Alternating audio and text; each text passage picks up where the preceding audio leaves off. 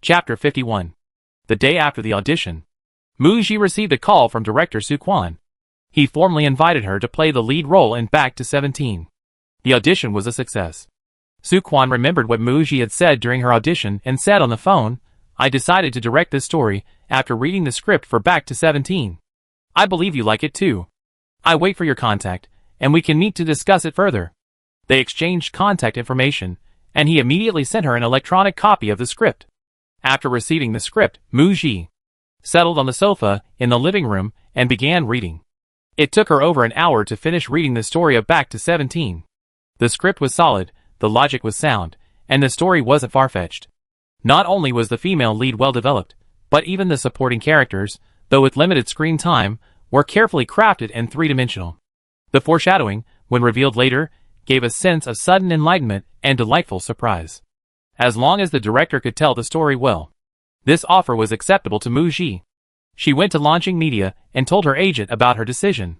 "Sister Ji, I read the script and decided to act in Back to 17. Ji Bingha was familiar with the basic information about the film project. Since Muji had read the script and said it was okay, she didn't need to review it further. She supported Muji's decision. Director Soo wants to meet you. Do you need me to go with you?"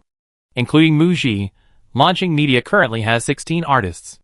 Most of them are established artists, and they come to launching media with their own teams. So Ji Bingha, the agency director, personally manages 4 artists: veteran artist Fong Chon-sien, newly crowned TV king In Shioran, popular idol Xia Sinyan, and newcomer Muji. In a couple of days, TV king In Shioran's new drama will begin filming in Shanghai, and Ji Bingha will accompany him to the opening ceremony. "No need, Minmin can come with me." Discussing the drama with director Soo Kwon doesn't really require an agent. Muji can handle it alone. Ji Bingha has been very busy lately, so Muji has been quite reassuring. Before going to Shanghai, Ji Bingha discussed the pre-New Year's schedule with Muji. "You were in seclusion for almost 3 months filming The Bell Ringer, and haven't had a single public appearance in the half-month since filming wrapped. As a newcomer, your exposure is too low. The New Year's Eve gala is in a few days. I won't have time to participate." Muji had originally received an invitation from Blueberry TV's New Year's Eve gala to collaborate on a dance song with an artist. Fans were looking forward to her appearance, and she was considering accepting. However, she had a falling out with Shang Jian and was subsequently sidelined, so that was the end of it. The performance list needs to be submitted in advance, and there's no time for rehearsals. Ji Bingha took the top blue-covered document from the pile of files on the coffee table and handed it to Muji. "There are a lot of major ceremonies and events at the end of the year. Here are 3, one from Green Apple Platform, one is a fashion event from a magazine, and the other is from Owl Platform." She also explicitly stated that given Muji's current status, the treatment wouldn't be very good. The entertainment industry is a place of fame and fortune, especially evident in these major ceremonies and events. The agent's description of her less-than-ideal treatment was clear to Muji. For example, the red carpet event started at 6 p.m. and ended around 8 p.m., and she was scheduled to appear very early in the process. The gowns she could borrow were among the least prestigious available to female celebrities. Her seats in the inner circle were in the very back, out of the camera's view. She wouldn't even receive a Pork Award. She might only get a 1-minute appearance on the red carpet during the live broadcast. But for a nobody idol like her, every little bit counts. Artists need exposure and buzz. Something is better than nothing. In her original world, Muji had worked hard for several years to become a second-tier actress. She had attended many prestigious events, and on the red carpet, the host would introduce her, what her representative works were, what her recent films were, and mention their box office and critical reception. Now, she was only given a name. Whether she was an idol or a newcomer actress, she had no notable works to her name. Muji thought about it, and felt embarrassed for the host, unable to find the right words to describe the situation. She's quite proud, and she's thinking of waiting until she has a representative work before considering attending these grand events. She won't join the fun this year. "Ji Bingha, I have good news for you. The Bell Ringer will release a new poster and officially announce the cast on the 1st. That means they officially announce Muji as the female lead. Muji just debuted this year and is pursuing an acting career. Her next project is already a movie. Normally, the exposure from walking the red carpet wouldn't matter much. But you've been filming for almost 3 months and haven't participated in any public events since wrapping up. Then you'll be filming a movie and will be in seclusion for several months. Your fans will probably be making a scene at your studio every day. When you signed the contract, you didn't make any requests regarding endorsements. I helped you negotiate with YNAIR Cosmetics for a brand ambassadorship. During the brand evaluation period, you also need a certain level of exposure and buzz. The Bell Ringer is a commissioned drama for the Green Apple platform, scheduled for next summer. It's been delayed by over 3 months due to reshoots, and the official announcement from the production team is probably to reassure early investors. Muji understood her agent's meaning. The Bell Ringer is about to be officially announced, and for the sake of the drama, she at least needs to attend the Green Apple platform's grand event. So, she finalized her attendance at the Green Apple platform's grand event. 2 days later, Muji took Minmin to a restaurant for dinner with director Su Quan, producer Wang, and Song Yuan Liang, who plays the male lead. During the meal, after discussing the role with Muji, director Su Quan revealed the current preparation progress of the film Back to 17. Filming is expected to begin in April. January is just around the corner, so there are still 3 months until filming starts. The dinner ended. On the way back, Minmin talked about her impression of Song Yuan Liang. Sister Gigi, I met Mr. Song Yuan Liang today, and I found him to be a pretty nice person. I was thinking of seeing some gossip online from Song Yuan Liang's classmates, saying that he only hangs out with classmates who have good grades and come from wealthy families.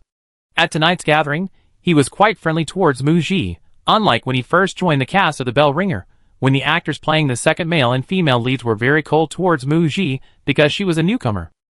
Muji, Minmin was unaware that Song Yuan Liang had kept his interactions with Muji just enough during the audition. You can't simply judge a person, sometimes you only see one side of them. Especially in the complex entertainment industry, many people change their stance for personal gain, possessing a shrewd and calculating nature. Minmin nodded, seemingly understanding. Sister Gigi, can I come watch the New Year's Eve gala with you tomorrow? Sure. Half a month ago, Muji saw a message from Zhou Jingzhu in the Botanical Gardens Beautiful Girls group that the Five Flowers girl group would be participating in the New Year's Eve gala hosted by Jinmeng TV. These past 2 days, Zhou Jingzhu had jokingly tagged Muji in the group, reminding her to support them. Perfect timing to catch Zhou Jingzhu and Lu Kai's New Year's Eve performance. On the day of the New Year's Eve gala, Minmin brought a cake to Muji. Sister Gigi, this is to celebrate your successful movie audition, and also tonight's New Year's Eve, so I prepared a small cake. Let's celebrate the arrival of the new year together. She placed the cake on the coffee table in the living room, and noticed a lot of snacks on the table, all of which were her favorites. Minmin and Muji had lived together on the Hengqin film set for over 2 months, and she knew Muji didn't like snacks. She asked with a surprised look, "You prepared this for me?" Muji smiled. "Eat it while watching the New Year's Eve show." Minmin happily went over and gave Muji a hug. One of the reasons she firmly chose to stay and work alongside Muji was Muji only appeared cold on the outside, she was very warm inside. The New Year's Eve show started at 7:40 p.m. The Five Flowers girl group's performance was around 8:30 p.m. Since the end of the Chasing the Light Girl talent show, Muji was busy with her acting career and occasionally saw clips of Five Flowers performances trending on social media, but tonight was the first time she had sat down and watched their entire stage performance attentively. Five Flowers released a single a month ago. Their new song performed on the New Year's Eve stage tonight, Muji thought, was decent in terms of vocals, but the dance moves weren't very synchronized when the camera cut to a wide shot of the stage. Lu Yi missed 2 of her stage moves. A person's time and energy are limited. It seems that balancing acting and idol careers isn't so easy. Throughout the entire performance, Xia Xinyan and Lu Kai's performances were the most captivating. From Five Flowers' entrance, their energetic dance, and the end of their performance, the enthusiastic cheers from the fans in the audience could be heard even through the television screen. Minmin, stuffing snacks into her mouth, exclaimed, "Sister Gigi, I saw the fans in the Super Topic are really looking forward to your singing and dancing performance. I'm a big fan of your stage performances too. Your performances in the second and third rounds of the talent show were absolutely stunning." Muji felt she owed a stage to the fans who had supported her throughout the competition. After watching tonight's New Year's Eve gala, she felt there was no need to rush to repay that stage. She'd wait until she had a name in the industry, and the ability to give her fans a good performance before putting a period to her talent show journey. As midnight approached, the hosts invited the celebrities to come on stage to count down and celebrate the arrival of the new year. Five Flowers' performance was scheduled relatively early, not last. Zhou Jingzhu and Lu Kai, who had already returned to their hotel to rest, popped up in their small group chat. Juju Happy New Year. At Gigi a Cage. They flooded the chat with a bunch of festive emojis. Lu Kai farewell to the old year, welcome the new.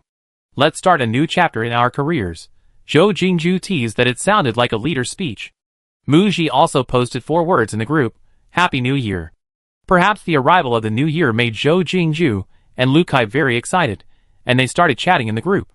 They mentioned that Zhang Mingyu revealed her plans to film a movie in the new year. Muji was surprised to hear this. Zhang Mingyu had been in a group before, and was participating in the Chasing the Light Girl talent show again as a trainee. Everyone could see Zhang Mingyu's desire for the stage and music. It was a bit surprising that after being in a group for the second time, she would actually go and film a movie. They talked about filming.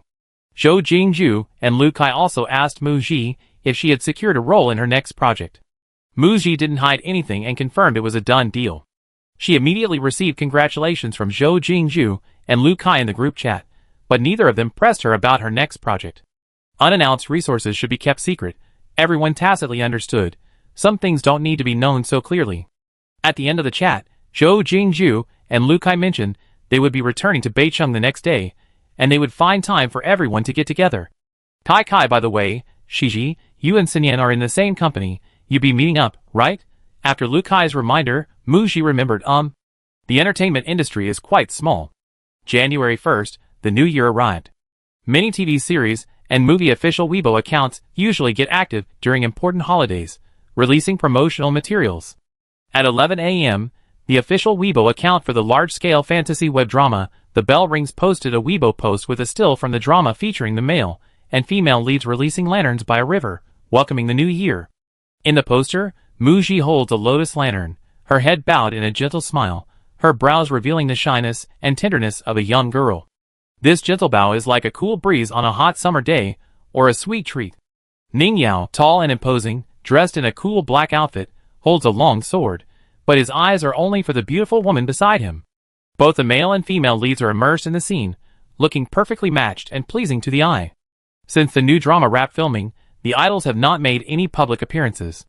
This had left Muji's fans feeling incredibly down, but now, seeing the poster, they all came back to life. The drama has finally been officially announced, and a poster with stills has been released. Judging from the poster, the idols are portraying their roles well, raising fans' expectations for the drama even higher. Muji's repost of the official Weibo post garnered enthusiastic likes, shares, and comments from fans. The official announcement of the bell ringer quickly trended on Weibo. Muji appeared on 2 related trending topics. The bell ringer reshoot, Tu Qingqing replaced ranked 9th on the trending topics list. The bell ringer, Muji ranked 36th on the trending topics list. The first topic was clearly orchestrated by the production team, and including Tu Qingqing's name effectively attracted attention. Many marketing accounts posted Weibo posts featuring the official poster and Muji's name. Muji was inevitably compared to Tu Qingqing. Although Tu Qingqing deleted all her Weibo posts and temporarily left the entertainment industry, some fans remained, believing that Tu Qingqing had only made a mistake that all men make. Seeing the trending topic, many felt that Muji was maliciously exploiting the situation to discredit Tu Qingqing.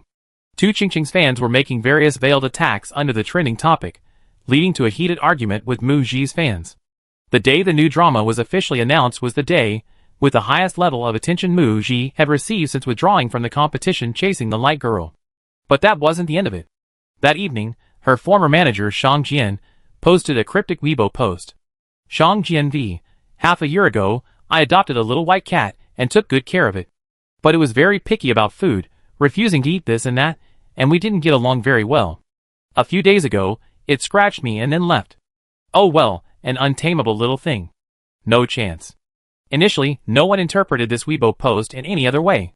However, later, a marketing account, using the trending topic Shaking the Bell Records Muji, revealed that Muji had terminated her contract with her company, Xinghe Culture. So, combined with her manager Shang Jian's Weibo post, things became interesting. Got some juicy gossip? Let's see who it is. Is Shang Jian's Weibo post implying that Muji is an ingrate who dumped her company because she thought the resources weren't good enough? I just saw today that Muji replaced Tu Qingqing in the remake of The Bell Ringer. Did she get these resources through her new company? Which company did she sign with? She was guaranteed a debut spot during the talent show, but withdrew, terminated her contract in less than 6 months, and quickly signed with a new company. She's even replacing Tu Ching in the remake of The Bell Ringer, a top-tier historical drama from Green Apple platform. Who is this Mu Ji? How can she get such good resources? Soon, 2 more new topics trended on the hot search list. Shang Jian's post. Mu Ji reportedly terminated her contract with her former company. Mu Ji saw the trending topic. ? Her contract termination with Xinghe Culture was agreed upon by both parties in February for an official announcement. Xinghe Culture didn't want news of its artists terminating their contracts so soon after signing, as it wouldn't be good for the company. However, the news broke on the very day Mu Ji's new drama was to be officially announced. Judging from the timeline, the Weibo post by her former manager, Shang Jian, seemed to be coordinated, suggesting he was involved and perhaps deliberately trying to annoy people. Manager Ji Binghe called. Since the news of the contract termination has already been leaked, I just discussed it with President He. Why not announce your signing with Launching Media today? Because Mu Ji hadn't officially announced her contract termination with Xinghe Culture, Launching Media's official Weibo account shouldn't post a high-profile announcement of Mu Ji as a newly signed artist, as it would overshadow the announcement of her new drama today. The official announcement was scheduled for tomorrow morning. What Ji Binghe meant by announcement today was that Launching Media's official Weibo account would later release a poster wishing everyone a happy new year, featuring a picture of Mu Ji. Launching Media is clearly trying to convey their support for Mu Ji. Okay, thank you, Director Ji. During the New Year's holiday, Ji Binghe was able to promptly go online to handle Mu Ji's affairs, demonstrating her competence and responsibility as an agent. Mu Ji's fans were ecstatic today. First, they were overjoyed to see their idol's official announcement of a new drama. Then came the news of her contract termination, which was the second piece of great news for the fans, making them ecstatic. Initially, they weren't sure if the rumors were true. However, shortly after Shang Jian's post trended on Weibo, Launching Media's official Weibo account posted a poster of one of their artists, directly confirming the news. Fans sensed that Launching Media and their idol weren't planning an official announcement today. They cleverly focused on promoting their new drama and addressing Shang Jian's, their former manager, veiled criticism of their idol after his post. While Mu Ji was in seclusion filming and not actively promoting the drama afterward, fans routinely criticized Shang Jian and the studio, hoping the manager would pay more attention to their idol and provide more resources. Their criticism was relatively restrained. Now that the contract is terminated, he can finally vent his emotions. Congratulations to Mu Ji, you're finally free from this misery. At Shang Jian, Eat Lemons, CNME. She was assigned to be a guest assistant for the top female star on Celebrity Kitchen, and when Mu Ji appeared on the dating show Heartbeat Lovers, she was criticized for not offering any support. Plus, a lipstick endorsement, that's it. Her resources are even worse than the 6th-ranked contestant, who hasn't debuted yet. Do you have any shame? What are you implying? The artist has been trending on social media multiple times, and Shang Jian, as her manager, has done absolutely nothing. Now she can finally say goodbye to this garbage company and garbage manager. At Xinghe Culture, may you go bankrupt soon. You're such a useless manager. A good bird chooses a good tree to perch on. If you don't provide resources for your artist, why should they hang themselves on your crooked tree? Reflect on yourself. In just 1 hour, Shang Jian's latest Weibo post received over 20,000 abusive comments. Probably not expecting Mu Ji's fans to be so aggressive, Shang Jian was a bit overwhelmed. He deleted the Weibo post and reposted it to explain that he hadn't meant anything negative about anyone, and was just talking about cats. The comment section was still filled with insults. Mu Ji called Shang Jian, demanding that he officially announce the termination of his contract with Xinghe Culture ahead of schedule. Perhaps seeing the strong support from Launching Media for Mu Ji, and knowing that the fans' efforts hadn't achieved their goal of accusing Mu Ji of being ungrateful on the trending topics, they decided to maintain a facade of harmony and agreed. The following morning, Xinghe Culture's official Weibo account announced a peaceful termination of their contract with Mu Ji. To demonstrate his professionalism as an agent, Shang Jian reposted the Weibo post, offering Mu Ji official blessings and wishing her a bright future. Mu Ji reposted Shang Jian's Weibo post with only 4 words. See you again in the future. This see you again could be interpreted as a promise to meet again, but Mu Ji meant that the two sides would have no further connection. Xinghe Culture terminated its contract with Mu Ji, and Launching Media immediately announced on Weibo that Mu Ji was now an artist under their management. Mu Ji terminates contract with Xinghe Culture. Mu Ji signs with Launching Media. These two topics also trended on Weibo one after the other. Logically, the termination and the official announcement wouldn't happen on the same day. This series of actions has undoubtedly ignited an invisible battle between the two companies. As the figure at the center of this storm, Muji's new drama was officially announced yesterday, and today she terminated her contract and signed with a new company. Her name has been remembered by many netizens through various topics. It's worth mentioning that Shang Jian and Xinghe Culture orchestrated this whole affair, giving Muji both popularity and media attention. Just as her popularity was at its peak, the Green Apple Platform's grand event was approaching. Muji received a call from her agent to come to the company to try on a dress. She ran into Xia Xinyan. This was their first encounter since appearing together on the variety show Celebrity Kitchen. Xia Xinyan smiled and greeted her proactively. Muji, congratulations on joining Launching Media. She had only learned a couple of days ago from browsing trending topics online that Muji had also signed with Launching Media and was also being managed by Ji Binghe. The company's secrecy was impeccable.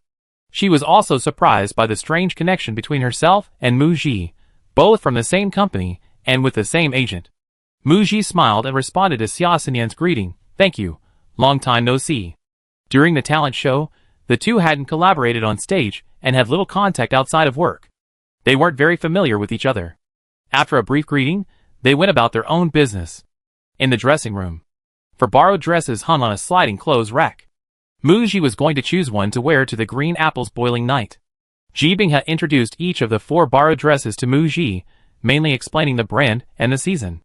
One was a new autumn design this year, and the other 3 were classic styles, while top artists wore new spring-summer designs for the red carpet. Given Muji's current status, it's already quite impressive that Ji Binghe was able to lend her these dresses. Muji tried on the 4 dresses one by one. Each time she finished, Minmin clapped enthusiastically, her eyes filled with amazement. "So beautiful. This one is also super beautiful.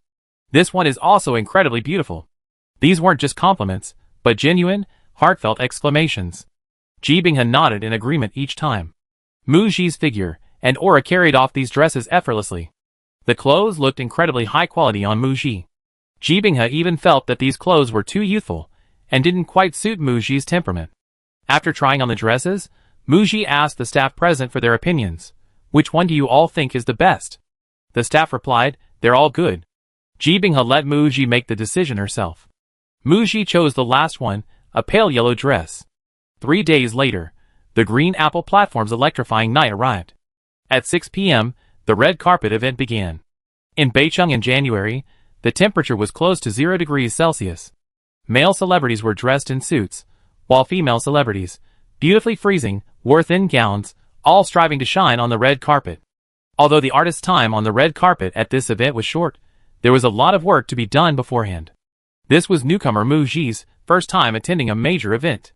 Due to the official announcement of Ringing Bell Record, she had recently received considerable attention. "I can't let people laugh at me." Ji Binghe took it very seriously. She booked a short-stay hotel room, specially hired a styling team to do Muji's makeup and hair, and borrowed a pair of earrings to coordinate the overall look. After Muji finished her makeup and changed into her dress, a photographer was also arranged to take pictures. Before heading to the event, Muji's studio released photos of her outfit for the day. It was almost time, and the team departed from the hotel, heading to the red carpet event location.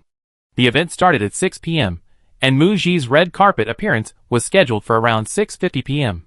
They arrived 15 minutes early. Ji Binghe thoughtfully prepared a thick white shawl for Muji. Muji cleverly hid hand warmers under her dress, so she didn't feel cold while waiting. After the first 2 artists walked the red carpet, it was her turn. To allow Muji to adjust to the temperature, her manager removed the shawl. A gust of cold wind blew in, and Muji instantly shivered. Ji Binghe reminded her, "Hang in there. It be your turn soon. You be walking the red carpet in a bit. Even if it's cold, you have to tough it out. Remember to control your expressions, the cameras are rolling." Muji nodded, giving Ji Binghe a reassuring smile. "Next, please welcome Muji," the host announced. Muji lifted her skirt and gracefully walked towards the red carpet illuminated by the spotlights. Chapter 52. The Boiling Night event hosted by Green Apple was broadcast live on the platform. On a certain gossip forum, netizens had already started a thread for Boiling Night live stream discussion. The first half hour of the red carpet walk didn't attract much attention. A single page of 300 posts hadn't even turned a page. The entertainment industry hosts numerous award ceremonies and fashion events throughout the year, and the general public usually focuses on the battle of the gods among the top celebrities. As for the celebrities who appear earlier, they are generally ignored or watched with a let's see how bad they are attitude. Because of their status, the lesser-known, unknown celebrities who appear earlier don't receive the treatment of wearing nice clothes. Their clothes are average or ugly, and they lack good styling teams and aesthetic guidance, resulting in mostly indescribable and cheap-looking outfits. They are even ridiculed as some kind of monsters. Therefore, in the gossip threads, before the popular celebrities even appeared, netizens were waiting for photos released by the studios of the big-name celebrities to get a sneak peek at their red carpet looks. Until Muji appeared. Her long, seaweed black hair cascaded down her back. She wore a pale yellow dress. The design wasn't particularly high-end, bow-tie shoulder straps, a deep v-neck, and a light, flowing skirt that billowed as she moved. A few flower petals adorned the dress, as if a few blossoms had fallen and scattered casually beneath a flowering tree. Wearing this dress, Muji's long neck and delicate, sexy collarbone accentuated her fair skin, which was as smooth and flawless as white jade in spring snow, making her appear radiant. Her fresh, natural makeup complemented the dress perfectly, exuding an unapproachable aura. The only embellishment was the diamond earrings she wore, adding a touch of elegance. Muji walked the red carpet, beautiful and pure, elegant yet lively. Her poise and grace were exceptional, like a pampered princess straight out of a fairy tale castle. From the moment she appeared, her beauty possessed an irresistible charm. It was impossible to look away, as the bell ringer had already been officially announced. As Muji walked the red carpet, the host's narration introduced her. The fantasy drama, The Bell Ringer, which has recently garnered much attention and anticipation from netizens, stars Muji as the female lead. We look forward to its early broadcast. Although it was a promotional tactic by the platform for its self-produced drama, it avoided any awkwardness for Muji when posing for photos, perhaps because Muji's appearance was so striking. The photographers, who had only been going through the motions for the first 40 minutes, became more attentive. Two cameramen called out, "Look over here," urging Muji to look at the camera, snapping photos. The live stream camera gave Muji a close-up shot, showcasing her flawless, radiant skin, full of collagen. Her angelic face exuded confidence, youth, energy, and incredible condition. In the live stream's chat, Muji's fans enthusiastically spammed comments like, "Ah, Ji Bao is so beautiful, a fairy descended to earth, and beautiful wife, please." Fans from other celebrities and casual viewers also showered her with praise. "Who is this? Her beauty is breathtaking. She looks amazing. This newcomer's aura is incredible." In the forum discussions about the live stream, some netizens shared photos of Muji from the red carpet, as well as pictures released by her studio, but none could compare to the vibrant energy she possessed in the video. However, in the photos, Muji's eyes were incredibly piercing, and her aura and presence were outstanding. The discussion in the thread shifted from photos released by the studios of popular actresses to the fresh face of Muji. Post number 236. Holy crap! The best red carpet performance so far. Post number 259. I'm betting on her to be in the top 3 on the red carpet tonight. Post number 278. Can anyone recommend Muji to me? I heard she's an idol from a talent show. I was blown away by her red carpet presence. Post number 282. Which styling team did she hire? Their aesthetic sense is great.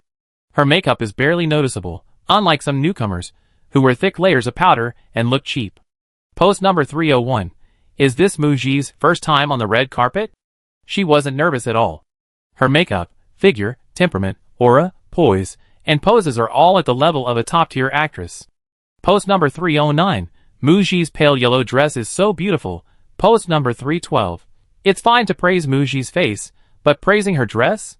This haute couture brand isn't even in the top 20 of the world's haute couture rankings, and it's from last autumn's runway show. She's not in the same league as top-tier actresses. Can we please stop criticizing her? Dozens of posts were discussing Muji, mostly praise, but some were insightful and critical of her dress, making her presence felt. The post quickly went viral. The scene at the event. After Muji walked the red carpet, Minden quickly went over and wrapped a shawl around her. She handed her a hand warmer. Touching Muji's hands, they were incredibly cold. She said with concern, "Sister Gigi, you must be very cold, right?" Even in the dead of winter, she was wearing only a sweater and a thick coat and still felt cold. Let alone Muji's dress, which exposed her chest and arms. Female celebrities really go to great lengths for their work. The warmth from the hand warmer in her palm warmed her fingers, and gradually warmed her body. Muji smiled lightly and said, "I'm fine, thank you, Minmin." Ji Binghe, "It's cold outside, let's go inside quickly." Muji nodded, and the group walked towards the inner area. Upon entering, the staff standing at the entrance looked at the seating chart in their hands, and pointed out which area each artist was in, instructing them on how to proceed. There weren't many artists seated inside at this time. Most were scattered in the back rows. Muji's seat was somewhat towards the back. Her manager, Ji Binghe, was seated to her right. After sitting down, Ji Binghe handed Muji her phone. It'd probably be another hour before the inner area starts. Giving her the phone meant that she could play on it while sitting there. Muji, okay. This was the first time she ever sat in the audience playing on her phone at a major event. To be honest, the schedules of celebrities, big and small, are a mix of incredibly busy and incredibly idle. In the original world, Muji only started attending prestigious events after she had a representative work in acting. Her mother was a 3-time Golden Horse award-winning actress, and as a second-generation star, she always received excellent treatment from the organizers. After walking the red carpet, she had to give interviews, then change into another haute couture gown prepared for the inner venue. Upon returning, the inner venue activities began. Her seat was in the front row, and the live broadcast cameras would frequently pan over her. She had to sit upright, smile, and applaud throughout. After receiving her award, she had to go backstage to participate in the filming of theme materials, and then she could leave. But now, Muji could not only play on her phone, but she was still wearing that same pale yellow gown. Mainly because there were no cameras inside, and no opportunity to go on stage. There was no need to prepare an extra gown. It was also difficult to borrow clothes inside without exposure. Ji Binghe gave Muji her phone, so she could check the online situation. "Your red carpet performance tonight was even better than I expected." Not only netizens, but Ji Binghe was also amazed by Muji. Muji's red carpet presence was comparable to that of a top-tier actress, no less impressive. On the trending topics list, Muji's stunning pale yellow dress became a hot topic. The comment section was full of praise. The top comment was quite poetic and heartfelt, describing Muji's beauty as a clear spring, flowing instantly into your heart, the surface of the spring reflecting the bright moon, breathtakingly beautiful. The trending topic quickly rose from 42nd to 19th place.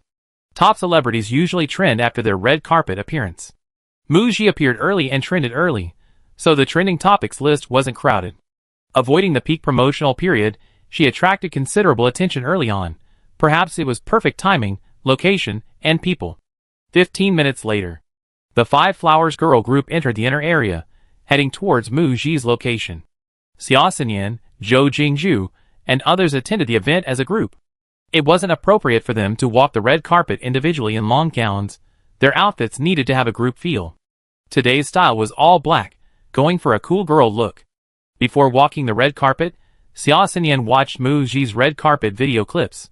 To be honest, she felt a little jealous. Having debuted as the center of the group with overwhelming popularity, she naturally hoped to be the most successful member of the Chasing the Light Girls program. Unexpectedly, Muji had quietly filmed an S-level web drama for several months, signed with Launching Media, and even shared the same manager as her. Although Five Flowers group outfits and styling for events were outsourced to a team, seeing Muji's look tonight, with the manager accompanying her, it was clear that Ji Binghe valued Muji. Xia Xinyan and Muji were on different tracks, but Xia Xinyan still felt a sense of crisis, not wanting to be overtaken by Muji. Her mind raced, but she casually greeted her manager. Turning to Muji, she smiled, "You look beautiful tonight." Muji, lifting her skirt, stood up as well. "Thank you, you too." Zhou Jingzhu gave Muji a thumbs up, praising, "No wonder you're the visual center of Chasing the Light Girls." Lu Kai and Zhang Mingyu echoed with smiles. Lu Yi, mindful of Ji Binghe sitting next to Muji, forced a smile, but it was a cold, mocking smirk. By this time, quite a few celebrities had entered the inner hall. Muji greeted Xia Xinyan and the others briefly. After a few pleasantries, Five Flowers returned to their seats, just in front of Muji. An hour later, the awards ceremony finally began. Some of the artists sitting in the back rows seemed to be letting loose, figuring the cameras wouldn't be able to reach them anyway, and no die-hard fans would sneak into the venue to film them. It was too boring, so they occasionally glanced down at their phones. Muji sat in her seat the entire time, acting as an emotionless clapping machine. Five Flowers participated in the boiling night, performing their new song as the opening act. They even received an award. Best Group of the Year. Muji was a little surprised. Five Flowers was a girl group promoted by the OWL platform, yet Green Apple platform actually awarded them an award, quite generous. Of course, Green Apple's own boy group, which they had promoted this year, also had a performance scheduled for the intermission, and their award was Best Newcomer Group of the Year. The awards were presented in a truly masterful, egalitarian manner. Everyone got something. Fan circles jokingly refer to the award presentations at some grand events as distributing pork, which is quite apartment. The sheer number of awards and the various gimmicks do give it a cheap feel. The boiling night ended at 10 p.m. Muji endured the longest 3 hours of her life. Finally, she could go home. She hadn't eaten dinner and was starving. After changing out of her dress, Muji, her manager, and team went for a late-night snack. On the way, Muji checked Weibo. The trending topics were flooded with related hashtags from Green Apple Boiling Night. Top celebrities' PR teams and fans were fiercely competing, arguing about who looked the best and whose dress was the most stylish. This is a standard procedure at every grand event. Minmin explained excitedly, Director G, Sister Gigi, I saw several marketing accounts posting 9-grid photos of female celebrities on the red carpet at the Boiling Night event, and they all featured Sister Gigi.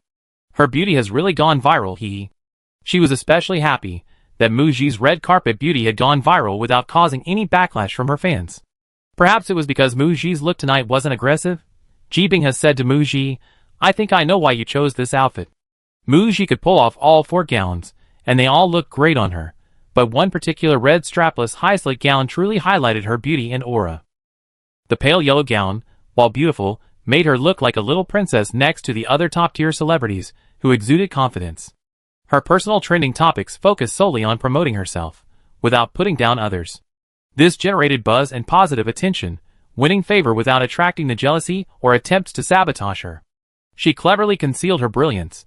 Muji feigned surprise, saying, I didn't think that much about it. I just thought this outfit suited me well. That's how she is now. Jibing has smiled, not pressing further. This trip is over, and there's still a little over a week until the new year. By the way, before the Spring Festival holiday, the company is holding its annual party. President He's idea is for all the artists and staff under the company to get together for a meal.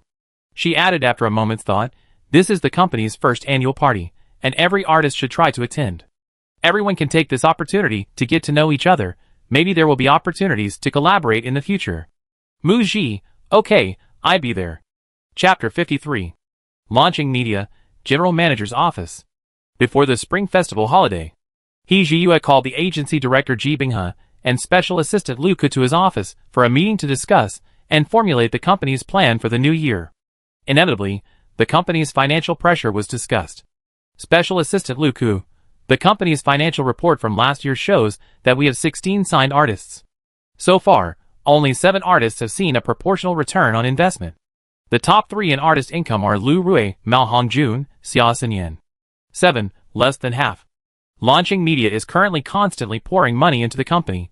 The monthly rent and employee salaries alone constitute a significant expense. He Jiyue reviewed Lu Ke's data analysis report. Most of the artists we signed are well-regarded and talented actors, but their star power isn't high, making them somewhat weak in business collaborations. Xia Xinyan ranks first in endorsement income, having secured 13 endorsements since her debut, including group endorsements. Actress Lu Rui, a second-tier actress, has only one high-end luxury endorsement, secured through a partnership with her company. 2 or 3 other brands have approached her since, but their collaborations have been rather ordinary.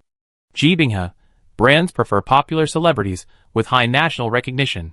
Actually, discussing this topic isn't about actively exploring the endorsement potential of our artists. Actors primarily focus on getting roles, filming, and developing their careers in film and television.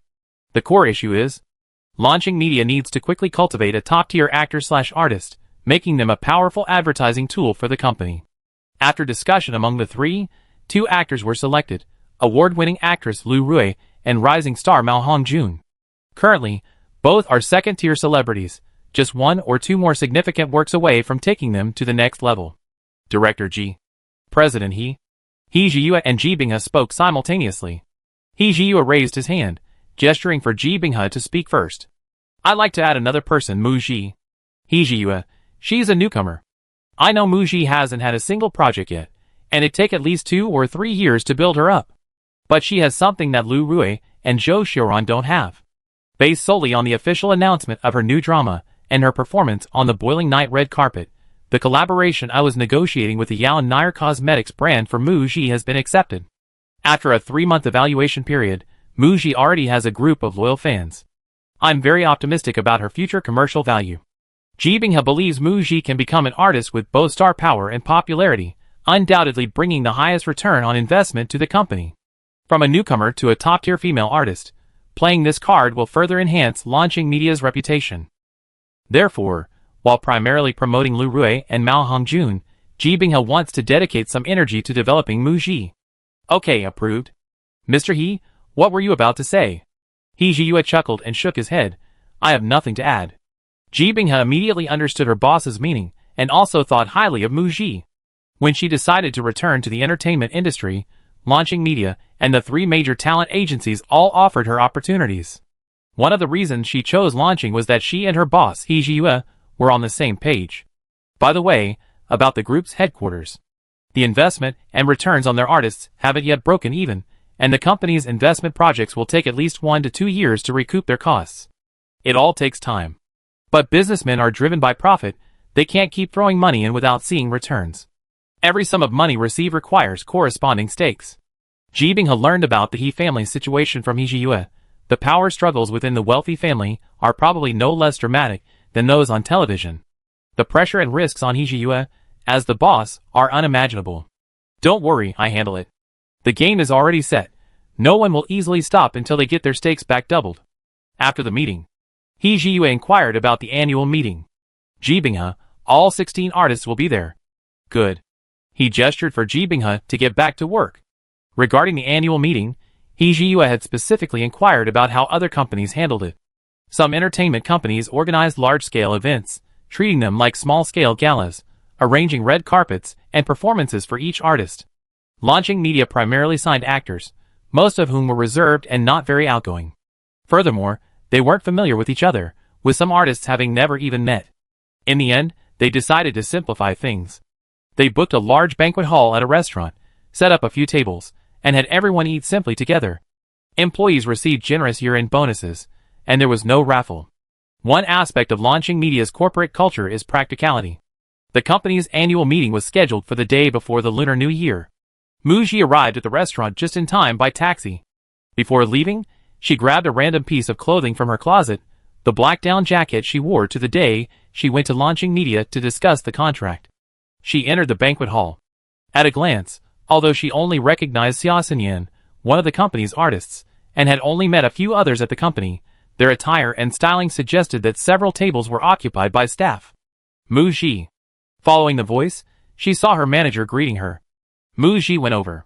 Ji Binghe introduced. The artists are seated at 2 tables according to age. There are name tags on the tables. Come, let me introduce you to your colleagues. She led Mu Ji to the innermost table, where the company's senior figures were seated. Ji Binghe introduced them to Mu Ji in descending order of age. This is Mr. Feng Chongxian, a white-haired gentleman in his 60s. A veteran artist who had received a Lifetime Achievement Award, a true veteran actor. Hello, Mr. Feng Chongxian. Mu Ji guessed that Ji Binghe had brought the other junior artists to this table one by one before her, and when she greeted them, the seniors all acted calmly and peacefully. This is Mr. Yin Xiaoran. A handsome, refined man stood up. He extended his hand to Mu Ji with a gentle smile. Hello. Mu Ji shook his hand. Hello, Mr. Yin. Yin Xiaoran, my younger sister is 15 years old this year, and is a big fan of yours. Mu Ji, ? Her work hasn't aired yet, so Yin Xiaoran's sister became a fan after watching Chasing the Light Girl? Thank you. 2 of the 9 chairs at the table were empty. Ji Binghe explained, President, he has some urgent business to attend to, and will be a little later. The other seat belongs to teacher Lu Rui. She just finished filming this afternoon and flew back to Beicheng. She was a bit delayed with her styling, but she's on her way. After saying hello, Mu Ji looked around and spotted Xia Xinyan, walking towards that table. Using the nameplate on the table, she quickly found her seat. Mu Ji and Xia Xinyan sat facing south and north, respectively. After sitting down, they exchanged a glance and a slight smile as a greeting. The artists at this table were all young people of similar age, and the atmosphere was quite lively. Those sitting close together chatted amongst themselves, each looking very interested. Muji, we met before. Do you remember me? Muji turned around and recognized the girl who greeted her. She was the young woman who had worked with her on Celebrity Kitchen, serving as Xia Xinyan's assistant. She was the youngest artist signed to Launching Media, but her talent was undeniable. Last year, she won the Golden Horn Award for Best Newcomer, one of the 3 major film awards. Hello, Yuchan. The young woman crossed her arms, her face tense, and looked Muji up and down. Although you're 3 years older than me, when we sit together, it's hard to tell who's older. Muji? ? Was this a compliment? If one ignored the obvious contempt in Yuchan's eyes. Artists usually address each other politely as sister or teacher XX. Yuchan had just addressed her by her first name, clearly sending an unfriendly message. Just as she was wondering what this young girl was up to, Yuchan leaned closer, placed her hand on Muji's shoulder, and whispered in Muji's ear, I overheard Director G making a phone call in her office. She learned about the movie Back to 17, and I wanted to audition for the lead role. But you snatched that opportunity, Humph. She glared at Muji, raising her delicate eyebrows. I specifically asked Director G about it today, and she said you got the movie role. Pretty impressive, huh? She then carefully observed Muji's reaction, but Muji's expression remained perfectly calm. No reaction at all? What? Yuchan asked curiously. I was so sarcastic, aren't you angry? Muji asked with a hint of amusement. Do you need me to give you a score? Yuchan's eyes widened upon hearing this, then deflated like a punctured balloon. Was my acting really that bad? Go ahead and give me the score. I want the truth. 59 points. Your lines are ambiguous. The emotions conveyed by your tone are not clear, and they don't help establish your character in the scene you just performed. The main reason for the deduction is your body language. You hate that I leaned so intimately on my shoulder and whispered to you. Yuchan said listlessly, her eyes dim. It must be because I haven't filmed in a long time. My acting has become rusty. Muji said, you were bored waiting, and you only started acting on a whim when you saw me. Plus, the environment here is too noisy, which affected your performance. I give you an extra point. That impromptu performance just now was 60 points passing. You won the newcomer award at such a young age, which shows you have talent in acting. The acting profession has a long career span. Focus on doing your current work well. There will be many more opportunities to act later. Yuchan's eyes lit up, and a smile bloomed on her face. Thank you for the 60 points. I'm comforted. Actually, the lines I just recited weren't entirely made up. I did want to audition for Back to 17, but Director G said I couldn't handle the adult scenes. Also, I haven't acted for a year because I'm preparing for the Art College entrance exam and the National College entrance exam. My parents and Director G won't let me take on any roles. Sigh, I listen to you all and focus on finishing my exams before thinking about acting. During the cooking variety show they recorded earlier, Yuchan had begged Ji Binghe to arrange this schedule so that her fans wouldn't forget her. Yuchan extended her hand to Muji, formally greeting her. Sister Muji, I'm Yuchan. It's nice to meet you. My performance in the pop quiz just now was to test my skills against you. You're not mad at me, are you? Muji shook hands with Yuchan. No, what can I do? I'm 3 years older than you. She wouldn't hold a grudge against her little sister. Yuchan smiled happily. I think you're quite different. We're close in age and get along well. Let's be friends. The kind that will become good friends. Muji thought to herself. I'm more than 3 years older than you. Yuchan was a child star. When she appeared on the show Celebrity Kitchen, she was very quiet and acted very mature and sensible. Now, she showed a somewhat childlike side in private. It's good that she can maintain the heart of a teenager. Before Muji could answer, Yuchan's attention was diverted, and she excitedly grabbed Muji's arm. Actress Lu Rui is here. The other artists at the table stopped talking, and all turned to look towards the door. A woman with long, flowing curls, exquisite makeup, and bright red lips entered, wearing a red sequin halter-neck dress and a white fur coat. Lu Rui held her head high, exuding a powerful aura. She was surrounded by 4 members of her team, her high-profile entrance drawing everyone's attention. Yuchan muttered softly, a hint of disappointment in her voice. So this is her style, huh? So flashy. She turned away first. Muji also looked away, offering no comment. Lu Rui was now the undisputed top star of Launching Media, so her appearance naturally attracted attention. It was understandable that she had just returned from filming her movie and wanted to look her best. However, her fashion sense might lack the maturity and sophistication befitting her status and age. But that was none of her concern. Mu Ji was only concerned about when the food would be served. The sooner she finished eating, the sooner she could go home. The winter nights in Beicheng were too cold, and she worried about having trouble getting a taxi home. Lu Rui walked towards Ji Binghe's table. Seeing the owner's seat was empty, she was about to ask where He Jiyue was. Rising star Mao Hongjun teased, "Did Teacher Lu come with President He?" Lu Rui smiled but didn't answer. She picked up her wine glass, poured some red wine, and said she was punishing herself for being late by toasting everyone. Ji Binghe introduced the other celebrities at the table to Lu Rui one by one. Lu Rui maintained a gentle smile throughout, appearing very poised and approachable. After greeting the group at this table, Lu Rui, led by Ji Binghe, walked to another table. She arrived at Mu Ji's table. Standing right next to Xia Xinyan, she said, "Your name is Xinyan, right? I've been filming recently, and have heard Five Flowers' new song." Xia Xinyan, somewhat flattered, stood up. "Hello, Ms. Lu, thank you for your support. I heard the company recently officially announced the signing of a junior sister? Where is she? Let me meet her." As Lu Rui spoke, her gaze swept over the artists at the table, finally settling on Mu Ji's face. Mu Ji, sitting opposite her and addressed by name, stood up. "Ms. Lu Rui, I'm Mu Ji, hello." Their eyes met, and Lu Rui's smile froze for a moment. A few days ago, while filming on set, she saw a clip of Mu Ji attending the Boiling Night red carpet event on Weibo. Mu Ji was like a flower bud, not yet fully bloomed, but already captivating. One could imagine how beautiful and charming she would be when in full bloom. Lu Rui told herself, just a little girl. She only has a pretty face, not worth her attention or concern. When she came to this table to greet them, she specifically called out Mu Ji's name, wanting to see what kind of expression this newcomer would show when facing her. Overwhelmed with flattery? The panic of someone who's never seen anything like it? A shy, timid air? Or perhaps a dull expression? At least she managed a fawning smile towards a senior, right? But none of that happened. Mu Ji's eyes and expression were like a calm lake, without a ripple, revealing not a single emotion.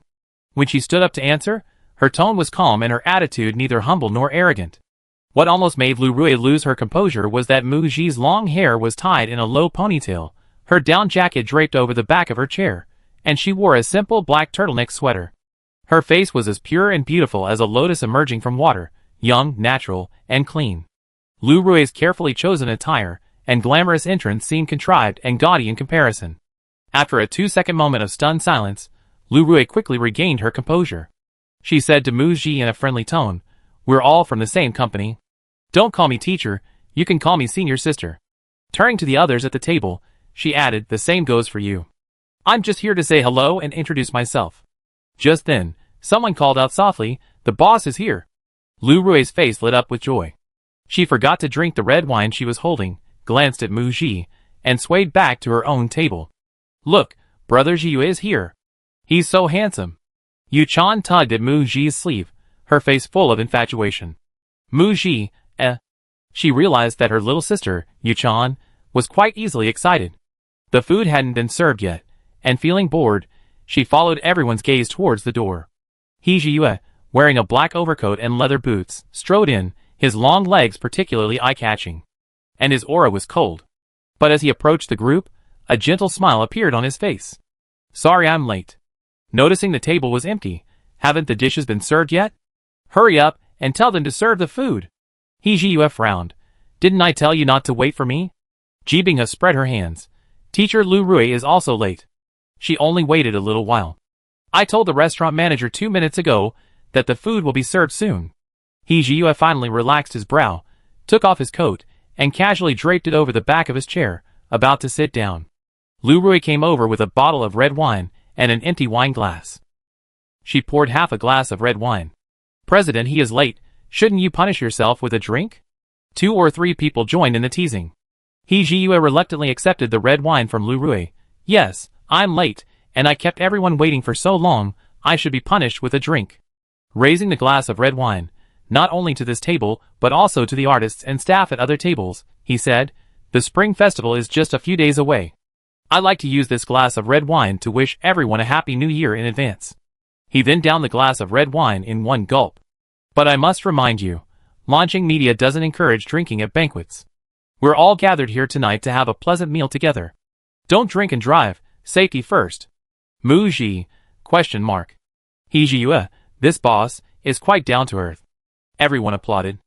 The waiters finally filed in, carrying dishes one after another. At Muji's table, a waiter accidentally spilled some soup on her sleeve while serving. I'm sorry, I didn't mean to. The waiter hurriedly grabbed some tissues to wipe Muji's sleeve. The soup had seeped into her sweater, and it still felt a little oily after wiping with the tissues. But Muji didn't make things difficult for the waiter. It's okay. She got up, intending to go to the restroom to wash it herself. In the restroom, she dampened her sleeve, rubbed it a few times, wrung out the water, and then grabbed 2 tissues, one to absorb the water from her cuff as she walked out of the restroom. The tissues were quickly half wet. She had no choice but to roll up the sleeves of her 7 or 8-tenths damp sweater, otherwise her wrists would feel a bit cold against the wet fabric. She crumpled up a half-damp tissue and threw it towards a large, lush green plant about half her height, next to a trash can. She missed, and the tissue landed in the plant's pot. Muji walked over, but didn't see the tissue in front of her, so she went around to the back of the plant. Just as she crouched down to look for it, she heard footsteps approaching. They stopped about 2 meters away. The footsteps sounded like a man and a woman. Muji found the tissue she had thrown away among the leaves of the plant. Just as she was about to stand up, she heard a conversation. A man asked, puzzled, Mom, why did you call me to this restaurant? Who are you taking me to see so mysteriously? Hijiyue is having dinner here tonight with all the employees of Launching Media. We're going to make an appearance. What's there to make an appearance at a company he manages? Today, your dad called him to headquarters. I heard the new company went over budget. Hijiyue signed a performance-based agreement. Your dad didn't reveal the contents, but if Hijiyue loses the bet, the owner of Launching Media will be replaced.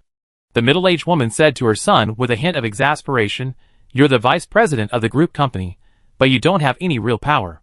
Why don't you take over Launching Media? Her voice trailed off, becoming inaudible. The mother and son stood and talked for about 2 minutes before walking away.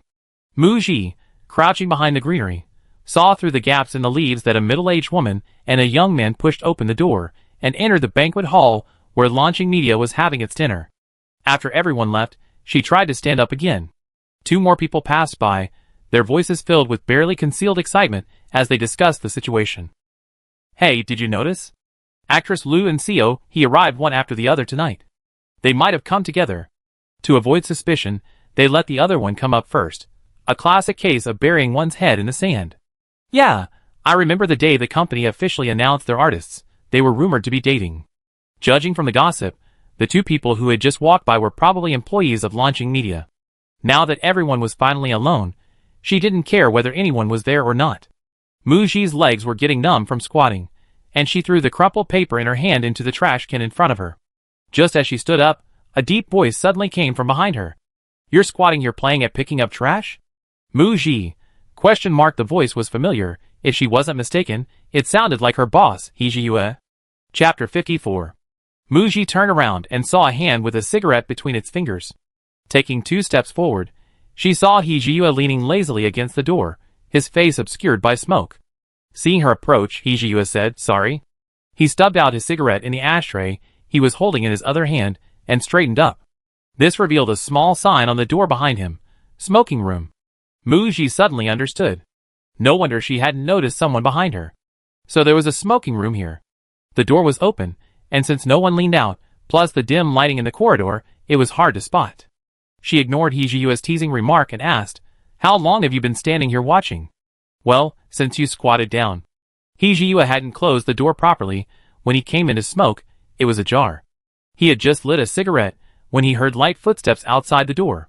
He went to close it, and the footsteps stopped at the same time. Suspicious, he opened the door and saw Muji crouching behind a potted plant, her back to him, seemingly hiding from someone. Then he saw 2 people standing not far away talking. Muji, It seemed Hijiyue had overheard almost everything they were saying. Besides work-related matters, she didn't want much interaction with her boss. Oh, I'm going back for dinner. She turned around, but Hijiyue called after her, Wait. Knowing Muji had heard everything, Hijiyue asked, Don't you have anything to ask? Muji didn't turn around, replying, I knew Launching Media was a newly established company before I signed with them. I was aware of all the risks, and made the decision after careful consideration. Therefore, She wasn't particularly concerned about the details of the performance-based agreement. To put it bluntly, launching media changing owners wouldn't affect her. Even if launching media went bankrupt, she could simply switch to another company. What was most important to her was to focus on acting and quickly establish herself in the industry through her work. Hee Ji-yue was initially taken aback, then smiled silently. He knew Mu Ji was mature when they discussed the contract, but he hadn't expected her to be so clear-headed, insightful, and determined. However, he still felt it necessary to explain. I was photographed having dinner with Ms. Lu Rui. That day, she said, she had decided to sign with launching media. Hee Ji-yue, who was on a business trip near Wuching at the time, drove over. He was told it was Lu Rui's birthday that day, and out of gentlemanly courtesy, he treated her to dinner, which led to the photos. Given your reservations about me when you signed the contract, and after hearing some gossip, I felt I needed to explain things to you to avoid any misunderstandings at work. I hope this gives you more confidence in me as your boss. It's also to protect Ms. Lu Rui. Tomorrow, I have Luke issue a document within the company prohibiting employees from gossiping privately. A boss who is upright and doesn't engage in illicit relationships is a good thing for an artist, preventing any scandals. Mu Ji's prompt clarification of Hee Ji-yue's concerns is a plus. Turning back to Hee Ji-yue, she said, understood. Back in the banquet hall, Mu Ji noticed the previously lively atmosphere had quieted down. Her gaze locked onto the table where her agents, Ji Binghe and Lu Rui, were sitting. Judging from the color of their clothes, the two people standing there were the mother and son who had been gossiping about Hee Ji-yue behind his back. If she wasn't mistaken, they were probably related to Hee Ji-yue's family. As soon as Mu Ji sat down, Yu Chan immediately leaned over to explain the exciting part she had missed.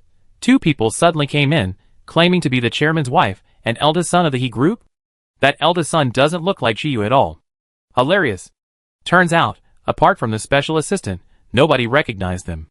Since they came in, only Mao Hongjun had stood up to ask, "Would you like a seat?" Everyone else had a "Who are they?" None of my business look on their faces, showing no welcome whatsoever. Aside from Ji Binghe, everyone else at the table was a well-known and influential artist in the industry. Their relationship with launching media was merely a contractual one. They didn't need to lower themselves to flatter or fawn over anyone. No one was there to fawn over the mother and son. Most importantly, Hee Ji-yue was absent. This meant that although the two of them had appeared on stage, the performance couldn't proceed. Yu Chan asked curiously, "Where is brother Ji-yue?" They still hadn't seen Hee Ji-yue, and Mu Ji guessed he was deliberately avoiding the mother and son. Dong Jingwan stood for a while, then sat down in Hee Ji-yue's seat. After waiting another 3 minutes, he still hadn't returned. She impatiently urged, "Shouldn't you send some people out to look for him?" Ji Binghe replied, "President, he is probably busy with something. His phone is temporarily unreachable." "What urgent matter do you have with President He? I pass on the message as soon as he returns." Dong Jingwan glanced at the group of actors at the table, who were eating and drinking as if nothing had happened, completely disregarding her, the wife of the group's chairman. She was displeased and embarrassed. Sitting there like a fool, Dong Jingwan had no choice but to stand up. Turning her head, she saw that her son's eyes were practically glued to Lu Rui, which only fueled her anger. She coughed lightly to bring her son back to his senses, saying she had something to attend to, and the two left. Less than a minute after they left, Hee Ji-yue returned. Upon hearing Luca's report that Dong Jingwan and her son had come in to greet him, and waited for about 10 minutes before leaving, he looked surprised. He explained that he had met a friend in the restroom, and they had chatted for a while in a private room upstairs. His phone had run out of battery, and was off, so he hadn't been able to answer the call. Mu Ji listened, as a sharp-eared celebrity at the table vividly recounted Hee Ji-yue's story. It seemed the entertainment company boss had some acting skills. He was putting on quite a convincing act. The annual party dinner ended. Stepping outside, she noticed it was snowing. Yu Chan's father had come to pick her up. Yu Chan said to Mu Ji, "Sister Mu Ji, shall we go together?" Mu Ji asked for Yu Chan's address and learned it was quite far away, one in the south and one in the north. She declined, saying a friend could give her a ride. She opened the ride-hailing app, but couldn't get a car. Rising star Mao Hongjun and his team came out. Seeing Mu Ji, they asked if she needed help. Mu Ji shook her head. "No thank you, Mr. Mao." At this moment, Ji Binghe also came out. Seeing Mu Ji was still there, she said, "I called a designated driver. They'd be there in 5 minutes. If you're not in a hurry, wait here, we can go together." Mu Ji nodded. "Okay, thank you, Director Ji." Mao Hongjun smiled at Mu Ji, waved goodbye, and left. The last wave of people also came out. Among them were Hijiyue, his assistant Lu Rui, and her team. President I drove my own car here tonight, and had some red wine. I remember you live in the Ujinkyu residential area. We happen to be going the same way. Could you give me a ride? Hijiyue, sorry, I'm going back to my old house tonight, which is in the opposite direction from Ujinkyu. He glanced at his watch. It's getting late. Everyone should go home and rest early. Be careful on the road. Luca drove the car over, and Hijiyue walked straight to the car. He got in, closed the door, and the car drove off immediately. Lu Rui probably hadn't expected Hijiyue to lack any gentlemanly manners. Her face darkened slightly as she took out her car keys from her bag and handed them to a staff member, indicating that they should drive the car. Muji glanced over and saw her manager engrossed in her phone, acting as if nothing had happened. She also pretended to be invisible and looked down at her phone. After Lu Rui and her group left, Jibingha suddenly looked up at Muji. Did you drink tonight? Muji immediately understood the meaning behind her manager's question, shook her head, and added, I have my driver's license. However, you already called a designated driver. Canceling the order at the last minute isn't good. Hearing Muji's reassurance, Jibingha felt that she wasn't so foolish after making Muji stand there waiting for 5 minutes, when she could have easily let Muji drive. Muji, a decisive and efficient manager, but with a slow-witted and interesting side in private, with the Lunar New Year's Eve just 6 days away, Muji received a phone call from the original owner's parents. First, they inquired about her new company's benefits, then complained about their advancing age and declining earning power, while highlighting the numerous expenses they needed to cover. Finally, they made a request. Her younger brother had his eye on a laptop costing a little over 10,000 yuan. Bring it back when you come home, as a New Year's gift for your brother. Muji refused. I don't have money for a plane ticket, I'm not coming home for the new year. Upon hearing this, the original owner's parents were furious, berating Muji as an ungrateful wretch. Muji immediately hung up. Before participating in the talent show, the original owner had no contact with her parents, who were terrified their daughter would ask them for money. Now, seeing Muji gain some popularity, they were coming back, immediately asking for money. Muji wasn't a saint, she wouldn't indulge them. She had no intention of having any further dealings with the original owner's parents. During the Spring Festival, Minmin and Lu Kai both went back to their hometowns. Zhou Jingju's family lived in Beicheng and invited Muji to celebrate the new year together. Muji politely declined. She wasn't a sociable person and didn't feel lonely being alone. She wasn't lonely either. She wanted to fully understand the character Zhou Qian and had been immersed in the role's world lately, enjoying the character's company. However, she wasn't alone on New Year's Eve. She received a call from her agent Jibingha. It's New Year's Eve today. I'm planning to have hot pot at home, but I accidentally ordered too much food. I can't finish it all by myself. If you have time, come over and eat with me. We can also talk about our plans after the new year. She hung up before giving her a chance to refuse. The next second, Muji received the address from her agent. A meal plus a work meeting. She had no choice but to take a taxi there. Jibingha's apartment wasn't large. A 2-bedroom, 1 living room unit of about 80 square meters, and its style was exactly like her office, a bit messy. I had hired someone to clean it beforehand, but that auntie decided to go back to her hometown for the new year and couldn't come. I couldn't find anyone, so I had to clean it myself. It was still messy even though she had the will but not the skill. Muji couldn't stand it, and helped tidy up the living room. As for the agent's mention of having hot pot at home, it simply meant bringing the restaurant's equipment home. The broth for the hot pot was prepared, and all the ingredients were ready-made. Just press a switch, and you're good to go. Muji was astonished by the table full of various ingredients. Jibingha, I like the atmosphere of having ingredients spread all over the table, so I ordered a lot. I put the leftovers in the fridge and cook them tomorrow, so they won't go to waste. Muji, okay then.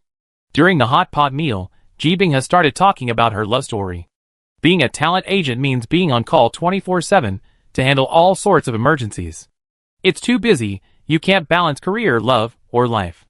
3 years ago, under pressure from her parents and boyfriend, Jibingha made the decision to temporarily retire from the entertainment industry. She married her boyfriend of 7 years. I thought I'd get married, have a child, have my parents help take care of the child, get through this stage of my life as quickly as possible, and then come back to the workforce, but... She chuckled self-deprecatingly. In the 2nd year of our marriage, I discovered he was cheating on me. In the third year, I finally succeeded in getting a divorce, and I felt a sense of relief. Now, although my life as a manager is very busy every day, it's fulfilling, and I enjoy the sense of accomplishment that comes from striving in my career. Muji didn't speak, but raised her glass and clinked it with Ji Binghe's. Ji Binghe's sudden sharing of her story wasn't a spur-of-the-moment decision, it had a purpose. Looking at Muji, she said, after this spring festival holiday, once filming for Back to 17 starts, your work schedule will be very busy.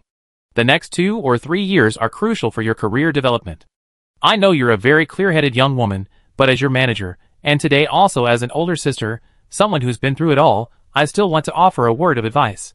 I hope that in this fame and money entertainment industry, you can stay true to yourself, focus on your career, and make money.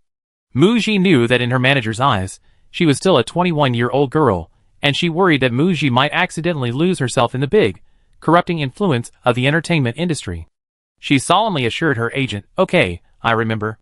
During the Lunar New Year holiday, while on vacation, Ji Binghe then discussed the pre-production schedule with Muji. February is almost over after the Spring Festival, and the movie starts filming in April, so there are still 2 months. Before the new year, I received some invitations from variety shows, all of which will start filming after the new year. She asked Muji if she was interested in appearing on any variety shows. Muji shook her head.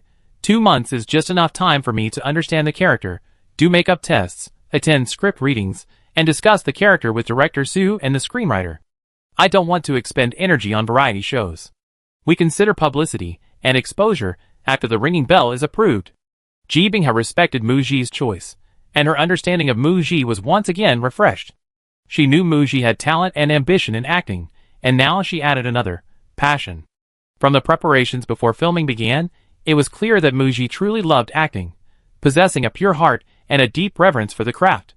Regarding the bell ringer, Muji had an important question to confirm. The tentative summer release date for the bell ringer is around July or August. Post-production is expected to be completed in April or May, and the edited footage will be submitted for review, right? I was already filming Back to 17 at that time. Ji Binghe nodded. That's correct. Muji, Director Ji, I want to do the voice acting for the female lead in the bell ringer myself.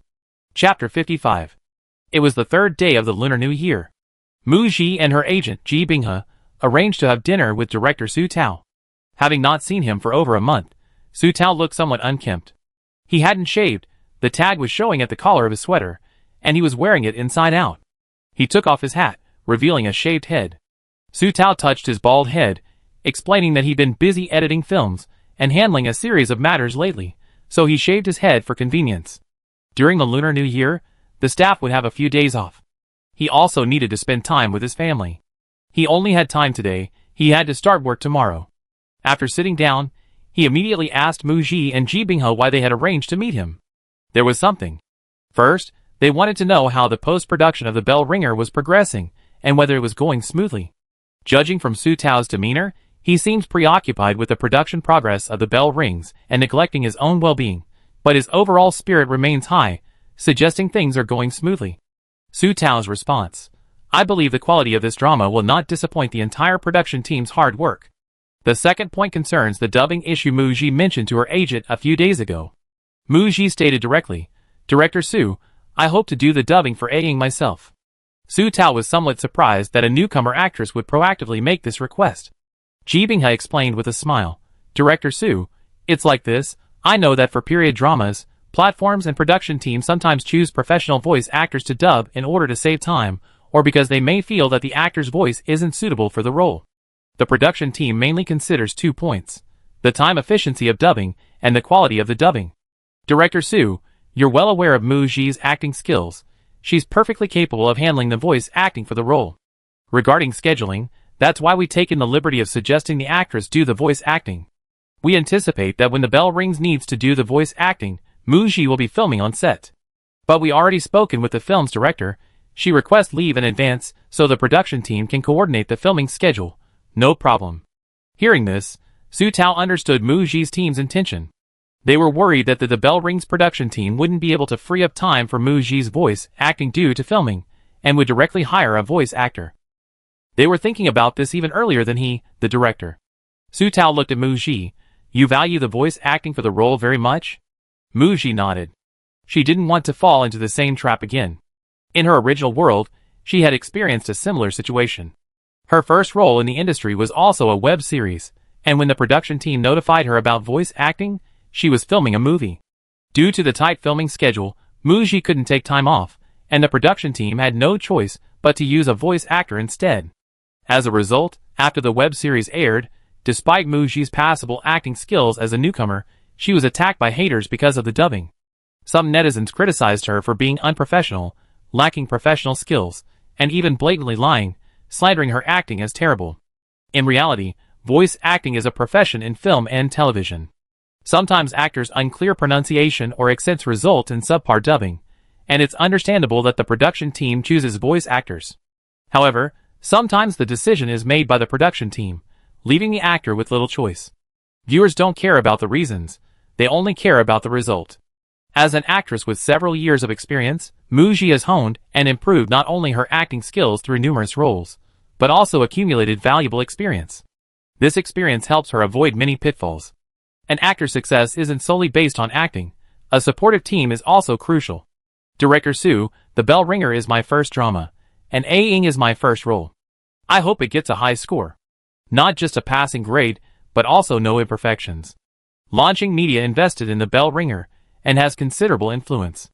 Muji proposed doing her own voice acting, as long as Launching Media informed the production team, her agent wouldn't need to accompany her. Ji Binghe and Muji approached Su Tao to discuss this beforehand, out of respect for the director, to have a proper discussion. Su Tao also understands that in today's industry, the focus of online discussion on a drama's quality is often on the actors, especially popular ones. The responsibility should actually rest with the entire production team.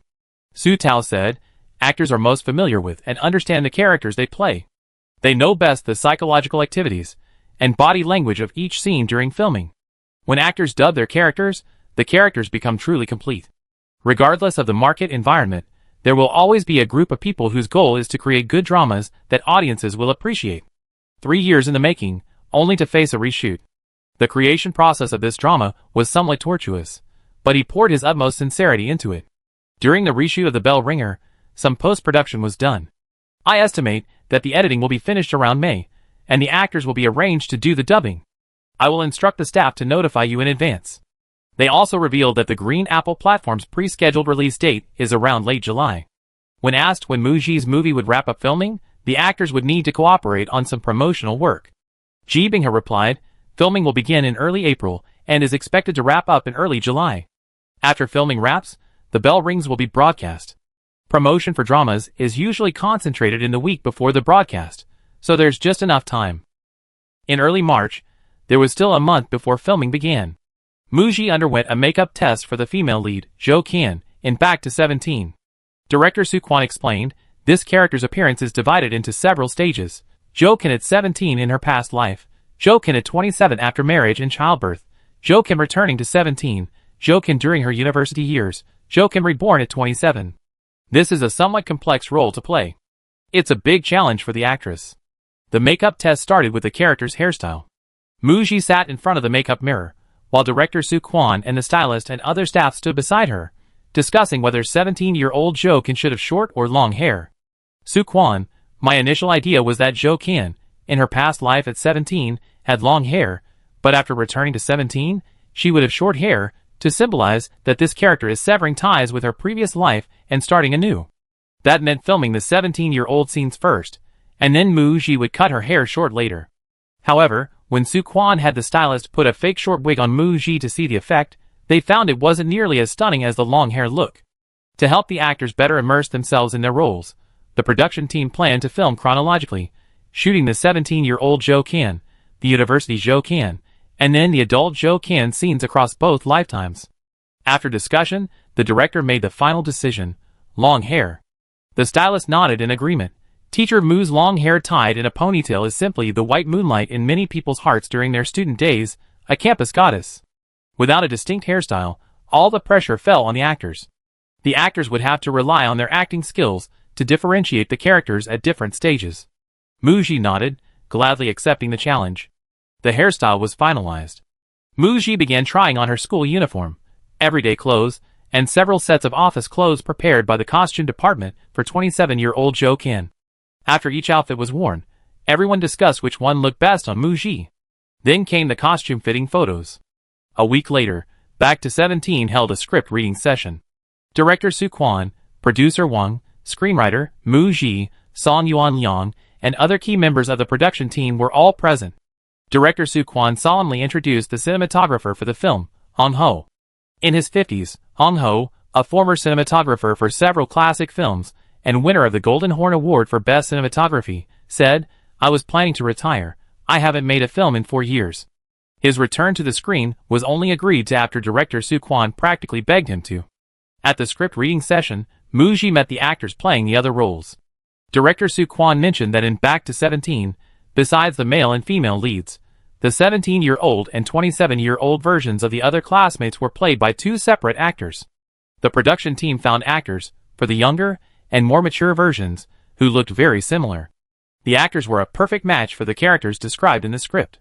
Although the actors were all new faces, it was clear that the production team had put in a lot of effort and attention to detail.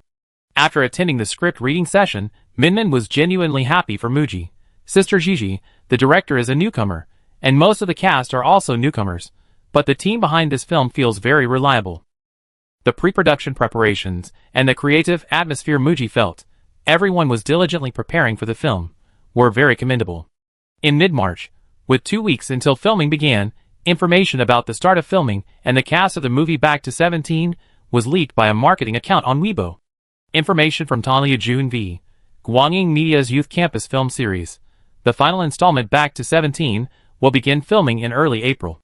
New director, starring Muji and Song Yuan Liang. Guaranteed authentic.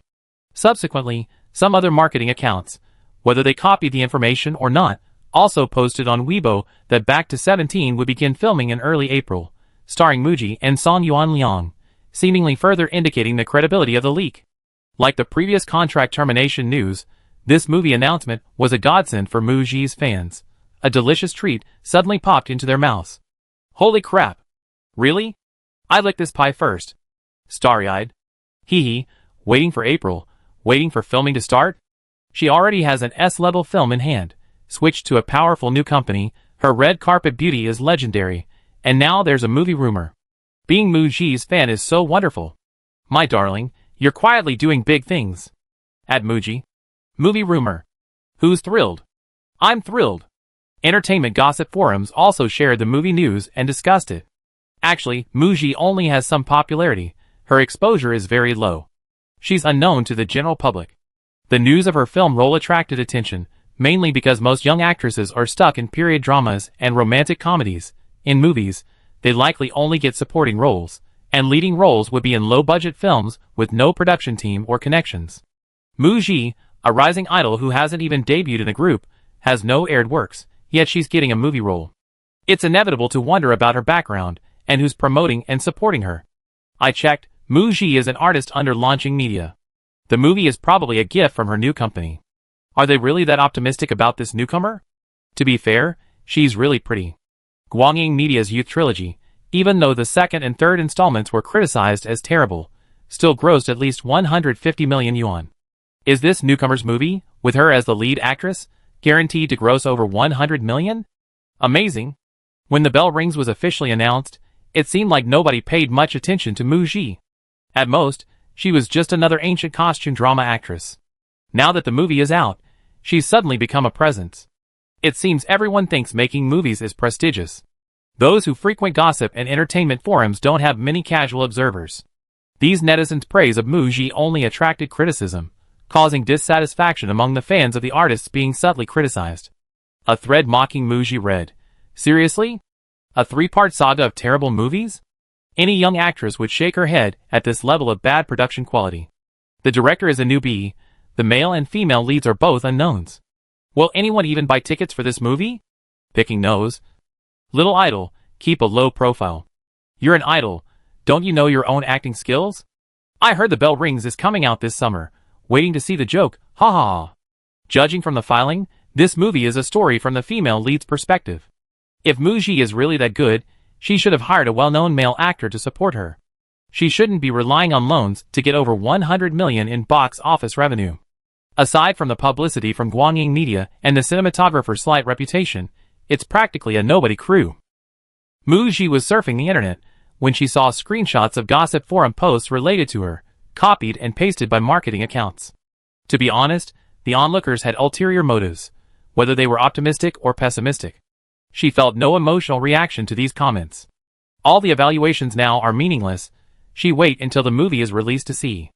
On April 6, Mu Ji, along with her agent Ji Binghe, and team members including Minmin, flew from Beicheng to Jincheng, checking into the film crew's hotel a day early. Filming is scheduled to begin tomorrow. Chapter 56. April 7th, morning. Mu Ji, her long hair tied in a high ponytail, wore a black t-shirt with a white background and logo printed with the words Back to 17, a set provided by the production team, paired with black trousers and white sneakers. She arrived at the opening ceremony with her agent and other staff. Director Su Quan, male lead Song Yuan Liang, and some of the crew members busy setting up the set were also wearing the same short-sleeved t-shirts. Just before the opening ceremony began, two veteran actors arrived. Minmin, a seasoned gossip enthusiast, recognized them immediately and excitedly introduced them to Mu Ji. The one in the white shirt is Pu Jiamu. He became a sensation 20 years ago with a campus movie, the originator of the campus heartthrob. 10 years ago, after news of his marriage broke, he seemed to retire from acting and stop making films. He's actually coming back to act in movies? It was unbelievable. Mu Ji wasn't sure how Mr. Pu had been persuaded, but she roughly guessed which role he would be playing, Zhou Qian's teacher. The second was an elderly gentleman in his 60s. Mu Ji had seen him before and knew him without Minmin's introduction. She turned to her agent in surprise. Director Ji, Mr. Feng Zhongxian is also in this movie. Why haven't you mentioned him before? Ji Binghe smiled. Director Su requested it be kept secret. The surprise will be revealed on the day of the opening ceremony. The addition of these two veteran actors was a major surprise for the film Back to 17. On the day of the opening ceremony. Online, the film Back to 17 officially announced the start of filming and its cast. Film-related Weibo accounts, particularly those specializing in movie news, posted the following promotional text, directed by Su Quan, starring at Mu Ji and at Song Yuan Liang, with special appearances by at Feng Chongxian and at Pu Jiamu. The youth inspirational film Back to 17 began filming today in Jincheng. Mu Ji's fans exclaimed, "Wow! Veteran artist Feng Chongxian is in it. And Pu Jiamu, the campus heartthrob from 20 years ago, is also in it. Ah, Mu Ji, you're so awesome! Congratulations on the start of filming for Back to 17. May the filming go smoothly. The cast and crew of this movie exceeded expectations. Hopefully, new director at Su Quan will do a great job. Back to 17 boasts a fantastic cast for young actors. Fans expressed their intention to start saving money for the film, hoping their idol's first movie will achieve good box office results. The significantly enhanced cast has not only increased the value of the film among fans, but also raised the expectations and attention of the general public. The first day of filming for Back to 17. The first scene was shot with the premise: 27-year-old Zhou Qian is pushed overboard from a cruise ship, falls into the sea, and is transported back to the body of 17-year-old Zhou Qian, who is taking a swimming lesson. The crew filmed at a swimming pool. Producer Wang said this scene was intentionally designed. It's the beginning of the movie's story. The first scene is a water scene. Water symbolizes prosperity, implying our movie will be a box office hit. What a great omen. Mu Ji thought absent-mindedly, what if this producer Wang were in charge of the publicity when the movie entered its promotional period? The official Weibo account posted a promotional photo of the female lead in a swimming pool, with the caption, "Retweet this swimming pool, and you prosper." Netizens' reactions were largely similar to their own feelings at that moment. Director Su Quan maintained a composed demeanor on set, urging everyone to get to their positions and get moving. Mu Ji, accompanied by staff, went to the changing room to change into her swimsuit. After changing, she put on a large bathrobe. Su Quan came over to explain the scene to Mu Ji, going over the background of the plot. A year ago, Zhou Qian's parents accidentally drowned, causing Zhou Qian to develop an aversion to swimming. Every time she went to swimming class, she would use the excuse of feeling unwell to avoid going into the water. The scene to be filmed later. Zhou Qian, sitting by the pool, was pushed into the pool from behind by a classmate. The 27-year-old Zhou Qian emerged from the water, struggled for a moment, then surfaced, standing up in the pool, only to find that the water was only 1.5 meters deep. After filming began, Muji noticed that Soo Kwon, as a new director, was extremely serious and focused, paying attention to detail. The desired effect for every frame seemed to be imprinted in his mind. After watching the actors' performances, he quickly gave specific requirements for another take. Cut. The scene of Jokin struggling underwater in the swimming pool. Not many, maybe just a few seconds. The key is the impact of the moment his head emerges from the water, the immediate transformation into a completely different person.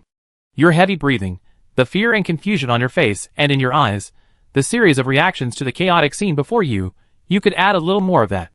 Meanwhile, Muji's timid, hesitant demeanor, arms crossed, body instinctively flinching when other female classmates approached, ignoring the strands of hair sticking to her face, was praised for its attention to detail.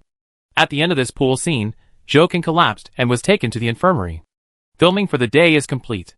The next day, the Back to 17 crew arrived at a high school in Jincheng for filming. Director Soo Kwon personally scouted locations in several cities across China to find suitable locations for each scene in the script. The film features over 100 high school and university scenes. The crew will film at several universities in Jincheng, and later in Shanghai and Qionghai. After the first week of filming, Muji repeatedly praised the cinematographer's skill. For example, in the classroom, Jokin is sitting in his seat. In the same scene, multiple scenes need to be filmed. Cinematographer Hong Ho uses different angles, spatial perspectives, and weather conditions to ensure the scene is never monotonous. Uncle Hong is really amazing. Muji reviewed her performance. The scene depicted Chin Hung, the male lead, coming to find Jokin. It was a cloudy day. First, they filmed her looking out the window. As Chin Hung walked over, his face was reflected in the window mirror, mirroring hers, one in focus and the other in shadow, overlapping. Then, cooperating, it started raining outside. The window quickly became fogged up. She reached out and wiped the fog off the window. This shot subtly hinted at the development of their relationship. The visual quality was also excellent. Muji liked it very much. And the props team, the slightly worn textbooks, school bag, pens, and a large bundle of empty pen tubes in Jokin's desk, showed attention to detail everywhere. During filming, the dedication of the entire film crew was palpable. Everyone on set treated this project with utmost seriousness. 2 weeks later, the crew moved to an alley near a university for filming. They filmed 2 scenes where the male and female leads were injured and bleeding. The first scene, the female lead, Jokin, was walking home through an alley when she was stopped by 2 thugs. The male lead stepped in to protect her, taking a brick to the head and bleeding profusely. Jokin was moved that this man was willing to risk his life for her, and out of a mixture of affection and gratitude, she agreed to be with Chin Hung from that day forward. The first day of filming didn't go smoothly, requiring multiple takes. Muji's mistake stemmed from her portrayal of the 17-year-old Jokin from her previous life. She was somewhat restrained in expressing weakness, while Soo Kwon wanted her to go a little further. This balance was negotiable. Muji's performance was generally good. This take is good, maybe another take would be even better this way. The remaining 90% of the takes were Song Yuanliang's fault. The mistakes stemmed from the actors' inadequate performances. Director Soo Kwon told Song Yuanliang, Chin Heng's character is the captain of the school basketball team. He's been disciplined for fighting, and his injury was half intentional, to gain Jokin's sympathy and remorse, hoping she'd be with him. So, after your head injury, when you see Jokin's worry and tears, and the camera cuts to a close-up of your facial expression, you need to convey that feeling. Let's do one more take. Actually, the actor was familiar with the script and understood the character well enough, he didn't need the director's guidance. Even though Song Yuanliang was the actor with acting experience. But compared to Muji's performance, there was a significant gap. The next day, still in this alley, the scene being filmed was of 27-year-old Jokin waking up in the infirmary. Through some verification, she discovered she had truly returned to her 17-year-old self. The amount of information was overwhelming, and images from her past life kept flashing through her mind, unsure if it was real or a dream. Perhaps her time travel was the absurd dream itself. On her way home, lost in thought, she passed through this alley and noticed 2 young men following her, recalling her experiences from her previous life. Just then, Chin Hung appeared. To Song Yuanliang, Chin Hung was simply repeating events from her past life. They could continue with yesterday's performance. But for Muji, today was Jokin, now a 27-year-old soul, reverting to her 17-year-old body. Not a single second of the performance could be repeated. Jin Hung stepped forward to fight the two young men, and in a split second, he shielded her from a brick. Jo Kan pushed Jin Hung, who was blocking her way, aside. Everything happened so fast, she didn't have time to dodge, and could only raise her left hand to shield her head, resulting in a broken left hand. Fortunately, the head injury wasn't serious. Soo Kwon, sitting in front of the monitor, noticed that Moo Ji's portrayal of Jo Kan, who had returned to her 17-year-old self, was outstanding. She could almost always nail a scene in one take. Her grasp of the character was incredibly precise. Especially when Jo Kan's hand was injured and hanging limply, her head broken by a brick, blood streaming from her forehead. Despite the obvious pain, a faint smile played on her lips. A somewhat eerie smile of a victor. She was happy that she didn't owe Jin Hung a favor like she had in her previous life. In her previous life, Jin Hung's act of shielding her from a blow resulted in 3 months in the hospital, causing her to miss the college entrance exam, and binding Jo Kan and Jin Hung together, steering her life off course from that point on. Moo Ji possesses a tenacious spirit, the same as Jo Kan's determination to change her life's trajectory. The final scene in the alley. The teacher, played by Poo Jiamu, passes by and sees his student Jo Kan injured. He calls the police and immediately carries the female lead to the hospital. During the filming of this scene, because Jo Kan's left hand is fractured, Poo Jiamu wasn't careful when carrying Moo Ji, sometimes grabbing her left arm or letting the fractured arm hang limply. Director Soo Kwon couldn't stand it anymore and stepped forward to demonstrate. In his haste to address Poo Jiamu, he accidentally revealed a bombshell. He called him brother-in-law. Song Yuan Liang, Shi. Moo Ji, ? No wonder the director managed to get him to make a cameo appearance. Poo Jiamu, He puts a Shi sign to Moo Ji and Song Yuan Liang, signing for them to keep it a secret. Soo Kwon simply confessed, whispering, brother-in-law, this can't be kept a secret any longer. Our relationship will be exposed sooner or later, during the film's promotional period. Poo Jiamu gritted his teeth, we keep it a secret as long as we can. The director smiled and cooperated, okay, Mr. Poo. Then he looked at Moo Ji and Song Yuan Liang, making a locking gesture with his lips. Moo Ji and Song Yuan Liang understood. We didn't hear anything. Poo Jiamu nodded in satisfaction, saying that he was only brought into acting because he was too handsome, relying on his looks and having no acting skills. You young people these days are very capable, he said to Moo Ji, especially you, young lady, you're such a good actress. Moo Ji, thank you. In early May, 2 actors made a surprise appearance on the set of Back to 17. They were the male and female leads of Guangying Media's first youth film. Minmin's mouth dropped open in surprise again. The secrecy surrounding this movie was amazing. Indeed, the director hadn't revealed a single thing about Moo Ji, the female lead. Judging from Song Yuanliang's surprised expression, he was probably unaware of it either. Although these 2 actors arrived in the morning and left in the evening, they only filmed for 1 day. But it must be said, the production company's move was very clever. Guangying Media's 4-part youth film series, with the first film achieving both box office and critical success, Back to 17, as the final installment, invited the male and female leads of the first film to make a cameo appearance. This connection effectively linked the 2 films together. It prevented audiences from associating Back to 17 with the previous 2 poorly received films, thus avoiding the possibility of a bad movie trilogy. A very smart move. The special appearances of Feng Chongxian and Poo Jiamu, along with the addition of the male and female leads from their first films, compensate for the lack of a strong cast and buzz, given that the main actors are newcomers. It seems the production company has high ambitions beyond just film quality. They also have grand box office aspirations. In mid-May, Moo Ji received advance notice from director Su Tao. The bell ringer needed dubbing. The scheduled dubbing time coincided with the filming of Back to 17, which was moving to Shenyang. This freed up a few days of her time. Moo Ji successfully obtained leave from director Soo Kwon. In late May, Moo Ji and her team flew back to Beicheng to dub the bell ringer. Ning Yao met Moo Ji and, overjoyed, chatted about his recent activities. He mentioned that he was currently recording a variety show out of town. He even turned down an episode of the show to return for the dubbing. In a previous period drama I filmed, the production team felt my voice wasn't deep enough or powerful enough, so they didn't give me a chance to prove myself and directly hired a voice actor. This led to arguments between my fans and other fan groups after the drama aired, with everyone bringing up my voice acting. My studio was bombarded with fan comments for a month, hoping I wouldn't have to do voice acting for my next drama. I ended up taking 3 months of acting classes.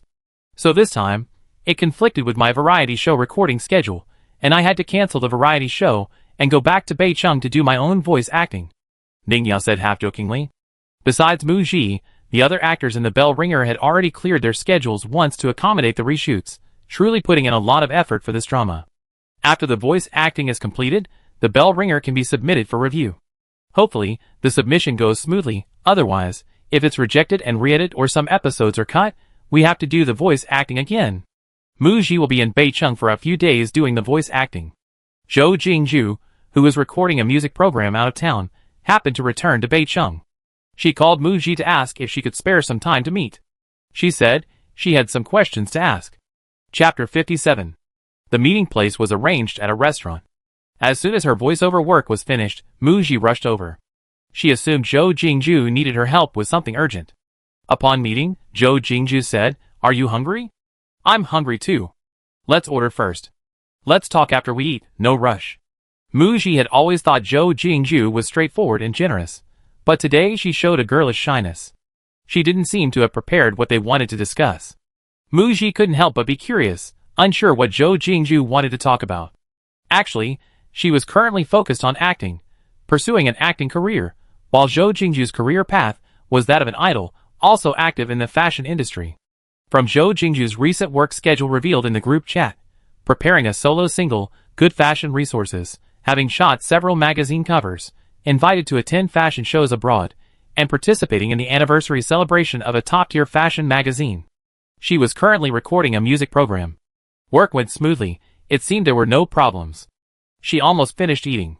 Zhou Jingju picked up her cup and took a sip of water, then hesitantly asked, Shiji, you're so pretty, you must have a lot of suitors, right?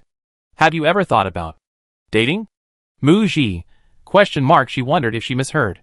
Seeing Zhou Jingju's serious expression, and the question in her eyes, she knew she wasn't joking. Why are you suddenly asking this? Zhou Jingju's eyes darted away, and she smiled awkwardly. Nothing, I was just asking. Mu Ji replied, for me, right now, or rather, for the next few years, the focus is on acting well, and delivering a performance that I'm satisfied with. Dating is not within my consideration. Zhou Jingju was silent for a while, then took another sip of water, rested her chin on her hand, and sighed, I have an older brother and an older sister. They always been excellent students, but I have no interest in business. I like singing and dancing. After watching a talent show, I thought standing on stage was a wonderful thing, so I impulsively signed up. During the competition, in that environment, she had grand ambitions, hoping she could debut in a group, hoping that the girl group from Chasing the Light Girls wouldn't be a limited-time group, but one that would remain popular in the industry for a long time. After debuting as a group, she realized her ideas were too naive. Look, only half a year has passed, and we're already busy going our separate ways. Since forming the group last year, we've been on a few variety shows, but the commercial performances and New Year's Eve stages haven't received much attention, and the group singles haven't achieved much success either. That's the end for the Five Flowers girl group. Of the five of us, Xi and Yin and Kai Gu are the strongest overall. They're also very determined about their dreams, and will continue as idols. They can definitely continue. Louis went back to acting, Mengyu also went to acting, and that leaves me. Mu Ji noticed that Zhou Jingju didn't seem confused, and she hadn't heard Zhou Jingju mention any uncertainty about the future in the group chat. It seemed that Zhou Jingju's purpose in inviting her out wasn't to seek advice or discuss her future. Mu Ji listened quietly. At the end of last year and the beginning of the new year, my manager and I had several meetings discussing my future. There aren't many idol stages in China, my skills aren't as good as other artists of the same generation, and releasing a single made me realize that I don't have any songwriting talent. My agent is pretty laid back with me, telling me to relax and take advantage of my recent popularity to appear on variety shows. She's also suggesting I try developing a career in the fashion industry. She thinks I have family support, decent fashion sense, and good style, so I could do magazine shoots, walk the red carpet, and maybe even start my own streetwear brand or styling company in the future. Mu Ji was momentarily speechless. I heard Zhou Jingju mention that her agent is a friend of her sister, so she's probably looking out for Zhou Jingju. Actually, developing a career in the fashion industry might offer a different path. I'm afraid of affecting the other members, so I haven't told them any of this.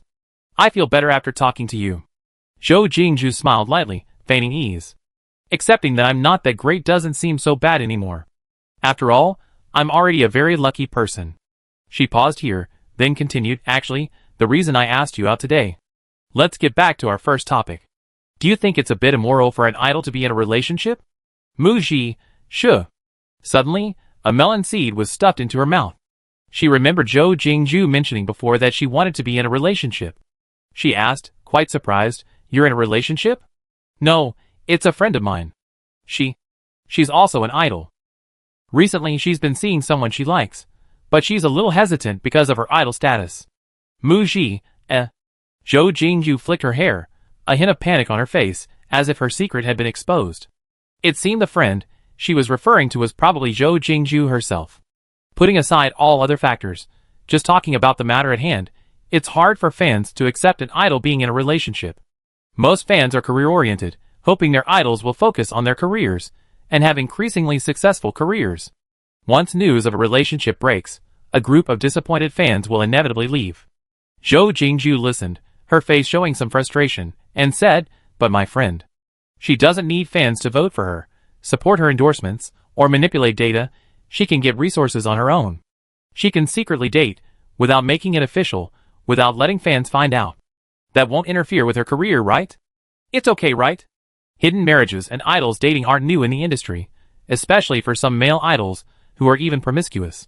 Mu Ji sensed from Zhou Jingju's words that Zhou Jingju had already made up her mind. In the entertainment industry, it's common for idols to date. A few days ago, Mu Ji saw on Weibo that a male idol who had just debuted last year and was managed by her former manager, Shang Jian, had been exposed by his secret girlfriend for cheating on her, flirting with a female internet celebrity after the group's formation, and even having a physical relationship. Mu Ji didn't care about others. Now she understood the meaning behind Zhou Jingju's earlier words. Zhou Jingju currently doesn't have a clear and ambitious goal to achieve in her career. She has the energy and time, and recently she may have met someone she's attracted to and wants to date. Everyone's pursuits are different, and Mu Ji didn't want to interfere. Zhou Jingju confided in her, wanting support, which Mu Ji couldn't provide. As a friend, Mu Ji could only remind her, paparazzi in the entertainment industry are everywhere. Be prepared to be photographed, and have your relationship exposed when you're dating. Also, you need to give your fans an explanation then. After a long silence, Zhou Jingju nodded. Okay, I'll tell my friend. One more question. Shiji, everyone says to avoid dating people in the entertainment industry. There are too many temptations, and even if you get together, it's hard to last. You know, a handsome and talented person, especially one in a certain circle, has a high chance of being a scumbag. How can I be sure if he's serious? Is he a player? Mu Ji's question mark touched on a blind spot in her knowledge. She guessed that Zhou Jingju was well protected by her older siblings, and didn't have much experience in relationships. This novice could only offer theoretical advice based on her own subjective experience. To judge whether he's a player, see how he interacts with female friends in his social circle? Does he have a sense of boundaries? Let him prove to you through his actions whether he's serious about relationships. Mu Ji frankly said, to be honest, I don't have much experience in relationships. My answer may not be of any practical value, and can't provide any substantial advice. She wanted to warn Zhou Jingju not to give her heart away too easily. It takes time to truly understand someone. Don't let yourself get hurt. I hope you consider telling your family about this. Family involvement isn't always a bad thing. Zhou Jingju nodded thoughtfully, then smiled sweetly, a hint of shyness in her eyes. I'm not afraid of getting hurt. I just don't want to tarnish the noble image I have of him. Seeing Zhou Jingju like this, Mu Ji thought, oh no, she's already fallen in love. Hopefully Zhou Jingju has met a good person. As soon as the voiceover work for the bell ringer finished, the next morning, Mu Ji and her team immediately flew to Shanghai. Arrived at the hotel at noon, had lunch, and rested briefly. In the afternoon, went to the filming location of Back to 17. The crew was filming in an old-style residential building. A 3-bedroom apartment was Zhou Qian's home. Originally a family of 4, after her parents' unexpected death, only she and her grandfather remained. Mu Zi returned to film a scene with Mr. Feng Chongxian. Feng Chongxian played Zhou Qian's grandfather, her only remaining family member. In her previous life, after being with Qin Heng, Zhou Qian chose to stay in her hometown and attend an ordinary university for him. She became pregnant and had to take a leave of absence, which angered her grandfather, causing him to fall ill and be hospitalized. He passed away a few years later. Sometimes, A wrong choice leads to a series of wrong choices. Reborn, Jo Kan not only wants to change her own life, but also her grandfather's. She wants to get into her ideal university, become a successful person, and allow her grandfather to enjoy his later years in peace. This scene depicts Jo Kan, who has returned to her 17-year-old self, being discharged from the hospital after a week and returning home with her grandfather. Director Sukwon, Moo Ji, you be filming a crying scene right from the start. You need to rehearse with Mr. Fong a bit later to build up your emotions. While the crew was in Jincheng, Moo Ji had already acted opposite Fong Chung-sien in the hospital scenes, learning a great deal from this veteran actor. A good co-star can elevate the emotions of another actor, leading to a more immersive and compelling performance. Because Jo Kan was discharged after only a week in the hospital, her injured hand and forehead hadn't fully healed. Moo Ji's left hand still had to be in a cast, and her forehead needed special effects makeup to look injured. The prop master and makeup artist were busy working around her. Grandpa Fong Chung-sien strolled over, script in hand, wearing his reading glasses, saying he wanted to go over lines with Moo Ji-sien. They had spent some time together on set. Perhaps due to his age, Fong Chung-sien was a bit slow-paced. Moo Ji-sien felt Fong Chung-sien was acting strangely today, as if eager to start filming as soon as possible, his eyebrows raised, unable to hide his happiness. After the prop master and makeup artist finished, Moo Ji asked curiously, Grandpa Fong, is something good happening today? You seem so happy. Fong Chung-sien chuckled and said, I can't hide anything from you, little girl. My grandson is coming to visit the set today. So they were rushing to have dinner together after work. Moo Ji smiled, then don't worry, I definitely act well, and won't hold you back. I'm not worried.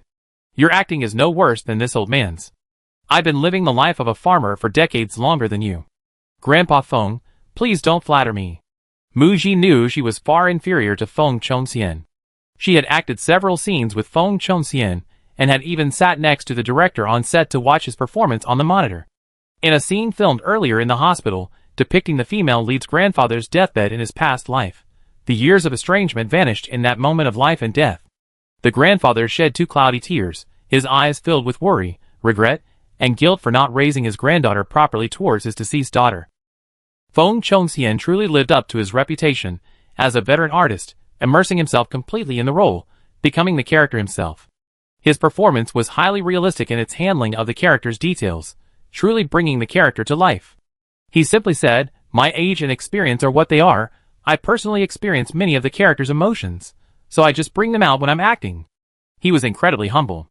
What's particularly remarkable is that Fong Chung-sien, a veteran actor with numerous awards, was very caring towards his younger co-stars on set and during filming. He had no airs whatsoever with the crew. He was a kind and approachable gentleman. After a few words, the two of them immediately became serious, getting into character and beginning their rehearsals and blocking. At 5:50 p.m. With the director's announcement, that's all for today's filming, the shoot was over. A crew member came forward to remove the fractured prop from Moo Ji's left hand. Moo Ji glanced over and noticed a tall man standing not far behind the crowd on set. He was wearing a black baseball cap, a black face mask, a black graffiti print t-shirt, ripped jeans, and black sneakers. It was a typical male celebrity-style casual outfit. The man was about 1.86 meters tall, ruling out Song Yuan Liang. His demeanor didn't resemble him either. Moo Ji instinctively felt he looked familiar. The man seemed to notice her gaze, met her eye for a moment from a few meters away, and then generously raised his hand in greeting. She remembered who it was. Boss He Ji-yue? As far as she knew, this was a film produced by Guangying Media. Launching Media hadn't invested in Back to 17. Why was He Ji-yue on this set? His attire was a stark contrast to her boss's formal attire. He was probably deliberately trying to conceal his identity and avoid being recognized. He seemed to be waiting for someone. Several staff members on set noticed He Ji-yue, but he was wearing a mask, so they couldn't recognize him. Everyone was busy wrapping up work and didn't have time to pay much attention. Moo Ji walked towards He Ji-yue.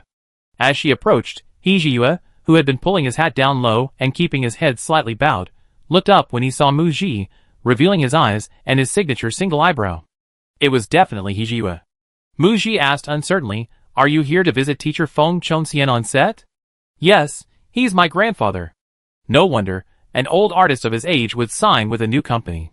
So my audition is related to teacher Fong Chung-sien? Chapter 58. How did you know?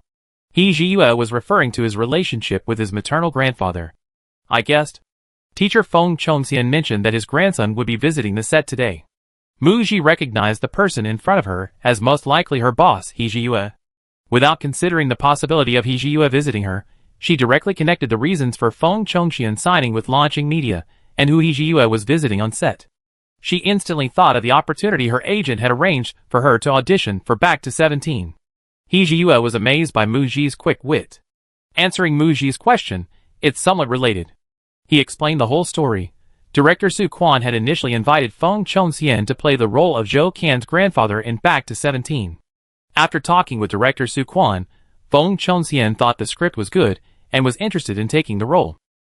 Because He Jiyue would inquire about the roles her grandfather took on, and Ji Binghe was Feng Chongxian's agent, she learned about the film Back to 17, and that the director wanted to hold an audition for the female lead. Ji Binghe recommended Mu Ji to director Su Quan, securing her an audition opportunity. Director Su chose you for the role entirely, because your audition performance was excellent and suitable for the part. Don't overthink it. Okay, I understand. At this moment, Feng Chongxian, having changed his clothes, and his staff approached. Seeing Mu Ji and He Jiyue talking together, he chuckled and asked Mu Ji, "Little girl, want to go eat together?" Pointing to He Jiyue, he said, "Let his company boss treat us to dinner." Mu Ji smiled and politely declined, not wanting to disturb the grandfather-granddaughter reunion. He left with his team. On the way to dinner, as soon as He Jiyue took off his hat and mask, he felt his grandfather's scrutinizing gaze. He had a bad feeling. The next second, sure enough, he heard his grandfather mutter, Yeah, you're not young anymore, you're 28, right? Here we go again." He Jiyue felt a headache coming on, and rubbed his forehead. Mu Ji is a good actress, has a good personality, and is beautiful. It's a pity she's a bit too young for you. He Jiyue, eh? His grandson always fell silent whenever Feng Chongxian brought up this topic. Alright, children and grandchildren have their own lives. This old man, won't pressure you anymore. Just don't be like your father, falling in love with every girl you see and becoming a womanizer. He Jiyue was both amused and exasperated. Grandpa, the company is in its early stages. All 16 artists, including you, are my responsibility. I need to make Launching Media bigger and stronger. I don't have time to think about anything else. Feng Chongxian knew what He Jiyue wanted to do, looking at his grandson with a hesitant expression. Finally, he just sighed. Your mother in heaven would most want to see you happy. Don't worry, Grandpa, I'm fine. He Jiyue changed the subject, asking his grandfather about his recent filming situation. Mu Ji and her team returned to the hotel after work. They received a surprise from their agent. Ji Binghe and her assistant were checking in at the front desk, each pulling a suitcase. The agent even came to visit the set? Mu Ji asked in surprise, Director Ji, did you come to Shanghai with President He? Ji Binghe replied, is the boss in Shanghai too? The next second, Mu Ji realized what was going on. During the few days, she was back in Beicheng doing voice acting. Her agent accompanied Xia Xinyan to Bincheng for a recording. She must have flown from Bincheng to Xincheng. Not Beicheng. She didn't come with her boss, He Jiyue. When filming for Back to 17 started, her agent only stayed with the crew for 3 days before leaving. She's been very busy with work these past 2 months. During this visit to the set, Ji Binghe said, I originally booked a flight back to Beicheng this afternoon, but after receiving a call, I changed my flight and flew to Xincheng. So I didn't have time to say hello to you. Let's go upstairs and talk more. They took the elevator up and entered Mu Ji's room. Director Ji, have some water. Minmin poured her a glass. Thank you. Ji Binghe was indeed thirsty. She picked up the glass, took a sip, and noticed a stack of scripts on the coffee table as she put it down. A while ago, Ji Binghe had her assistant send Mu Ji the scripts for 2 dramas. Seeing that Mu Ji had already printed out the scripts, she asked, have you finished reading all the scripts in your spare time? Are any satisfactory? I finished them all. She had time to read them during her dubbing trip in Beicheng, in the evenings. 2 dramas. One is a second female lead in an art house film, playing the younger sister of the female lead, working alongside a top-tier actress. The other is a spy drama series. The script is quite good. The female lead was originally a pampered heiress, but because her father refused to become a lackey, her family suffered a devastating tragedy, and a fire left her all alone. She changed her name, and went to sing at Shanghai's largest nightclub to make a living. The male lead chose her to be his girlfriend, outwardly portraying her as a philandering playboy who frequented brothels. The female lead lay low, waiting for her chance to take revenge. In the end, she sacrificed herself to help the male lead continue his undercover work. The male lead and second male lead have more screen time in this drama. The female lead has less screen time, but the character's growth from a carefree, naive young girl to a strong, intelligent, brave, and resourceful Miss Rose is well developed, and her sacrifice at the end was touching for Mu Ji. I'm quite interested in the female lead role in the spy drama, The Edge of the Blade. This role has many tango scenes. Mu Ji has experience acting in plays in her original world, playing a dancer, which gives her an advantage in this role. Ji Binghe wasn't surprised by Mu Ji's choice. She knew Mu Ji valued the script and the character's performance potential. Further details about the spy drama, The Edge of the Blade, were revealed. The male lead has been confirmed as Yin Xiuran. It seems the agent secured the lead role for Yin Xiuran, a top actor, which is why she was able to get the script. Mu Ji, I saw in the synopsis of The Edge of the Blade that it's going to be broadcast on a major television network. Director Ji, I'd like to know how strong the production company's network is, and whether the broadcasting platform has been confirmed. This is a crucial question. Ji Binghe, as an agent with extensive experience, has handled many cases with her artists. She immediately understood Mu Ji's concerns. Some dramas claim to be broadcast on major networks, but if the production company doesn't have a good relationship with the television station, they might not be able to secure a good slot, resulting in delayed broadcasts. Spy dramas aren't affected much, but if a modern drama is delayed for 2 or 3 years, it will fall behind the times. Of course, the quality of the work is paramount. High-quality works are in high demand and favored by television stations, usually resulting in faster broadcasts. The production company behind this spy drama is Duameli. Their works have all aired on CCTV8 in the past 2 years, demonstrating their strong satellite TV capabilities. It's scheduled to air in prime time on CCTV8 next year. Mu Ji nodded after hearing this, her concerns dispelled, and she decided to accept the role. She confirmed with her agent, there's an audition, right? She had specifically researched the production team of The Blade's Edge. Director Pan Yin was relatively new.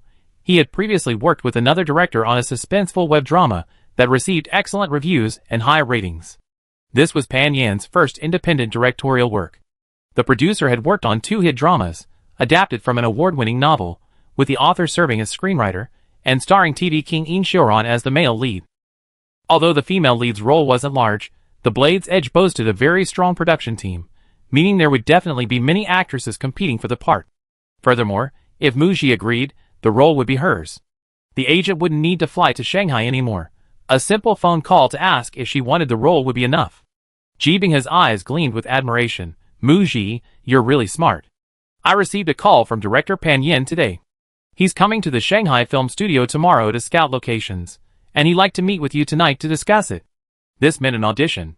Once the ringing bell airs and your current film is released, you have representative works, and excellent scripts will be offered to you. Then, there wouldn't be the need for auditions every time. Mu Ji wasn't particularly interested in auditions.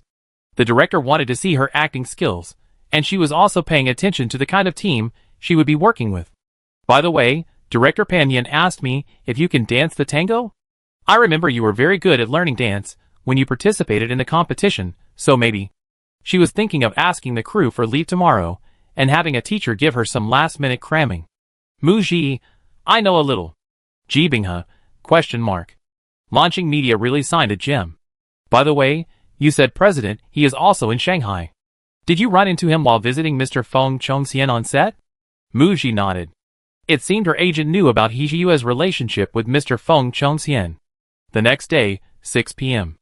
As soon as Mu Ji finished work, she and her team drove to the agreed-upon restaurant. Her agent Ji Binghe had already met up with director Pan Yin and arrived at the restaurant first. When Mu Ji pushed open the door to the private room, she found her boss He Zhiyue was also there. Then her gaze shifted and locked onto director Pan Yin himself. He had a middle-part hairstyle, wore frameless glasses, and was dressed in a linen-colored short-sleeved tang suit.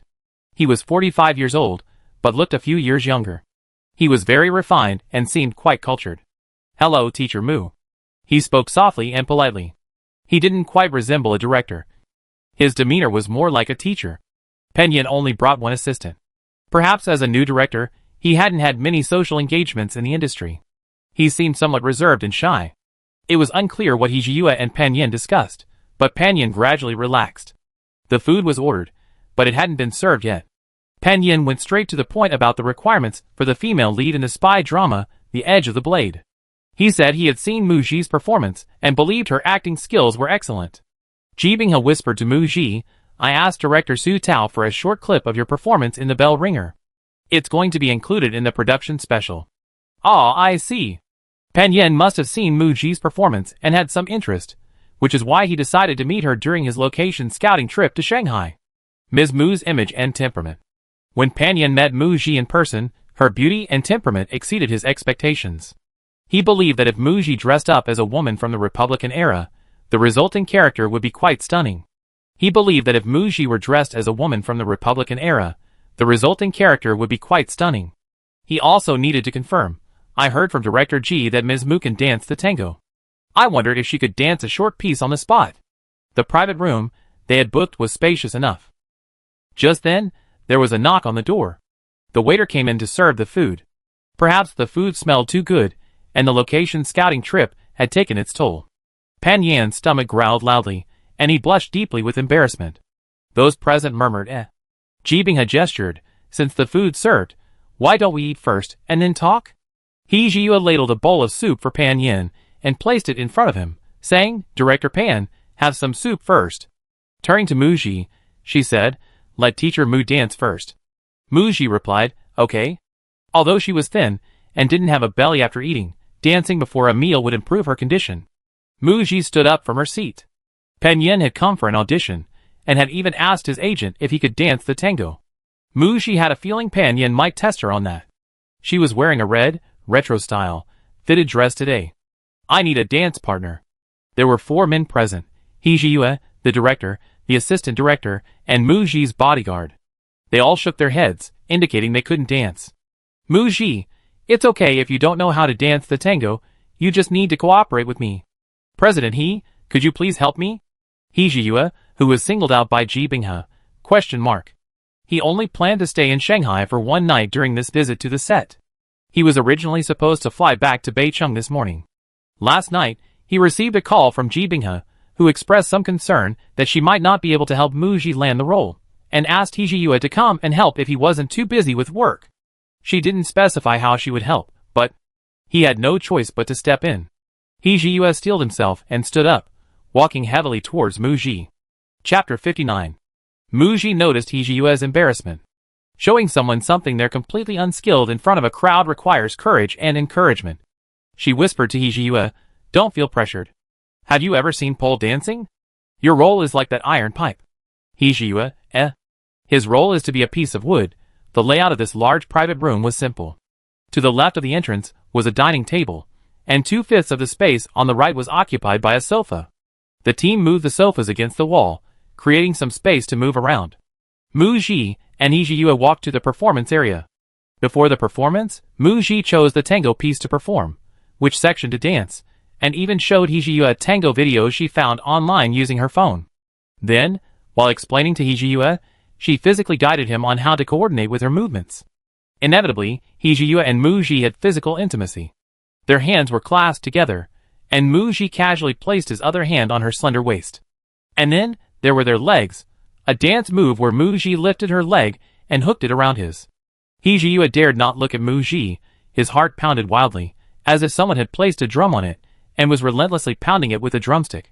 He felt like he had turned to stone, his body stiff as a rock, utterly helpless. Mu Ji found herself controlling an iron puppet.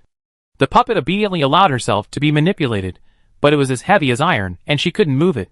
She looked up, wanting to tell the puppet she was so nervous, but as soon as she did, He Jiyue, as if sensing her gaze, quickly turned his head slightly to avoid eye contact. This revealed his ears, which were red as if they were about to bleed. Mu Ji chuckled, relax. He Jiyue's domineering CO image vanished, his voice tinged with helplessness and a hint of grievance. Didn't you say I only needed to be a tree stump? The pole and pole dancing acts as a stabilizing force. It's very important. However, she didn't push He Jiyue too hard. Mu Ji led He Jiyue through 3 rehearsals, explaining to Minmin what music to play. Then she said to director Pan Yin, all right, we can begin. A gentle melody began. Mu Ji tied her long hair into a thick braid, wore a retro red dress and high heels, a proud and bright smile on her face, and gracefully danced towards He Jiyue. To avoid holding Mu Ji back, He Jiyue mentally memorized the key movements Mu Ji had instructed him to remember, carefully counting the beats and following Mu Ji's rhythm. Whenever a crucial movement came up, Mu Ji would remind him in a voice so low only the two of them could hear. He Jiyue had no time to think about how he was behaving. These 2 minutes of tango felt like the longest 2 minutes of the day to him. At the final pose, Mu Ji leaned back, one hand around her slender waist, the other clasped in hers, their eyes locked.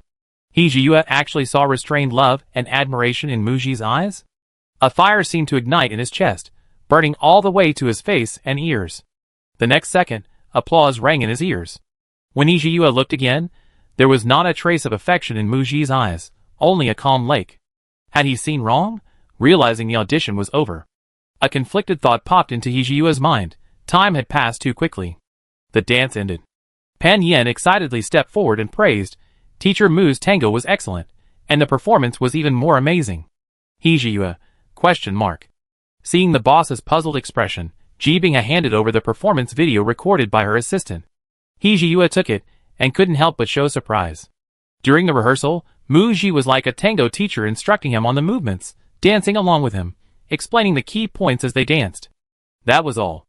But just now, it wasn't just a simple tango dance, Mu Ji had infused it with soul. A 2-minute dance. A bright and innocent young lady from a wealthy family. A charming yet innocent dance hall hostess. A woman with restrained emotions in her eyes, dancing with the man she loves. She is the female lead in the spy drama, The Edge of the Blade, dancing the tango at 3 different stages of her life. He Jiyue was too nervous. He only looked at Mu Ji during the final eye contact, and was somewhat oblivious to her performance. Now, after watching the video, he suddenly realized that the deep affection he saw in Mu Ji's eyes during the final gaze was her acting. Director Pan Yan's amazement stemmed from Mu Ji's ability to accurately grasp the soul of the character after only reading the script once, perfectly showcasing it through a tango. The purpose of an audition is to determine if an actor is suitable for the role. Pan Yan had an answer. Ms. Mu, I hope you can play the female lead in The Edge of the Blade. Thank you for your trust, Director Pan. I look forward to working with you. The decision was made on the spot. After the dinner, back at the hotel, Mu Ji expressed her doubts to her agent Ji Binghe. She hadn't expected that Director Pan Yan had such great decision-making power. Ji Binghe explained, Duameli, as one of the major film and television production companies, is striving for an IPO. To meet its KPIs, it has started several productions this year. Pan Yin is a new director that Duameli is heavily promoting. He co-directed a well-received suspense drama with another director, a drama from 2 years ago. It's said that Pan Yin was the main director, and at the time, it salvaged Duameli's reputation after several of its dramas flopped. Famous and talented directors are very rare in the television industry. Ji Binghe had discussed the collaboration on The Blade's Edge with Yin Xiaoran. She had spoken with the project's producer and learned from their conversation that the producer highly valued the director's abilities. Given that the female lead's role in The Blade's Edge was relatively small, it was quite normal to entrust the casting decision to Pan Yin. Mu Ji expressed her gratitude to her agent, Director Ji. Thank you. She knew that to have access to this resource before her own work had even been released, her agent must have put in a lot of effort behind the scenes. Since Yin Xiaoran was confirmed as the male lead, Ji Binghe recommended Mu Ji to the producer and director, keeping the opportunity within the family. Ji Binghe smiled. You should thank yourself. Your audition performance today was impeccable. She then asked Mu Ji if she had been preparing for the tango she danced that evening. Ji Binghe had noticed that Mu Ji hadn't spent much time preparing for the role on set. To flawlessly portray the 3 stages of a character's life within a 2-minute tango performance, with precise timing and fluid, natural transitions, requires meticulous pre-planning to ensure a flawless performance. Mu Ji nodded in agreement. Actually, Director Pan's main purpose in the audition wasn't to see if I could dance the tango. Actors can learn for a while before filming begins, which is sufficient for the role. Generally, after filming starts, the crew will have a professional instructor on set to provide guidance and oversee the performance. The director wants to judge whether my tango performance matches his vision of the character and whether I'm suitable for the role.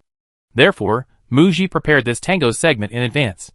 Even if the director didn't ask her to dance during the audition, but instead chose a scene from the script, Mu Ji would still request an extra dance. Since she was interested in the role, she wouldn't go unprepared.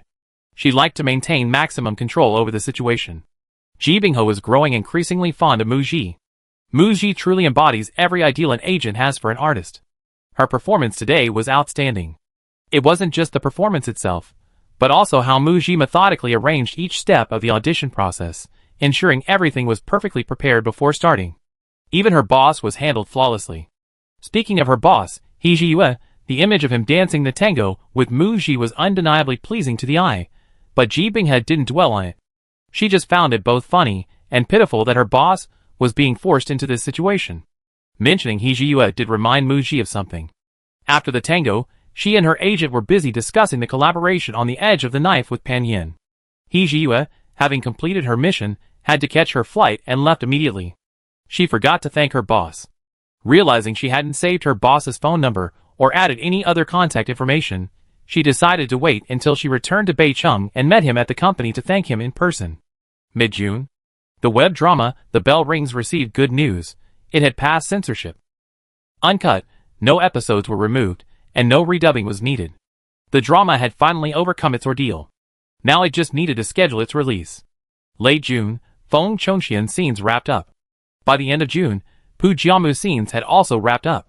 The Back to 17 crew moved to its final filming location, Qionghai. The entire crew had half a month left to film.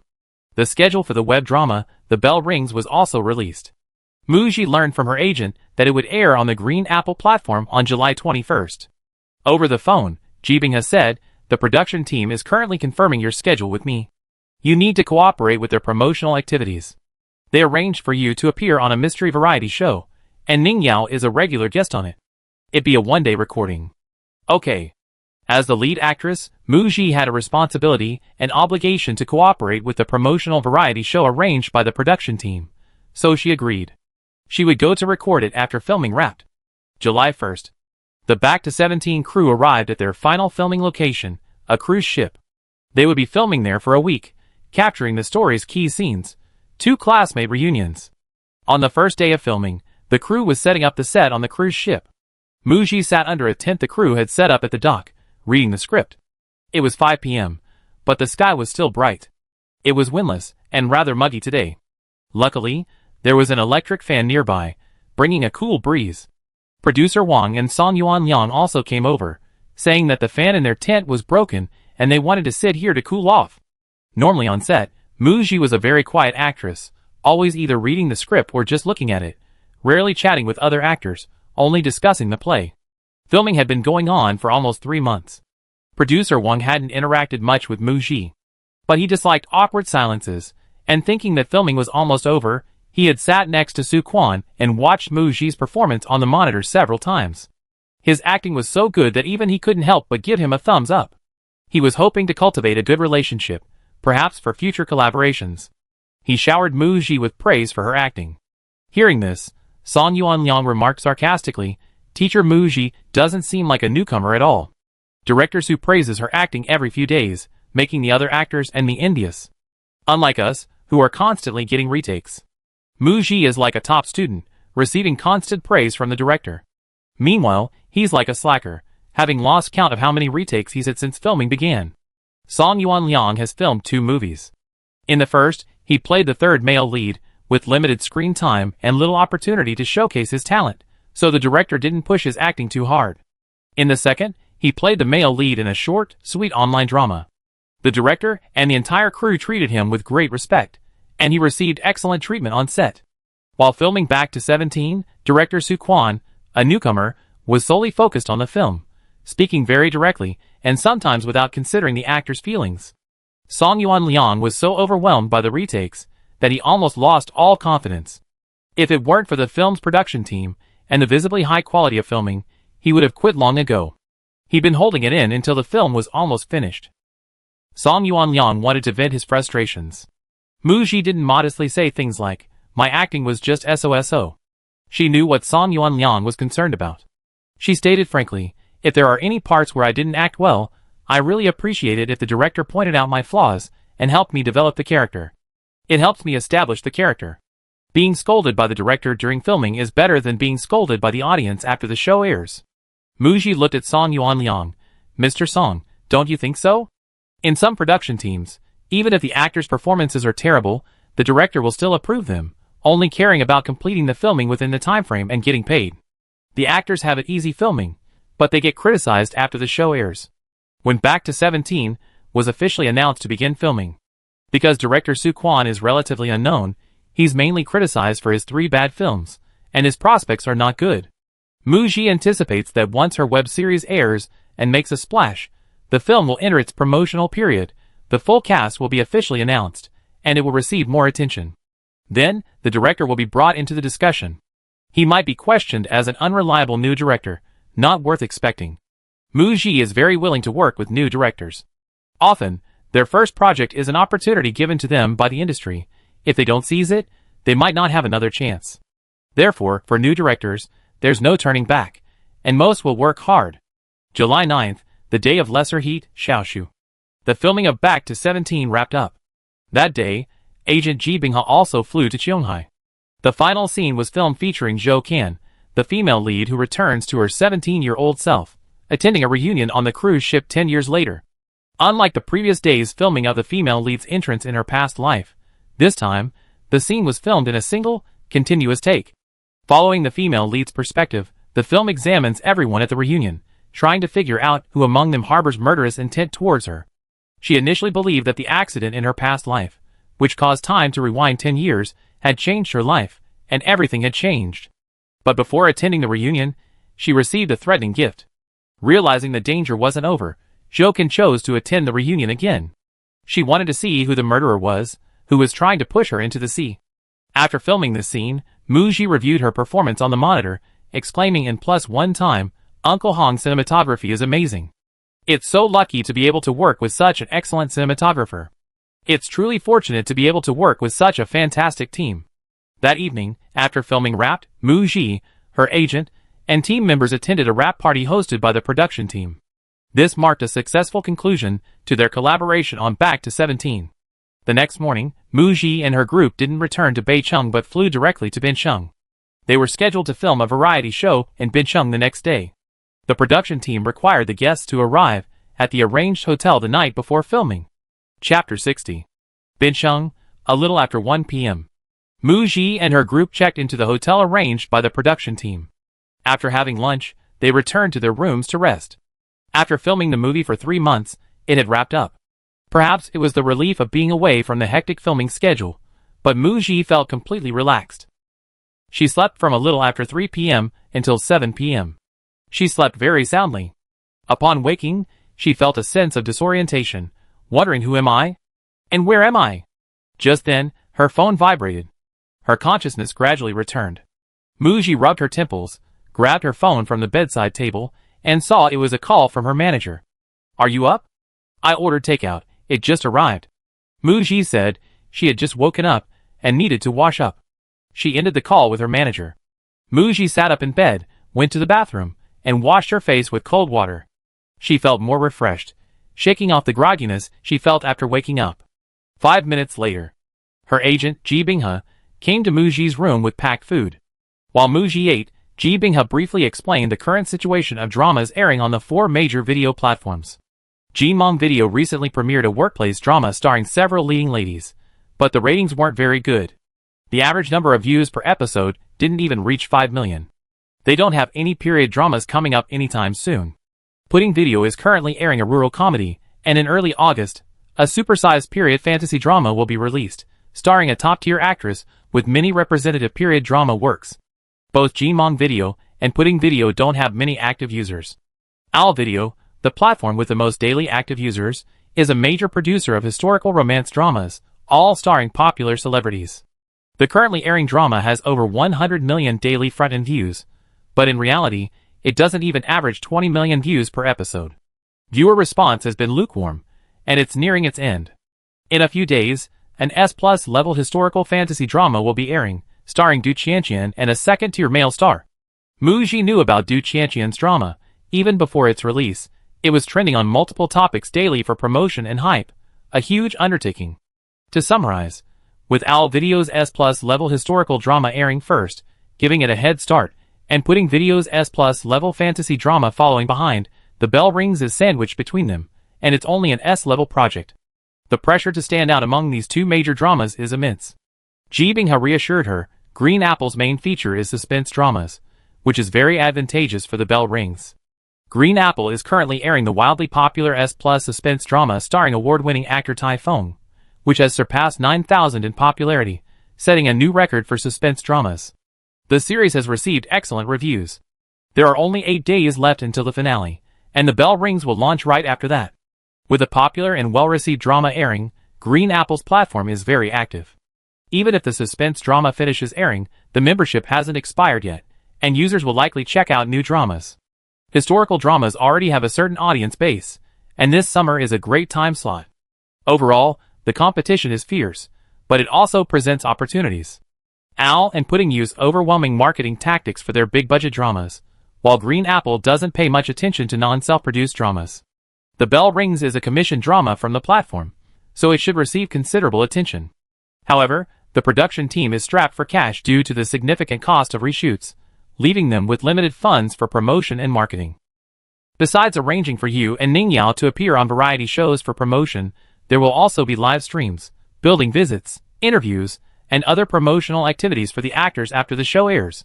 The cast of The Bell Ringer can't compare to the star-studded cast of the upcoming S+ drama starring Owl and Pudding, so they can only rely on extensive promotion and active advertising to drive viewership and generate buzz. Next, agent Ji Binghe and Mu Ji detailed the variety show to be recorded tomorrow. The Deduction Winner is a celebrity immersive script-based mystery variety show launched by the Green Apple platform. The first season averaged 80 million views per episode, which is quite good. The second season started this year, and 3 episodes have already aired. The episode you're participating in will likely air in the second week after The Bell Ringer begins. Mu Ji is only participating in 1 episode. Having read the detailed program description sent by the agent, each episode begins with a civilian being killed, and each celebrity will have a character's identity. Everyone will deduce the murderer by searching for various clues. She also knew that this show had a script. This was what Ji Binghe wanted to say. The Deduction Winner has 4 regular guests, and each episode also invites 6 celebrity guests, most of whom are currently popular artists. Speaking of this episode's celebrity guests, do you recognize some of them? Mu Ji knew that she had seen the guest list for this episode. The agent continued, the production team's script is to ensure the show's highlights, its entertainment value, and the screen time and roles for big-name artists. Don't worry, this is a variety show produced by Green Apple. The production team arranged for you to be on the show, and Ningyao is a regular guest. There will be footage of you promoting the drama at the end, and there will also be improvisational segments during the recording. Knowing that Mu Ji wasn't very interested in variety shows, and was only there to promote the drama, Ji Binghe told Mu Ji to relax and treat it as a fun activity, just completing the promotional task with Ningyao. She told her not to take the show too seriously. Mu Ji, okay, I understand. The next morning, most of the celebrity guests brought their own stylists, did their own makeup in their hotel rooms, and wore their own clothes. Mu Ji had done her research, watching the first and second episodes of The Deduction Winner Season 2, and learned that there was a game segment where participants collected clues. Considering the convenience of playing the game, Mu Ji had her stylist braid her hair into 2 braids and prepared a grass green jumpsuit, looking stylish, smart, and capable. Then a staff member knocked on the door and put on her microphone. After getting ready, it was time to go downstairs and set off. Mu Ji and her team went down to the first floor, where a car arranged by the program was already waiting at the hotel entrance. After getting in the car, they headed to the first location for the recording. Upon arriving at the recording location, many staff members were already waiting.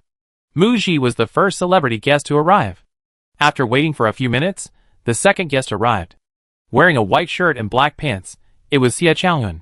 This was the first time the two had met since the final night of chasing the light girl. Xia Chaoyun walked directly towards Mu Ji. Because she was wearing a microphone and the production crew was filming, when she arrived, she only slightly smiled and said to Mu Ji, "Long time no see." "Teacher Xia, long time no see." The third guest to arrive was Guan Cheer, another mentor from Chasing the Light Girl. The fourth guest was a member of the boy band Tiger, who had a minor career resurgence after starring in a movie last year, and was currently active on various variety shows. Finally, the 4 regular guests from The Deduction Winner appeared. Ningyao naturally walked over and stood next to Mu Ji. The bell ringer was about to air. Mu Ji and Ningyao, as the female and male leads, had reached a friendly cooperation agreement between their respective teams. No real-life CP hype, but both artists would demonstrate a professional attitude and promote the drama diligently. Mu Ji's appearance on this deduction show wasn't for personal exposure, It was mainly to promote the new drama with Ning Yao. After all the guests arrived, the production director gave a brief overview of the schedule. Soon, the official recording began. This episode featured Xie Chaoyun, Guan Qier, and a member of the boy band Tiger, among others. Mu Ji was also scheduled for this episode, not a coincidence, but a deliberate arrangement given the show's talent show theme. Mu Ji was assigned a minor, almost insignificant role. She adopted a passive, laissez-faire attitude, simply following the script and the established procedures. The 10 guests were to split into 2 teams to search for clues. Ning Yao pulled Mu Ji into one team. As the lowest profile artist among the 10 guests, Mu Ji managed to get some screen time thanks to Ning Yao's help. The show moved to a second recording location. During the segment, where the 2 teams gathered clues through games, Ning Yao and Mu Ji were on the same team. Seeing that Mu Ji was too honest and received very little screen time, Ning Yao gave up his chance to answer the questions to Mu Ji. Ning Yao, the youngest of the regular guests, had recorded 9 episodes with the other 3 and had a good relationship with them. The others took good care of him. Seeing Ning Yao speak up, they chimed in. Mu Ji, the lazy one, had no choice but to stand up. The other team sent Guan Qier. The guests cheered, calling it a battle of beauties. The quiz consisted of 3 questions, best of 3. The show's director came to ask questions. The first question: what items were found in the room of the deceased Jia Xingxing? Name 3 within 5 seconds. The director had barely finished saying start. Mu Ji, cell phone, cup, hair. Second question: what was Jia Xingxing's ranking on the night of the final competition? 10th place. Guan Qier didn't have a chance to speak, and before the other guests could react, Mu Ji finished answering. She successfully earned 1 point for her team and obtained a clue about the murderer. She made her presence felt in this segment. In the afternoon, the production team moved to their 3rd location, Bincheng Botanical Garden. They searched for clues related to the victim's poisoning. This segment was arranged by the production team to have the guests identify whether some common plants are poisonous or not, to educate the audience at home. The Botanical Garden's information boards had some plant knowledge. Mu Ji noticed this as soon as she entered, because the celebrities had a scripted storyline to follow. She didn't have the freedom to casually follow behind the crowd. So she silently browsed the informational notes on the bulletin board. The program director gave each team a task: identify which plants were poisonous, locate them in the botanical garden, and photograph them. The team that completed the task fastest would receive a clue about the deceased's poisoning. Someone from the other team remembered the clue on the bulletin board, and the group quickly went to check. Meanwhile, Mu Ji's team. Mu Ji, I think I know the answer. Looking at the photos, she immediately named the 3 poisonous plants, and the 5 of them split into 2 teams to search. Mu Ji and Ning Yao went to find the poinsettia, which was further away according to the botanical garden map. When they arrived, they saw another female guest from the other team, Zhong Binger, one of the new 4 little flowers, wandering over alone and finding the poinsettia before them. So fast? Zhong Binger was holding a phone in one hand and reaching out with the other to break off a poinsettia branch. Wait, don't pick this. The photographer was about to warn them, but seeing Mu Ji and Ning Yao arrive, he remained silent. Zhong Binger turned around and explained, I'm just taking a picture. Mu Ji quickly walked over and pulled Zhong Binger's hand down. Just take a picture with your phone from a distance. Don't touch it or pick it. The entire poinsettia plant is poisonous. She checked Zhong Binger's hand. There was no trace of sap. She breathed a sigh of relief. She solemnly warned, the white sap that oozes from the stems and leaves of the poinsettia can cause allergic reactions if it gets on your skin, temporary blindness if it gets in your eyes, and poisoning if ingested, especially the stems and leaves, which can be fatal. Zhong Binger jumped 3 meters away in fright, trembling and bewildered. Huh? They said the plants we needed to photograph were non-toxic. Ning Yao took out his phone and snapped 2 photos of the poinsettia. He said to Zhong Binger, you must be mistaken, right? Or is the task different from ours? The plants we need to photograph are poisonous. Regardless of whether your task is to photograph poisonous or not, poinsettias are poisonous. Don't touch them. Zhong Binger, then why are we planting these poisonous plants? Mu Ji, if you maintain them normally and treat them as ornamental plants, there won't be any problems as long as you don't touch them. Seeing a tap nearby, she reminded Zhong Binger to wash her hands. Thank you. Zhong Binger went to wash her hands gratefully. When she returned, Mu Ji and Ning Yao were nowhere to be seen. Mu Ji's team won this part of the recording. However, the vote for the murderer segment of the deduction winner program. The team failed to identify the murderer, who escaped. The murderer was on Muji's team, the eldest of the 4 regular guests, and a mainstay of the show. It said that this was the first time this regular guest had played the murderer. Actually, halfway through filming, Muji guessed who the murderer was, noticing from micro-expressions that the person was talking about their role, leading the other guests to suspect and question them about whether they were the murderer, implying they were lying. However, to maintain the show's effect, she only voted for the murderer herself, and the production team didn't give her a chance to tell the other guests. The show ended. The 6 guest stars could promote their own work, which was one of the reasons everyone participated in the show. Xie Chaoyun was there to promote his new song. I recently released a new single called Heartbeat. He sang 2 lines a cappella. After he finished, everyone applauded and praised it, saying it's great. Xie Chaoyun glanced at Mu Ji's location out of the corner of his eye. Finally, Mu Ji and Ning Yao promoted Ringing Bell Record. July 21st, Thursday at 8 p.m. on the Green Apple platform. I hope everyone will support us. Thank you everyone. The recording lasted from 9 a.m. to 8 p.m. Finally, it was time to wrap up. They traveled to several locations to record in one day, similar to filming a movie, but Mu Ji personally felt it was a bit more tiring. As Mu Ji was leaving, Xie Chaoyun called her back. Teacher Mu, can we chat? It only take a few minutes of your time. Throughout the recording, Mu Ji had been lagging behind the group, and Xie Chaoyun had also been intentionally or unintentionally walking behind. No words were spoken. Mu Ji caught a couple of glances, some intentional and some unintentional. Mu Ji thought for a moment, then nodded, okay. She greeted her manager and walked with Xie Chaoyun to a row of benches by a street lamp. Neither of them sat down, standing at opposite ends of the bench. How have you been lately? This question sounded like a greeting between close friends. But in the entertainment industry, anyone with a keen eye could easily find out an artist's current situation by searching their schedule. It was another awkward opening line. Mu Ji's tone was indifferent, pretty good. Xie Chaoyun was silent for a moment before speaking again. Sorry, this might be a bit abrupt, but I'd like to know why you chose to participate in the Chasing the Light Girl talent show? Chapter 61. Mu Ji, it's the company's arrangement. Xie Chaoyun, but when you participated in the audition, you said you liked singing and dancing, wanted to debut in a group, and wanted to be an idol.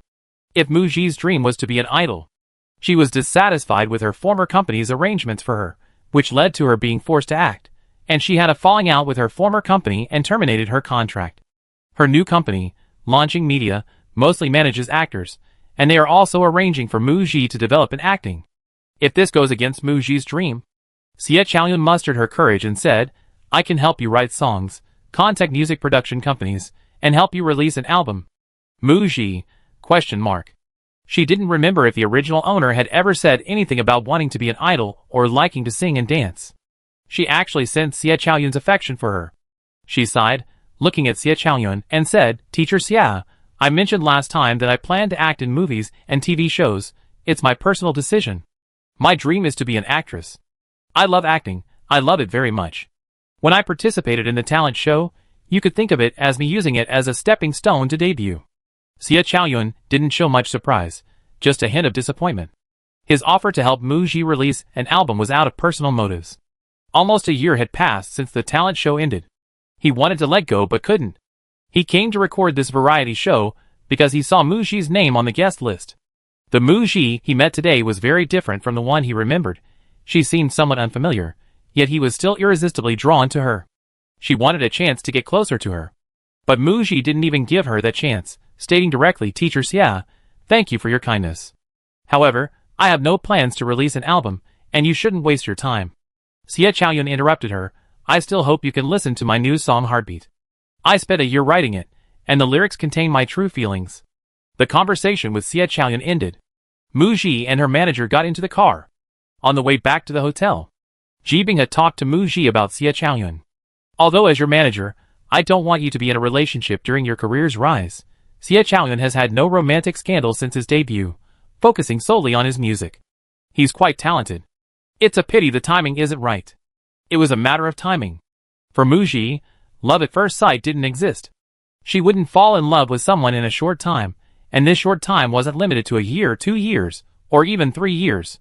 It wasn't just a matter of time either. Xie Chaoyun only liked the surface of her, the shining side of her on stage. His understanding of her was merely the tip of the iceberg. Talking about liking her now only felt like a burden to Mu Ji. She had never been patient with men, always cutting things off quickly. The variety show recording ended very late. Mu Ji and her group stayed in Bincheng for an extra night. They took an early flight the next morning back to Beicheng. July 16th.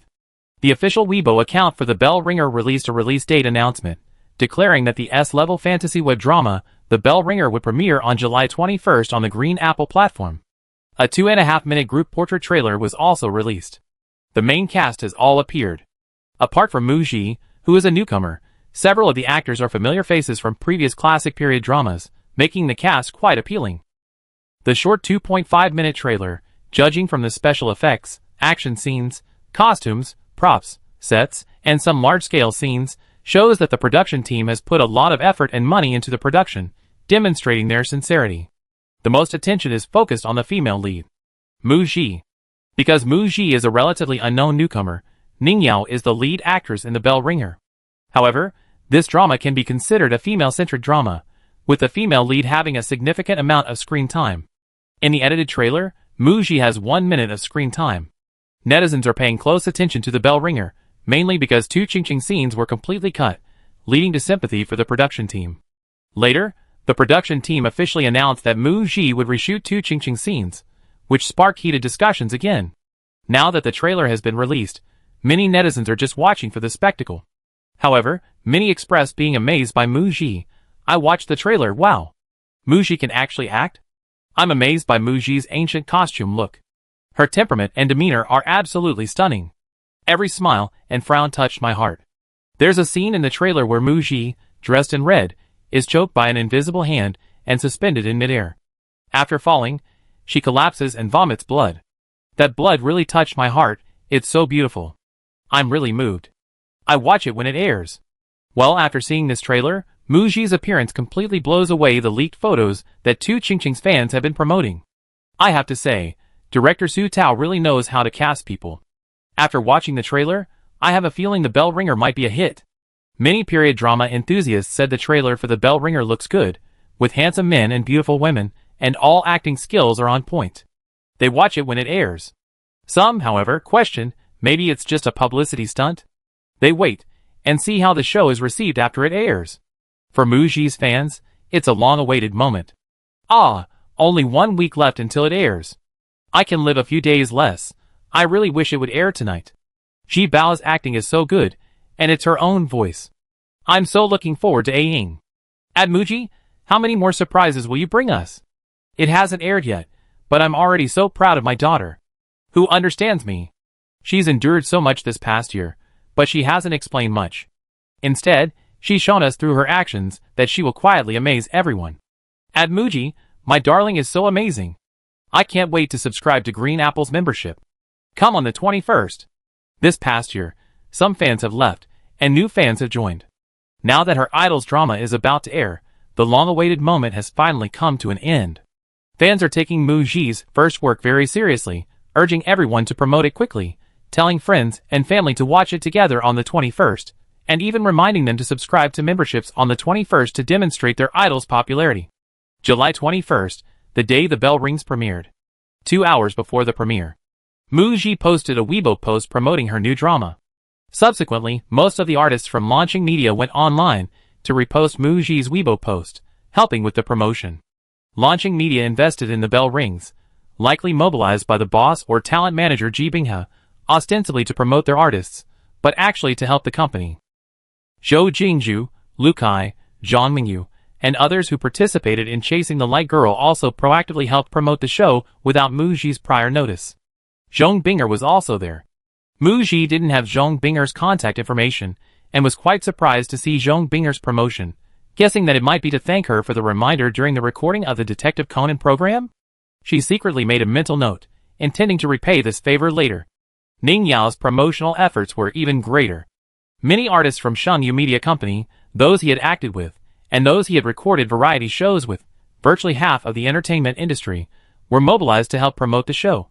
She figured she'd have to repay him later. It also showed how much importance Ning Yao placed on this drama. After all, it had taken half a year, including reshoots. That evening at 7 p.m., Minmin arrived at Mu Ji's place, her hands full of bags, looking for her to watch the show together. Muji watched as Minmin pulled a laptop and an iPad from her laptop bag. Looking puzzled, she asked, "I have a laptop here, and I can also cast it to the TV to watch. Why did you bring so much equipment?" "It's the first day of airing, so popularity and viewership are very important. I brought all my home equipment. Turn them all on, please support me."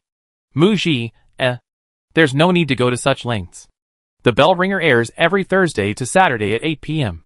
VIP members get 6 episodes on the first day, and 2 episodes every day. There are 40 episodes in total, airing on the 21st, which means the finale will be on the 27th of next month. Minmin, it finished airing in less than a month and a half. Muji, the 3-day, per day break broadcasting method for web dramas takes longer than satellite TV broadcasts. If it were a satellite drama, a 40-episode series would air 2 episodes a day, finishing in 20 days. 7:30 a.m. Minmin put down her snacks, refreshed her iPad, and excitedly shouted, "Sister Gigi, it's updated." She turned on her laptop, iPad, and phone simultaneously. Muji and Minmin sat at opposite ends of the sofa. She also opened the Green Apple PC website on her laptop, logged in, and recharged her membership. Today's premiere, Green Apple gave Ringing Record a homepage splash screen ad. It was the first one. Clicking it led directly to the playback page. It went live half an hour early, but fans and casual viewers seemed well versed in the usual pattern of early updates. Muji clicked on the first episode and saw a barrage of comments from fans. First, "Muji is here. Congratulations on the premiere of Ji Bao's new drama. Go, The Bell Ringer. Brother Ning's new drama. I'm here. Ding, Brother Ning's new drama check-in," etc. She also saw a few comments scrolling by. "Tai Feng's drama has ended. I'm suffering from a drama drought. Come check out this period drama." Attracted by the trailer. When Muji was filming The Bell Ringer, because it involved reshooting all the scenes related to Aing, she didn't see the scenes of the other actors on set. Therefore, she was watching the drama from a viewer's perspective. Muji watched the entire drama very quietly. Minmin, on the other hand, was an easily excited viewer with a strong desire to share. "Sister Gigi, you appeared. You're so beautiful. Teacher Ningyao has also appeared, and he's still as handsome in his period costume as ever. Holy crap. When that faceless woman turned her head, I almost peed my pants." Watching episode 3. Minmin's honest review. "Sister Gigi, I'm a huge fan of period dramas, and I can confidently say that The Bell Rings is amazing. The plot is fast-paced, one episode after another, it's so addictive. Also, the chemistry between Aing and Ning Yushan is incredible, their strong and independent personalities are so appealing, especially Aing. Beautiful, smart, cool, and incredibly strong in martial arts, I love her so much." Minmin was almost moved to tears. She really hoped Muji would become a hit. The Bell Ringer's tale is told from the female lead's perspective, following her as she explores who she is, why she lost her memory, why she collects the bell fragments, and what entanglement she has with the male lead in their past lives. Interwoven with this search for answers are several crime-solving stories, gradually deepening the romance between the male and female leads. As the mysteries are unraveled, the love entanglement between the female and male leads across lifetimes, and the mastermind behind it all, are revealed. The first 6 episodes aired on the first day covered the solving of the first case involving the faceless woman, with the female lead, Aing, collecting the first bell fragment. In the second half of episode 6, the second case quietly unfolds. The male lead arrives at the crime scene and discovers a small string of bells that the female lead accidentally left behind, suspecting a connection to her. The episode ends abruptly here. The comments section was filled with, "That's it? Can you add more episodes?" Many viewers expressed their eagerness to know what happens next. Each episode averages 40 minutes, and with 6 episodes totaling 240 minutes, it would take at least 4 hours to watch. As the lead actors, Muji and Ningyao registered and verified accounts on the Green Apple platform to promote the drama, and they were sending comments while watching tonight. After watching all 6 episodes, Muji checked the time, and it was already 11:40 p.m. She checked the trending topics on Weibo, and saw several related searches. The Ringing Record premiered, number 15. Muji's acting skills, number 22. Ning Yao's new drama's action scenes, number 39. And on the entertainment list, Muji is so beautiful, number 1. Ning Yao and Muji's chemistry, number 3. Muji clicked on the trending topic of The Bell Ringer's record premiere. While watching the show, she had noticed the comments from viewers, mostly discussing the plot, indicating that everyone was drawn in by the storyline. Under this topic, the top posts were from several marketing accounts. Looking at the top comments and real-time Weibo posts, the main points of discussion were, Muji's ancient costume look is so beautiful. And Idol's acting skills actually surpass many popular actresses in period dramas, I'm amazed. The Bell Ringer's record is great. I binged 6 episodes in one go, it was so satisfying. Let me introduce my new CP, Aang x Ning Yushan, both strong and powerful, super addictive. The Bell Ringer's record has a tight plot, everyone's acting is excellent, both the protagonists and antagonists are very intelligent, the first story about the faceless woman is quite daring, and it's very well done. I would call it the most worthwhile period drama to watch this year. Highly recommended. Seeing these positive reviews from netizens, Muji felt very happy. Nothing is more important than audience word of mouth. On July 22nd, the data for the first day of the Bell Ringer premiere was released. Chapter 62. Muji received a series of screenshots from Minmin, and her head was spinning. The TV series ranked 3rd in overall online popularity. The TV series popularity index ranked 7th. The web series playback index ranked 5th. The series dehydrated playback volume ranking ranked 9th. The series characters new media index, Aang was on the list, ranked 7th. There was also a popularity index of 6,800 on the Green Apple platform, ranking 3rd on the TV series rising chart, 6th on the historical drama chart, 4th on the trending chart, 14th on the must-watch chart, 11th on the romance chart, etc. There were so many charts. It was dazzling. It wasn't as simple as watching movies. You could just look at the box office and audience reviews on ticketing platforms. The Bell Ringer was Muji's first work to air, and Muji wasn't familiar with these charts, nor were most of her fans. The fans in the super topic only cared about reposting the highest ranking ones for promotion. Minmin, a seasoned gossip enthusiast, explained to Muji, the ringing record premiered last night at 8 p.m. and only aired for 4 hours, so its ranking on the charts isn't very high, which is normal. However, judging from the rankings above, its premiere performance was quite good. These charts are for reference only, as they are not data from official authoritative statistical agencies. Behind them are different entertainment companies operating and collecting data for calculation. There have been instances where dramas were missed from the statistics, leading to accusations of manual statistics, which can be modified. The data on different charts conflict and don't match, and all have been questioned for inflating the charts. Muji messaged Minmin. Muji, what about the platform's data? It should be accurate, right? Minmin, not necessarily. There are also cases where dramas have had their popularity ratings inflated. Quick-witted and eager to learn could be a result of the platform's strong support, or it could be a manipulation by the production team to improve the front-end data. Green Apple doesn't display view counts, only popularity. Popularity is related to view counts, the number of bullet comments, likes, etc. Therefore, some dramas have been caught on screenshots for buying fake comments. For example, on platforms like OWL, some dramas have over 100 million views on the front end in a day, but the actual average view count on the de-specified charts is less than 20 million per episode, which seems fake. However, while Yaoling Lu is a self-produced drama by Green Apple, they only produce a few period dramas a year. It's impossible for a single period drama to suddenly gain such high popularity. With other period dramas on different platforms being compared on various charts, fans of other shows will also be watching closely. The initial popularity of 6,800 seems quite realistic. Muji understands. In short, while the credibility of the data displayed on the platform and various rankings is questionable, a well-performing drama will undoubtedly rank highly in these data and rankings.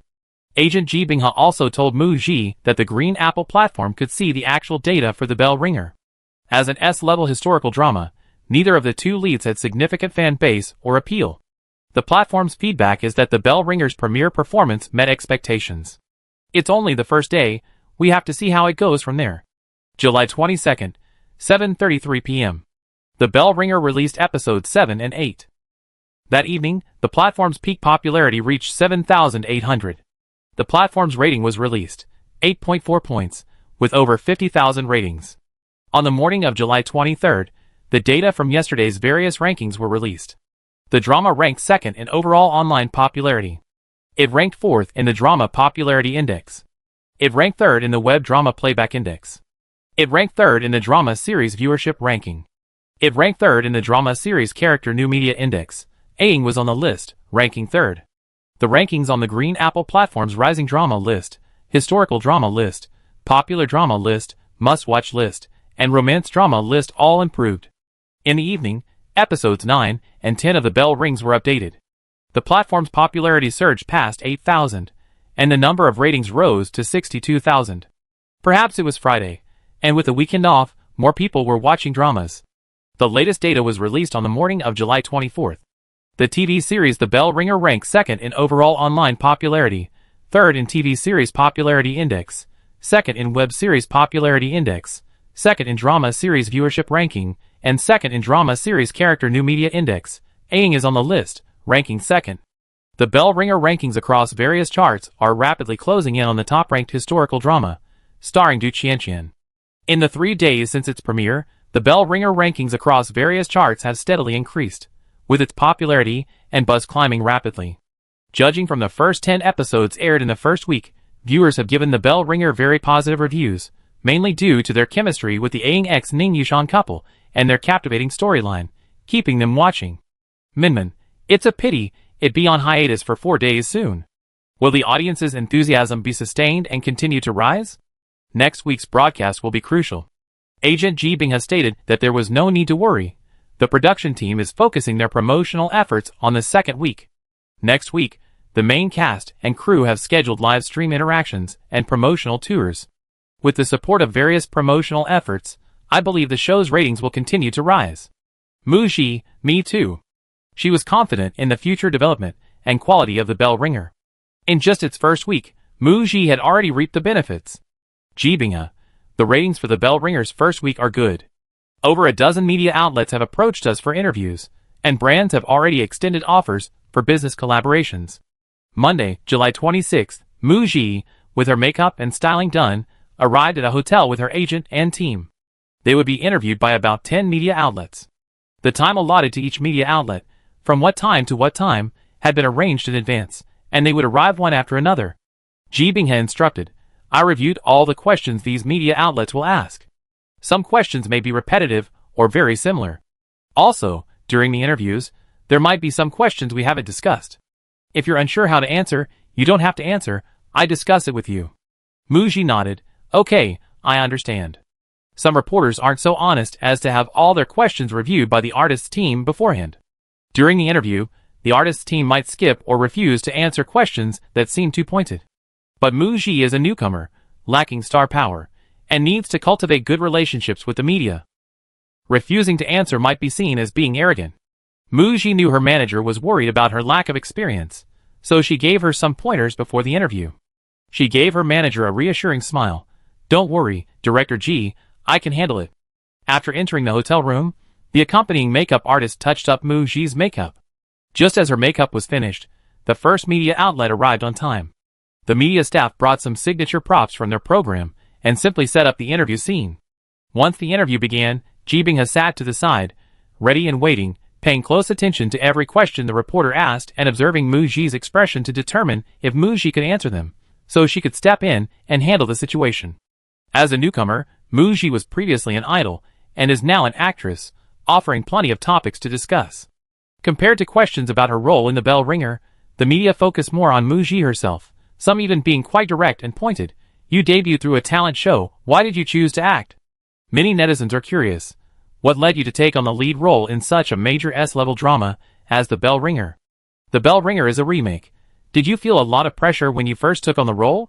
How do you feel about people comparing you to the previous actress? The Bell Ringer is your second collaboration with Ning Yao. How is it working together? Everyone highly praises your acting in The Bell Ringer. Feeling that for a newcomer to have such a level of performance is a stroke of genius. What do you think? During the filming of The Bell Ringer, are there any interesting things you can share with us? Mu Ji answered every single question from the reporters. And she answered very quickly, without needing to think for long. At first, Ji Bing anxiously watched the interviews from the first, second, and third media outlets, but later she looked at her phone to handle some work-related matters. The interview with the last media outlet concluded. It was half an hour earlier than expected. Mu Ji's interview efficiency was extremely high. She didn't skip a single question, answering each one with great cooperation and sincerity, leaving the media with a good impression of this newcomer. One of the reporters, who had known Ji Bing since she was a junior assistant, said to Ji Binghe as she left, "Sister Ji, congratulations." The implication was clear. Ji Binghe had witnessed Mu Ji's performance in the interview and was equally pleasantly surprised. Mu Ji wasn't a smooth-talking entertainer, but as an actress and artist, she excelled in all her duties, demonstrating professionalism and dedication. Whether it was her professional skills, looks, figure, temperament, demeanor, personality, or eloquence, she possessed all the excellent qualities of a top-tier artist. Becoming famous was only a matter of time. No, it's already starting to gain popularity. Today's interview will be released gradually in a few days. Mu Ji, okay. 2 days later, the variety show Detective Winner that Mu Ji participated in recording last week was released. Mu Ji watched this episode when she had some free time. She noticed that the part where Zhong Binghe reached out to pick up poinsettia wasn't included in the final cut. It's probably because Zhong Binghe's team was concerned about the impact on the artist's image. Mu Ji scored points in the game segment, quickly identified whether a set of plant photos provided by the production team were poisonous, and correctly voted for the murderer in the final voting segment. Despite limited screen time, her performance was outstanding. She gained a lot of favor from fans and viewers, with many commenting in the live chat, "Mu Ji is amazing. She voted for the right murderer." Mu Ji's performance was fantastic. The production team should invite more intelligent people like Mu Ji. I hope Mu Ji can come back to record Detective Winner next season. The show's ending. Mu Ji and Ning Yao promoted The Bell Ringer, and the other 3 regular guests enthusiastically helped promote it. We hope everyone will support Xiao Yao and Mu Ji's new drama. Many viewers responded in the live chat, "Okay, I watch it." Hopefully, it had some promotional effect. July 28th, finally Thursday. The production team arranged a live stream with the main cast, from 6 p.m. to 7:30 p.m. The live stream lasted an hour and a half. The platform hired a host to guide the flow and control the flow, and the other 5 people were the main actors of The Bell Ringer, Mu Ji and Ning Yao, along with 3 other actors who played the main leads. This was Mu Ji's first time promoting her new drama via live stream. She had some doubts. Would it be effective? During the live stream, she had a phone in front of her to check viewers' comments, most of which seemed to be from fans. The invited host seemed unprepared for ringing records, asking superficial questions. Viewers in the comments section were impatient, calling the host boring, unprofessional, unable to ask questions, and too awkward. Ning Yao stepped in to help control the flow, throwing out a few interesting jokes to liven up the atmosphere. At 7:30, the host suggested playing another game after just finishing one. Meanwhile, the drama had already aired its latest episode. Many fans were commenting in the comments section, "Stop playing games, I need to watch the drama, going to watch the drama, goodbye Ji Bao/Ningguo, hurry up and end this, I want to watch the drama, but I also want to watch the live stream, what should I do?" Mu Ji reminded them, "I see everyone in the comments saying they want to watch the drama." A staff member next to the host also reminded them, and the host then stopped playing the game, saying the live stream was almost over and asking the actors to say a final promotional word for the drama. Mu Ji thought, the promotional effect of today's live stream is probably minimal. Ringing bell record on the 4 days, outside of update days, the viewership has remained stable, although the data on various charts has dropped by 1 to 3 places. In tonight's episodes 11 and 12, the male and female leads had a sweet moment, and viewers in the comments section exclaimed, "We're shipping them." On Weibo, the top trending topics were also related to the male and female leads. Ying and Ning Yushan have a sweet moment.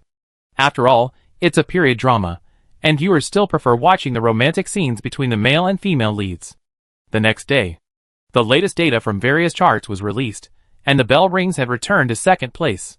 However, it was still overshadowed by Du Qianqian's period drama. That afternoon, as scheduled by the production team, Mu Ji and Ning Yao arrived at the Hailang platform office building for promotion. Compared to the casual clothes they wore during the live stream the previous night, the two were practically dressed up, wearing their respective characters' costumes from the drama, appearing in period attire. They were the only ones to come to the building promotion wearing period costumes. Mu Ji and Ning Yao were truly going all out for the drama's promotion. The period costume styling, which began in the morning, took several hours to complete, ensuring a 100% accurate recreation of the characters' appearances from head to toe, delivering the best visual effect. This was unlike typical variety shows that recreate famous scenes from classic period dramas, bringing in the original cast in similar costumes, often using cheap wigs and makeup to save time, resulting in a mediocre outcome. When Mu Ji and Ning Yao appeared, they exuded an ethereal beauty, as if the characters had stepped right out of the drama. This drew gasps of amazement from the staff at the Highline platform, their eyes filled with surprise and wonder, exclaiming, "Absolutely stunning!" while snapping photos incessantly. The topic of Ningyao and Muji visiting the building in period costumes quickly rose to the top of the trending searches. Muji and Ningyao have recently given several interviews to various media outlets, all individual interviews. Today's building visit inevitably included interviews. This time, the questions were specifically for the two of them. The editor of the Ocean platform was very bold and asked some sharp questions. "Shiji, you collaborated with Yao Ji 3 times. The first time was when you participated in a talent show and Yao Ji was a guest, so you worked together on stage. The second time was when you filmed The Bell Ringer. The third time was when you recorded the variety show The Deduction Winner. Some netizens say that you're a newcomer, and that your current popularity is due to working with Yao Ji and being carried by him, that you're riding on his coattails. What do you think?" Muji wasn't angry, a polite smile remained on her lips. She turned to Ningyao and jokingly said, "Thank you, Teacher Ning, for carrying me." Then, looking at the reporter, she responded gracefully, "I think some netizens would think that. Thinking about it is normal. Before my work aired, people's impression of me might have been based on my talent show days, or even those who hadn't watched Chasing the Light Girl wouldn't know me. I'm very grateful to the Bell Ringer for introducing me to so many people, and I'm also very happy and honored to have worked with Teacher Ning. He's very dedicated and takes great care of the actors he works with." Then Ningyao was asked, "Brother Yao, can you describe your impression of working with Gigi for the third time? Describe it in 2 words. Ningyao thought for a moment and replied, "Super excellent, career-driven." This was his most direct impression. Muji's excellence goes beyond her outstanding acting skills. Take, for example, the mystery variety show they recorded together last time. She's practically a variety show personality, having participated in quite a few shows. Some celebrities go on variety shows for ineffective exposure, or even to generate negative publicity. Muji, despite limited screen time in a star-studded show, still managed to garner positive attention and make her presence felt. She's truly excellent, with strong abilities in all aspects. The third question, the troublemaker, is here. After the broadcast of The Bell Ringer, many netizens, including many of my colleagues, really liked Ning Yushan and Ying. Some netizens are even obsessed with this couple, and have high expectations for the real-life pairing. What do you think? Chapter 63. It's perfectly normal for viewers to get so engrossed in the drama that their affection for the on-screen couple extends to their feelings for the actors themselves, leading to fantasies about real-life pairings. The drama is currently airing, and it's unwise to dampen the enthusiasm of the CP fans. Muji replied without hesitation, "I think shipping is everyone's freedom. As an actor, seeing everyone's love for the Bell Rings record and for the various characters makes me very happy. It's a recognition of our performances." A very official and high EQ answer. However, the reporter wasn't about to let it go easily and dug a second pit. "So what's your relationship like off-screen? For example, Shiji just mentioned that during filming, Yao Gu took good care of you. Is it the same off-screen, like an older brother?" This was a bit of a veiled attempt to steer the conversation towards a romantic relationship. For actors, they generally don't keep in touch much after filming wraps. Because of recent drama promotions, Muji and Ningyao had crossed paths again. Handling interviews with reporters is truly a skill. You can't pander to CP fans, otherwise you might offend the other party's solo fans first. If the two fan groups start fighting, it's not something the artists want to see. Muji thought for a moment, and sincerely replied, "He's like a younger brother. After several collaborations, I feel that Teacher Ning has a boyish side in private. His mental age is younger than mine, he's very energetic and driven, and has a lot of drive for his work." Hearing the word younger brother, a barely perceptible hint of disappointment flashed across Ningyao's face, but when Muji praised him, his face lit up with a smile, tinged with a touch of helplessness. He was older than Muji, and although he didn't want to admit it, he genuinely felt like a younger brother in her presence. He didn't answer before Muji, secretly hoping to see her response. The result was as he expected. During the filming of The Bell Ringer, he didn't develop feelings for Tu Qingqing, but he did for Muji. When filming wrapped, he considered that he might have fallen for her on set, but several months later, he still quite liked Muji. He also knew that Muji's focus was entirely on her work. Ningyao spread his hands, smiling at the camera, and said, "As everyone has seen, Teacher Xiaoji herself is quite similar to Ying in the drama, cool and sassy, very opinionated and sincere. In our private interactions, She really treats me like a younger brother. She's more mature than me in handling certain things. Returning to the topic of promotion, he added, thank you all for liking us because of the characters. We hope you continue to support the ringing record. The later episodes will get even more exciting. I guarantee you won't regret investing. The use of younger brother in his answer, compared to friend and not much contact in private, suggests a closer relationship and can be interpreted as indicating that there's no romantic ambiguity in their off-screen relationship. After the door-to-door promotion ended, Muji was surfing the internet when she saw that the CP fans' interpretation of younger brother was so sweet. He's clearly older than her, but he's like a younger brother to her. I silently imagined a little wolf pretending to be a little puppy, wagging his tail and calling her older sister to get close to her. Yao Ji, you're really something. And Gigi's answer, he's a younger brother, was very doting. Ah, my CP is real, it's so sweet, Muji, this is really outrageous. Minmin, unfazed, some CP fans are practically a sugar factory. In their eyes, even a meteorite falling from the sky is evidence of their CP's love. They can interpret everything as a sweet moment. My CP is avoiding suspicion, they must be real. My CP isn't avoiding suspicion, they must be real. Actually, if Minmin weren't a staff member working for Muji and knew there was no romance between Muji and Ningyao, she would have wanted to ship them after watching the drama. Today's promotional tour, Muji and Ningyao first trended on Weibo for their ancient costume looks, captivating many casual viewers. Then, Muji trended again for saying Ningyao is her younger brother. Clicking through leads to an interview video of the two together. They handled every question with ease. Their relaxed and natural interaction, coupled with their generous and engaging approach, won them many fans. Furthermore, their collaboration 3 times is indeed a rare opportunity, further fueling the growing number of netizens shipping this couple. That evening, the popularity of Yao Ling Lu on the platform reached a new high, surpassing 9,000 from the 8,500 popularity on the previous day's update. The next day, Yao Ling Lu ranked highly on various charts. First in overall online drama popularity, second in drama popularity index, first in web drama playback index, first in drama series viewership, excluding watered-down viewership, and first in drama series character new media index. Aang was on the list, ranking first. On the Green Apple platform, it achieved a popularity index of 9,099, ranking first on the drama series surge chart, second on the historical drama chart, first on the trending chart, 8th on the must-watch chart, and third on the romance chart, among others. For the first time, it surpassed Du Qianqian's drama.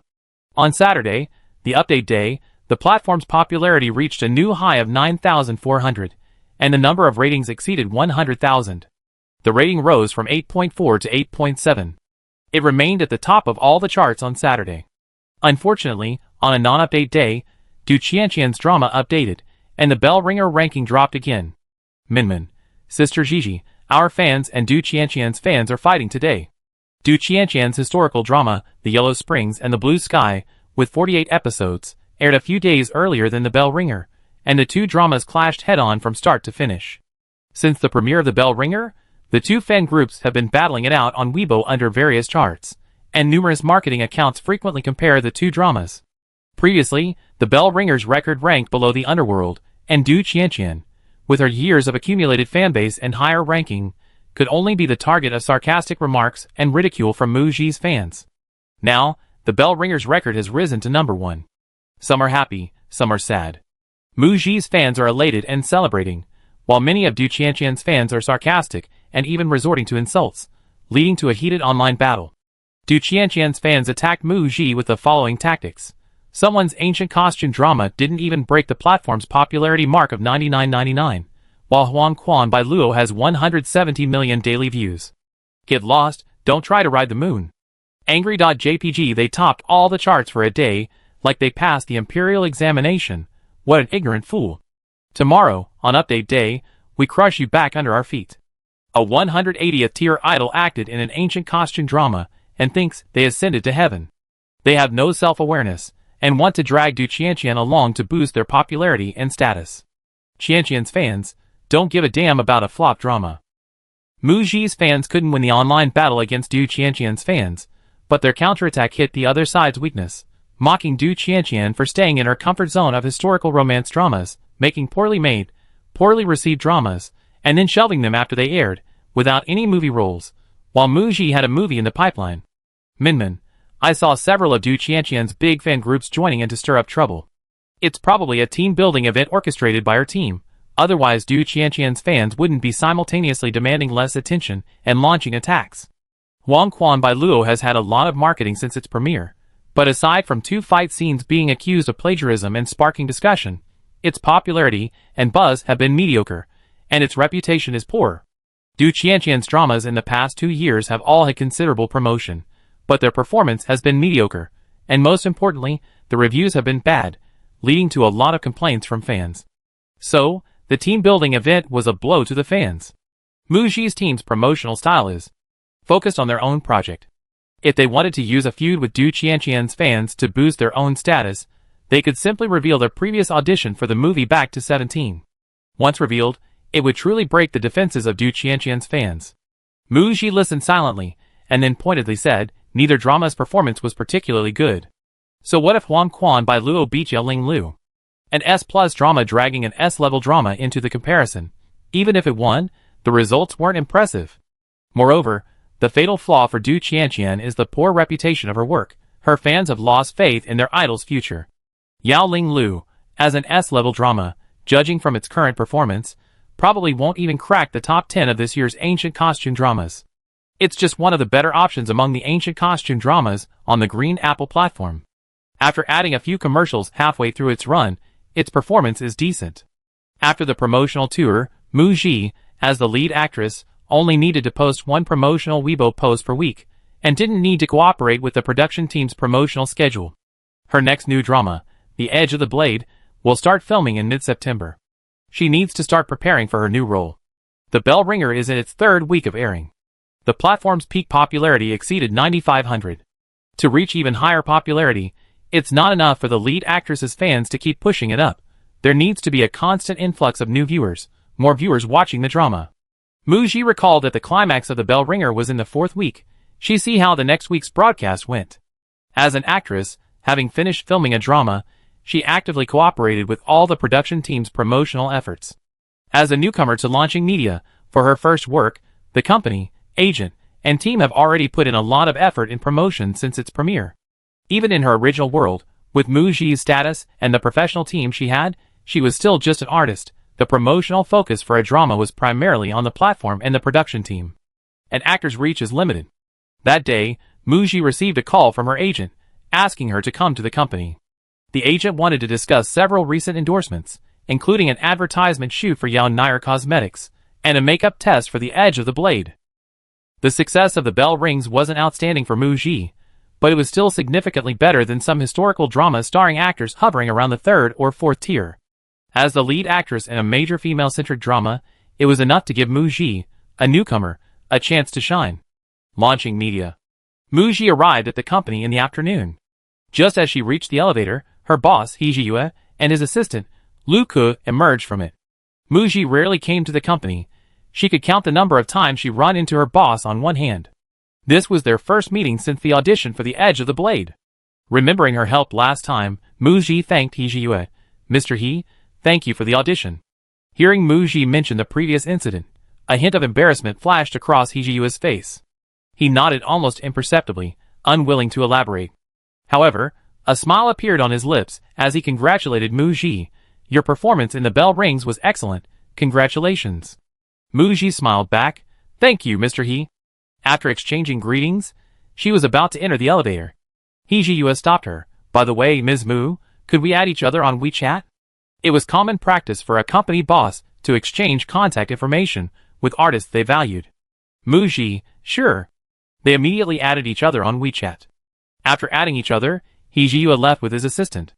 Mu Xi took the elevator up to the director's office. Ji Binghe wasn't there. Director Ji went to the restroom. She'd be back soon. The assistant led Mu Xi to the sofa in the office.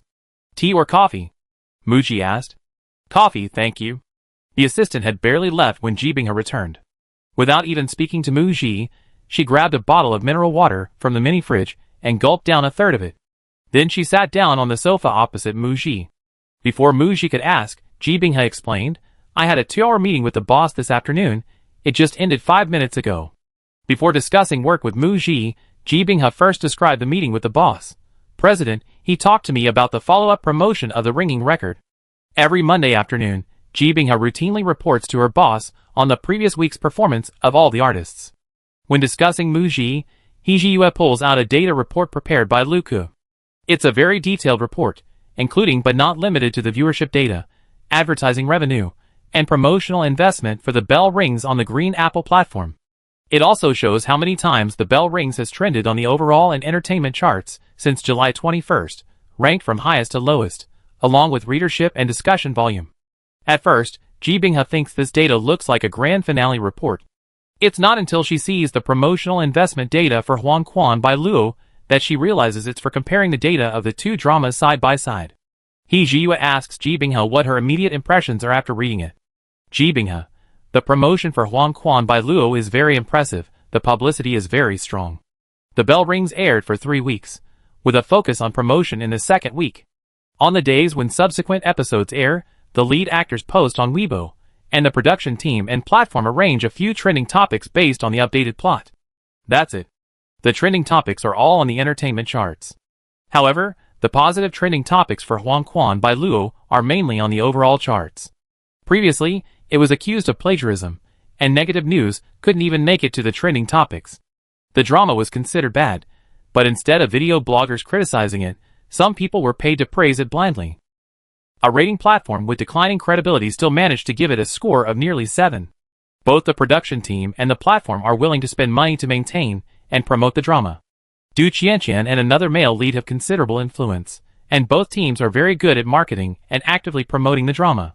Therefore, Huang Quan by Luo surpassed Yaoling Lu in popularity, leading in various rankings.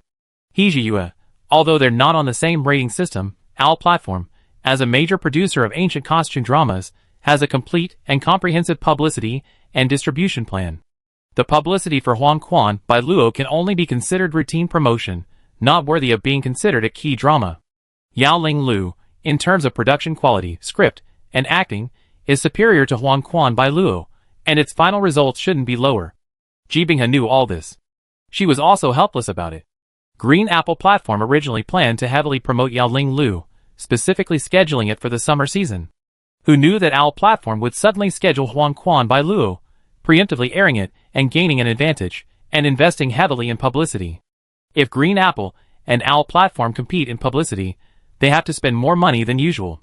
The platform felt it wasn't cost-effective, as they had other dramas airing later, and couldn't afford to spend all their money on this one historical drama.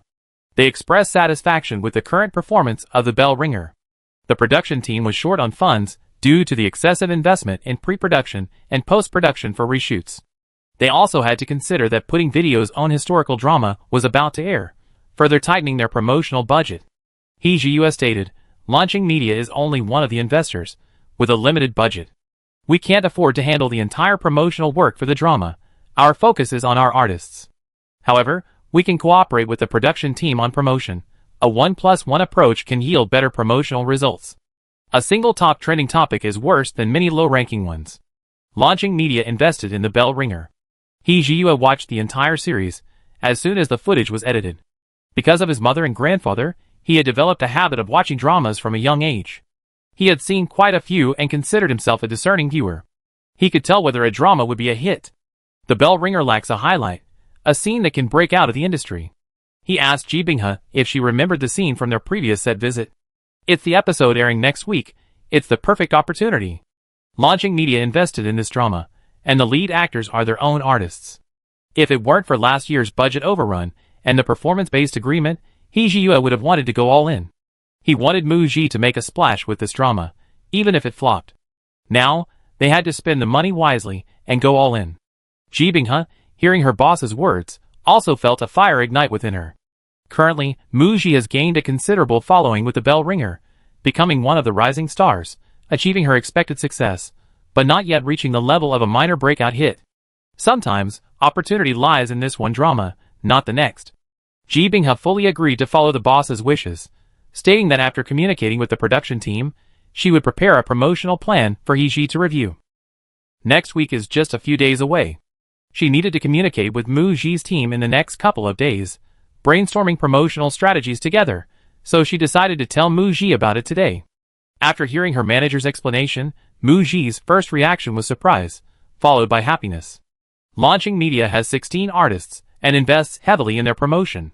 Especially rare is a company that values a newcomer's first drama so much, willing to spend so much money. The underlying confidence and cultivation moved Mu Ji somewhat.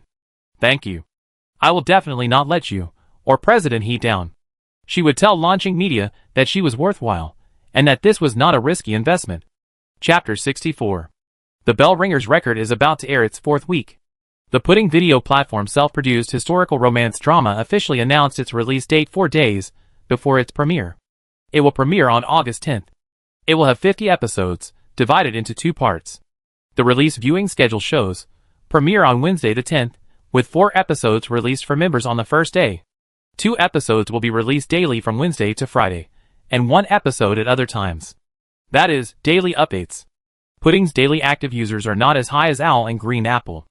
Given that the 2 major platforms' historical dramas have already premiered, the update method of this historical drama on Pudding's platform seems ominous.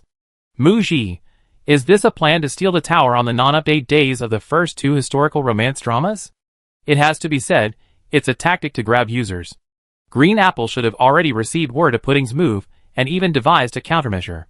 Adding more episodes. Mu Ji suddenly realized, no wonder the agent mentioned the follow-up promotion of the Bell Ringer, saying next week would be a great opportunity for promotion. Logically, the high-energy plot shouldn't air until the week after next. The day after the Pudding platform officially announced the new drama.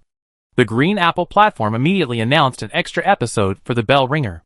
The original update dates for the 4th week of the Bell Ringer were the 11th, 12th, and 13th, but now an extra episode on the 14th has been added.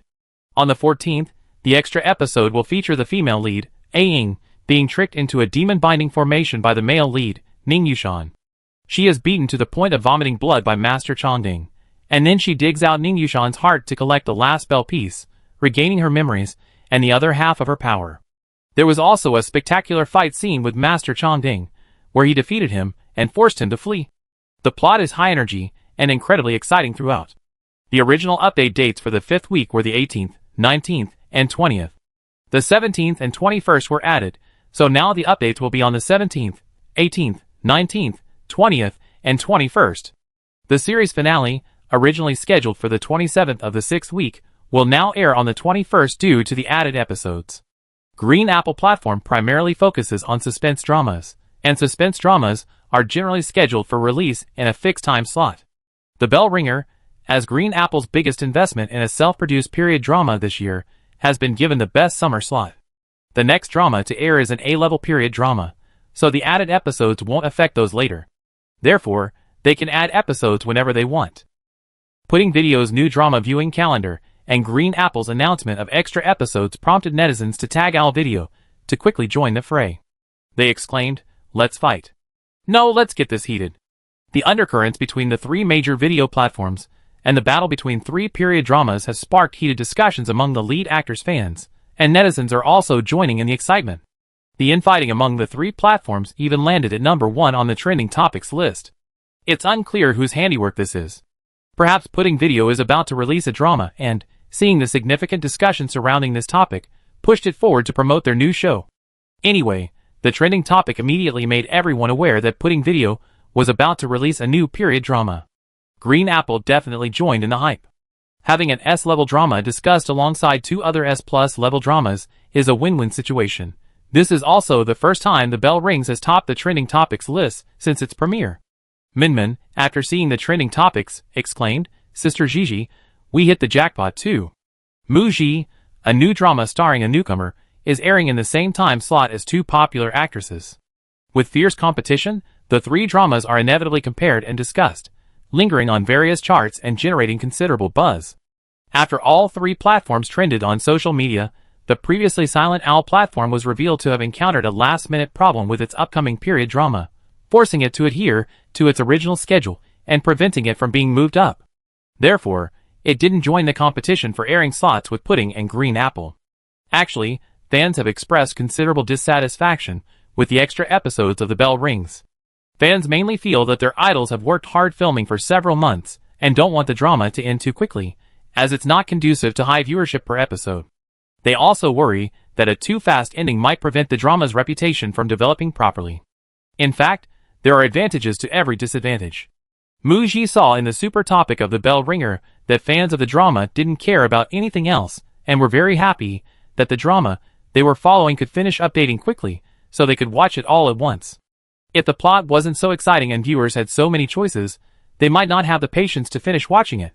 Minmin excitedly said, "I think adding more episodes is a good thing. It's good for boosting the popularity. The bell ringer should definitely break 9,999. August 10th. The female-centric ancient costume drama starring top-tier actress Shi Wenxian premiered on the Pudding platform, with 4 episodes released initially. Shi Wenxian has the most solid achievements among the 4 young actresses. If we use Du Qianqian as a reference, she truly became popular through her work. She has acting skills, popularity, and the ability to draw audiences for ancient costume dramas. On its first night of airing, it topped multiple trending searches. On the second day, various charts were released. Drama starring Shi Wenxian jumped directly to 2nd or 3rd place, showing a strong momentum. That same evening, the bell ringer also updated. Data from the 11th's charts, released on the 12th, showed the bell ringer ranked 1st, Shi Wenxian's drama 2nd, and Huang Quan by Luo 3rd, on a non-update day. Shi Wenxian's new drama has only been airing for 2 days, and it's poised to reach the top. The high-energy plot of the bell ringer aired on the 14th, and the production team and Muji's team had been hyping up memorable scenes for 2 days in advance. The official Weibo account released a special feature on Muji, featuring a sneak peek at several memorable scenes. Muji suspended in midair on wires, a scene of her spitting blood, action sequences, and an interview with Ningyao. Ningyao, when I filmed this scene, my mouth looked like this. He opened his mouth in surprise, expressing his amazement at Muji's acting, praising her powerful and explosive performance. Although it wasn't my character's highlight, it was truly amazing. Muji's team also released behind-the-scenes footage of this scene, showing her being helped to her feet by staff after filming. It wasn't just physical exhaustion. Muji seemed completely immersed in the character's emotions, her red outfit adorned with bloodstains on her face, hands, and clothes, conveying a sense of vulnerability that suggests true beauty lies in suffering. This has generated high anticipation among drama fans and CP, couple, fans, who are eagerly awaiting the airing of this part of the story. Furthermore, in the Yao Ling Lu super topic, there was a tacit suggestion to hold a team-building activity on the 14th to boost Yao Ling Lu data. Not a fan, just a drama enthusiast. I watched all 3 currently airing historical romance dramas, and the bell ringer is number 1. The main reason is the compelling plot. The other 2 are just romances between immortals, which I'm tired of. The female lead, Aang, is a bell spirit, and the male lead in this life is a mortal focused on solving cases, unafraid of power, and without demonic or supernatural attributes. I think the character design is quite fresh, and the content is also quite daring. The first case, The Faceless Woman, immediately captivated me, and the tragic love story between the male and female leads across lifetimes also touched me. The production team's promotion is lacking. Let's all work together to push the platform's popularity to 9,999. A good drama is a script plus a director plus. The actors, costume and prop department, cinematographer, and editor all work together to create this drama. It's clear the production team of The Bell Rings put their heart and soul into it, rather than treating it as a fast food product. It deserves a good result. Everyone cheer. The Bell Rings should be a hit. Muji should be a hit. A newcomer with such brilliant acting skills has unlimited potential. I hope more people will like Aang. I already enthusiastically recommended it to all my friends and colleagues, and everyone says it's great. I notice very few people around me watch period dramas on Green Apple TV. They don't know about this one. Please recommend it to everyone. I'm not satisfied with its current success. I hope The Bell Rings becomes a huge hit. Fans hope that such a good drama should be seen by more people. On August 14th, Minmin came to find Muji to watch the drama together again. Muji was going to post a Weibo about watching the drama that night, and Minmin was tasked with taking photos. Mainly because Muji has an enviable face, but it's a waste. She rarely posts selfies, and when she does, it's extremely casual. She just shows her bare face with lipstick on, and she doesn't care about the angle or pose. Others might have a 5 out of 10 face, but with a perfect makeup look, she can take a 9 out of 10 beautiful selfie. Muji managed to make a 9.9 point face look only an 8. Besides taking photos, Minmin also had a secret reason. Today's high-energy plot point definitely needs someone to watch with. To share this excitement, Back on set, I was so looking forward to this part of the story. The female lead regaining all her power, her fighting strength at maximum, beating up the villain. I'm such a country bumpkin, I love watching that kind of drama. Sister Gigi, won't it disturb you? Muji, no. Lately, Minmin has occasionally come over to watch the show together. Muji knows the plot of the bell ringer inside and out, and can predict exactly where Minmin will scream with excitement at each scene, so she's gotten used to it. However, while watching the show tonight, Muji found herself still a little unaccustomed to it. Ah, it's on! Ah-ing, don't go over there, that **** lied to you. Oh my god, Ah-ing is so pitiful, she can't beat this bald villain, it's killing me. Minmin had somehow ended up sitting on the sofa at Muji's end, excitedly grabbing Muji's arm, hoping to share half of her high spirits. Muji, Minmin, I want to post a comment. Minmin, as if waking from a dream, let go of Muji's arm and sat back down on the other side of the sofa, hugging a cushion. At 7:30, Muji and Minmin finished some work and started watching at 7:40, when the show had already updated for a few minutes. That means a group of viewers had watched it before them. When Muji planned to post a comment on the most anticipated part of the episode, she found the comments section unusually lively tonight, flooded with high-energy warning ahead. The next scene shows Aang tearing out Ning Yushan's heart. The screen is filled with shocking. Aang regains her memories and the other half of her power, returning all the damage done to her by Master Changding. She strikes him repeatedly, leaving him utterly battered and bruised, collapsing to the ground, coughing up blood, and desperately trying to escape. The comments section is flooded with, Aang is so cool. So sweet. So crazy. This is so heartbreaking. So incredibly satisfying. I've been screaming holy crap the whole time tonight. Master Changding, give me back my sweet little couple. The comments section is unusually lively tonight, seemingly drawing out even those who usually stay silent. It's arguably the most exciting day since the show started. On Weibo, the hashtag Aang tearing out Ning Yushan's heart is trending. Clicking in leads to a video cut of tonight's highlight from Ringing Bell Record. The video begins with Aang falling from midair, spitting blood. Actually, an actor's portrayal of a character is continuous from beginning to end. A single video clip is rarely enough to directly showcase an actor's acting skills or immediately capture the viewer's attention. Only by watching the entire series and understanding the character's background and current situation can one easily empathize with them. However, this particular scene is a dramatic climax, with the actor's powerful and captivating performance. Even if you don't know the preceding plot, once you click in and see the female lead being beaten and spitting blood, powerless to fight back, and learn from the conversation between Master Changding and the male lead that she has been betrayed and framed by her lover.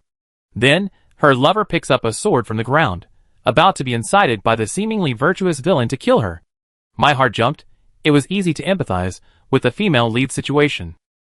The male lead didn't kill her, he protected her, hoping the master would release her. I thought the plot would either involve the master having a change of heart or the male lead saving her. But then, the dying female lead saw the last piece of the bell she had been searching for inside the male lead's body. Driven by a surge of power and a desire to regain her memories, she instantly turned to the dark side. To retrieve the fragment from the male lead's body, she unexpectedly reached in and ripped out his heart. As Aang ripped out his heart, her pale, bloodless face was utterly cold and ruthless, but a close-up of her eyes revealed a single, emotionless tear. Having regained her memories and power, Aang possessed a powerful aura, her eyes filled with murderous intent as she glared at the villain, vowing revenge. The video ended there. Many netizens in the comments section asked what drama this was, where they could watch it, and how they wanted to follow it. The scene where Aang rips out Ning Yushan's heart has sparked differing opinions among CP fans. I think I'm a bit twisted. Although I don't know if there was some misunderstanding between the male and female leads in their past lives, the female lead did the right thing tonight. She had to teach that stupid man a lesson. Ning Yushan, you deserve to go through that wife-chasing ordeal. But when Aang saw the bell fragments inside Ning Yushan's body, she didn't say a word and just ripped out her heart. Does she really love Ning Yushan? Ning Yushan's stupidity is hateful, but he was manipulated by Master Changding, and at the last moment, he still stood up to protect Aang. In his past life, Ning Yushan caused the female lead to lose all her memories and half her magic power. In this life, he trusted others too easily, causing her to be beaten almost to death. Ripping out her heart is too lenient. This is what he deserves. Ning Yushan should be tortured both emotionally and physically, tortured until the very end. A heated argument erupted on the trending topics list. On the overall trending list, another topic, the bell rings, high-energy plot, remained high. On the entertainment list, several other topics trended, including Eyeing is crazy, Eyeing and Ning Yushan, and the bell rings is so heartbreaking. At 11 p.m., the bell rings reached a peak popularity index of 9,999 on the Green Apple platform. This was one of the few web dramas on Green Apple to reach a popularity index of 9,999. Minmin exclaimed happily, "Sister Gigi, you're famous." She handed her phone to Muji, showing her a Weibo post from that evening about watching the drama, which included the hashtag Eyeing's heartfelt words. It was second on the trending topics list, and had over 1.5 million likes. She also gained tens of thousands of followers that night. On August 15th, the ranking data was released. The bell rings topped all the various rankings. Regarding the memorable scene from last night's episode, several related videos on the streaming platform genre have garnered hundreds of thousands, even tens of thousands of likes. Bilibili has seen a surge in video production, with several videos exceeding 1 million views in just one day. It was Monday night, a non-update day. With both Huangquan Bilyo and new dramas on pudding platforms having been updated, Tuesday's rankings showed Yalingla defying expectations, still firmly holding the top spot. Mu Ji was at home pondering her next role when her agent called. Ji Binghe sounded quite pleased. Green Apple's extra chapter move was the right move. We'd be adding more ads next week. Also, I have some good news for you. Mu Ji, I guess another business collaboration has come in? Or is it for a new drama? Ji Binghe continued. The bell ringer has gained significant popularity thanks to the episodes aired on the 14th. Its popularity and discussion over the past 2 days have been very high, putting Green Apple in a very favorable position. The bell ringer is more than just a drama for Green Apple. It represents the outcome of a promotional battle between the three platforms. Currently, the bell ringer is at the top of various charts, surpassing similar dramas on the other two platforms. This is a golden opportunity for the platforms to aggressively acquire members, and Green Apple has no choice but to participate. Only a fool wouldn't. It's the last week, and the platforms have decided to go all out. Chapter 65. On August 21st, the bell ringer came to its finale. From its premiere to its finale, exactly 1 month had passed. This past week, with the addition of Green Apple, a popular online personality, the competition for promotion on the three major platforms' trending topics was extremely fierce, making it difficult to determine a winner. Ultimately, the quality of the three dramas prevailed. From August 17th to 20th, the bell ringer consistently held the top spot on various charts, maintaining high popularity and discussion levels. Tonight's finale will bring the story of the bell ringer to a perfect close. The initial romance between Aang and Ning Yushan can be traced back to the heavenly court. Their fate began when Ning Yushan was originally a celestial lord named Feng Yu. The Queen Mother of the West had a favorite bell, hanging in a corner of her celestial pavilion. He had once played with this bell, thus binding them with a thread of fate. Later, Ning Yushan descended to the mortal realm to undergo tribulations. The Queen Mother of the West saw a bell in the corner of the celestial pavilion awaken its consciousness and take human form. Recognizing an unresolved karmic connection, she erased the bell's memories and released it to the mortal realm. The innocent and ignorant Aang encountered Feng Yu, a disciple of the largest immortal sect, who had undergone tribulation and reincarnated. The two fell in love. Later, Feng Yu's senior brother coveted Aang's magical power and framed her for the harmful deeds he had committed in his pursuit of immortality. Aang's primordial spirit was shattered by Feng Yu's senior brother, leaving her with only half of her spiritual power. At the last moment, Feng Yu discovered his senior brother's true nature and stopped him from destroying Aang's soul. To atone for his mistake, he exhausted all his magical power to seal Aang in an antique shop. A hint was left: collect the bell fragments. When the bell rings, you remember everything.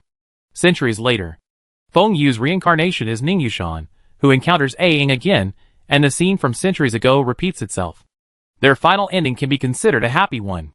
Aang learns that Ning Yushan risked his life to protect her at the last moment centuries ago, but the hurt was real, and so is the hurt in this life. He never believed her. She was tired too, and gave her heart to Ning Yushan, allowing him to live again and complete his final tribulation. A bell without a heart will never ring again, never love again. Ning Yushan didn't return to heaven. He chose to stay in the mortal realm, saying he would always be by Aang's side. At the end of the final episode, Ning Yushan gives Aang a bell. As long as you ring this bell, whatever you want, I will do it for you. Life after life, day and night, I will protect you. And so, the series ends. It's a happy ending, but not a truly beautiful one. Most fans express satisfaction, saying the male lead's pursuit of the female lead was a dramatic and intense love affair, but the female lead might not reciprocate his feelings. This open ending was the best possible outcome. A small number of fans, especially those who ship the main couple, expressed dissatisfaction. They hoped to see their favorite couple continue their deep love and sweet moments, rather than a bittersweet ending. The finale generated a lot of discussion, with over 1 million people chatting online. Because the final week's 5-day run was highly conducive to boosting viewership, coupled with strong platform promotion and recommendations, the bell ringer popularity surpassed 9,999 last week, and on the day of the finale, its platform popularity soared to over 10,000.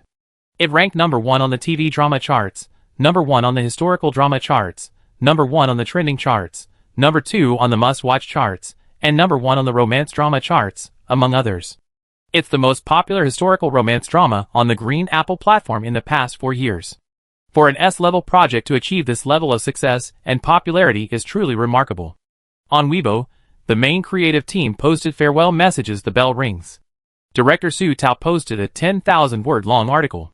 From the initial preparation 3 years ago, to the first wrap-up, to the post-production halt due to well-known reasons, when it seemed the project was doomed, and he didn't know how to explain it to the investors and the entire crew, then a turning point came with new investors joining, the project restarted and res hot, and finally aired. The whole process was incredibly difficult. Su Tao thanked the screenwriter, saying there would be no story without them, and also thanked actors like Ning Yao for their flexible schedules, spending the time of 2 dramas to make this one. Thank you to Mu Ji for her unwavering commitment to the role. For over 2 months, she filmed more than 10 scenes a day without a single complaint, delivering a superb and meticulously crafted portrayal of Ying, making the bell ringer even more captivating.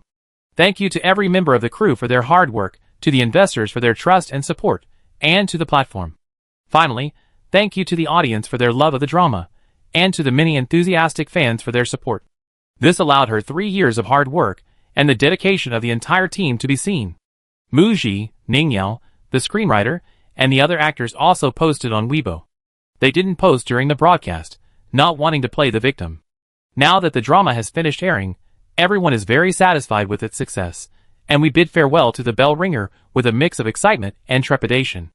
Mu Ji's Weibo post was simple, humbly, and officially expressing her honor and luck in playing the role, and her happiness at everyone's love for Ying. She then bid farewell to the character. She posted a 6-grid photo collage, including candid shots taken by Minmin of Mu Ji on set, and a group photo with the entire crew at the wrap party. With the airing of the bell ringer, Mu Ji undoubtedly reaped the biggest benefits. She gained over 2 million followers in just 1 month. This farewell Weibo post garnered over 2 million likes. The comments section, Super Topic, and Mu Ji's social media were filled with praise for her looks, acting skills, charisma, and expressions of love for her portrayal of Ying. The data comparison before and after the broadcast shows Mu Ji has undeniably become famous. And there's another very direct indication. Since the 14th, Mu Ji's previous participation in the talent show Chasing the Light Girl has been dug up. Her poor performance in the early episodes has been criticized as a sign of her arrogance and lack of effort. Her withdrawal from the competition due to a foot injury has also been questioned. Her appearances on 3 variety shows, Celebrity Kitchen, Heartbeat Lovers, and Detective Contestant, have also been brought up again, all in an attempt to dig up some dark history. Furthermore, Mu Ji's termination of her contract with Xinghe Culture and her swift signing with Land Media have been criticized as a cover for secretly partnering with another company after gaining fame from the talent show, earning her the label of ungrateful. These have all been arranged to trend on negative social media. However, these are hardly considered major flaws. Mu Ji has recently gained many fans, and the negative trending topics have instead been used by fans to promote her drama. The day after the bell rings concluded, Mu Ji was even exposed by a paparazzi for dating a musical talent. A GIF was posted. It showed Mu Ji and Xie Chaoyun standing together talking after the recording of the variety show The Deduction Winner. Due to the angle of the GIF, the two appeared to be quite close. Soon, Mu Ji's dating became a trending topic. Fans from both sides quickly rushed to the comments section, unanimously attacking the paparazzi. That's it? No physical contact whatsoever? Can't opposite sexes stand and chat? You're so nosy. Xie Chaoyun and Mu Ji worked together on Chasing the Light Girl. They're on the same show a year later. It's normal for former mentors to greet contestants. When other people are exposed for dating, at least they're seen with their arms around each other's shoulders and waists, or kissing. Just because Mu Ji and Xia Chaoyun are standing together doesn't mean they're dating. Are you crazy trying to meet your KPI for hating people? I suggest you find a job in an electronics factory. The fans didn't believe it, and actively refuted the rumors in the trending topics, giving the paparazzi a thorough dressing down. Subsequently, the paparazzi posted several screenshots of a chat with a fan who submitted a post claiming that Xia Chaoyun's new song Heartbeat was written for Mu Ji, and that the lyrics contain the characters Mu and Ji. The lyrics express feelings of attraction and affection for someone, and the described girl's image somewhat resembles Mu Ji. Mu Ji was speechless upon seeing the trending topic. Ji Binghe was also speechless upon seeing the trending topic. She was present at the scene, and didn't notice Mu Ji being photographed. Intriguingly, the person who took the photos kept it a secret until now. Ji Binghe speculated, the person who took the photos was probably targeting Xia Chaoyun, but they didn't even capture any physical contact.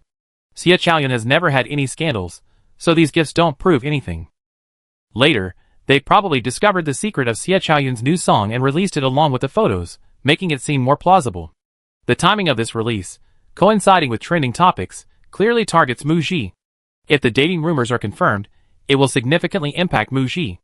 The first wave of fans to leave will be her die-hard supporters, who have followed her all along. Dating is incredibly damaging to idol fans. The second wave will be the large number of fans who ship Mu Ji and Ning Yao, who might be easily purified by the male lead. Ji Binghe didn't investigate which team was behind it. The first priority was to issue a denial and clarification. Just as she was about to contact Xia Chaoyun's team, they called first, indicating they were already preparing a clarification statement. There's an unwritten rule in the industry. Generally, when rumors arise between a man and a woman, the woman should deny them first, followed by the man, as a sign of respect. Only if the woman's team doesn't cooperate promptly will the man issue a statement first.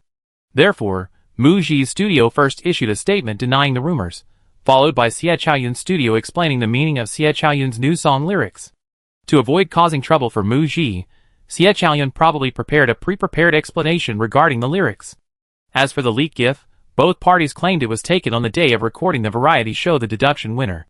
They hadn't seen each other for a year since the Chasing the Light Girl finale, and bumped into each other on the show, so they exchanged greetings. Mu Ji's studio's statement politely referred to Xia Chaoyun as Mentor Xia, distancing themselves from any romantic relationship. Since not a single intimate photo was taken, after Mu Ji and Xia Chaoyun issued their denials, the gossip died down, and fans naturally didn't believe it. Especially for Mu Ji's fans, it was clear they were there to smear their idol. It hasn't stopped lately. Even after the dating rumors, the subtle, dark discussions about Mu Ji haven't ceased. They implied that she landed a lead role in her very first film, had another lead role in a movie in the pipeline, and was not simple, suggesting she had a powerful backer. Forum posts and marketing accounts that dared not reveal her name were circulating on a small scale, but fans immediately left comments defending and reporting them. But this couldn't silence this small group of people. They seemed to hate Mu Ji intensely, desperately trying to dig up any flaws to completely negate her, hoping to see her fail. Her manager, Ji Binghe, told Mu Ji, "Don't take it to heart. With fame comes the inevitable backlash." She reminded Mu Ji to be careful with her words and actions. "You're under a lot of scrutiny now. Every word you say, even an expression, will be magnified, misinterpreted, and maliciously interpreted." Mu Ji nodded. She understood all of this. After the bell rings concluded, the underworld also ended. The two dramas were neck and neck throughout, and the bell rings undoubtedly won in terms of performance. Only Shi Qianwen's drama remains airing. Its popularity was initially suppressed by Mu Ji's drama, but since it's divided into two parts, its final performance is still uncertain. Even though all three dramas have only recently ended, they're still on the charts, and the comparisons and discussions haven't stopped. Mu Ji is focusing on herself, trying to quietly build her reputation, but she can't help being compared to Shi Qianwen and Du Qianqian. On forums, some netizens started a thread discussing Mu Ji, Shi Qianwen, and Du Qianqian under the same title, asking why a drama starring an idol of S rank could be two other dramas starring popular young actresses of S rank plus rank. Shi Qianwen and Du Qianqian are both considered among the four little flowers, a term referring to four popular young actresses in China. They both have representative works. Historical dramas are their comfort zone. The post quickly gained traction. First floor, Some people say that historical dramas should be played by younger actresses, and that audiences are tired of the current crop of young actresses. Second floor, take my Qianqian away. Our drama hasn't been airing for long, and the final results aren't out yet, so don't rush to put her down. Third floor, so stop bragging about how she carries the show. If the script is bad, no matter how popular the actors are, the audience won't watch it. Ninth floor, every year, new faces emerge. Mu Ji is beautiful, has good acting skills, and the script for The Bell Rings is good. It's just that she became famous. It has little to do with Shi Qianwen and Du Qianqian. Their new dramas are doing well too, but compared to a newcomer's drama, it's just that it can't compete, which is awkward. 10th floor, Mu Ji isn't even worthy of being compared to the other two. With her current status, if she were to compete with her seniors for S+ ancient costume dramas, could she win? She'd only be a supporting character. 33rd floor, every year, various platforms broadcast numerous ancient costume dramas. Audiences are becoming increasingly discerning. It's normal for good to drive out bad. Shi Qianwen and Du Qianqian's new ancient costume dramas have something in common. They're obviously self-produced dramas by Owl and Pudding, especially Owl's ancient costume dramas, which use the same few directors and stylists, rotating between them. They're all assembly line products made to make quick money, so the quality is just SOSO. The director of The Bell Rings prepared for the work for 3 years. After the project ran into trouble and new investment was secured, instead of simply changing heads and using green screen, they spent a lot of money to reshoot, aiming to make a good work, not just make quick money. It can only be said that Mu Ji is very lucky, extremely lucky. Of course, she also has the talent. Opportunity favors the prepared. Mu Ji agrees with the assessment in post number 33. Playing A Ying was indeed her good fortune. Actually, one work doesn't prove anything. Mu Ji doesn't think that just because her work's data is temporarily ahead of others, it's anything special. But throughout the entire promotional process for this drama, she witnessed the fierce competition between several platforms, and the chaotic battle among various capital groups, with profit taking precedence. In fact, sometimes, that's just the way things are in the industry. Not getting better resources, or maintaining good relationships with platforms. It's not something one can choose. Most people hope to do their best within their capabilities. There's also a long thread discussing Mu Ji's future development after becoming famous with The Bell Ringer. Are you optimistic about her future? On the first page, half of the netizens commented that Mu Ji's acting skills are good and they have high hopes for her. The other half wasn't optimistic, with many people listing their opinions in this thread. I think The Bell Rings is the ceiling for Mu Ji. The show's performance was okay, but Mu Ji only managed to squeeze into the ranks of popular historical romance actresses. Her film backlog is mostly campus youth films, which are likely to be bad, and she'd disappear after that. I'm putting it this way, Mu Ji has no chance of entering the film industry. If you don't believe me, wait for the official announcement of her next project. It'd most likely be another historical romance. If she gets to act in a movie next, I eat shit. Some of Mu Ji's fans, still angry, started promoting the movie Back to 17 in the thread, claiming that although the director is a newcomer, his short films have won awards. The cinematographer is very famous, having won the Golden Horn Award for Best Cinematography. The team is excellent. We see how the film is quality once it's released. A comment was made, let me educate the fans upstairs, your idol's backlog of campus films is really not that great. Several rising stars have played the lead role in campus films, some even achieving 700 million yuan at the box office thanks to powerful marketing companies. But what happened? They haven't had any other film since. The film industry isn't easy to enter. A relatively objective comment from a netizen. Let's see how Mu Ji's resources go. A hit drama shows she's lucky and has audience appeal. But the most important thing is whether she can secure any resources after the hit drama. Currently, there's no news on Mu Ji's commercial activities, and no word on her next project. If she can convert her current popularity into good resources, she has a chance to rise to the top. If she can't, it'd just be a wasted opportunity. These forum screenshots were reposted by many marketing accounts and shared on Weibo. Mu Ji, who was surfing the internet, saw them. Marketing accounts, of course, wouldn't do anything good by promoting Mu Ji for no reason. These accounts all posted the same content, essentially saying that Mu Ji gained some fans through this popular historical drama, but her status is incomparable to others.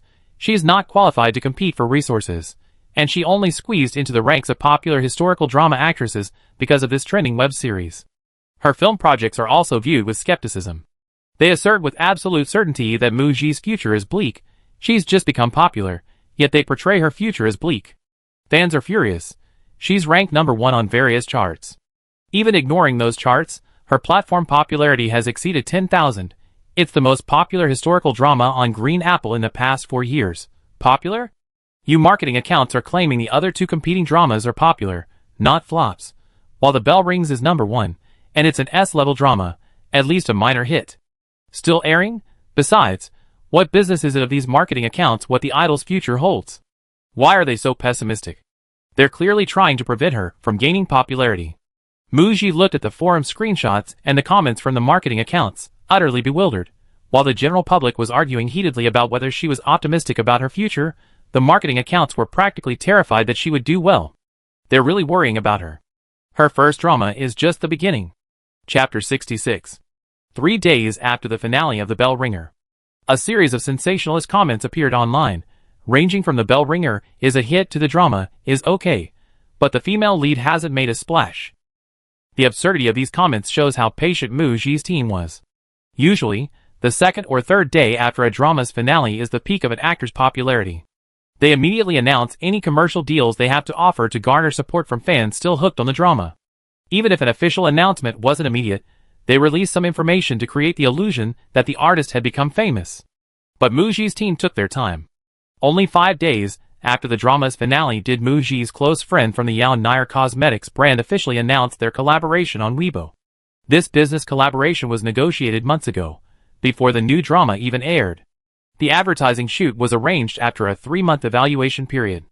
The original brand ambassador benefits included an official Weibo announcement and a video and promotional images in the flagship store, but those were cancelled.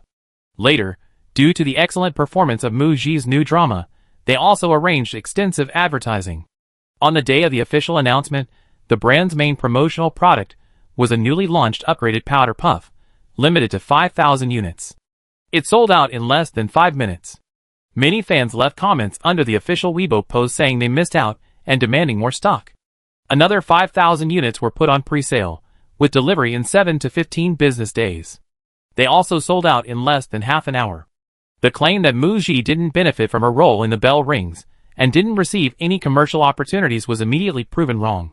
This powder puff is a bit pricey, but judging from the sales figures, Muji's fans' ability to support her with spending money is not to be underestimated. However, after the official announcement of her as a brand ambassador for Yao Nair, Muji didn't immediately announce any other endorsements. In the first week of the premiere of The Bell Rings, brands approached her for collaborations. At that time, the show's popularity was only so-so, and the quality of the brands that approached her was uneven, even arguably not very good. For example, the fastest to approach were micro-businesses and influencer brands with poor reputations.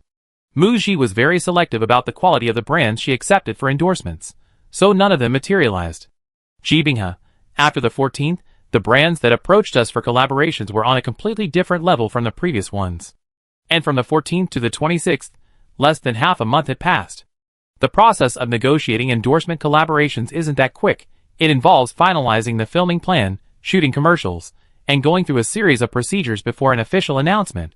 Currently, we're further discussing the details of collaborations with several brands, and collaborations with 3 brands are almost finalized. She sent the information of the 3 brands to Muji's email for her to review. Jibinghe told Muji a funny story. A razor brand approached us, but our business department rejected them outright. However, the brand CEO was very interested in collaborating and kept getting the business department staff to plead with them until they got it to me. Muji, razors? Does the brand think I have a lot of male fans? Jibinghe looked at Muji approvingly. That's right. A certain men's forum recently held a beauty pageant for female celebrities, and you, as the only newcomer, ranked 5th. So the brand saw the business opportunity in Muji promoting men's products, similar to how male celebrities promote sanitary napkins. No matter how high the endorsement fee, Muji wouldn't accept an endorsement that doesn't align with her image and positioning. This brand's case shows that the industry and some brands aren't fools when it comes to whether an artist is truly famous, their actual popularity, and their commercial value. It's not that every famous artist can land good endorsements. Some actors may have a minor hit drama, but that doesn't necessarily translate into endorsement offers. Muji's success is mainly due to 2 factors. First, her fan base has strong potential purchasing power. Her Weibo data has surged since before the show aired. She previously endorsed a lipstick under Shinha Culture, which achieved good sales figures. She has a loyal fanbase since her talent show days. After her recent rise to fame, she gained an even larger number of fans, including mini CP, couple, fans and drama fans. Second, Muji has a clean commercial image. Although she debuted as an idol, she only endorsed one lipstick and avoided various miscellaneous promotional collaborations. Third, Muji has a good appearance and temperament. She gained attention on the red carpet before, and her personal reputation improved after the drama became a hit. Furthermore, there's Ji Binghe, a top agent who has collaborated with many brands in the industry. Her involvement in negotiating business partnerships made the process much smoother. Therefore, Muji has excellent business resources. After discussing business collaborations, Ji Binghe asked Muji with some curiosity, "What are your first thoughts/feelings about becoming famous?" Without hesitation, Muji blurted out, "I hope to receive good scripts and have excellent production teams approach me for collaborations." After becoming famous, Muji acted nonchalantly. It seemed as if she had anticipated her rise to fame. Ji Binghe had no reason to worry about Muji becoming arrogant, nor did she, as her agent, need to constantly remind or nudge her. Regarding the scripts. In the past 2 weeks, we indeed received quite a few scripts. I asked the staff responsible for screening and organizing the script information to give me the list in the next couple of days. I go through it briefly, and then we look at it together. Hopefully, there will be good news. On September 1st, the August drama popularity rankings were released. The Bell Ringer, which concluded on the 21st, ranked first, surpassing Shi Qinwen's new drama. Both dramas aired for the same number of days. One started airing in the first week of August, missing the last 10 days or so of the month. The other, which premiered on the 10th, aired until the last day of the month and was a daily drama. This ranking data also demonstrates that The Bell Ringer is a high-quality drama with a good long-tail effect. Its viewership, popularity, and discussion are all very strong. It's a genuine hit. Muji's first work has achieved a great start. I acted in one historical romance drama, and now I receive so many scripts for other historical romance dramas. These are 3 historical romance dramas I selected from the scripts I received. I read them all.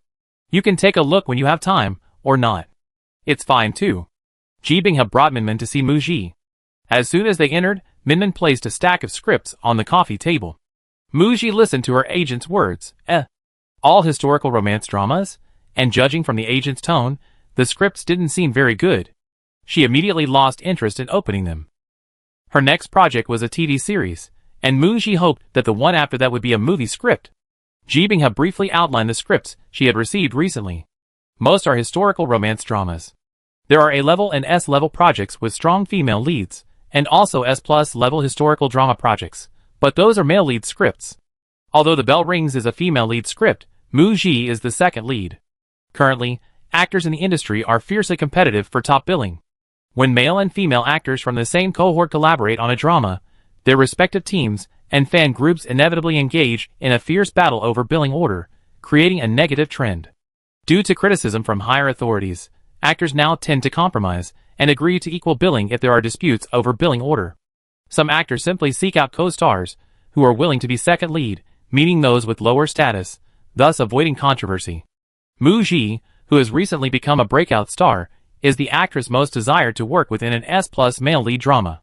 She has acting skills, popularity, and is young and beautiful, a perfect candidate for a pretty face role. She's just started to gain fame and her status isn't high yet, so she can honestly play a supporting role. Ji Binghe, you only had one historical drama aired so far, The Bell Rings. The industry's initial impression of you is that this actress has a very good historical costume look, good acting skills, and the recently aired historical drama did well. They think you're perfectly capable of playing the female lead in a historical drama. Therefore, almost all the scripts submitted are for historical dramas. Minmin said, "You played a potato, and now potatoes are coming your way?" This is why some actresses who play a villainous second female lead end up playing villainous second female leads. To let other directors, producers, and audiences see more of your character portrayal potential, you need more projects. Let everyone know. Wow, she can even play a role like this. Furthermore, she needs to achieve even better results, so that producers feel that casting her guarantees a profitable film. It's a virtuous cycle. The higher you climb, the more choices you have. You just become famous, so more scripts will be offered to you. I also keep an eye out for good film projects. Ji Binghe could tell that Mu Ji preferred to take on film roles. Mu Ji nodded. I start filming The Blade's Edge first. I'm not in a rush for the next project. I slowly choose scripts later. She planned to take some time to look at these 3 scripts, understand the scripts and production teams of other period dramas, and compare them to the level of resources available for future scripts. Mu Ji understood that a good script and a good role, like those from director Su, who spent 3 years making The Bell Rings, were rare and precious. Then, Ji Binghe told Mu Ji about her recent schedule. The Blade's Edge would begin filming in half a month. Before filming began, 3 brand endorsements were signed in the last 2 days, a major lipstick brand, a popular national cooling beverage, and a major perfume brand. The following week was scheduled for advertising shoots, along with a cover shoot for a second-tier women's magazine. The schedule was very tight. That day, on her way to the magazine cover shoot, Mu Ji received a text message. It was from the original owner's parents, saying they had arrived in Beicheng and wanted to see her. Her agent noticed Mu Ji glance at her phone and then frown, as if something was troubling her. "What's wrong?" asked Mu Ji. Mu Ji pressed the side button on her phone to turn off the screen, looked up, and smiled slightly at her manager. Nothing. They arrived at the magazine shoot location. Ji Binghe remembered seeing Mu Ji's magazine cover shoot with other girls during the talent show on Weibo before. Back then, she noticed Mu Ji's strong expressiveness in magazine shoots. Today, witnessing the entire shoot firsthand, this impression became even clearer. After Mu Ji finished her makeup and changed her clothes, she stood in the shooting position. The photographer didn't have a chance to instruct Mu Ji on how to pose, but Mu Ji appeared extremely relaxed in the shot, her casual poses exuding confidence and naturalness. The first photo was perfect immediately. Tell Mu Ji the effect you want, and without much explanation, Mu Ji will understand perfectly. She seems to have an unspoken understanding with the photographer, knowing what the photographer wants and quickly delivering it. Including the time for changing clothes, the filming was completed in less than an hour, surprisingly smoothly, and with exceptionally high efficiency. After the filming, there was also a written interview for the magazine.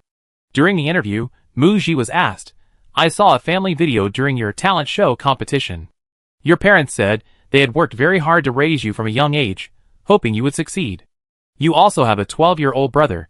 It seemed like a very happy family. After The Bell Ringer aired, you became famous. Do you feel like you finally succeeded? You're alone in Beicheng now, right? Your family isn't around.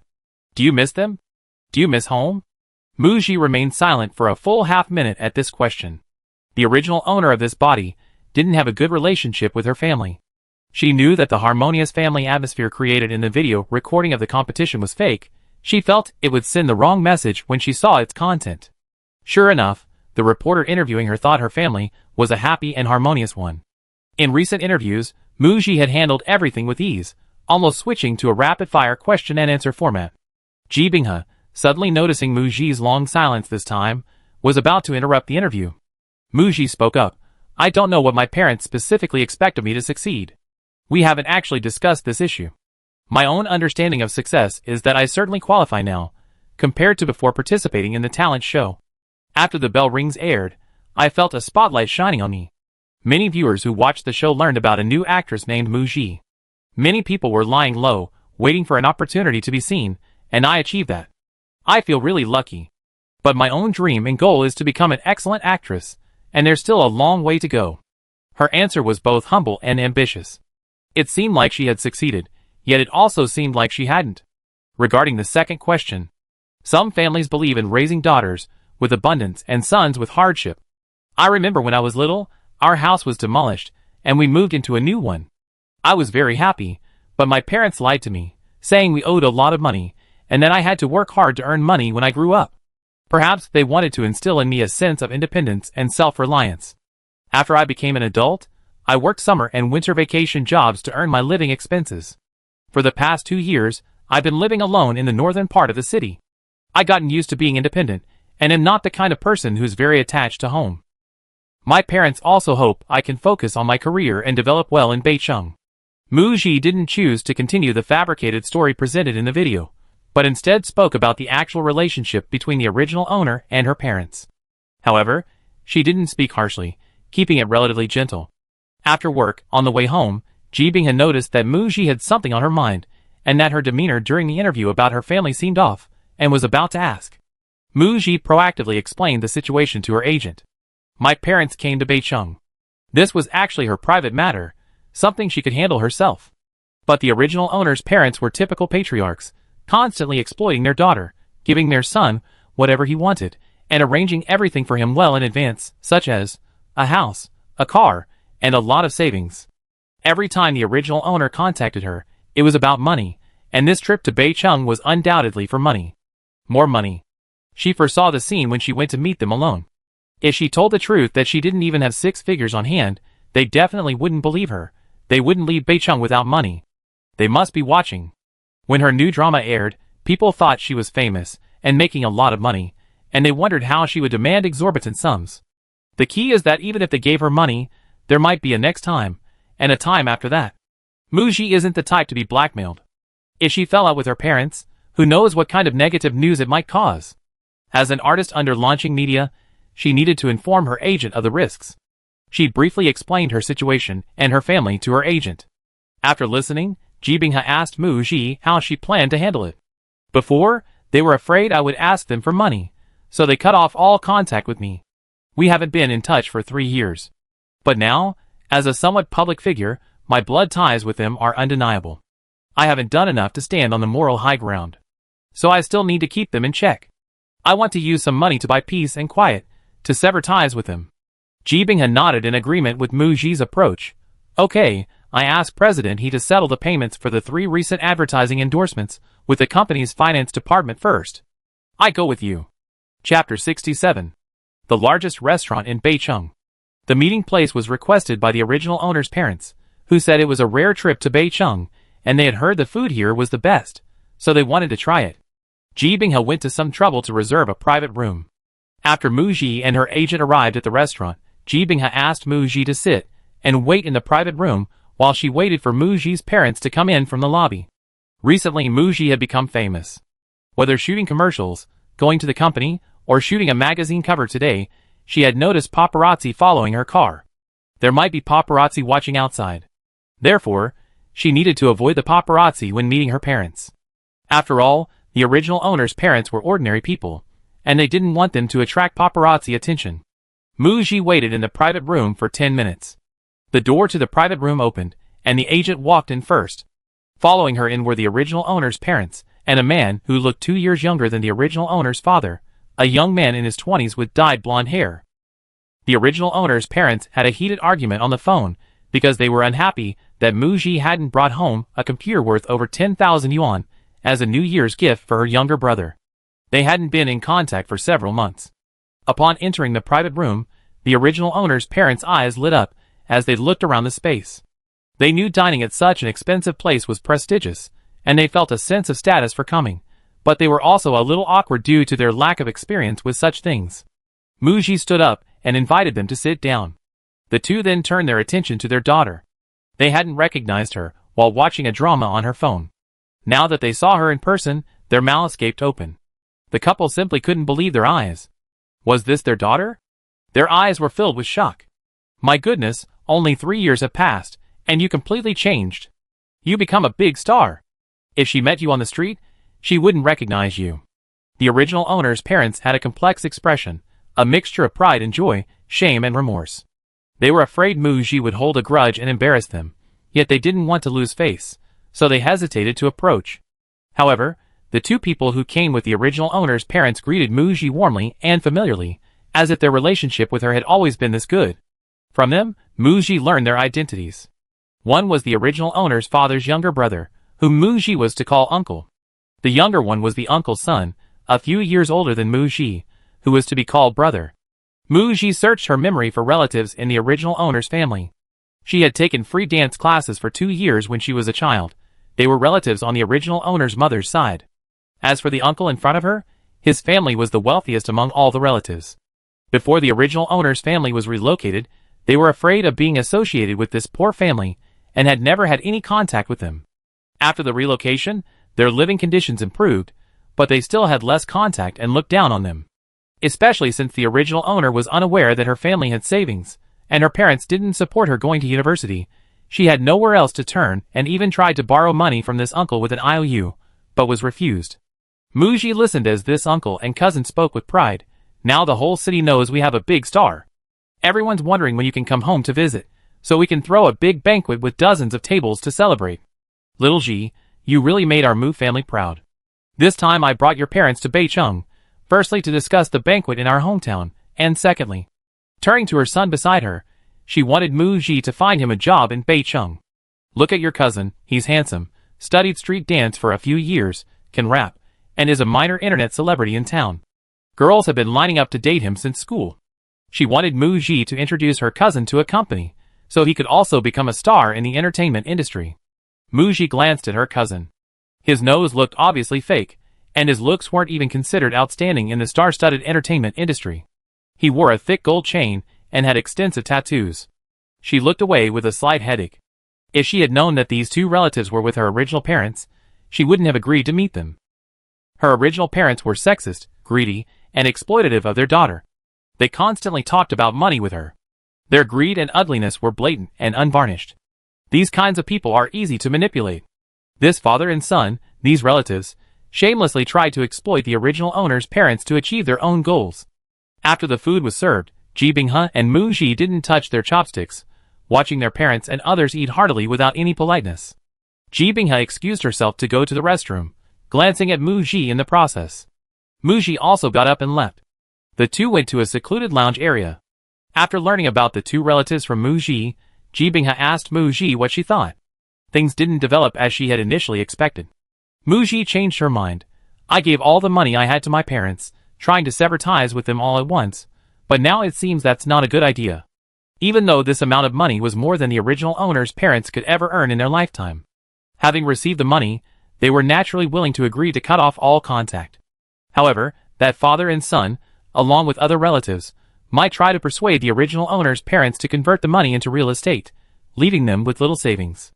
They would likely remember Mu Ji and come to her for more money. I plan to find a trust institution and send them a sum of money every month, as a way of fulfilling my filial duty as their daughter. She didn't want to have much contact with them. Ji Binghe nodded, agreeing with her. As for Mu Ji's relatives, your uncle and cousin are thinking too highly of themselves. The entertainment industry isn't for everyone, there are entry requirements. Through her interactions with Mu Ji over the past 6 months, Ji Binghe understood that Mu Ji was a straightforward young woman focused on her career, single-minded, and not particularly tactful. As a manager, besides arranging and resolving the artist's work, there were also personal matters to consider. Leave this to me, I arrange it. After agreeing, the two returned to the private room together. During the meal, Mu Ji and her agent barely ate anything. After her parents and the father and son, who were relatives, finished eating, they contentedly put down their chopsticks. Mu Ji explained that she had taken on some work since her new drama aired, and her agent's schedule had been quite busy lately, so she might not have time to spend with them. Ji Binghe chimed in, saying that Mu Ji's schedule was indeed very busy recently. She was going to Shanghai in a couple of days to shoot an advertisement. But she smiled at Mu Ji's parents and said, Uncle and Aunt, you finally come all this way to Beicheng. You must stay and enjoy yourself for a few days. I arrange a tour guide tomorrow to show you around Beicheng and let you try some local delicacies. After you had your fun, I arrange for someone to take you back by plane, so Mu Ji can rest assured and focus on her work. Mu Ji's parents, having heard their daughter hadn't been in Beicheng for the past few days, and thinking they might not see her again after dinner, disregarded the awkwardness of the situation and immediately asked for money. We worked so hard to raise you, and now you're successful, a big star. The entertainment industry is so lucrative. Your dad and I have already quit our jobs. We're just waiting to enjoy your good fortune. A few days ago, your dad signed up for his driver's license test, and we're discussing buying a car so it'd be more presentable and convenient for taking your younger brother to school. You're a celebrity sister now, aren't you proud? Don't let people laugh at you for not even contributing to buying mom and dad a car, right? The uncle, adopting the air of an elder, earnestly agreed, saying that as a girl, Mu Ji's social circle was chaotic, and he was afraid she'd be led astray and spend money recklessly. He suggested that it was better for her to keep her earnings with her parents managing things for her. Mu Ji sneered inwardly. This uncle was rarely seen except during the New Year holidays. His constant refrain was, I manage a large company with hundreds of employees, I'm very busy. His eagerness to bring the original owner's parents to Beicheng inevitably led to malicious speculation that the company was facing a financial crisis. If her money were in the original owner's parents' hands, who knows where it would end up? He really treated everyone like fools. Mu Ji looked at the original owner's parents and said, "I'm not even an adult yet, and I have to work during summer and winter vacations to earn my living expenses. I want to go to university, and you say you don't have the money. For the past 3 years, they haven't given me a single penny. They're afraid I ask them for money, so they don't dare contact me. I signed with a company to participate in the talent show, and after you saw me, you came begging for money again." Mu Ji gave a mocking smile. "But blood is thicker than water, and what can I do? I have parents like you. But my money didn't grow on trees. I'm newly famous, and don't have any cash on hand. You want me to help you buy a car? Fine, wait. We talk about it when I saved up enough." Upon hearing this, the original owner's parents' faces darkened, and they were about to explode. Ji Binghe stepped in to smooth things over. She explained to Mu Ji's parents, uncle and aunt, Mu Ji's contract with her previous company hadn't expired, so she terminated it. She had to pay a 5 million yuan penalty, which was advanced by launching media. In other words, Mu Ji has to pay this money back. Then, the author roughly recounted Mu Ji's income and expenses since her debut through the talent show. During her contract with Xinghe Culture, Mu Ji filmed 1 drama, The Bell Rings, took on 1 endorsement, and appeared on 2 variety shows. At the time, her status was low, and her revenue split with the company was 20/80ths. When she terminated her contract, Xinghe Culture claimed they had spent a lot of money on marketing for Mu Ji, and all that money had to be deducted, leaving her with very little. After signing with Launching Media, she filmed 1 movie and took on 1 variety show. The breach of contract fees the company advanced haven't even been paid off. In the past 6 months, Launching has invested heavily in promotion for Mu Ji. The entire team's monthly expenses are substantial, and then there are Mu Ji's personal expenses, such as rent, living expenses, and the clothes she needs after becoming famous. What Mu Ji just said is indeed the truth. She's currently in debt, and hasn't even started earning money yet. The original owner's parents felt a chill run down their spines after hearing this, and believed her to a large extent. They knew celebrities earned a lot of money, but they also knew they had many expenses. But they had gone to great lengths to come to Beicheng, only to end up with nothing, having to pay for their round-trip airfare, accommodation, and meals. Ji Binghe acted as a mediator, helping them come up with a solution. She said Mu Ji would have some income from filming an advertisement in a couple of days, and they could apply to the company to have a monthly allowance sent to Mu Ji, so she could support her parents. She also mentioned that if Mu Ji's parents wanted to buy a car, they would need at least a month or 2 to get a driver's license, so they could save up for several months before making the purchase. Mu Ji softened her tone, agreeing that once she had money, she could regularly deposit her younger brother's tuition and living expenses into his designated account. The original owner's parents, who valued their son most, were delighted to hear their daughter's promise not to neglect her brother. Seeing this, the uncle and son realized things weren't going well. A monthly allowance of around 100,000 yuan only amounted to about 1 million yuan a year, far too little. They wanted to persuade the older brother and sister-in-law to have Mu Ji find a way to raise a larger sum of money to secure her funds. Ji Binghe had diverted their attention, saying that Launching Media currently only signed professional actors, but if Mu Ji's cousin wanted to enter the industry, she could introduce him to another company. However, arranging it will take time. The plan was to have the father and son stay 2 days longer than Mu Ji's parents.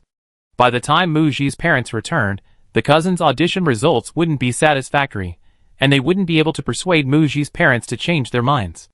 After seeing Mu Ji's parents end their party off, Ji Binghe had told Mu Ji not to think too much about it. They shouldn't bother you for the next 2 years. Some family ties can't be forced. Take it easy, focus on your career, and live your life well. Okay. No matter which world she was in, she never seemed to build any real family bond with her parents. She had long since come to terms with it. After the broadcast of The Bell Rings and Mu Ji's rise to fame, Zhou Jingzhu and Lu Kai repeatedly sent Mu Ji their blessings in their small group chat, genuinely happy for her. They wanted Mu Ji to treat them to a big meal. That evening, all 3 were free, so a get-together was arranged. When Zhou Jingzhu and Lu Kai arrived, Zhang Mingyu also came along. Zhou Jingzhu explained, "We bumped into each other at the restaurant entrance. Mingyu was stood up by the person she was supposed to meet. She heard we had a date with you, so she came over to say hello." Zhang Mingyu walked towards Mu Ji with a smile, a hint of flattery in her tone. Gigi, congratulations. Your first drama is a huge hit. That's amazing. It's incredibly enviable. Zhou Jingzhu walked over and took Mu Ji's arm, praising, I finally managed to finish watching The Bell Ringer the other day. My darling Gigi, you're such a good actress. Lu Kai nodded, I finished watching it too. The show is great, I really like Aang. She asked Mu Ji if she could sign a few photos, a friend had asked her to. Sure, I signed them for you in a bit. Zhang Mingyu said, she was just coming to say hello, but after sitting down, she showed no intention of leaving. Mu Ji and the others naturally wouldn't send Zhang Mingyu away. The three-person gathering turned into a four-person gathering, and Zhang Mingyu spoke very little during the meal. Mu Ji noticed that Zhang Mingyu's gaze kept drifting towards her, as if she was paying close attention to her behavior, waiting for something. Zhou Jingzhu suggested another toast. When Zhang Mingyu stood up, she lost her balance and leaned towards Mu Ji, accidentally spilling some red wine on Mu Ji's arm. Although her clothes weren't soiled, her arm still felt a little sticky after wiping with a tissue. Mu Ji got up and said she needed to go to the restroom. As soon as she stepped out of the private room, she noticed someone following her. Mu Ji turned around and saw Zhang Mingyu. Chapter 68. Gigi, I'd like to talk to you alone. Is that convenient? The restaurant they were eating at was chosen by Zhou Jingzhu. It's famous for its beef and creative dishes, and its members only, offering excellent privacy. This floor has a large balcony, decorated as a small rooftop garden. Mu Ji and Zhang Mingyu saw that the garden was empty, and went inside. There was a small table and chairs, just enough for the two of them. Before speaking, Zhang Mingyu took a gift box from her bag and pushed it in front of Mu Ji. Gigi, I saw this necklace while shopping the other day, and I thought it would suit you perfectly. You look beautiful in it. A small gift, I hope you like it. Mu Ji saw the Yao Nair logo on the gift box. A necklace from this luxury brand costs at least 5 figures. Mu Ji is a brand ambassador for Yao Nair's makeup line, so Zhang Mingyu's gift of a necklace from that brand was clearly an attempt to curry favor. Thank you, I appreciate the thought behind the gift. But I can't accept the gift. I think this necklace would suit you very well too, you look beautiful in it. Mu Ji gently pushed the gift box back to Zhang Mingyu. Mingyu, feel free to tell me what's on your mind. She had a rough idea of what Zhang Mingyu wanted to talk about. She had learned from Zhou Jingzhu and Lu Kai that Zhang Mingyu was going to film a movie, which was most likely related to acting. However, Zhang Mingyu was a newly popular actress, not yet established in the industry. She wondered if there was anything she could do to help Zhang Mingyu. Seeing that Mu Ji insisted on not accepting the gift, Zhang Mingyu had no choice but to give up. Reaching down to tuck a strand of hair behind her ear, Zhang Mingyu explained to Mu Ji why she had chosen to pursue acting. At 24, I chose to start from scratch and participate in another talent show as a new trainee. I was mocked as an older, recycled idol. Age is a sword hanging over a female idol's head. To be honest, I had the idea of transitioning to acting before participating in Chasing the Light Girl. There are too few idol stages in China. Even if you debut as part of a group, you might not get any good work for 2 or 3 years at most. But acting is different. I can act until I'm 30 without any problem. A hint of surprise flashed in Mu Ji's eyes. She hadn't expected Zhang Mingyu to participate in the talent show again to pave the way for a transition to acting. After debuting as part of the Five Flowers girl group for the second time, Zhang Mingyu's manager quickly secured her a role as the second female lead in a low-budget historical romance web drama, with a fairly substantial salary. She successfully joined the cast earlier this year.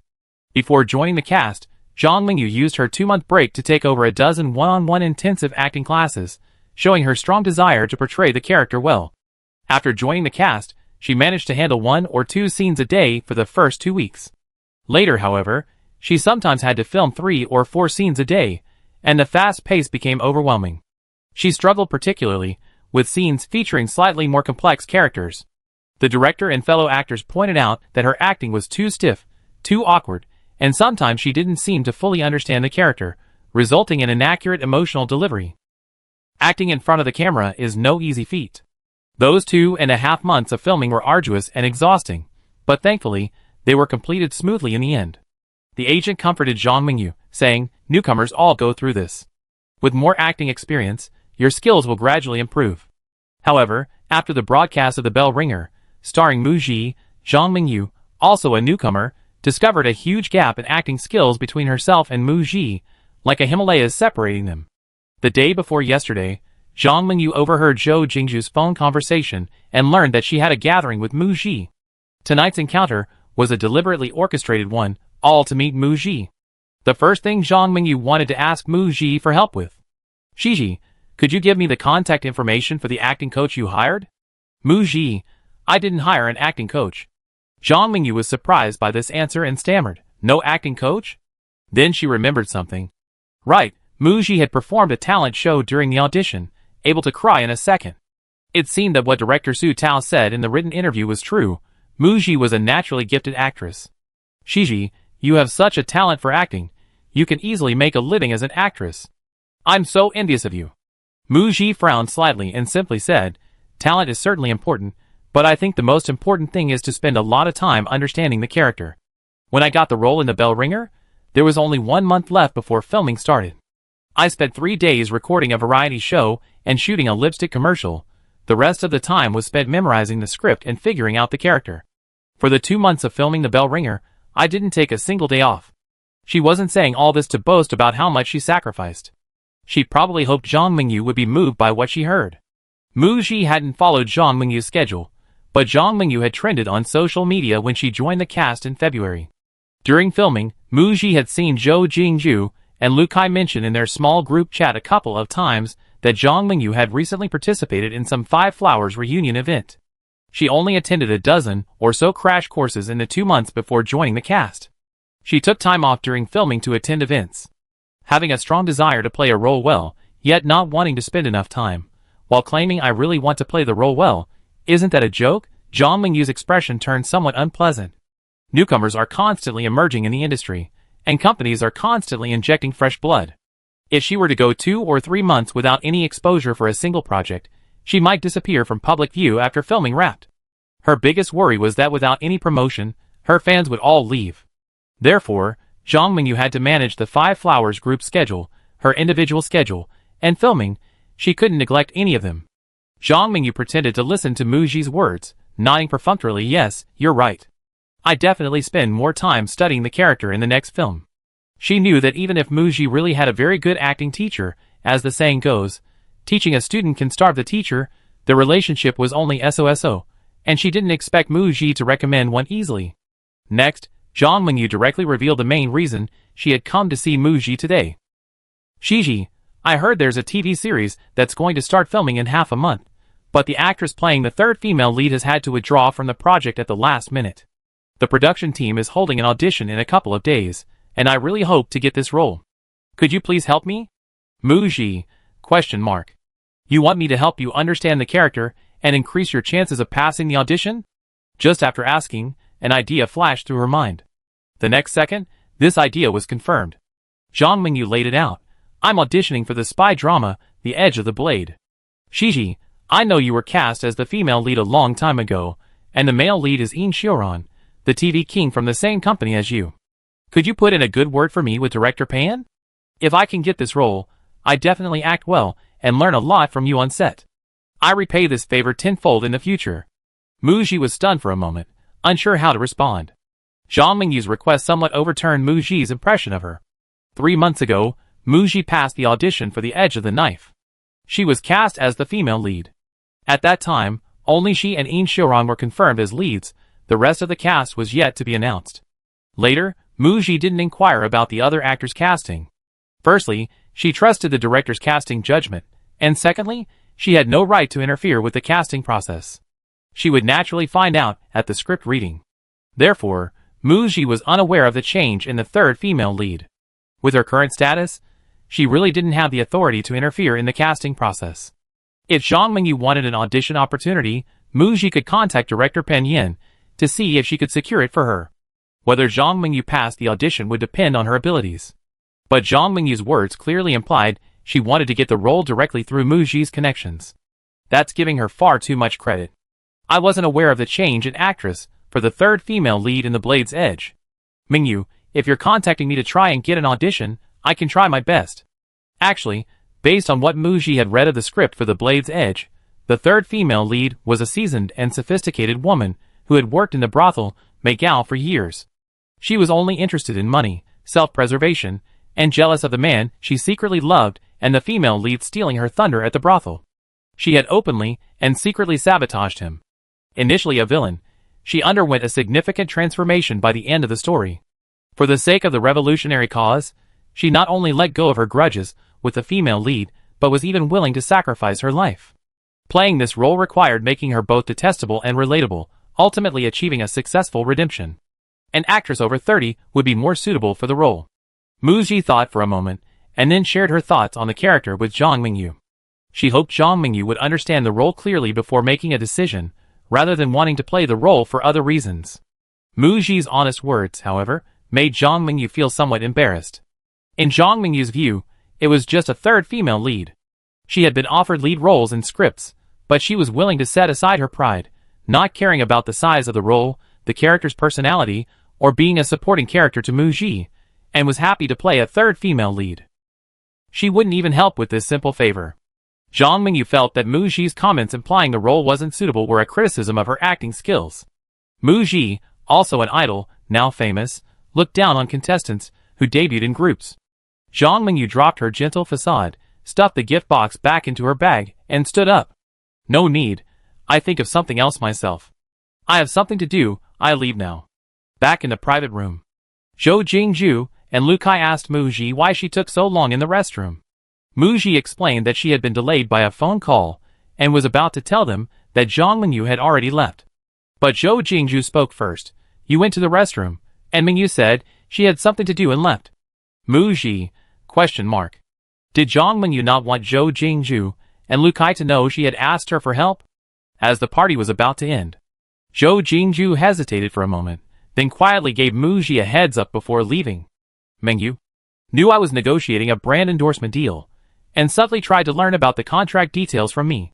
Later, she became the brand star promoter at a very low promotional price. This blocked Zhou Jingju's endorsement.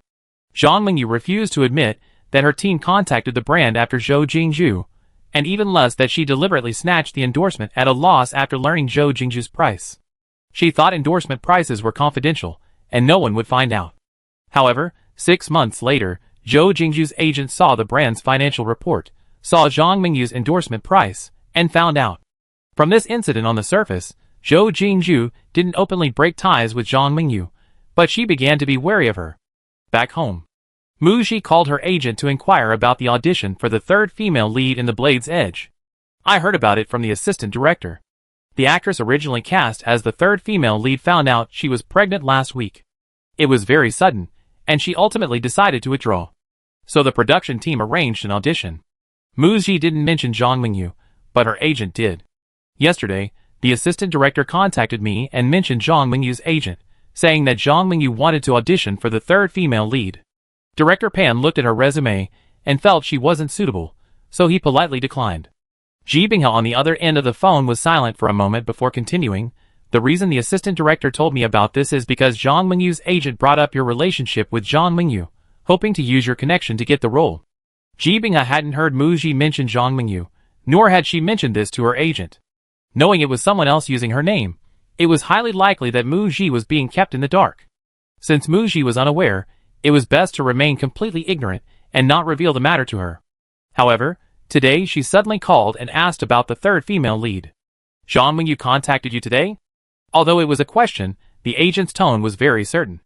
Muji didn't hide anything and told her about her meeting with Zhang Mingyu, and the request Zhang Mingyu made. Ji Binghe on the other end of the phone listened.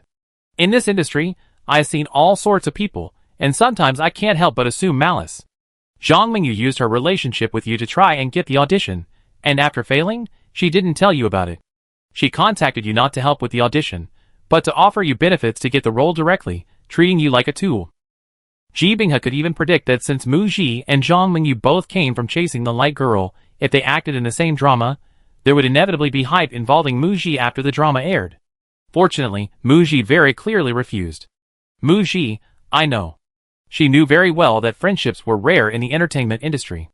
Long-lasting friendships could only be built between people without any conflict of interest. For example, her, Zhou Jingju, and Lu Kai. The three of them had different career paths, and could each excel in their respective fields. Once a conflict of interest arose, the relationship could easily deteriorate. Chapter 69. 1 week later. The creative team of the spy drama, The Edge of the Blade, held a script reading session in Beicheng. Mu Ji, Ji Binghe, and Min Min attended together. Ji Binghe wasn't just accompanying Mu Ji this time. Yin Xiaoran was also there. As their shared agent, it would be much more convenient for them to visit the set. Mu Ji and Yin Xiaoran didn't arrive together. When she arrived at the script reading session venue 10 minutes early, Yin Xiaoran had just arrived as well. The two greeted each other politely. "Congratulations, Teacher Mu. It's been a few months, and you're even more popular than me. Please guide me during this collaboration." Yin Xiaoran smiled, not sarcastically, but genuinely happy for his junior colleague, and amazed that Mu Ji's first drama had become a hit. She has a bright future. He had to admit his junior colleague had good taste in celebrities. Mu Ji, this senior brother Yin is quite humorous. She continued, "It's an honor to work with Teacher Yin. I have a lot to learn from you, senior brother."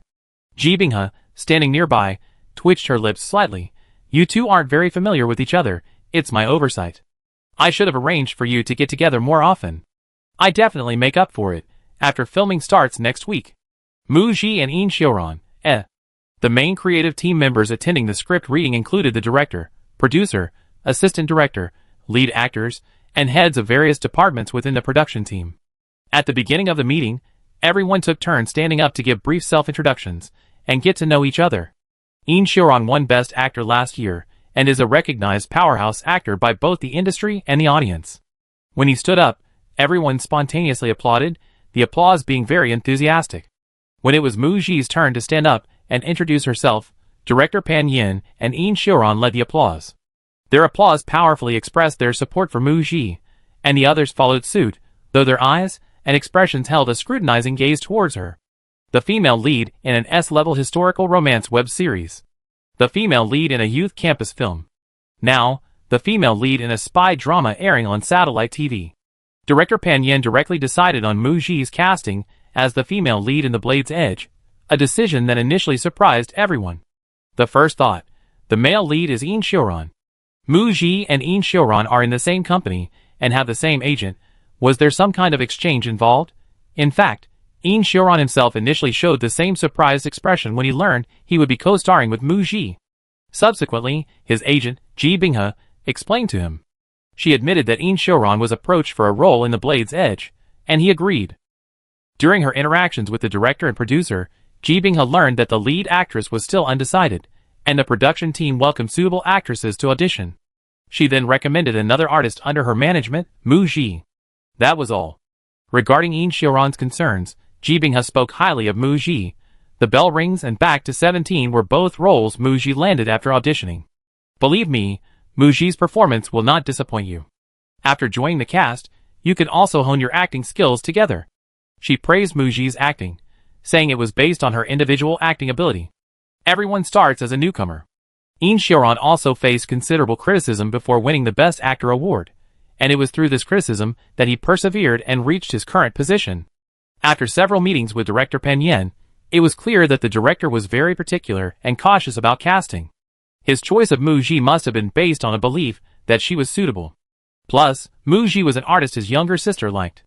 After further discussion, Yin Xiaoran accepted the role of Mu Ji as his co-star. A month ago, the web drama, The Ringing Bell, starring Mu Ji, became a huge hit after its release. Mu Ji, an idol with a small following, transformed into a rising star. This was great news for Yin Xiaoran and the entire production team. It was also a good omen. Especially after watching Mu Ji's performance in the new drama, Yin Xiaoran thought it was incredibly talented. She didn't seem like a newcomer at all. Her acting was extremely relaxed, natural, and vivid. She even managed to portray a character so convincingly in a fantasy drama, demonstrating her powerful acting ability. He was very much looking forward to working with Mu Ji. At the script reading session for The Blade's Edge, Mu Ji met the actress playing the third female lead, a beautiful woman in her 30s. Over the past 2 months, Mu Ji has done her homework to prepare for the role, including watching all the highly rated and popular domestic spy dramas, as well as those with high viewership on satellite TV. She recognized the actress playing the third female lead. She had played the second female lead in a high-rated spy drama several years ago. According to the assistant director, a few days ago, director Pan Yin auditioned several actresses, but wasn't satisfied. He then went to this particular actress again, visiting her 3 times, and finally won her over with his sincerity. She will receive special treatment this time. Director Pan Yin is so particular about casting even a supporting role. Pan Yan's speech at the script reading session was eloquent, discussing the historical background of the story.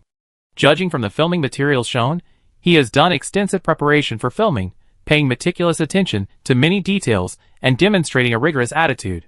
Pan Yan's knowledge base is astonishing. Mu Ji is eagerly anticipating working with this demanding, high-standard, and meticulous director after filming begins. The next day, the actors had their costume and makeup photos taken. A week later, The Edge of the Blade will begin filming in Shanghai. She be in seclusion as soon as she joins the crew. Mu Ji spends some time online every day, checking the trending topics, especially entertainment news. As someone in the industry, she needs to stay informed about the latest happenings. Occasionally, she also visits her fan community to see what her fans are discussing. She pays attention to any suggestions or requests her fans may have for her or her team. Tonight, while browsing online, she discovered that her fans were busy with something, choosing a new fan name. Mu Ji? She opened her chat with Minmin and found that Minmin had told her about this that morning, but she hadn't noticed it at the time. After reading Minmin's explanation, she also spent a few minutes browsing her fan community to get a general understanding of the situation. Mu Ji's fans are called mousse, a type of milk pudding dessert. There's a popular idol named Siyuan, whose fans are also called mousse, and he entered the entertainment industry a few years earlier than Mu Ji. Recently, after Mu Ji became popular, she's been frequently compared to actresses from historical dramas. Mu Ji's fans and fans of several other actresses have clashed over subtle criticisms from individual fans, leading to online battles. Siyuan's fans say they can't stand the Mousse fandom anymore, as they're constantly being targeted. Yesterday, Siyuan's fans and Mu Ji's fans clashed over the fandom name Mousse. Quick-witted and eager to learn before, when they were less popular, things were peaceful. Quick-witted and eager to learn, this is a typical case of an idol becoming famous, and their fans gaining a presence in the fandom? Because Siyuan's fan name came first, Mu Ji's fans couldn't gain much ground in the argument, so most fans suggested changing the name. The second reason is that they felt Mu Ji wasn't like a dessert, but rather a resilient entity, as hard and brilliant as a diamond. Yesterday, during the argument, Mu Ji's fans used their ingenuity to come up with many fan names, and today they listed some of the more popular and well-received ones for a vote. Mu Ji saw a familiar name among the options, Tree Branch. In her original world, that was her fan name. There seemed to be some kind of predestined connection. She noticed that the original name, Moose, was still available in the voting options. Some fans changed their minds at the last minute, feeling that they had used Moose for so long and were unaccustomed to a new name. Plus, they would have to promote it both internally and externally after changing the fan name. Let's keep using it, who cares? Mu Ji saw the fans were in a state of utter confusion, with the vote counts for several fan names being roughly the same. She went straight to her main account and voted for Tree Branch in the fan club's voting options. Fans, wow! Our idol is personally voting? They had initially thought Tree Branch sounded too plant-like and didn't seem like a fan name, so not many people voted for it.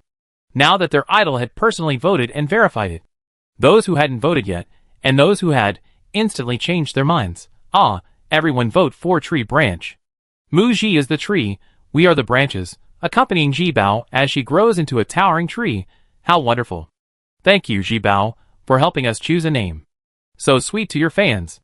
A mutual love tweet. The entire fandom immediately shifted their allegiance, voting for Tree Branch. Mu Ji's fan name was decisively changed from Moose to Tree Branch, and dessert became a plant. Fans explained that their happiness in following their idol was overflowing. Even more happiness followed. The next day, news of the start of filming for The Edge of the Blade was leaked by a highly accurate marketing account. Investigator V, the spy drama, The Edge of the Blade, directed by Pan Yin, one of the directors of a high-scoring suspense web series, and produced by Duo Meili, will start filming in a week, starring Yin Xiaoran and Mu Ji, and will be broadcast on a major television network. After the conclusion of The Bell Rings, Mu Ji rose to the ranks of popular young actresses. The public is very interested in Mu Ji's next project. Obviously, opinions on the new project's release are mixed. Some netizens felt that if the show could be broadcast on a major television network, it would be a great opportunity for Mu Ji. A small group of netizens, who could also be considered anti-fans with a prejudice against Mu Ji, had previously made some brainwashing statements claiming that given Mu Ji's status, she wouldn't be able to get a movie role in her next project and could only act in period dramas.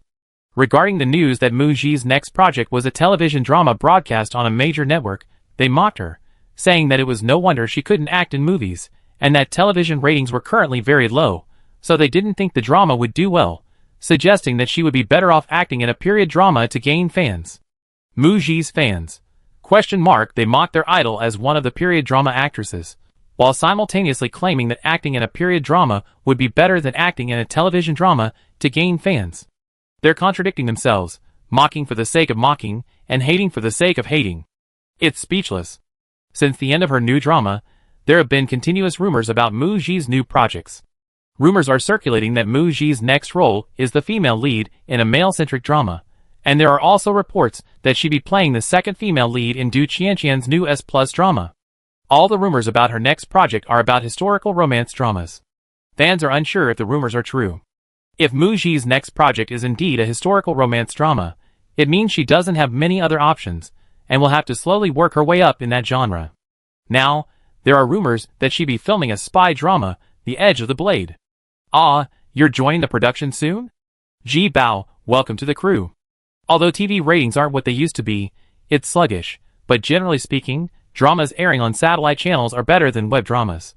Many popular celebrities boast about their achievements based on ratings. Let me tell you, dramas airing on satellite channels have a better chance of winning awards. Don't be brainwashed, fans. The film industry is tough, but after Ji Bao's movie is released, we can take it slow. The production team for The Blade's Edge is clearly excellent. Working with the TV king, and the director is one of the directors of high-scoring suspense dramas, whispering, this is a highly sought-after resource for other young actresses. The fans aren't stupid, they're extremely satisfied with their idol's next project. After The Bell Rings aired, many fans have become fans of Muji's dramas. Although we can't see our idols once they join a production team, we hope Muji can film more dramas. In mid-September, the spy drama Blade's Edge held its opening ceremony at the Songjiang Film and Television Base in Shanghai. Director Pan Yin, along with lead actors Yin Xiuran and Muji, appeared at the event. Chapter 70. The Opening Ceremony. In the early morning, the high-hanging sun resembled a boiling stove overhead, radiating intense heat and making the atmosphere exceptionally muggy. The actors were all still in their makeup and costumes. Muji had cleverly chosen a black bucket hat, a white t-shirt, and wide-leg pants that appeared to be a black long skirt but were actually made of a cool, silky fabric, a comfortable and casual everyday outfit. Standing among the cast members, whose faces clearly screamed "I'm so hot," Muji remained sweat-free, her face clean and refreshed, a faint smile playing on her lips. She was in excellent condition. Ms. Mu, best wishes for a successful start to filming. Thank you, Director Pan. Muji accepted a red envelope from the director. The red envelopes were emblazoned with the auspicious words "Great Fortune and Prosperity." Typically, on the first day of filming, the crew gives everyone a red envelope containing a small amount of cash, both to create a festive atmosphere and to bring good luck to the production team. The main cast and crew, holding their red envelopes, took a group photo.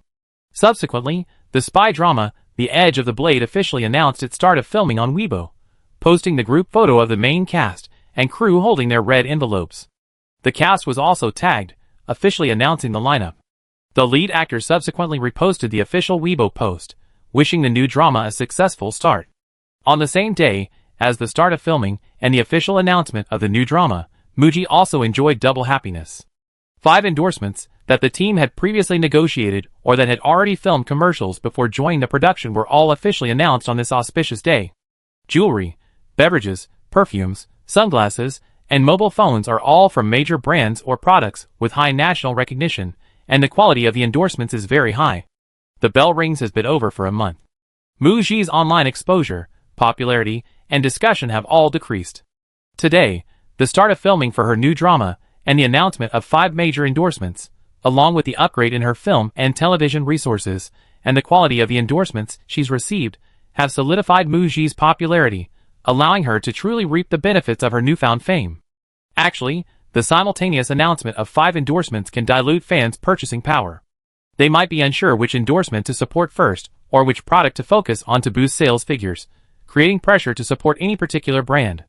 From another perspective, it seems to indicate that Muji's collaborations with these brands don't have strict requirements regarding product sales. Perhaps this is because since her rise to fame, she's only released one product, a powder puff, About 2 weeks ago. Fans haven't had many opportunities to spend money. Today's start of filming for her new drama, and the announcement of 5 major endorsements have made fans particularly happy. They supported every endorsed product equally, with some limited edition items selling out, demonstrating their strong purchasing power. Muji's new drama started filming, and her 5 major endorsements were officially announced. Both made it to the top 2 trending topics on entertainment news, ranking first and second respectively. On trending topics and entertainment gossip forums, discussions revolved around the quality of Muji's endorsements and resources for her new drama. Inevitably, her backlog of works, new drama opportunities, and the number of endorsements were compared to those of other young actresses. She actually ranked in the top 3? With this chart released, Muji has officially joined the ranks of popular young actresses.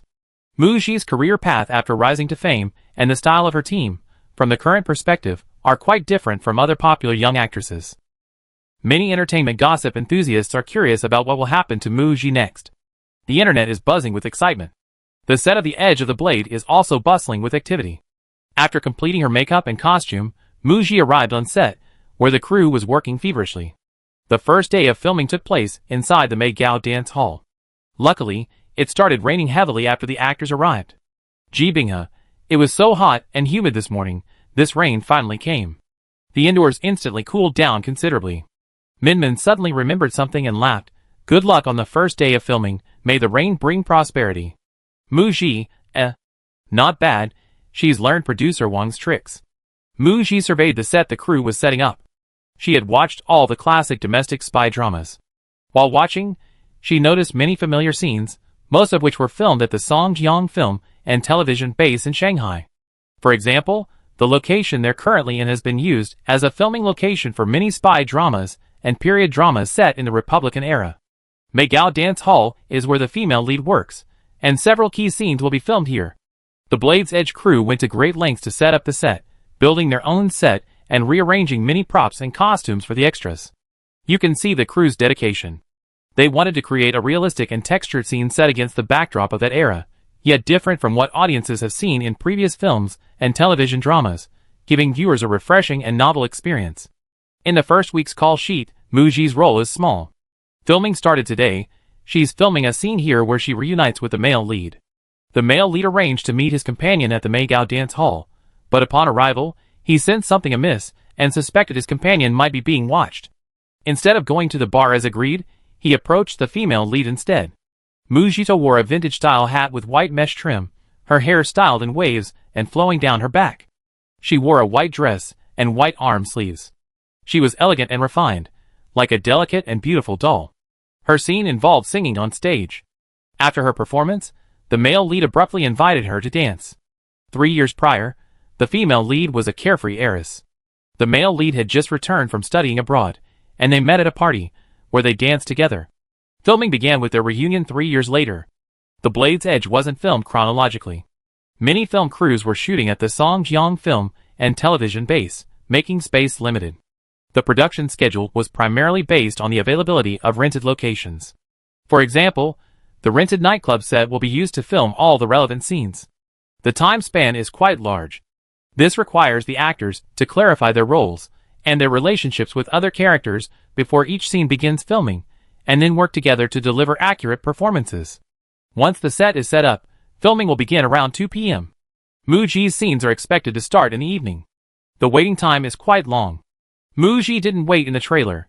A dance teacher hired by the production team had already arrived on set, so she used the waiting time to learn a short dance routine for her singing. Her experience participating in the Chasing the Light Girl talent show allowed Muji to develop a skill under the high-pressure environment at the time, quickly learning a dance in a short period of time, and improving her physical coordination. Today's filming came in handy. A few simple movements were easy for Muji. She mastered them in less than an hour, rehearsed them a few times with the backup dancers, and was almost there. It wasn't her turn to act yet. Muji moved a folding chair and sat next to director Pan Yin to watch Yin Xiuran's performance. In real life, she saw Yin Xiuran as gentle, refined, polite, and with a touch of humor. On the monitor, Yin Xiuran was immersed in the role, becoming the character. With his slick back hair parted in a 3/7 style, wearing a black and white striped suit and gleaming shoes, he walked into the Maigao dance hall, one hand in his pocket. A woman in a dark green cheongsam swayed her slender waist and pressed herself against him. He smiled readily, put his arm around the woman's waist, and whispered something in her ear, making her smile shyly. His eyes, however, searched around, and noticing something amiss, his expression immediately changed, and he frowned. The smile, at the corner of his lips, remained unchanged. Walking a dangerous, treacherous path, he was constantly feigning and observing. The male lead quickly regained his composure. Instead of meeting his companion at the bar, he led the woman to an empty table, ordered 2 drinks, and his mind raced, rapidly devising a plan. His face maintained a calm facade, but a bead of sweat on his forehead betrayed his tension and worry about his companion's capture. During his performance, In Xiaoran displayed different faces in public and in private, seamlessly switching between various emotions and meticulously designing micro-expressions. As expected of a TV king, he had a deep understanding of the character. After an afternoon of filming, Mu Ji also observed that director Pan Yin was not an overbearing figure on set, but rather a very experienced director in directing. The assistant director and director's assistant, acting as Pan Yan's right-hand men, filled this gap, helping to convey Pan Yan's instructions and manage and monitor the situation on set. This allowed director Pan Yin to focus on directing and fully immerse himself in filming. At 6 p.m., it was Mu Ji's turn to act. In Xiaoran sat next to the director to watch Mu Ji's performance. Ji Binghe also sat nearby. Watching Mu Ji, dressed in costume, singing on stage and dancing with backup dancers. In Xiaoran, on her sister's recommendation, had actually seen Mu Ji's audition performance, which was completely different from her acting in the play. Mu Ji didn't superficially portray herself as Mu Ji, the audition contestant. Instead, she sang and danced as if she were embodying the character. In Xiaoran praised, "Sister Ji, this junior sister is truly a great actress. She doesn't seem like a newcomer at all." It was clear from her very first scene that Mu Ji had grasped the core of the character. She's very hardworking. She must have put in a lot of effort before filming started. Ji Binghe smiled and added, "It's my luck, you're all good actors." In Xiaoran, who is physically uncoordinated, specifically studied tango for a month before filming to better portray his character, but he didn't mention it. Both Mu Ji and In Xiaoran are actors, who quietly do everything they can for their roles before filming begins. The last scene after wrapping up filming. The male lead somewhat abruptly goes on stage to invite the female lead to dance a tango together. On the first day of filming, Mu Ji and In Xiaoran have to dance the tango, with intimate scenes involving physical contact. Last night, all the actors arrived in Hengyan. Ji Binghe, the agent, took the 2 artists she manages to dinner, intentionally trying to get them to get to know each other better.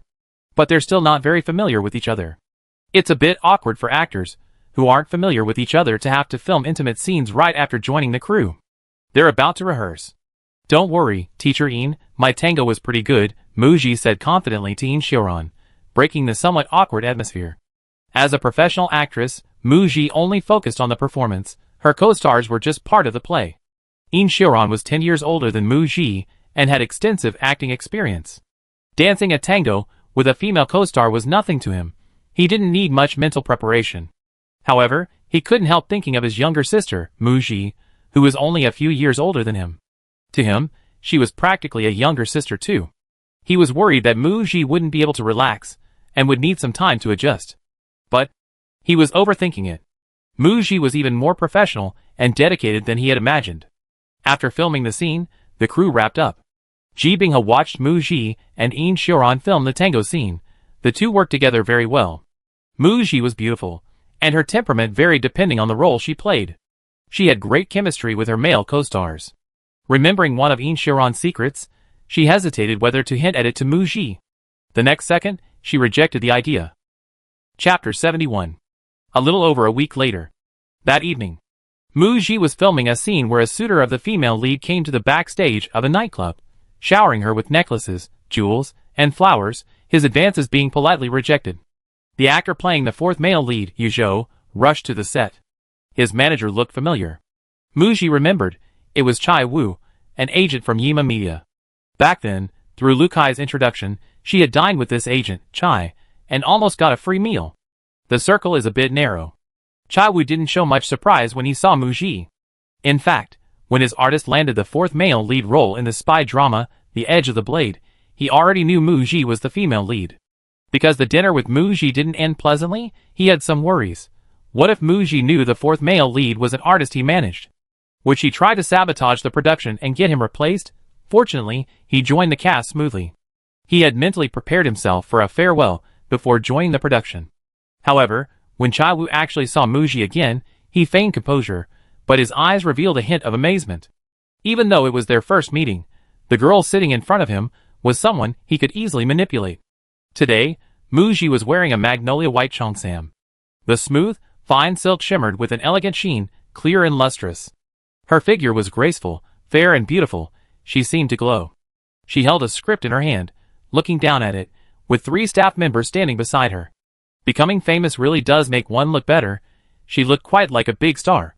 In just 1 year, she had risen from an unknown nobody to one of the most popular actresses. Her rise to fame was meteoric. Chai-woo inwardly regretted not signing Muji, while simultaneously worrying whether she held a grudge and might make things difficult for the actors he was working with on set. Muji glanced at Chai-woo before looking away. The 4th male lead, Yusho, approached her to greet her. Muji smiled warmly and replied, "Hello." As for Chai-woo, since he didn't greet her, she pretended not to see him. The incident at dinner was long gone. Chai-woo, Seeing that Muji wasn't going to acknowledge him, he thought, perhaps she's forgetful and might not remember him. He decided not to approach her, lest he remind her. Su Min, the living encyclopedia of the industry, gave Muji a brief introduction to Yuzhou. He was the top student in the acting department at the Sichuan Film Academy, and just graduated last year. So he signed with Yima Media. So he's a professionally trained newcomer. His acting should be pretty good? Before filming began. When Muji was rehearsing her scene with Yuzhou, she noticed he wasn't in good shape. His eyes were noticeably dark and his face was tired. Even makeup couldn't hide it. He was playing a smug, arrogant playboy, confidently presenting gifts to the female lead, trying to win her favor. But Yuzhou looked like he had kidney deficiency, like a frail scholar who had just escaped from a female ghost's clutches. You don't seem to be in good spirits. Should you tell director Pan to postpone the scene so you could rest before filming? Yuzhou patted his face, trying to clear his somewhat sluggish mind, and quickly said he was fine. I'm okay, the makeup artist will touch up my makeup later. Director Pan Yang came over to explain the scene to the actors, and also asked Yuzhou about his performance. Didn't you get enough rest? Will your performance be okay in a little while? Yuzhou hurriedly assured him, don't worry, Director Pan, I'm fine. I rest for a bit, and then we be fine when we start filming. Pan Yin, remembering Yuzhou's good performance during the audition, nodded and told him to get ready. After rehearsing the scene, they announced a 10-minute break before filming began. During the actual filming, Yuzhou was in much better shape than during the rehearsal. If it were a typical director, they might have let the actor pass after a decent performance. But Pan Yin has high standards and had stated that the edge of the blade wouldn't use heavy filters in post-production, meaning the actor's facial features would be clearly visible to the audience, such as pimples, dark circles, eye bags, and especially the tiredness in their eyes. The character was in a very excited and agitated emotional state, while the actor's eyes were filled with fatigue and drowsiness. Cut. Cut, one more take. Cut, 10-minute break. Yuzhou was repeatedly called for retakes by the director. He quickly apologized, Director Pan, I'm so sorry, please give me another chance, I definitely do it next time. Pan Yin patted Yuzhou's shoulder, don't push yourself, go back and get some sleep. After saying that, he instructed the crew members around him to shoot the scenes on the next call sheet. Originally, after filming the scene between Muji and Yuzhou, which was also in this backstage scene, they would then film the scene between Muji and the 3rd female lead. There was no need to rearrange the set. Therefore, Pan Yin made a decisive decision, not to waste any more time. Seeing Yuzhou's dejected and frustrated expression, Muji understood that being constantly called for retakes by the director on his first day on set would inevitably lead to self-doubt. She comforted him, saying, President Pan has very high standards for actors' performances. Retakes aren't shameful, the key is to identify your performance problems. If you're not in good form today, don't force yourself. Come back to film tomorrow. Just as filming began, Yuzhou's manager, Chai-woo, went to answer a phone call. When he returned, he sensed something was off. He overheard Muji's conversation with Yuzhou and immediately assumed Muji was deliberately making things difficult for him. Chai-woo stepped forward to defend his artist, saying to Muji, we rushed straight to the set after getting off the plane, like horses that dared not stop, afraid of delaying filming. The assistant director rolled his eyes inwardly, wanting to call her an idiot. Why didn't they arrive in Shanghai a day earlier to prepare for today's filming? Instead, he He rushed to Shanghai today and still has the nerve to talk. No wonder the actor looks so exhausted. The Blade's Edge production team requires all actors to attend the opening ceremony and stay with the crew. Yu Zhou attended the opening ceremony, but claimed to be unwell and took sick leave. Since his scenes were scheduled for a week later, his leave was granted because he wasn't feeling well. As a result, he was away from the crew for over a week. His so-called illness was actually a guest appearance on a film set in Hengqin. The assistant director didn't hold back with Chai Wu, directly criticizing him in a harsh tone. An actor's poor condition affects not only his co-stars, but also the entire production's filming schedule. Yu Zhou turned to signal his agent to stop talking. He apologized again to the director and others, saying he would definitely come to the set in his best condition tomorrow. Director Pan Yin gently reminded Yu Zhou to get some rest. The actress playing the third female lead had already arrived on set. Filming continued. As Chai Wu and Yu Zhou left the set, they ran into Ji Binghe. Based on the direction behind Ji Binghe, Chai Wu deduced that she had come from Mu Ji's RV. She must have gone to handle something. She was unaware of what had just happened on set. Chai Wu was still clear-headed and didn't dare offend the director. But subconsciously, he felt that Mu Ji had used her position to settle a personal score during the filming of her scene with Yu Zhou, so he wanted to give Mu Ji a warning. Or perhaps, he didn't want to admit that he still harbored resentment about splitting the bill at dinner last time and wanted to get revenge. He managed a third-tier artist who was more famous than Mu Ji. What's so arrogant about Mu Ji? Ji Binghe was walking when Yu Zhou suddenly stopped her, saying he wanted to talk about something. She didn't know this person at all. Let's talk about something related to Teacher Mu. About Mu Ji? Ji Binghe had listened to Chai Wu's long and rambling preamble, and her patience was wearing thin before he finally got to the point.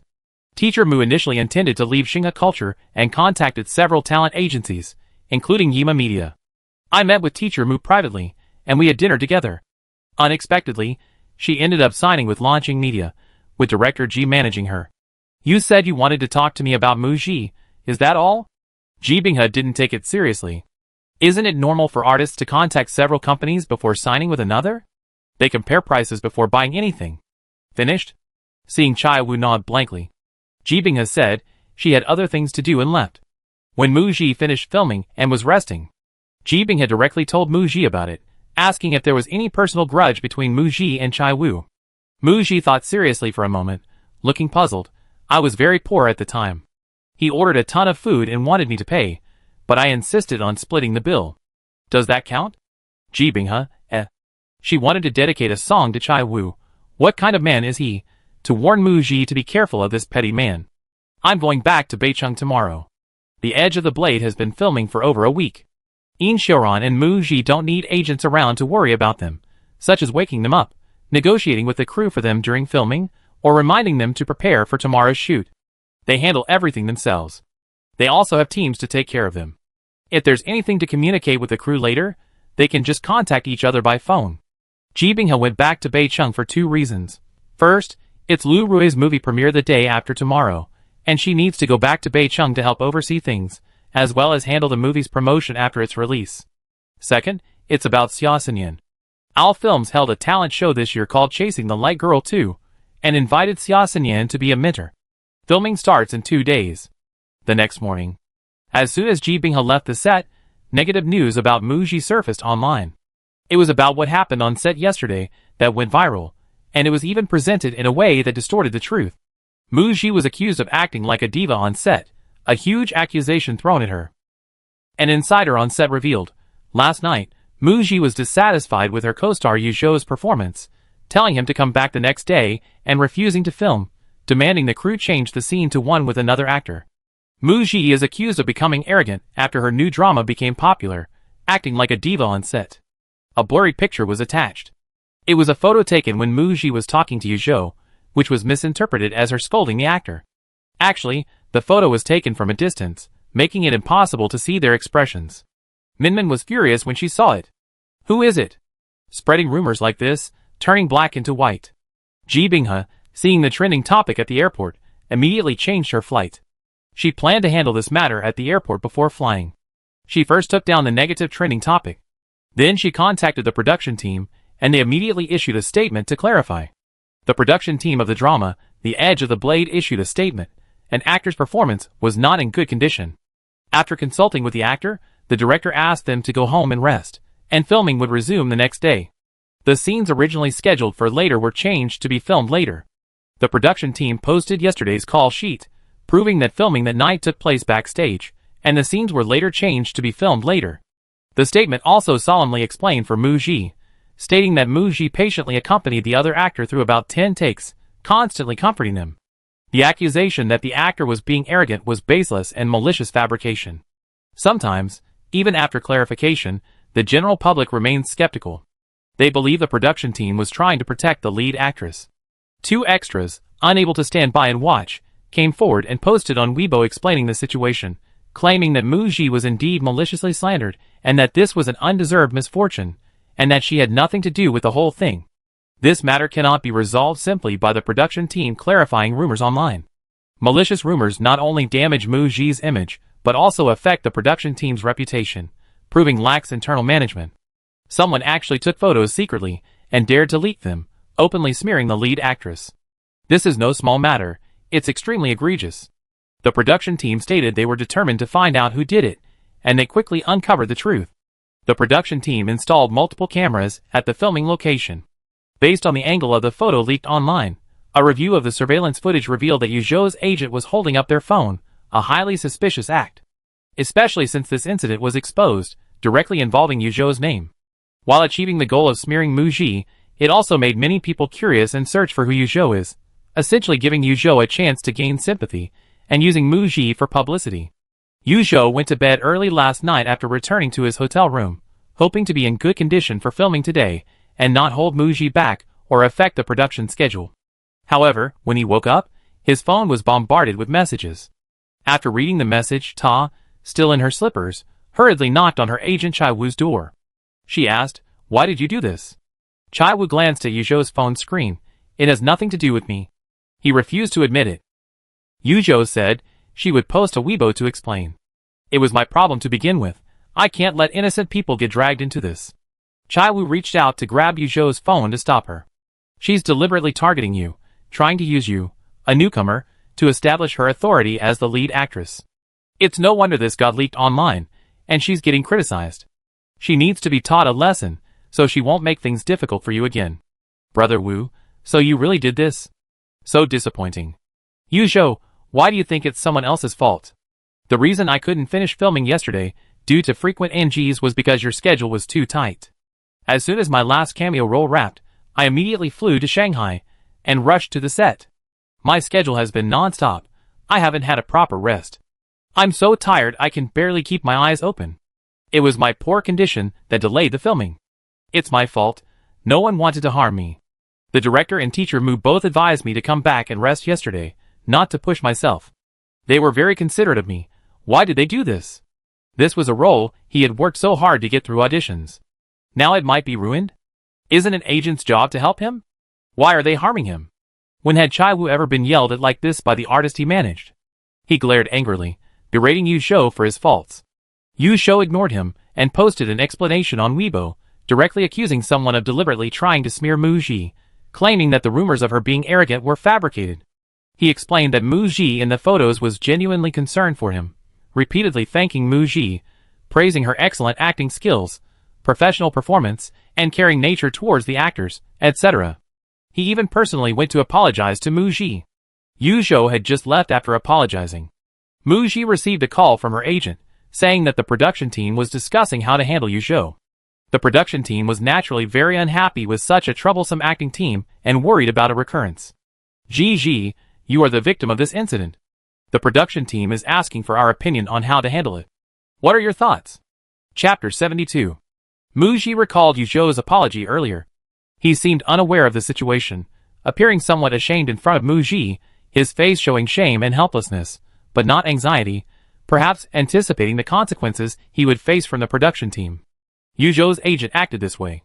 Logically, as a team, Yu Zhou should bear the responsibility, but I want to give him a chance. Ji Binghe on the other end of the phone. "Okay, I understand. I will relay your opinion to the production team. It depends on their decision." That afternoon, the Blade's Edge production team sent out a notice in their internal group. The gist was that the filming location would no longer be open to Yu Zhou's agent. Yu Zhou stayed, continuing to play the fourth male lead. This incident also served as a reminder to the entire production team to strengthen management in all aspects. Yuzhou came to thank Muji again. He learned from director Pan Yin, "If you want to thank someone for this, thank Muji." The production team made this decision after fully considering Muji's opinion. After all, Muji was the one who would be acting opposite Yuzhou. If Muji had any reservations about acting with Yuzhou, the production team, considering the negative impact of the situation, would have chosen another actor from the initial auditions to replace Yuzhou. A new actor isn't irreplaceable. Replacing a fourth male lead wouldn't have much impact on the production team. Yuzhou had originally planned to leave the production team, but things took an unexpected turn. Extremely grateful, he went to thank Muji. "Teacher Mu, thank you. I don't know how to express my gratitude and apologies. I will definitely act well." It was only because Muji, the person involved, was so magnanimous and didn't hold a grudge that he was allowed to stay and continue filming. Muji simply said to Yuzhou calmly, "The entertainment industry environment is still quite good now. If an artist is exploited by their agency or manager, or feels their development is being limited, once you establish yourself, you can choose again." These words were like a lamp, giving Yuzhou, who was lost in the fog, direction. Yuzhou bowed to Muji. "Thank you." After Yuzhou left, Minmin gave Muji a thumbs up. "Sister Gigi, you look so cool holding an umbrella for someone." Muji? Recently, there's been a saying in the industry, right? Artists who have reached a certain level of fame and status, when they see newcomers or artists in need of help, remember their own experiences as an unknown and will lend a helping hand. Because they've been rained on, they want to hold an umbrella for others who are getting rained on. Muji, Minmin hit the nail on the head, didn't she? She had been in a similar situation. She didn't want to see a new actor's future jeopardized by their agent's mistake. She lent a helping hand within her means. She also didn't want to delay the filming schedule. However, now that the culprit behind Muji's being targeted was known, it certainly wouldn't be as simple as Chai Wu being expelled from the crew. The next day, it was revealed that Chai Wu frequently used the guise of negotiating contracts to take artists out to meals, always choosing expensive restaurants and ordering expensive dishes, with each meal costing 2,000 to 3,000 yuan. Several newcomers who wanted to sign with Yima Media said that, after having meals with Chai Wu, they never heard from him again, belatedly realizing they had been tricked. Chai Wu had never even considered signing them. It's hard to imagine that a well-known agent would be so despicable. Not only that, Chai Wu appropriated gifts given to his artists by fans. He also arranged unreasonable schedules for his artists, working over 16 hours a day. He exploited his artists, refusing to grant them sick leave. He arranged for his artists to endorse products for micro-businesses and attend their anniversary celebrations, charging them for photos, etc. A compilation of all sorts of negative information was compiled, effectively publicizing Chai Wu and warning naive newcomers to avoid this agent. Chai Wu's Weibo was so heavily criticized that he had to close the comments section. Minmin explained with satisfaction, "Director Ji is awesome. Experience is the best teacher." Ji Binghe believes in keeping to ourselves, but if anyone dares to bully her artists, she won't let them get away with it. Sometimes, her counterattacks serve as a warning to those who are secretly watching or plotting against her. The Muji team has zero tolerance for being smeared. Otherwise, if this matter is handled lightly, everyone will think that artists and their teams are easy to bully, and they relentlessly smear you. Chai Wu dared to target Muji probably because Muji's team wasn't very supportive when she was wishing a culture, which gave him a false impression. This time, she's taken a heavy hit, and she have to be more careful in the industry from now on. The Blade's Edge crew returned to calm and resumed filming. Half a month passed in the blink of an eye. October 1st, National Day arrived. With a 7-day holiday, going to the movies became a popular choice for many. Muji was busy filming on set, and couldn't find time to go to the movies. However, during major holidays, she would always check the ticketing app to see what movies were showing, their box office and reviews, and to follow the promotion, production company, director, and lead actors of individual films. When a movie becomes a hit, the average viewer mainly focuses on the lead actors and director. Industry professionals, however, focus on more fundamental aspects. This batch of movies released during the National Day holiday all premiered on September 30th, a Friday. Muji counted 9 in total. Today, the top 3 films at the box office are: the first is a patriotic war film, the second is a science fiction film. The third is a suspense film with some comedic elements, starring Lu Rui. Muji curiously checked the information about Lu Rui's film. It's a low-budget film, The director had previously directed 2 suspense films, which had mediocre box office and critical reception, neither breaking 100 million yuan. This National Day release has already grossed over 30 million yuan today, and with the preview screenings and the box office from the 30th, it's about to break 100 million yuan. Generally, low-budget films struggle to compete with big-budget films for screen time because of limited funds and weak marketing. However, the marketing for Lu Rui's film is quite extensive. Minmin asked curiously, "Sister Gigi, you said that if an actor's movie has a great marketing team, the box office success is practically guaranteed, right? That's so easy.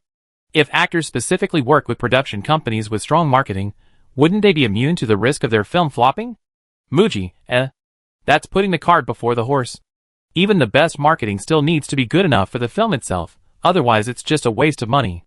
However, even the best wine needs advertising.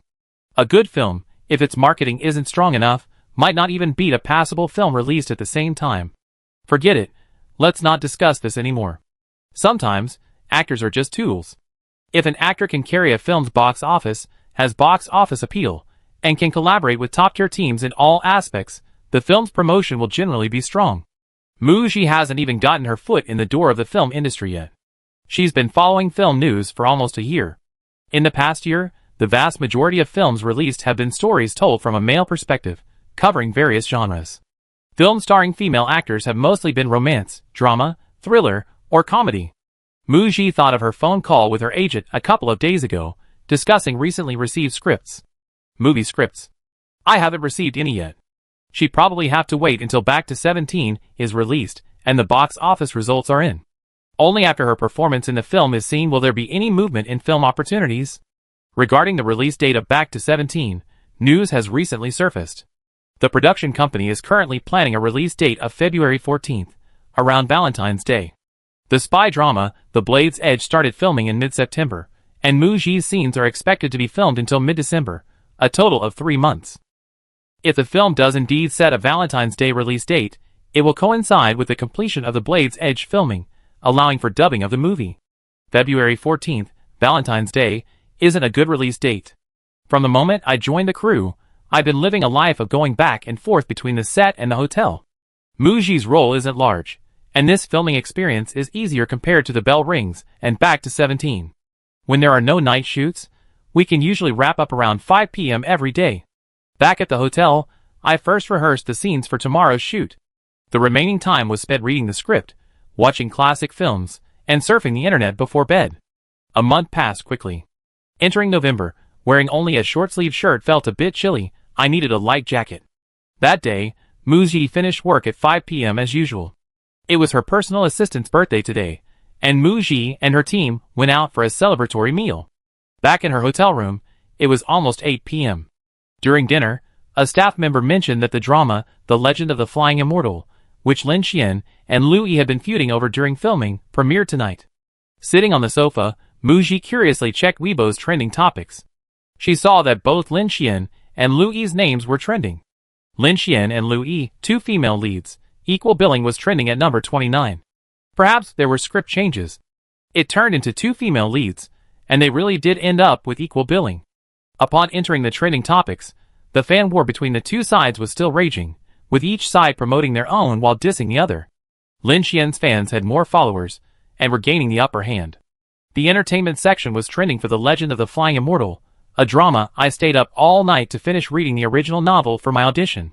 Mu Ji wanted to see how the drama was received. After clicking in, I found that the Weibo posts from casual accounts were all complaints. The complaints mostly focused on Lin Xian and Lu Yi's poor acting, and the somewhat messy editing, probably due to its downgrade from S level to A level. Looking at the video cuts posted by marketing accounts, the sets, costumes, and props all felt cheap. I wonder if director Wu Su was forced to give up after the actors infighting, and the added scenes and extra pages? The production quality seemed subpar. The novel story was quite good. It's a pity the film adaptation turned out this way. After browsing for a few minutes, Mu Ji lost interest and exited, about to put her phone aside to take a shower. She saw a trending topic with a paparazzi's name on it, claiming a member of a girl group was dating, and the news would be released tomorrow. The only girl group still active in China right now is 5 Flowers. Mu Ji immediately thought of Zhou Jingzhu. She found Zhou Jingzhu's number in her contacts and dialed, but no one answered. She opened WeChat. The Botanical Gardens beautiful girls group of 3 was unusually quiet today. Muji left a message for Zhou Jingzhu on WeChat, waited 2 minutes, but received no reply. She reopened Weibo and went to Zhou Jingzhu's. I checked the hashtag on her Weibo super topic. Half of the fans urged everyone to trust their idol, saying the paparazzi hadn't exposed anything yet, and not to speculate about a relationship involving her. The other half of the fans, including a fan site admin who frequently follows Zhou Jingzhu, presumably knew something, and was trying to reassure the other fans, saying that as long as it didn't affect her career and wasn't officially announced, they hoped everyone wouldn't interfere in Zhou Jingzhu's private life. Seeing this, it's highly likely that Zhou Jingzhu was the one caught in the paparazzi's photos of her relationship. She didn't answer the phone or reply to messages, so her family probably already knows and is dealing with it. The paparazzi and marketing accounts didn't directly expose it, but instead played the preview game, probably trying to profit from Zhou Jingzhu. Whether the relationship will be exposed depends on how Zhou Jingzhu chooses to handle it. Based on Muji's understanding of Zhou Jingzhu, the relationship is highly likely to surface. The next morning, on the set of the drama, The Edge of the Blade, Muji is waiting for her scene to start. Minmin, standing nearby, calls out, "Sister Gigi," and holds out her phone. Sure enough, Zhou Jingzhu's relationship has been exposed. Jasper and Zhou Jingzhu's relationship exposed is trending at number 13. Jasper? Muji seems to have seen this English name in their group chat. Clicking in, a marketing account thoughtfully introduced the story, sharing paparazzi news. It turns out he's the champion of a rap show 3 years ago. Jasper is his English name. Judging from the photos, he has single eyelids, a melancholic gaze, and wears a red floral shirt. A bad boy with a cool, rebellious style. Zhou Jingzhu and Jasper met on a music program. The paparazzi photographed them, and the release gifts have confirmed their relationship. They kissed passionately in the car, held hands, and entered a high-end hotel together. 2 days later, they emerged from the hotel separately. Minmin frowned, somewhat worried, and whispered to Muji, "To be frank, it's not that I'm prejudiced, but rappers generally don't have a good reputation for their private lives. This Jasper is quite talented, but he was photographed in a relationship last year. His ex-girlfriend was a clothing influencer, and they broke up quickly after being photographed together. Teacher Zhou, it seems like you have a hard time keeping him in check." Muji remembered that Zhou Jingzhu had talked to her before, and she had hesitated about starting this relationship, but ultimately, she plunged headlong into it. That evening, Muji received a call from Zhou Jingzhu. Chapter 73.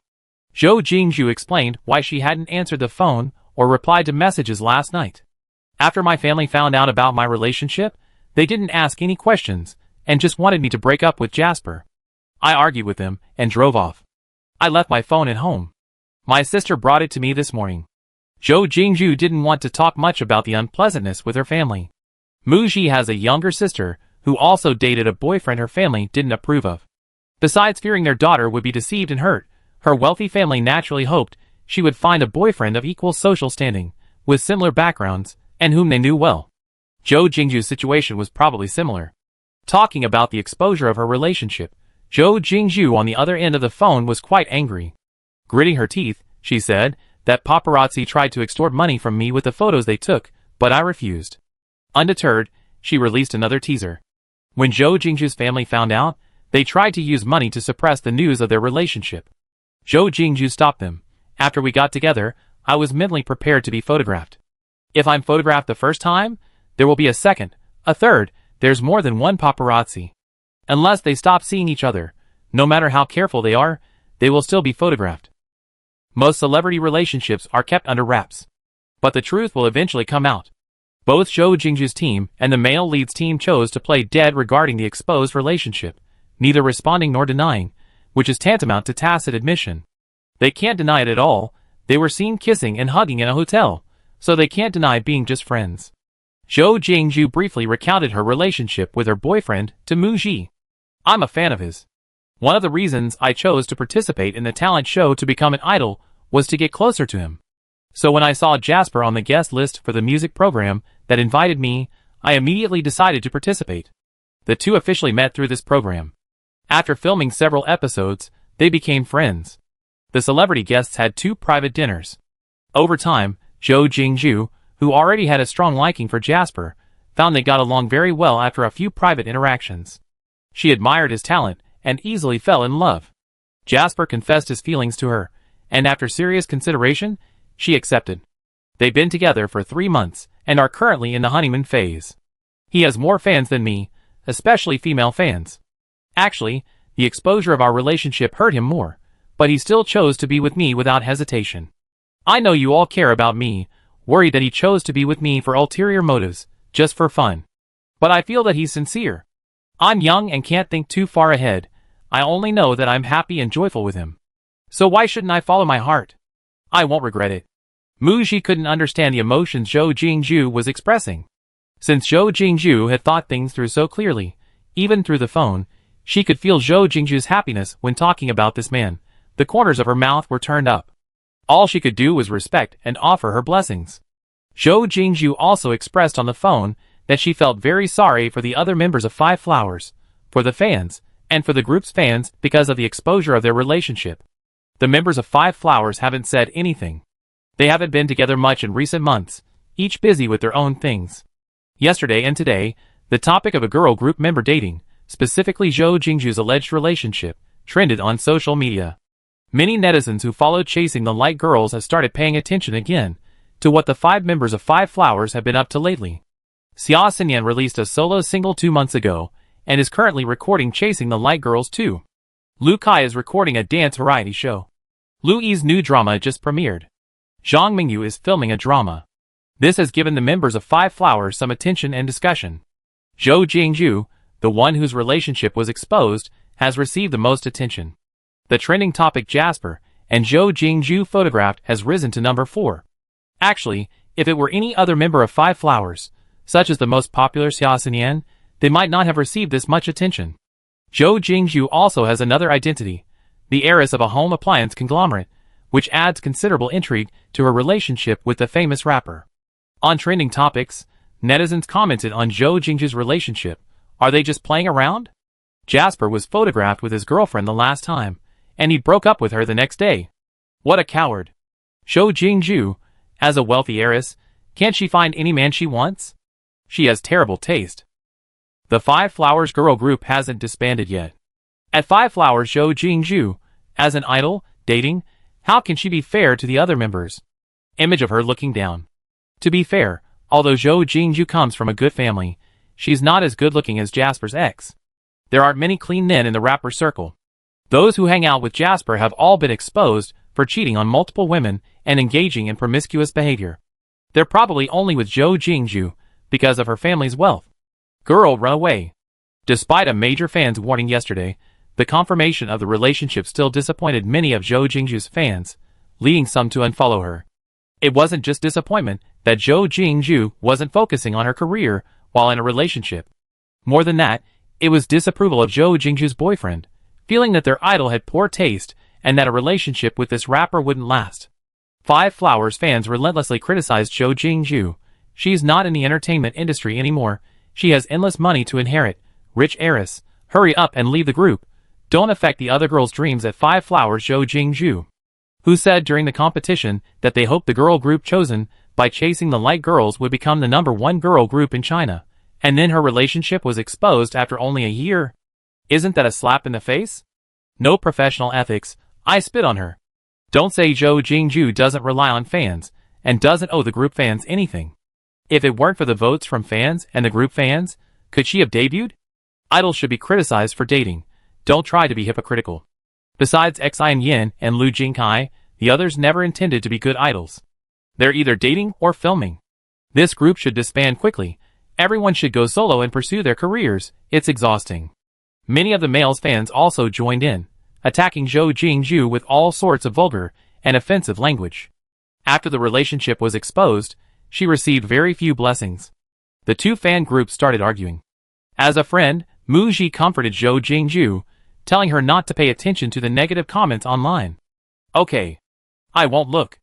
Zhou Jingzhu had a strong heart, or perhaps because she had decided to walk hand in hand with her boyfriend, even against the world's opposition, she would. She could only try to ignore the negative comments. As the call was about to end, she said to Mu Ji, "When you finish filming and return to Beicheng, let's have a dinner party. I introduce him to you in Kaigu. I hope." We can receive blessings from both of your friends. Muji could sense that Zhou Jingzhu was truly deeply in love. She said she would arrange it depending on the time. Before hanging up, she said to Zhou Jingzhu, "If you're happy, I'd be happy for you." "Gigi, thank you."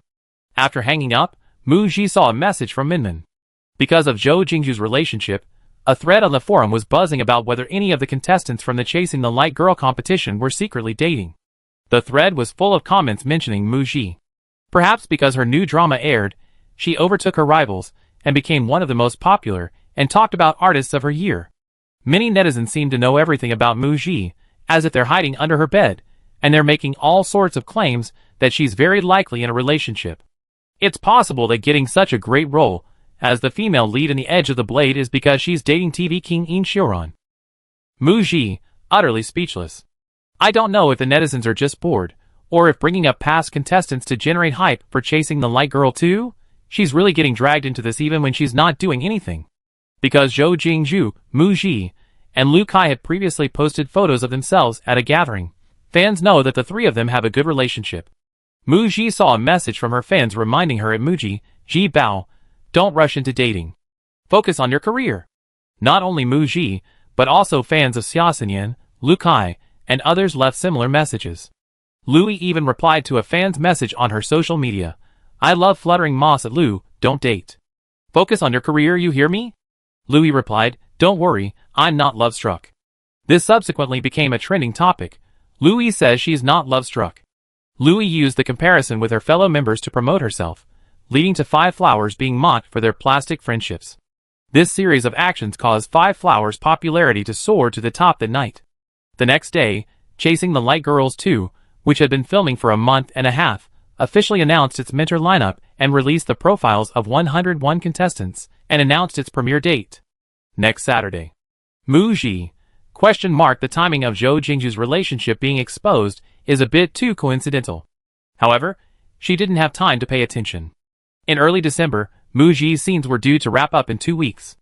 As Muji had expected, so far, the scripts her team had received were mostly historical romance dramas, none of which interested her, and the film projects her agent had been looking for weren't suitable either. She could only wait until The Blade's Edge finished filming before considering anything else. On the set of The Blade's Edge, Muji was about to film her final, crucial scene. This scene was also challenging for In Xiuran. The set and props were still being prepared. Filming was still some time away. Speaking of which, Muji has been on set for almost 3 months. She and the male lead, In Xiuran, who is also her senior, rarely chat on set. Their conversations are all about the drama. Before this scene, In Xiuran talked to Muji about director Pan Yin. "This is one of the more relaxed dramas I worked on, not because the role itself is easy." Muji chimed in, I mean the director's shooting pace is comfortable." In Xiuran's eyes lit up, and he nodded, "Right. The shooting pace of TV dramas is generally very fast. A drama has over 1,000 scenes, and you have to shoot more than 10 scenes a day. Very few directors can truly focus on the details of the actors' performances. Based on his experience with directors he's worked with before. Sometimes it's not that the director doesn't know the actors' performances aren't good enough, or that a few more takes could improve them. But the shooting schedule is there, and the working hours a day are limited. It's not good to make the actors work overtime, or the entire crew work overtime. It would also affect tomorrow's shooting." Before filming began, director Pan Yin helped the actors clarify the script's logic and the relationships between the characters, explaining everything in great detail. If an actor's performance wasn't quite right, he would point to the playback on the monitor and explain it to them meticulously.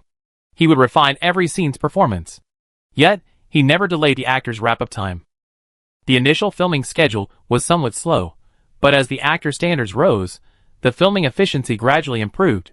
"You're very lucky to have worked with directors like Su Tao and Pan Yin, both excellent directors," said In Xiuran. He added that he's now more cautious about accepting roles. Making bad films not only damages one's reputation, but also drains one's talent. "I heard from Sister G that your next project hasn't been decided yet. Don't rush into taking on roles just to get filming. If you don't find one you're satisfied with, take a break for a while. You're very young. Your future as an actress is bright." Before joining the crew, the staff and other actors held some prejudice against Muji. After filming began, in less than a week, Muji won everyone over with her acting skills. Muji understood what In Xiuran meant. Newcomers also need to pay attention to their reputation. She wasn't rushing to take on roles. She understood and thanked In Sho-ran. Thank you. The two chatted for about 10 minutes before stopping, each getting into character and preparing for their scene. The scene's plot: the male lead almost exposes his undercover identity, and the female lead steps in to take the blame for him at the critical moment. But this doesn't dispel the Japanese army's suspicions.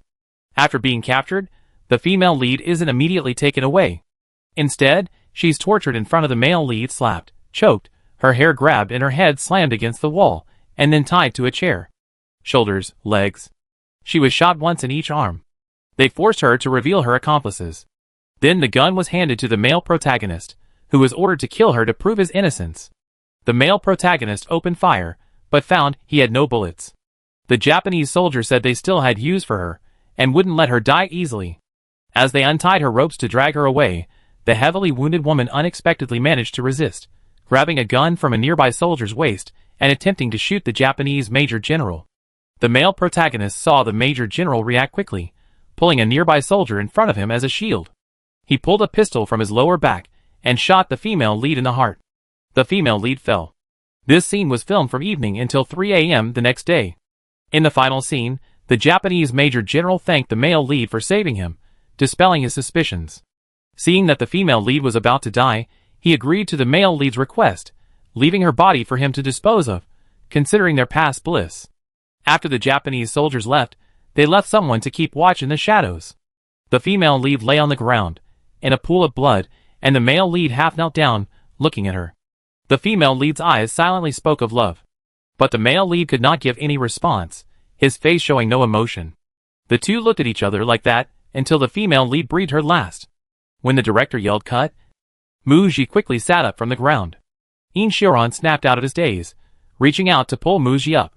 The two of them stumbled slightly as they stood. Thank you, I'm fine. Muji smiled at In Sho-ran, indicating she was alright, and the scene was over. She immediately released his hand. In Sho-ran admired Muji. You're a natural actress. You have a strong empathy for your characters, and can detach yourself from the role very quickly. He was a veteran actor, and even though he knew the scene was over, seeing Muji in her costume, her forehead, mouth, and Cheongsam stained with blood, he couldn't help but empathize with the character and feel sorry for her. Muji simply smiled slightly, offering no explanation. She had a long reaction time to detach herself from the scene, and a strong lingering effect. A week later, Muji's scenes wrapped up. Chapter 74. Teacher Mu, congratulations on wrapping up filming. Muji accepted the flowers prepared by the crew from the assistant director. Thank you. Because her character died early in the drama, the crew, following filming tradition, prepared a red envelope and a large wrap-up cake. After taking a group photo with the entire crew and cutting the cake, Muji said goodbye to the director, producer, and fellow actors. She readily agreed to autograph requests from the crew's lower-level staff, and readily agreed to take photos with the extras. From autumn to winter, everyone had spent 3 months together day and night. Just as they were developing a bond, it was time to part ways. The crew members all showed reluctance at Muji's departure. Good luck with filming, everyone. Bye-bye. Muji waved and left with her team. Her individual scenes were finished. The crew still had about another month of filming to go. The entire crew only wrapped filming a week before the Spring Festival. For the past 3 months, Muji, who played the female lead, had many scenes filmed in nightclubs. Roughly a third of her scenes were night scenes, including several long night shoots. Minmin touched her recently roughened skin and sighed, Sister Gigi, we can finally adjust our schedules. These past few days had been so disrupted, her days and nights were reversed, and she looked haggard. Yes, everyone's worked so hard. Working the night shift, as staff on set, they didn't actually have much to do. They wore thick coats and had heating appliances, so they weren't cold, and there wasn't much work coming in during their daytime rest. Muji's filming was arduous. In the dead of winter, sometimes she was only wearing a thin cheongsam, her teeth chattering from the cold. After filming a scene, she was practically frozen solid. But she never complained. Standing in front of the camera, she instantly immersed herself in the role, always perfectly portraying the character's best state. Minmin sighed inwardly. Not everyone can be an actor. After filming wrapped on the spy drama, The Edge of the Blade, Muji and her team flew back to Beicheng from Shanghai. A month before the new year, Muji still had a lot of work to do. Her first task was dubbing the movie back to 17. The release date was set for February 14th, Valentine's Day. That evening, she returned to her rented apartment in Beicheng. After unpacking her clothes, Muji opened the drawer of her dressing table and reviewed the script for Back to 17. The dubbing would begin the next day. The next morning, on her way to do voiceover work. Regarding the release date, Minmin exclaimed again, the release time went by so fast. Indeed, it went by very fast. From filming to release, it took more than half a year, less than a year. Muji originally thought it would be released during the May Day or summer vacation period. But youth films are usually edited very quickly. Minmin also knows a little about release dates. This release period can be considered a dangerously cold period among cold periods. I hope the Spring Festival films aren't too competitive.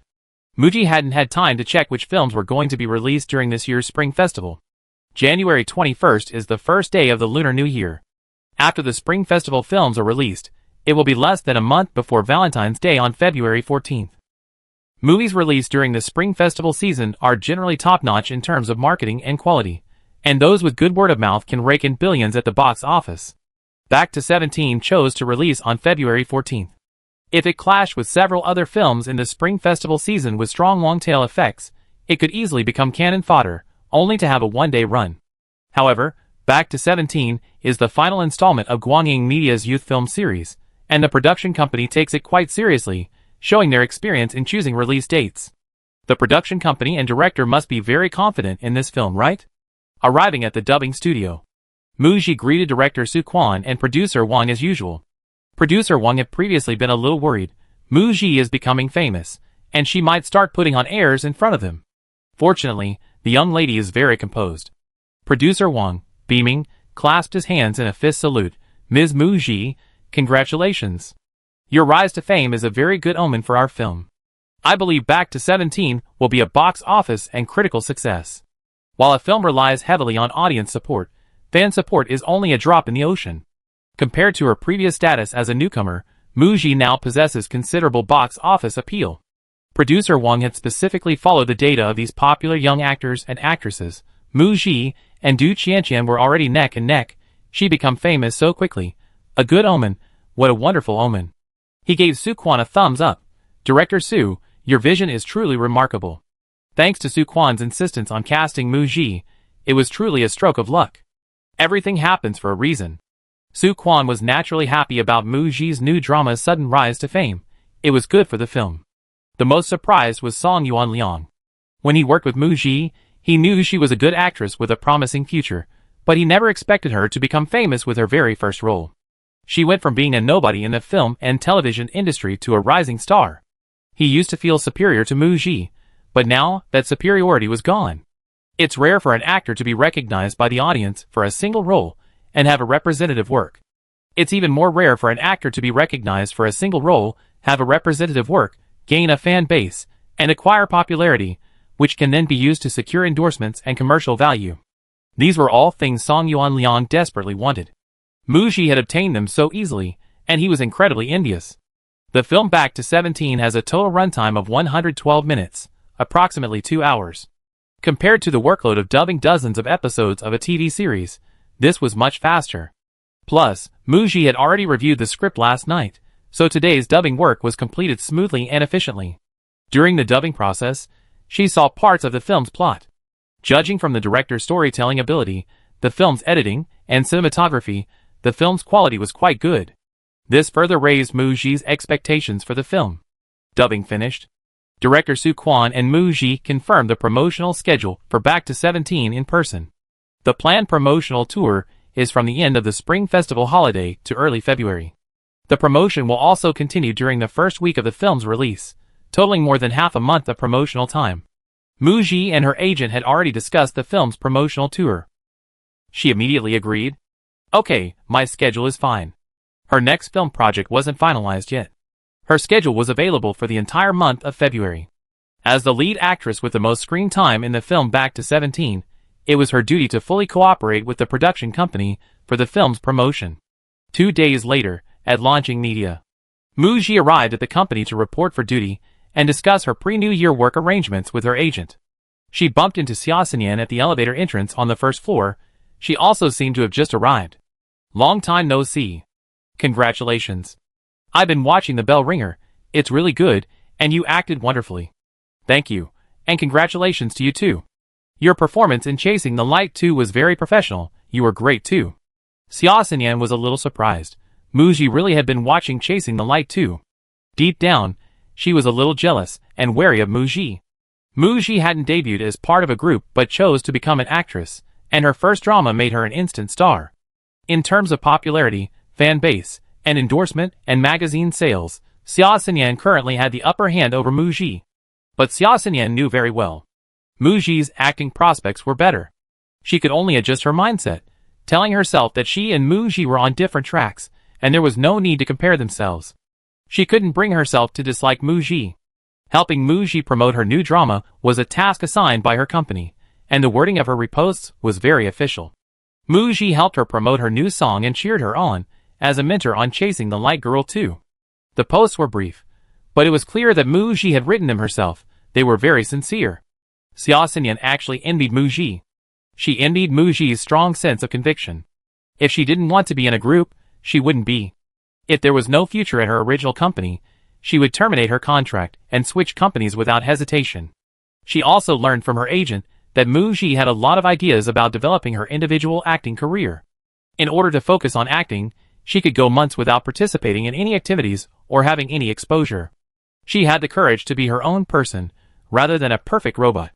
Xia Xinyan's mind raced, lost in thought. Xinyan, which floor are you going to? Muji, already inside the elevator, pressed the open button and asked the somewhat dazed Xia Xinyan. I'm going to see Director G. Xia Xinyan snapped out of her reverie and quickly entered the elevator. She returned the favor by asking, and you? Muji had originally planned to go to the director's office as well, but Ji Bing had probably had an appointment with Xia Xinyan later, and was currently still in the general manager's office. She answered truthfully, Director Ji asked me to go to the general manager's office to see her. Xia Xinyan nodded knowingly and smiled. My business isn't urgent, so you two can talk slowly. I wait for her in Director G's office. However, as she stepped out of the elevator, a hint of disappointment crossed her face. The general manager's office. She hadn't been there in a long time. It had been almost 3 months since she'd seen her boss. The general manager's office. He Jiyue and Ji Binghe had just finished their work discussion when Luca led Muji in. Before and after becoming famous, Muji's style of dress remained largely unchanged. Now that she had the means, she simply switched to more comfortable brands. Wearing a beret, with her long hair flowing freely, a khaki coat, and carrying a black bag, she always managed to make everyday outfits look stylish and chic, her presence making it seem like a street-style photo shoot. He Jiyue hadn't seen Muji for almost 4 months. Of the 16 artists under his management, Muji was the hardest to see. He asked gently, would you like something to drink? The car was parked in the underground garage. It was a 3-minute walk to the company building. The weather was almost freezing, and the wind was strong today. Muji, coffee thank you. She was a little sensitive to the cold, and something warm would make her feel more comfortable. Ji Binghe gave her boss a slightly strange look. When she and the other employees came to the boss's office for a meeting, it was always Luke who asked what they wanted to drink. The boss had never proactively asked. Was she overthinking it? She noticed the boss's inexplicable attentiveness towards Muji. Before Luke brought in the coffee, Muji briefly explained her filming situation on the Knife's Edge set. After the coffee was brought in, the three began discussing work. Muji's work schedule before the new year mainly involved attending events for her endorsements and participating in year-end galas. Compared to last year, Muji had been invited to several large-scale, star-studded galas this year. The treatment was completely different. Ji Binghe, you also be attending the Green Apple Boiling Night this year. These galas were like a company's year-end review party. The Bell Rings is a very successful drama series broadcast on the Green Apple platform this year. At this year's Boiling Night award ceremony, not only did the drama receive awards, but Muji, the lead actress, also won an award, which was relatively prestigious among the awards. The boss, He Jiyue, also attended today's meeting. The reason is that Green Apple's drama plan for next year includes a large-scale ancient costume fantasy drama, The Record of Mountains and Seas, an S+ project, and they want to invite Muji to star in it. To put pressure on the artists, the platform president directly approached the boss, He Jiyue, hoping that Muji would accept the role. Ji Binghe, the offered salary is very generous. A series of figures were presented to Muji. The offered fee was equivalent to several of Muji's previous roles in The Bell Ringer, and double the fee for the spy drama she had just finished filming. In the past 3 months, Mu Ji had turned down countless historical romance dramas. This was an attempt to bribe her with money. He Ji-yue said, "If you don't want to act, then don't accept." Mu Ji glanced at He Ji-yue, thinking that this boss had good judgment and wasn't just focused on immediate profits. She replied, "Well, my new drama just finished filming, I see." Ji Binghe understood that Mu Ji didn't want to accept. She told Mu Ji to think of a polite way to decline. After the Green Apple Award ceremony, there will be a celebratory banquet, a joint celebration for the platform's top 3 highest-grossing dramas this year. It was also a pretext for a celebration, but also an opportunity to have a private, direct conversation with the actors to discuss potential collaborations.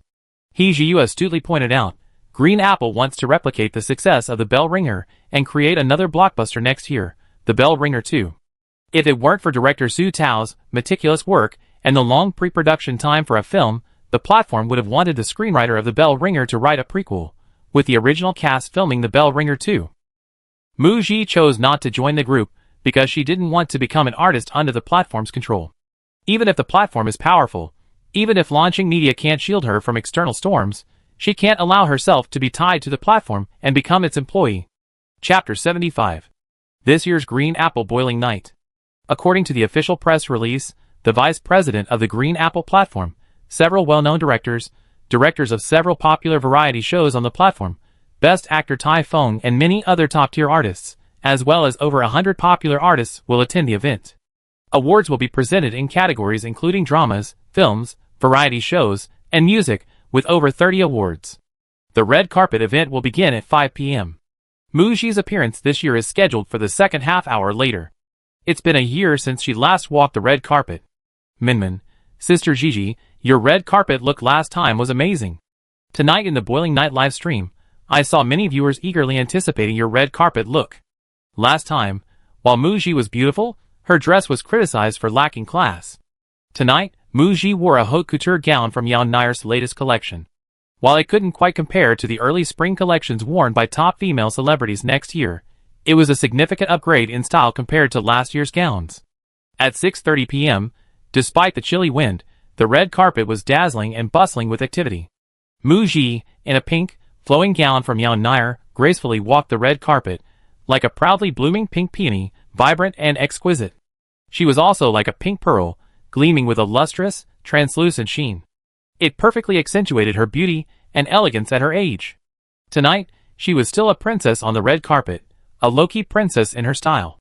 The live stream chat seemed to fall silent upon Mu Ji's appearance, flooded with exclamations of awe. And so beautiful! After posing for photos on the red carpet, Mu Ji accepted an interview with the host. Gigi, you look absolutely stunning tonight. Your starring role in The Bell Ringer achieved phenomenal success upon its premiere, becoming a phenomenal hit period drama for Green Apple in recent years. Your portrayal of A-ing is deeply loved by audiences. Everyone thinks your period drama look is amazing, and is looking forward to seeing you in another period drama. Can you tell us about your plans in that regard? Mu Ji, ? She was a little suspicious that the host's question was hinting at something. She readily took the microphone and smiled as she answered, "Thank you so much for everyone's love for The Bell Ringer, and for A-ing. I also look forward to receiving another script as good as The Bell Ringer. My starring film Back to 17 will be released soon next year. I hope everyone will support it. Thank you." She cleverly promoted her film. After walking the red carpet, Mu Ji changed out of her pink maxi dress and into a flowing, grass-green off-the-shoulder gown. The asymmetrical design, with one shoulder resting on one shoulder and the other draped diagonally over the arm, made the dress look more dynamic. She also changed her jewelry to long, jade-embellished earrings with green elements. The dress trailed on the ground, creating a sense of movement as she walked, like lotus leaves emerging with every step. She looked like an elven princess emerging from a forest. Mu Ji chose this outfit for the inner area mainly because it was comfortable, allowed for easy movement, and would look great on stage while accepting an award. She went inside and found her seat in the 3rd row. Last year, I sat in the 6th row.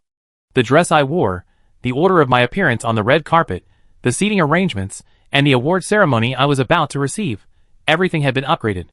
The entertainment industry truly is a place of fame and fortune. This year, perhaps because the OWL platform launched Chasing the Light 2, 5 Flowers didn't attend the Green Apple Awards ceremony. However, Mu Ji still saw a familiar face. It was Lin Xian. She was also sitting in the third row. The two were 5 seats apart, separated by an aisle. That was fine. They kept to themselves and had some peace and quiet. The award ceremony inside the venue started quickly. The official press release mentioned over 30 awards, which sounded daunting, but thankfully they weren't presented one after another. Some awards were shared by several winning artists. Presumably, because there was a celebration banquet later that evening, the award ceremony wouldn't be too long. At tonight's award ceremony, the bell ring swept 3 major awards: Top 10 Dramas of the Year and Best Director. And then, there's the platform's most prestigious award, Drama of the Year. As an S-level project, it surpassed 10,000 in platform popularity, ranked first on various charts, and was subsequently broadcast in multiple countries after its finale. As the host stated, it's indeed Green Apple's phenomenal historical drama hit in recent years, and being a platform-produced series, it's darling. It garnered the platform a large number of members and generated substantial revenue, making it a well-deserved Drama of the Year. It shares the title of Drama of the Year with this year's highly acclaimed suspense web drama starring award-winning actor Tai Fong. Next, it was Mu Ji's turn to accept the award. The artists already knew in advance what awards the platform was going to give them. Mu Ji won the Actress of the Year award, while Best Actor Tai Fong won the Actor of the Year award. These two awards are a tradition of Green Apple, given to the male and female leads of the platform's most profitable dramas. Mu Ji won for her leading role in The Bell Rings, and logically, Ning Yao, who played the male lead, should also have won. The platform probably had to choose between Tai Fong and Ning Yao, and awarded it to Tai Fong.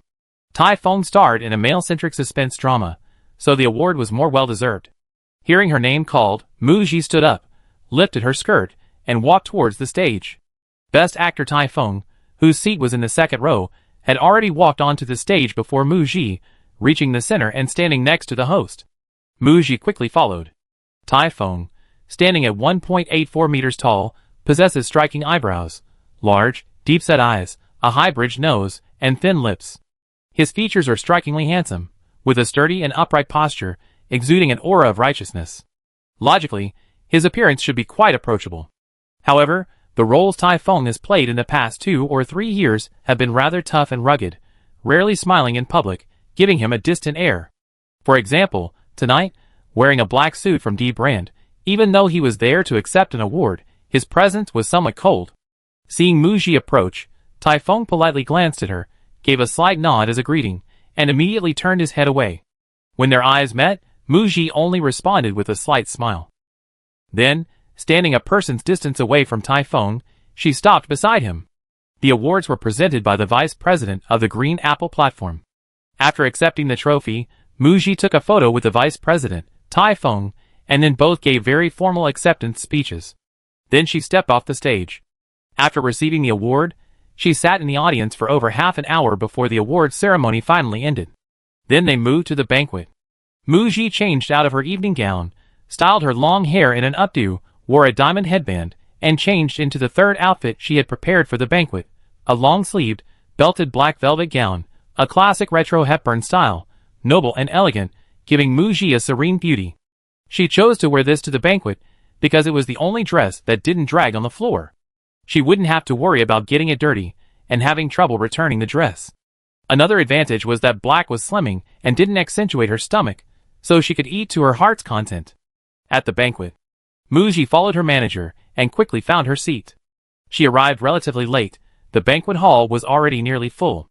The vice president of Green Apple gave a celebratory speech, but perhaps knowing everyone was hungry, he only offered a few brief, polite words. The food was served quickly. Mu Ji hadn't eaten dinner and was starving. She disliked these kinds of occasions, but as one of the lead actors, it wouldn't be right for her to miss the Ringing Bell record celebration banquet. Knowing that various strangers might come over for a chat, she quickly ate a few bites. When Mu Ji put down her chopsticks, she glanced around and noticed that very few people were actually eating. Most were busy socializing. "Have you finished eating?" Hearing her agent's question, Mu Ji nodded, her gaze inquiring, "Is something the matter?" Ji Binghe whispered to Mu Ji, "Tai Fong, you went on stage with him tonight to accept the award, so you met him briefly, but I noticed you didn't interact on stage. Go over and formally greet him later. There's a film project starting next May or June, directed by the renowned director Wan Zhou. I heard Tai Fong has already been cast as the male lead. I'm still gathering further information. Mu Ji understood her agent's meaning. Tonight's banquet was a good opportunity. Going over and introducing herself to Tai Feng, getting to know him formally, would be beneficial if the male lead remembered her when she later worked on the film project. Following her agent's gaze, she noticed that at the table where Tai Feng was sitting, the vice president of Green Apple and the boss He Jiyue were present. The vice president of Green Apple whispered something to He Jiyue, and the two of them stood up, each holding a glass of red wine. She noticed that her boss at the company usually wore bespoke suits from well-known designers, though from relatively understated brands. He projected an image of composure and stability within the company. Tonight, however, he wore a top-tier haute couture suit from ES, his hair meticulously styled, his striking good looks complemented by a multi-million-dollar watch. He exuded confidence and charisma, radiating the flamboyant aura of a wealthy heir from a large corporation. He was even more of a star than Tai Feng standing beside him. He was the most eye-catching man in the room. As one of the investors in Yelinglu, launching media, it's fair to say that Yelinglu was revitalized thanks to the decisive intervention of its boss, He Jiyue. The female lead is an artist under launching media. Mu Ji remembered her agent mentioning that the company had a cooperative relationship with Green Apple. So it wasn't surprising that he was at the celebration banquet. Before Mu Ji could walk over, Green Apple's vice president, holding a glass of red wine, approached her. Ji Binghe, also holding a glass of red wine, stepped forward to greet her. After exchanging a few pleasantries, the Green Apple vice president approached Mu Ji. He brought up the Shanghai Lu project. He offered various benefits to persuade Mu Ji to take it on. He also revealed, teacher Ningyao has already agreed to star in it. If you two team up again, you can definitely create another hit period drama. Mu Ji had read the script. The storyline of Shanghai Lu was quite good. Currently, only the script for the first 5 episodes is available. Filming is planned for March, with a total of 46 episodes. It's highly likely the script won't be finished before filming begins. It's estimated that once the production team is on set, several, even a dozen, screenwriters will collaborate, writing the script page by page while filming. And then, there's the production team. The director and producer have worked with several historical dramas on the OWL platform, generating buzz when they aired, but the reviews were generally mediocre. So after watching, she only had 2 words. Run. Mu Ji was about to refuse. Boss He Jiyue, who had appeared unnoticed, spoke for her. President Lu, this is my fault, I forgot to tell you. Teacher Mu is currently in talks with a big-name director for a film. Her schedule for next year is already full. We can collaborate again in the future. While apologizing, his tone was uncompromising, carrying the authority of a superior. Mu Ji, ? Lying with a straight face. Ji Binghe, boss, you're something else. Ji Binghe immediately understood and played along with her boss. In the end, the vice president of Green Apple returned defeated. He wasn't too happy. However, Green Apple had already reached cooperation agreements with other actors from launching media for next year's drama series, and they were also wary of the He group behind He Jiyue. Before leaving, he still had to smile and say, then let's cooperate again next time. He Jiyue, carrying a glass of red wine, was about to go to another table when he heard Ji Binghe tell Mu Ji to greet Tai Feng. He paused, turned around, and returned to his table with Tai Feng. Mu Ji, holding a glass of red wine, walked straight towards Tai Feng. When she was almost there, she turned and went to the next table. She greeted director Su Tao, then returned. Tai Feng, Ji Binghe, He Jiyue, a little cute. Chapter 76. At grand ceremonies and fashion galas, it's quite common for celebrities to greet each other. Mu Ji and Tai Feng received an award together on stage. At the joint celebration banquet for their respective starring roles. Going up to greet them formally wouldn't be awkward. Ji Binghe, seeing Mu Ji hesitate, asked, do you think he's unapproachable? Mu Ji replied, this Mr. Tai Feng is indeed unapproachable. Tonight, when receiving the award on stage, Tai Feng nodded to her as a greeting, a polite but distant gesture towards a stranger. Some male celebrities would be more gentlemanly, for example, waiting for the female celebrity to walk onto the stage together, offering a hand considering the inconvenience of her dress on the steps, or standing at the edge of the stage to wait for her. Standing together on stage waiting for the award, they would greet each other. Tai Feng acted aloof, practically screaming, don't mess with me if we're not close. He must be a very edgy actor. So there's no need. Ji Binghe, actually, I think you and Tai Feng are a bit alike. I was thinking you two could get to know each other, Maybe you hit it off immediately. Mu Ji had a good impression of Tai Feng. It stemmed from an actor's appreciation and affection for another actor. During the filming of The Blade's Edge, Mu Ji watched Tai Feng's highly rated suspense drama. The plot was high energy, with constant twists and turns, making it incredibly exciting. Tai Feng played two roles, seamlessly switching between them in a second. His portrayal of twins was absolutely brilliant, giving viewers goosebumps. He truly deserves his Best Actor award. Especially since this was Tai Feng's first television drama, and also his first web series. When news first broke that Tai Feng was going to film a web series based on Green Apple, he was ridiculed as a film star who had fallen from grace. His film resources were failing. He actually been reduced to filming web series? Mu Ji watched an interview with the director of this suspense drama. The director said that Tai Feng was very satisfied with the script and accepted the role based on it.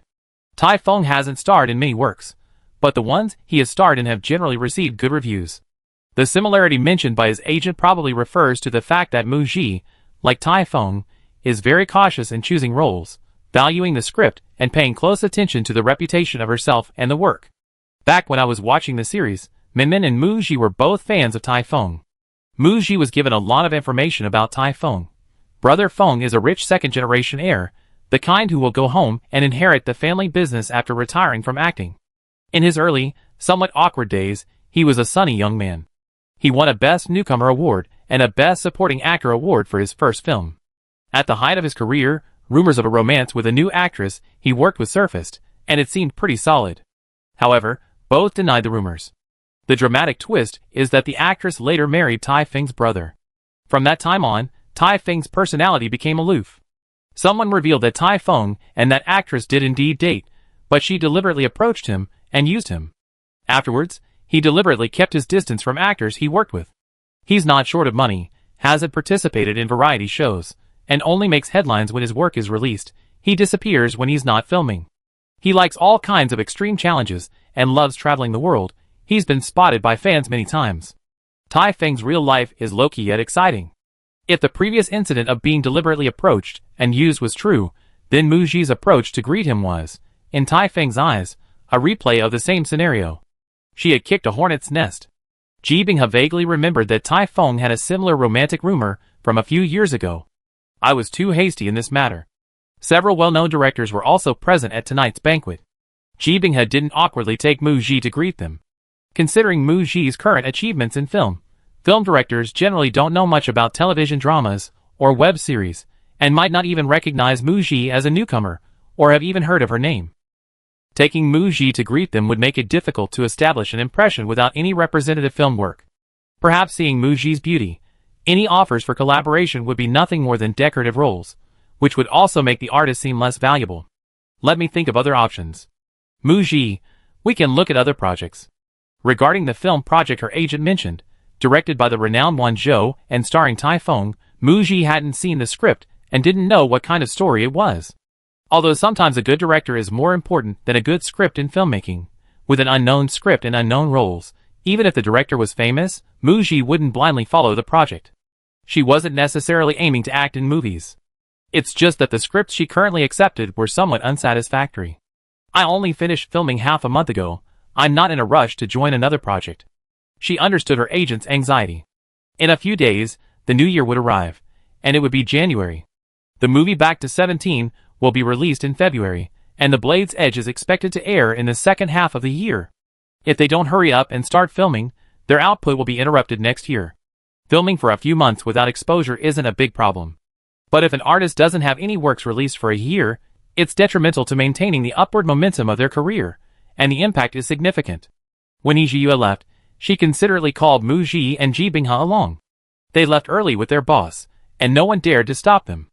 Otherwise, if the banquet continued into the second half, one social guest after another would come up, and it would be too annoying for someone of her status to maintain a polite smile and deal with them all. At the parking lot, Ji Binghe brought up the bragging He Jiyue had made at the dinner party. He Jiyue touched his broken eyebrow and coughed lightly. I said in contact, referring to a big director, not a specific one. Vice President Liu doesn't have the time to verify each one. He loosened his ties slightly. I'm not just making things up. Ji Binghe had mentioned director Wan Zhou's new film project in May or June to him. Seeing Ji Binghe's suspicious look, He Jiyue laid it on the table. I know Director Won Jo. Leave this to me. Wait for my news. Muji pulled her black down jacket tighter.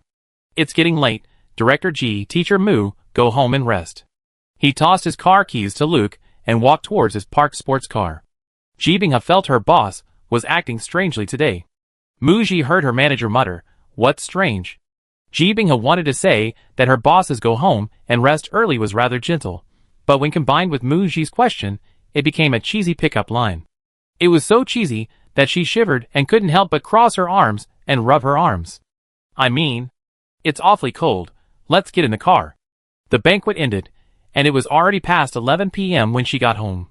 Muji changed into comfortable loungewear, removed her makeup, sat on the sofa in the living room, and picked up her iPad to log onto Weibo.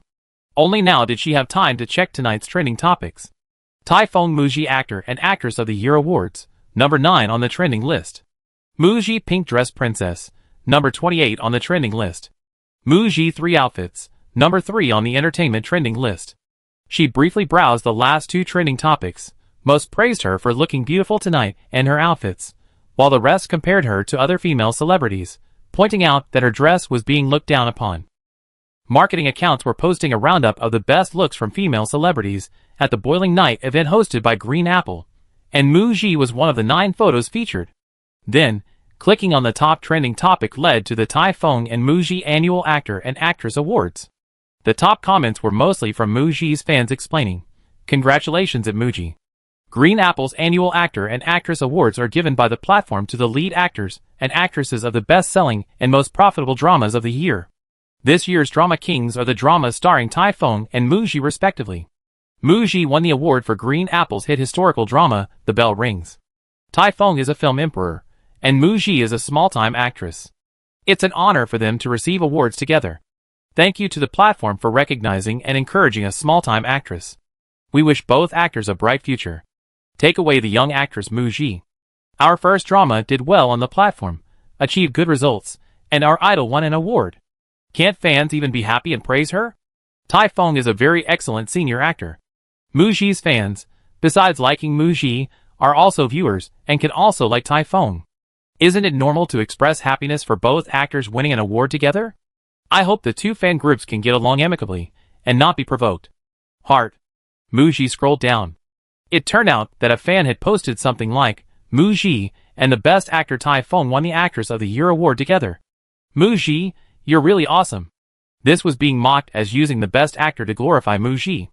Typhoon is a film actor and rarely does public appearances. However, he's a handsome, single actor with acting skills and awards, and a strong personality. He's accumulated a considerable number of fans and moviegoers through his works. His fans aren't as active as those of popular celebrities, they're more laid back. But when something happens, many fans pop up, and he has a good public image. Typhoon rarely trends on social media, but tonight, he received an award and trended alongside Muji, inevitably provoking resentment from some of his fans and moviegoers. Firstly, they felt there was a huge gap in their star power, and that sharing an award with Muji was an insult to the best actor. Secondly, they questioned whether Muji was trying to leverage the best actor's fame to boost her own status and generate buzz. This led to the scene where Muji's fans offered an explanation in the top comments. The trending topic wasn't arranged by Muji's team. It was orchestrated by the platform to promote its dramas and generate revenue, building momentum for next year's advertising sales. Muji thought to herself, "Thank goodness I didn't contact Typhoon." The banquet was attended by people of all backgrounds. If someone had taken a picture of her greeting Typhoon and posted it online, tonight's trending topics would have been even more exciting. The 2 fan groups are probably already arguing right now. This kind of friction on tonight's trending topics is unsolvable. Whether she's a big or small star, as long as she's in this industry, there will be all sorts of discussions, good, bad, even things she considers trivial. In most cases, the only option is to ignore it. On January 3rd, the fantasy youth film Back to 17 released its release date trailer. It announced a February 14th release date. This film has consistently generated considerable discussion. Compared to the previous 3 films, the second and third were considered bad. The production team and the new director of Back to 17 are the biggest unknown factors affecting the film's quality and box office performance. The female lead is a newcomer to film, although she gained popularity with The Bell Ringer and her acting was quite good. But making movies and TV series are not the same thing. Some top-tier actors who specialize in movies have struggled to adapt to TV series, or vice versa. Even if Mu Ji, a newcomer, has excellent acting skills, she can't carry an entire film. Among the production team, only the cinematographer has won awards, which is decent. Apart from that, there seems to be no reason to be optimistic. A few days ago, Back to 17 announced its Valentine's Day release, and at that time, there was a lot of skepticism online. Today, the trailer was released. The 1-minute 30-second trailer begins with the male lead protecting the female lead behind him, getting hit on the head with a brick, and slowly falling down. Then, there are flashbacks of scenes from his past life, followed by the female lead falling into the sea, and the screen goes black. When the lights come on again, the female protagonist emerges from the pool, discovering she has traveled through time, and resolves to change her life. The trailer has moments of humor and pathos, unlike other youth films, and also includes suspense. Who pushed the female protagonist into the sea? The ending shows the female protagonist in a dark stairwell, climbing step after step, declaring, "I will keep running forward, leaving my unbearable past far behind." She pushes open the rooftop door, exhausted, drenched in sweat, panting, bent over, hands on her knees. The sun will rise. The sunrise shines on her. February 14th, Back to 17 takes you on a journey through youth. Two surprisingly familiar faces appear in the trailer, Feng Chongxian and Pu Jiamu. Netizens' comments after watching the trailer, "Holy crap! Feng Chongxian and Pu Jiamu are in it. Pu Jiamu, my first crush." This trailer is really exciting. The film quality seems pretty good. Mu Ji's high school student image is so adorable, a true campus goddess. Her acting looks great too. After watching the trailer, the cast and acting are all good. I'm kind of looking forward to watching it. Most netizens thought the trailer was good, but they all left a question mark, wondering if the trailer's quality would match the actual film. There are still some dissenting voices, questioning that the trailer has too many elements, making it seem like a hodgepodge. They're not optimistic about its Valentine's Day release date. The reviews for Mu Ji, however, are mostly positive. From the title plus the trailer, we can get a general idea of the story. Mu Ji plays a character who has multiple lives, returning to her high school life after she turned 17, working after graduation, seeing flashbacks of her past life, getting married, and having a child, creating a complex multiple roles. Judging from the various performances in the trailer, Mu Ji's portrayal was excellent. The hashtag Mu Ji, the white moonlight, was frequently mentioned by netizens, and the film's producers subsequently capitalized on this, pushing it to the top of trending topics, and quickly gaining traction. After the release date was set, Back to 17 went from being largely viewed negatively by netizens to at least half of them finding the trailer appealing and deeming it worthwhile to see in theaters due to the participation of Feng Zhongxian and Pu Jiamu. This was a good start for the film. After completing her pre-holiday work schedule, Mu Ji planned a 7-day holiday during the Spring Festival to relax in a southern coastal city. Upon returning, she threw herself into the film's busy promotional tour. However, the day before her departure, she received a message from her landlord saying that she was returning to China in a couple of days and had nowhere to stay for the Spring Festival, so the landlord wanted to take back the apartment. Chapter 77. The apartment Mu Ji rented was found with the help of her agent. The landlord claimed to be living abroad and had no plans to return to China for the next 3 years. 2 months ago, the 1-year lease expired. Mu Ji considered that she spent 2/3 of the year filming on set, staying in hotels. Plus, she was busy filming and didn't have time to return to Beicheng to handle moving matters. So she renewed the lease for another year. Only 2 months later, the landlord suddenly said she had to return to China. With only 2 days until Chinese New Year's Eve, it would be difficult to find a suitable place to move out during the holiday. Mu Ji negotiated with the landlord to have some time to find a place and move out after the Spring Festival holiday. The landlord's attitude was very firm, leaving no room for negotiation. "I need to stay here after I go back to China. You have 3 days to move out. I return your deposit and the remaining rent, and compensate you with 1 month's rent, okay?" According to the signed contract, because the landlord didn't give the tenant advance notice, they were liable for breach of contract, and the landlord had to compensate them with 1 month's rent. In real life, some landlords take back the property, give you advance notice, and both parties directly negotiate the move-out date. Compensating the tenant? That's out of the question. Negotiations with the landlord failed. Mu Ji contacted several real estate agencies online, but half of them were on holiday. Several agents politely indicated, "The day after tomorrow is Lunar New Year's Eve, Everyone is busy preparing for the new year, and generally no landlord will be in a hurry to rent out their property during the new year period. It's considered unlucky during the new year, and they can't arrange viewings. She had no choice but to call an agent and explain the move. Ji Binghe on the other end of the phone was furious. The landlord's decision to return to China couldn't have been made today. It must have been planned at least 2 weeks ago. But she only informed Mu Ji 2 days before her departure. Choosing this time of year, during the Lunar New Year. This landlord was introduced by a friend of a friend. I contact my friend to ask about the specific reasons for the landlord's return and see if we can negotiate a solution. It's hard to find a place during the Lunar New Year. Mu Ji, no need, their attitude is very firm. She contacted the agent to ask if there was anywhere she could rent, even a storage room, as long as she could store her things. I need to get all the furniture and small items I bought when I moved and removed, and then have someone clean the place to restore it to its pre-occupancy condition. Hearing the agent say, "Keep your things with me for now. Are you still going on your trip as planned?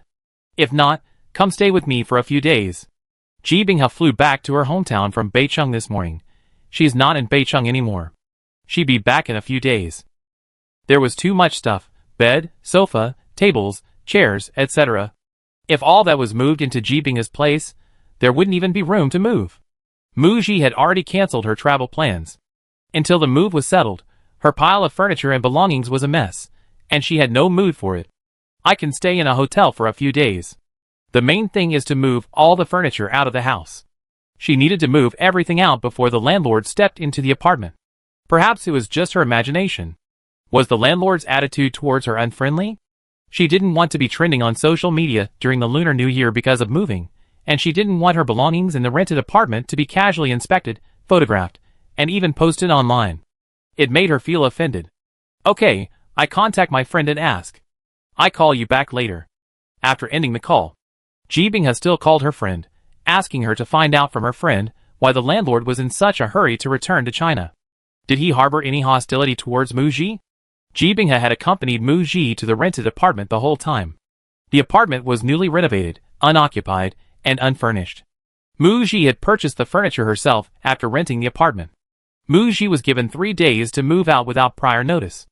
Any tenant wouldn't like a landlord like this, and wouldn't leave the furniture behind. They would definitely have it all moved out. The landlord claimed he was staying for the Chinese New Year, and the day after tomorrow is New Year's Eve. Even if he had prepared in advance and ordered all the furniture, the earliest he could move it in was after Mu Ji had moved out by tomorrow. Delivering, installing, and assembling all the furniture on New Year's Eve? Unrealistic. Waiting for her friend's reply, Ji Binghe contacted several friends to inquire about rental properties. The Lunar New Year period was incredibly competitive. As expected, it was almost impossible to find a satisfactory place. Some wealthy friends had vacant properties, but their relationships weren't that close, and considering Mu Ji was an artist, it was best to be cautious to avoid unnecessary trouble. In a flash, Ji Binghe thought of someone. She really had a brain fart, going to such lengths instead of looking for something closer. Wasn't there a super-rich second-generation heir right beside her? He owned at least several properties in Beicheng. Asking him for help would be more reliable than asking anyone else. It would also solve her housing problem once and for all. Launching Media, General Manager's office. This was He Jiu's last workday before his leave. He put on his coat, grabbed his phone, and was about to leave the office early. His phone rang. It was Ji Binghe calling.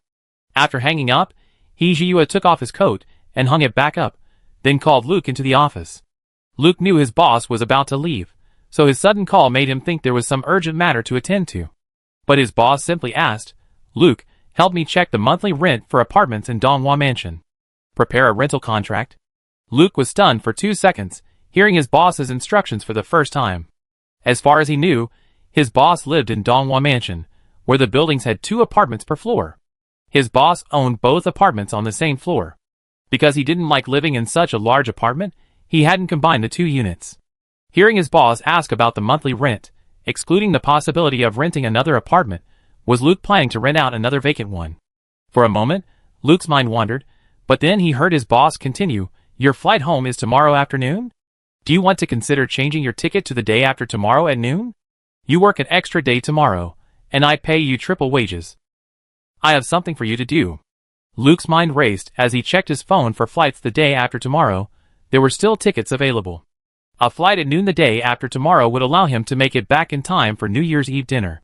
Working an extra day for triple pay, he certainly couldn't miss such a good deal. Mr. He, okay, no problem. He immediately changed his ticket to the day after tomorrow at noon. He asked his boss what the work arrangements were for tomorrow. He Ji coughed lightly. Help teacher Mu move. Luke? ? This matter must be kept secret from everyone else. He Ji told Ji Binghe in their phone call that he had a vacant apartment available to rent to Mu Ji. Ji Binghe agreed and said she would discuss the apartment with Mu Ji later.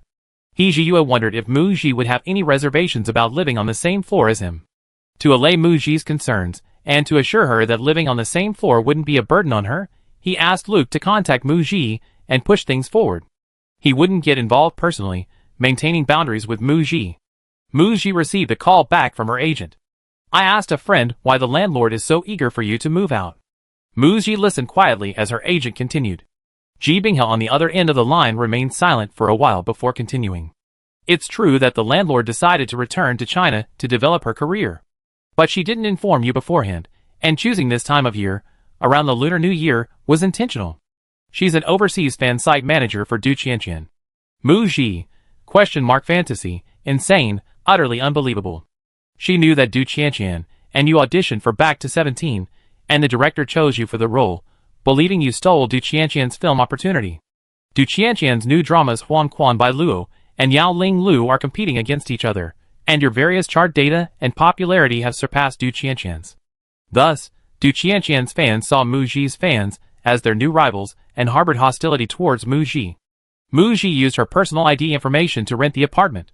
The landlord knew that the person renting her apartment was the celebrity Mu Ji, and deliberately orchestrated this whole thing to make Mu Ji unhappy, to embarrass her, and ideally, to have her move out during the Lunar New Year and trend on social media.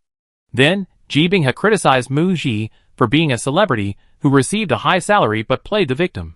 Next, Ji Binghe told Mu Ji about her boss, He Ji, having a vacant apartment. She also made it clear to Mu Ji. The boss has 2 apartments in Donghua Mansion on the same floor. He lives in one and plans to rent out the other. Donghua Mansion is in a good location, close to the company, and he occasionally stays there. I worked with Mr. He for 2 years. He's a typical workaholic, has a clean private life, and is a good person. You could consider moving there temporarily, and then move out later if you find a more suitable place. Ji Binghe supported Mu Ji moving to Donghua Mansion. After what happened with the landlord surnamed Sin, I think renting from the boss is safer and more reliable. There might not be as many messy things going on, and if you encounter any trouble in the community, you have someone to rely on. Think about it carefully tonight. The boss said if you're interested in renting, contact Luca to sign the contract, and you need to move in before New Year's Eve. Mu Ji said she needed to think about it. After ending the call with her agent, Mu Ji sat on the sofa, thinking. She had actually considered asking Zhou Jingzhu for help. Unfortunately, Zhou Jingzhu was having a cold war with her family because of her relationship with her rapper boyfriend. Recently, she had made a bold statement in a group chat, saying that she could make a living in the entertainment industry without her family's support. So Zhou Jingzhu was being defiant and wouldn't touch the property her family had given her. Mu Ji didn't want to bother her. She received a message from her agent and opened it. It was a WeChat message from Luca. Ji Binghe, you can ask Luca for photos of the house and ask about the rent. Mu Ji okay. Mu Ji thought she'd take a look at the apartment first, and added Luca on WeChat. He seemed to be looking at his phone, and accepted the friend request in a second. Mu Ji had barely sent a message, hello, Assistant Lu, when Luca immediately sent several photos of the apartment. The apartment was fully furnished, but unfurnished. It had 3 bedrooms, 1 living room, 2 bathrooms, and 1 kitchen, was 150 square meters, well ventilated, with 2 balconies, tastefully decorated, and the bedrooms were large, bright, and offered good views. Donghua Mansion was one of the most upscale residential communities in Beicheng, ranking among the top in terms of landscaping, property management, and security. Several well-known celebrities lived there. Mu Ji was tempted. She might never find such a satisfactory apartment again. She inquired about the price. 1 month's rent was equivalent to several months' rent in her current apartment. Of course, one is a 3-bedroom apartment, and the other is a 1-bedroom apartment. The location, community amenities, and layout are also completely different. Mu Ji filmed 3 movies, but her acting fees weren't high. The money she saved mainly came from endorsement income. In her original world, After being taken back by her biological parents, her mother was a 3-time Golden Horse award-winning actress, and her father was a businessman. Her family was well off, and she lived a comfortable life. Here, after becoming famous, she didn't immediately move out of her 1-bedroom apartment. It wasn't that she had low material desires, but rather that she didn't have much money and had many expenses. She wanted to move to a more comfortable place all at once. Therefore, living in Donghua Mansion didn't yet meet Muji's previous standard of living. She could afford it now. She checked online, and the monthly rent for a similar apartment in Donghua Mansion was about the same as the price Luca quoted. He Jiyue didn't lower the price because Muji was a company employee, which was good. Muji wouldn't feel guilty. She would treat it as a landlord surnamed he having a house to rent, and she needed a place to rent and was satisfied with the house. This deal was mutually beneficial. Muji made her decision and arranged to see the house with Luca early the next morning. If it matched the pictures, they could sign the contract immediately. The next day, Muji went to the Donghua Mansion residential area to see the house. Luca accompanied her, but the owner, He Jiyue, didn't show up. Mr. He has entrusted me with handling the rental matter entirely. Okay, thank you. After seeing the house in person, Muji was very satisfied with the quality of the decoration, which was even better than in the pictures. This house was really quite good. She reviewed the contract prepared by Luca and found no problems. She signed the contract on the spot and paid a year's rent in one lump sum. After putting the contract into his briefcase, Luke smiled at Muji and said, "Ms. Mu, as a collaborating artist with Launching Media, your rent is charged at the market rate, no discount. However, President He instructed me to help arrange your move. A friend of mine runs a moving company, and today is their last day of work." He glanced at his watch. "It's 10 a.m. now. I called them right away. We expect the move to be finished by 6 p.m., just in time for them to close." He asked Muji if she needed this complimentary moving service. Muji, "Okay, thank you." This complimentary moving service was a perfect solution to her immediate problem. Chapter 78. Muji hired 2 tidying ladies to help her pack her clothes, bedding, skincare products, cosmetics, computer, coffee machine, kettle, and other small items. 2 hours later, Luca arrived with the moving company. 10 people came in total, reportedly in 4 cars. Muji had initially thought she had a lot of stuff and worried she wouldn't be able to move it all in one day. But she was wrong. Before 5 p.m., all the furniture was magically moved into her newly rented apartment in Donghua Mansion. Large pieces like the bed, sofa, and dining table were even thoughtfully assembled and arranged. At 6 p.m., the moving company finished their work and left on time. Luca looked at the many items still needing to be organized in the living room. "Teacher Mu, do you need any help?" Muji, "I handle the rest myself." Assistant Lu, "Thank you for your hard work and help today." Luca had been He Jiyue's assistant for 2 years. This was the first time his boss had entrusted him with a personal matter, and he keenly sensed that his boss treated Muji differently. Luke smiled somewhat shyly. "Teacher Mu, I should be thanking you. I get triple pay for working overtime today." The implication was clear. The boss paid him to do this. He should thank the boss. Muji saw Luke to the door, said Happy New Year, and closed it. She had come to Donghua Mansion to look at apartments. She was moving in. The boss, He Jiyue, sent his special assistant to help and hired people to help her move. He seemed to be showing her a bit of special consideration. He himself didn't show up at all, and seemed very distant. Looking at the huge pile of things that needed organizing in the living room, Muji was overwhelmed. The cleaning lady she hired was cleaning the rented apartment she moved out of. She couldn't hire anyone for the new place, so she had to do it herself. She didn't know what time she finished cleaning tonight. She didn't have time to think about anything else. She rolled up her sweater sleeves and started organizing, piece by piece. The next morning, she'd been organizing and cleaning until 1 a.m. last night. Muji finally went to sleep at 2 a.m. Today she needed to go out to buy groceries for the next few days, and also some household items. It was -2 degrees Celsius, and it was snowing outside. Muji wore a black woolen hat, a white scarf around her neck covering half her face, only her eyes showing. She wore a short white down jacket, black jeans with a bit of fleece, and black leather boots. She dragged 3 large bags of trash out the door. Just as she dragged the first bag of trash out the door, she saw a tall man walking down the long corridor. There were only 2 apartments on this floor. Without a doubt, the man was her neighbor and boss, He Jiyue. He saw her too, then turned and went back inside. Muji, ? What's going on? Looking bewildered, She dragged out the other 2 bags of trash, and just as she closed the door, she heard footsteps behind her. Turning around, she saw Hee-ji approaching. He was holding a large bouquet of flowers. "Teacher Mu, welcome." He handed the flowers to Mu-ji with both hands. "I bought these flowers yesterday.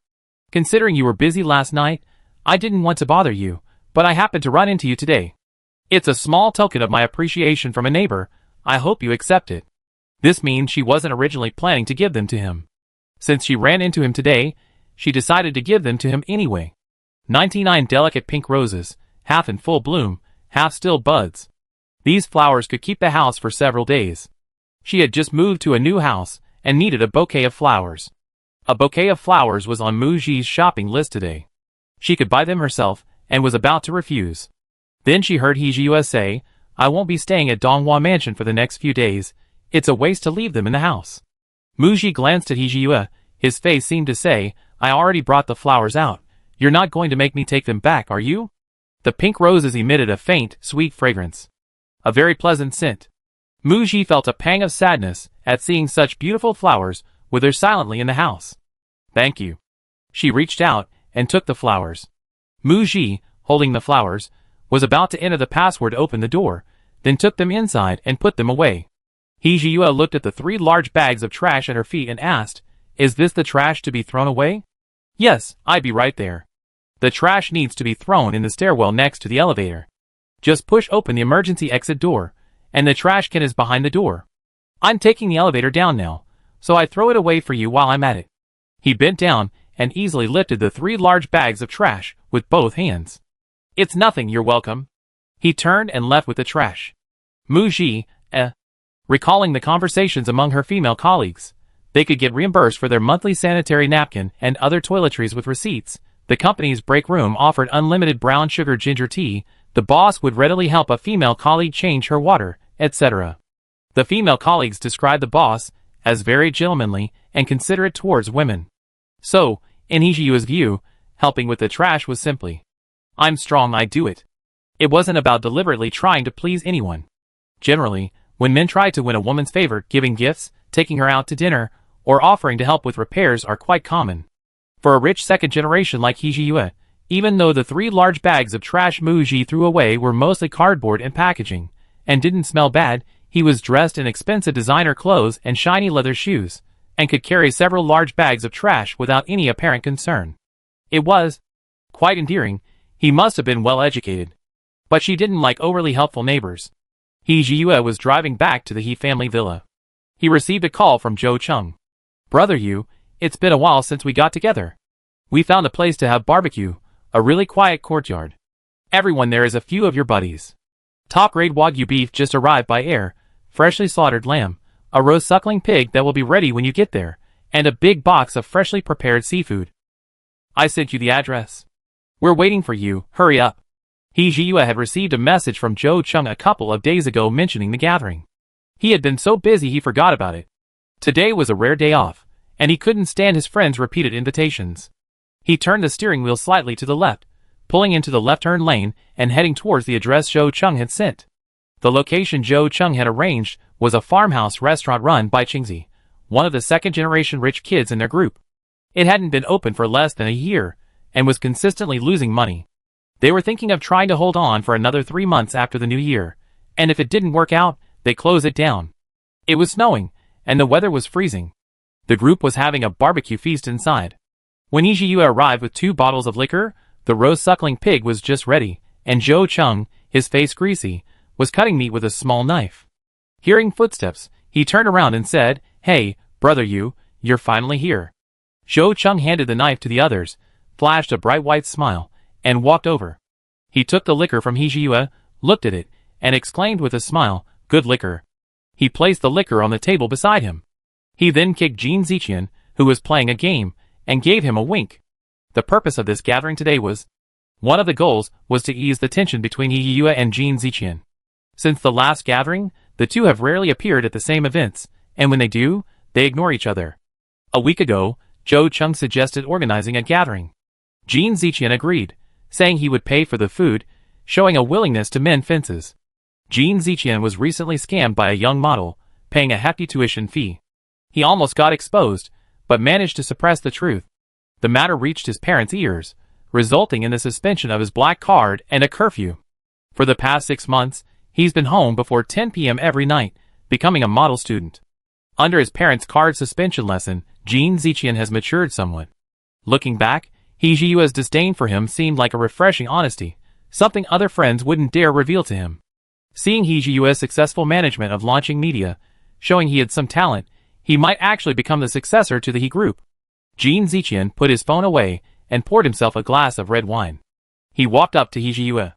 "Brother Yu, if I ever been rude to you before, please don't hold it against me. It's all in the wine. I punish myself with a glass." He then downed the entire glass of red wine in one gulp. Jin Ziqian turned his glass upside down to show his sincerity. Seeing He Jiyue's lack of reaction, he poured another glass. He downed that too in one go, but He Jiyue still didn't look up. Zhou Cheng had no choice but to come over and plead for Jin Ziqian. Upon closer inspection, he saw He Jiyue sitting in a recliner, legs crossed, head down, typing on his phone. A glance at the screen revealed it was a Weibo post. The accompanying picture looked like a large bouquet of pink flowers. Zhou Cheng eagerly leaned in. "Brother Yu, when did you open a Weibo account? What's your name? I follow you." "You got it wrong." He Jiyue put his phone away and looked up at Jin Ziqian beside him. "Stop. I came here for barbecue, not to watch you show off your drinking capacity." These words signified that the past was over. Actually, He Jiyue only interacted more with Zhou Cheng. With Jin Ziqian and a few others, they just played ball, went skiing and surfing together, and met up about once a month. Just superficial friends, nothing deep. There's no need to take superficial relationships too seriously. If you truly want to correct some of your past behavior, I hope you can learn to respect women. Okay, I will definitely respect them.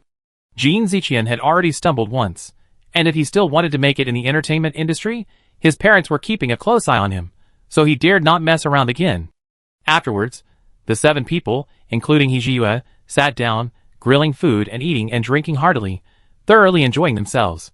He Jiyue had driven there, and didn't drink alcohol, opting for soft drinks.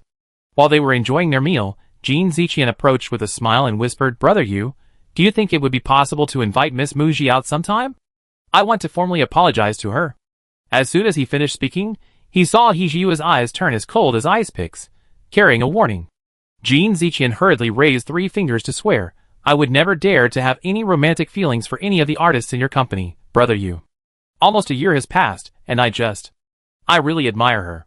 He had initially thought Muji's rejection was just a ploy, a game of cat and mouse. But in less than a year, she became a rising star, with amazing acting skills. She's even more famous than him. Muji is very different from the girls he's met before. For the past year, Jin Ziqian has been constantly thinking about Muji, unable to let go, and it wasn't just a superficial attraction to her looks, he found this young woman very charming. He wanted to apologize properly. If she didn't mind, he wanted to start as friends and seriously pursue Muji. As men, He Jiyue naturally saw through Jin Ziqian's hidden intentions. He should have let Jin Ziqian finish his drink earlier. She resisted the urge to spill her drink on Jin Ziqian's face. He Jiyue composed herself, concealing the coldness in her eyes. She replied in a very indifferent tone, "She's busy, she doesn't have time." "Then, Mr. He, could you please tell Miss Muji to add me as a friend? I apologized to her on WeChat." He Jiyue immediately refused. "No. I can convey your apology to her." Jin Ziqian, okay. He figured it out himself. The day after Muji moved into Donghua Mansion, she put together a video she had taken before moving into the apartment she was moving out of, and another video she had taken after cleaning it the day before, creating a side-by-side comparison video, and sent it to her landlady Miss Sin. She had lived in this apartment for less than 6 months in total, and given her mild obsessive-compulsive disorder, the apartment was exactly the same as before she moved in. After moving out, because a cleaning lady had been hired to thoroughly clean the place, it was actually cleaner and tidier than before, practically spotless. This video serves as evidence. It's to prevent the landlord, Miss Sin, from finding the house dirty again after the cleaning. Muji hoped to end the lease peacefully, not wanting any complications, or for her personal matters, to become a trending topic and waste public resources. It also serves as a reminder to Miss Sin to separate her online and offline interactions, and not let them affect her personal life. The landlord originally said she would take back the house on New Year's Eve afternoon and move in. After receiving Muji's video, she probably didn't expect Muji to find a new place and move all her belongings so quickly within just 2 days, and even hire a cleaning lady to thoroughly clean the house. It was flawless. That evening, the landlord finally replied, refunding the deposit and rent. Muji screenshotted her previous chat with the landlord, highlighting the key points in red. The reminder was missing. I compensate you with another month's rent. An hour later, the landlord finally transferred the remaining month's rent. Muji said 2 words, thank you, but a notification popped up. Message sent, but rejected by the recipient. She'd been blocked. Fine, that's it. Let's leave it at that. The 8-day Spring Festival holiday. Muji stayed home, organizing, watching classic movies, and selecting furniture. Aside from 3 grocery shopping trips, 1 dinner with Zhou Jingzhu and Lu Kai, and 1 meal and movie outing with her agent after they returned to Beicheng, she didn't go out. The holiday ended quickly. February 4th, the day of Lichuan, the beginning of spring. The cast and crew of Back to 17 arrived in Beicheng, beginning their nationwide roadshow. Chapter 79. Flying to 1 city a day, and visiting 4 to 6 locations within each city for film promotion. On the first day, Ji Binghe was somewhat worried that Muji wouldn't be able to handle this high-intensity promotional pace. The promotional schedule arranged by the film company was very tight. After one event, they immediately took a car to the next location. After a day of non-stop work, they had to face questions from reporters at media conferences, questions from hosts, and questions from fans and audiences at multiple meet-and-greets. What prompted you to star in Back to 17? Could you introduce the character Zhou Can? This is your first film. How would you rate your performance? From the trailer, you have scenes with Feng Zhongxian and Pu Jiamu in Back to 17. Can you talk about your experience working with them? How much do you think this film will do at the box office? There were many questions to answer, including some rather tricky ones, such as, it's said that you were competing with popular actresses for the lead role in Back to 17. What do you think your advantages were? Sometimes unexpected situations would arise on set, requiring the artist to handle them improvisationally. After 3 days of promotional work, Muji performed very professionally, handling each day and each promotional event with ease, patiently answering every question, whether it was a new one or a repeated one. Su Quan, as a new director, rarely spoke in formal settings. Song Yuanlian adopted a cool and aloof male god image. During the film's promotion, it was Muji who stepped up, proactively responding to the host's jokes when things got awkward, actively interacting with fans, and supplementing the director's answers with key information.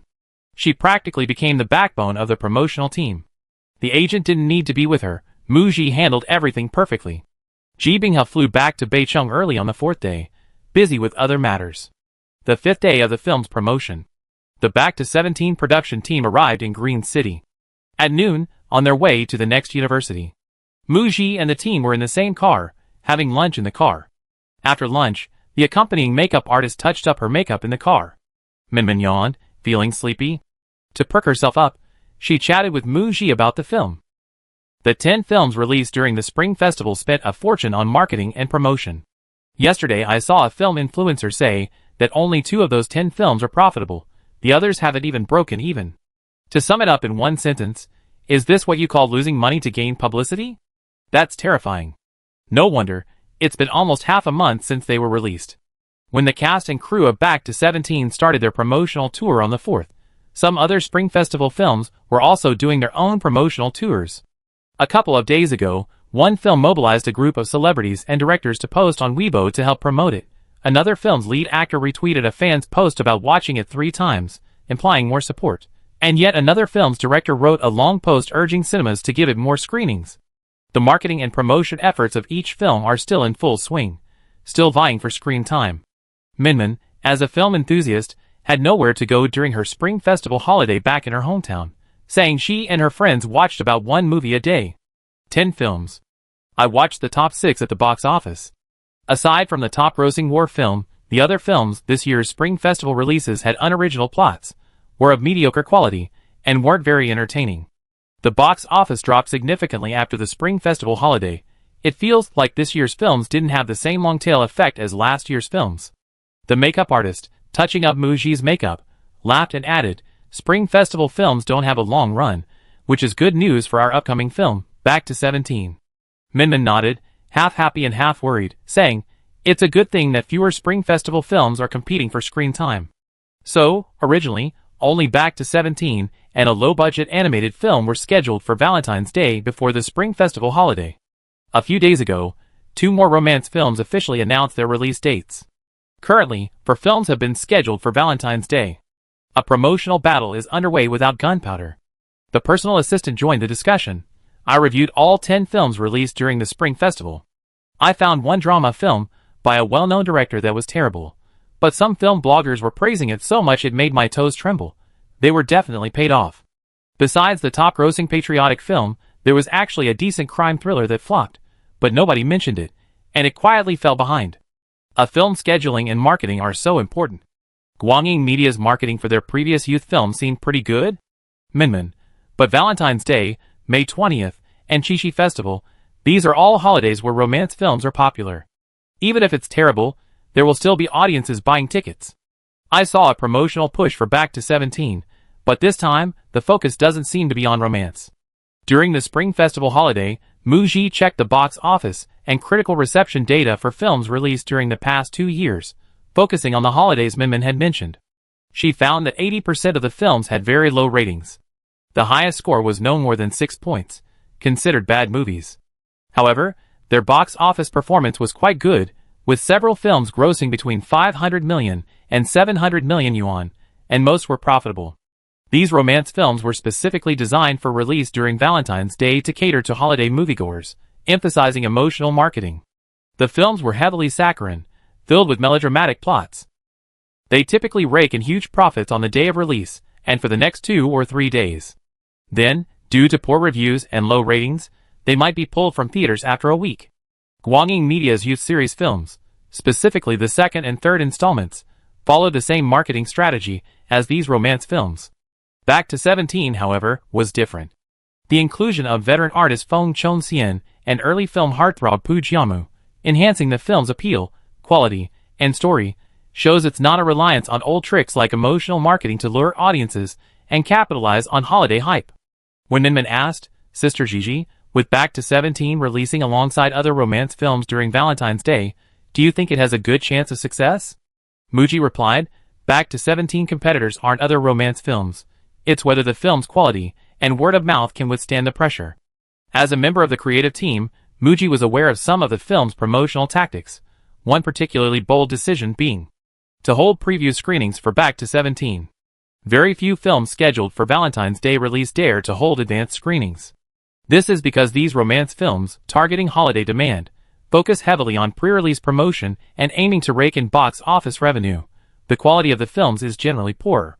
With just one screening, audience reviews are released, and the word of mouth is a complete disaster. Viewers initially had a hunch from the trailers that it might be a bad film, but didn't know how bad. With the holiday atmosphere, they might choose to watch one to pass the time. But knowing how bad it is, who would be foolish enough to spend money on such a terrible film? Wouldn't it be better to buy bubble tea and a couple of dishes for the price of 2 movie tickets? Back to 17 willingness to hold advanced screenings not only demonstrates confidence in the film's quality, but also shows ambition for a long-term release. The 8th day of the film's promotion, Saturday, February 11th. The film Back to 17 will begin its advanced screenings over the weekend. Director Su Quan, along with lead actors Mu Ji and Song Yuan Liang, and special guests Feng Chongxian and Pu Jiamu, arrived in Shanghai for promotional activities.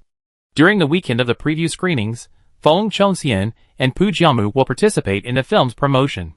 Considering Mr. Feng Chongxian's age, only 2 promotional events are scheduled each day, a press conference with local media and a visit to a local university.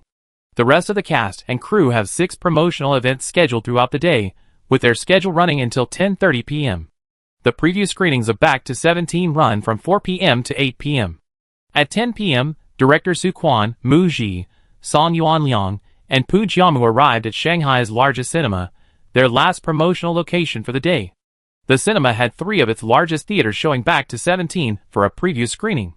The cast and crew visited the cinema, rested backstage for a few minutes, chatted with the theater owner, signed autographs, and took photos.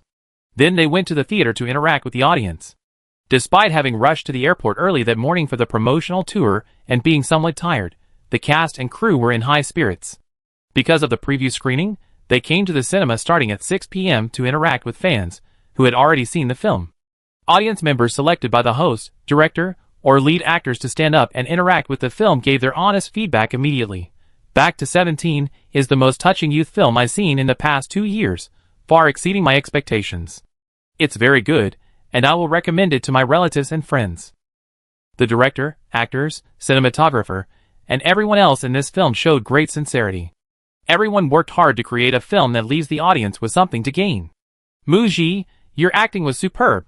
I was completely immersed in Jo Can's story, experiencing her emotional struggles, awakening, rebirth, and rebuilding herself, forging her own character and spirit. A fire burned within me as I embraced this new beginning. I love this story and this character. It was a pleasant surprise to see Mr. Pujiamu in this film.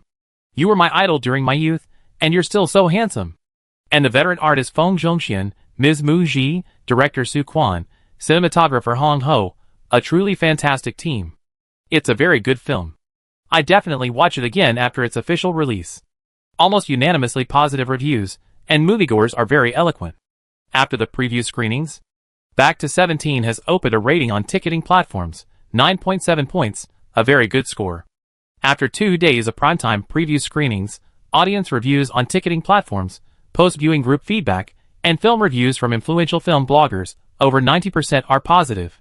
Director, script, actors, cinematography, everything is excellent, a truly sincere work. It can surpass the first installment of the Light and Shadow Media youth film series, a very beautiful finale.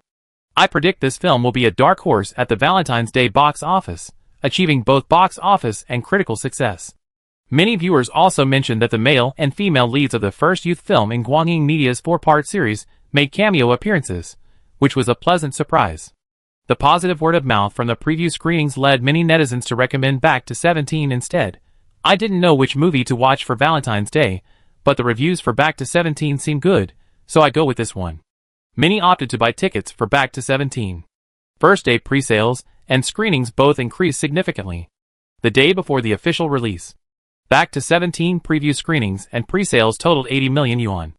Of this, Valentine's Day pre-sales reached 50 million yuan, ranking second. Ranked first was a romance film starring a leading actress and a middle-aged actor, with 60 million yuan in pre-sales. After finishing the day's promotional tour, Muji returned to her hotel room. The movie was going to be released in 1 hour. Muji was still quite excited and thrilled.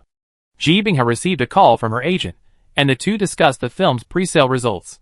Ji Binghe, for Back to 17, 50 million in pre-sale box office is quite good. February 14th was Valentine's Day, a Tuesday.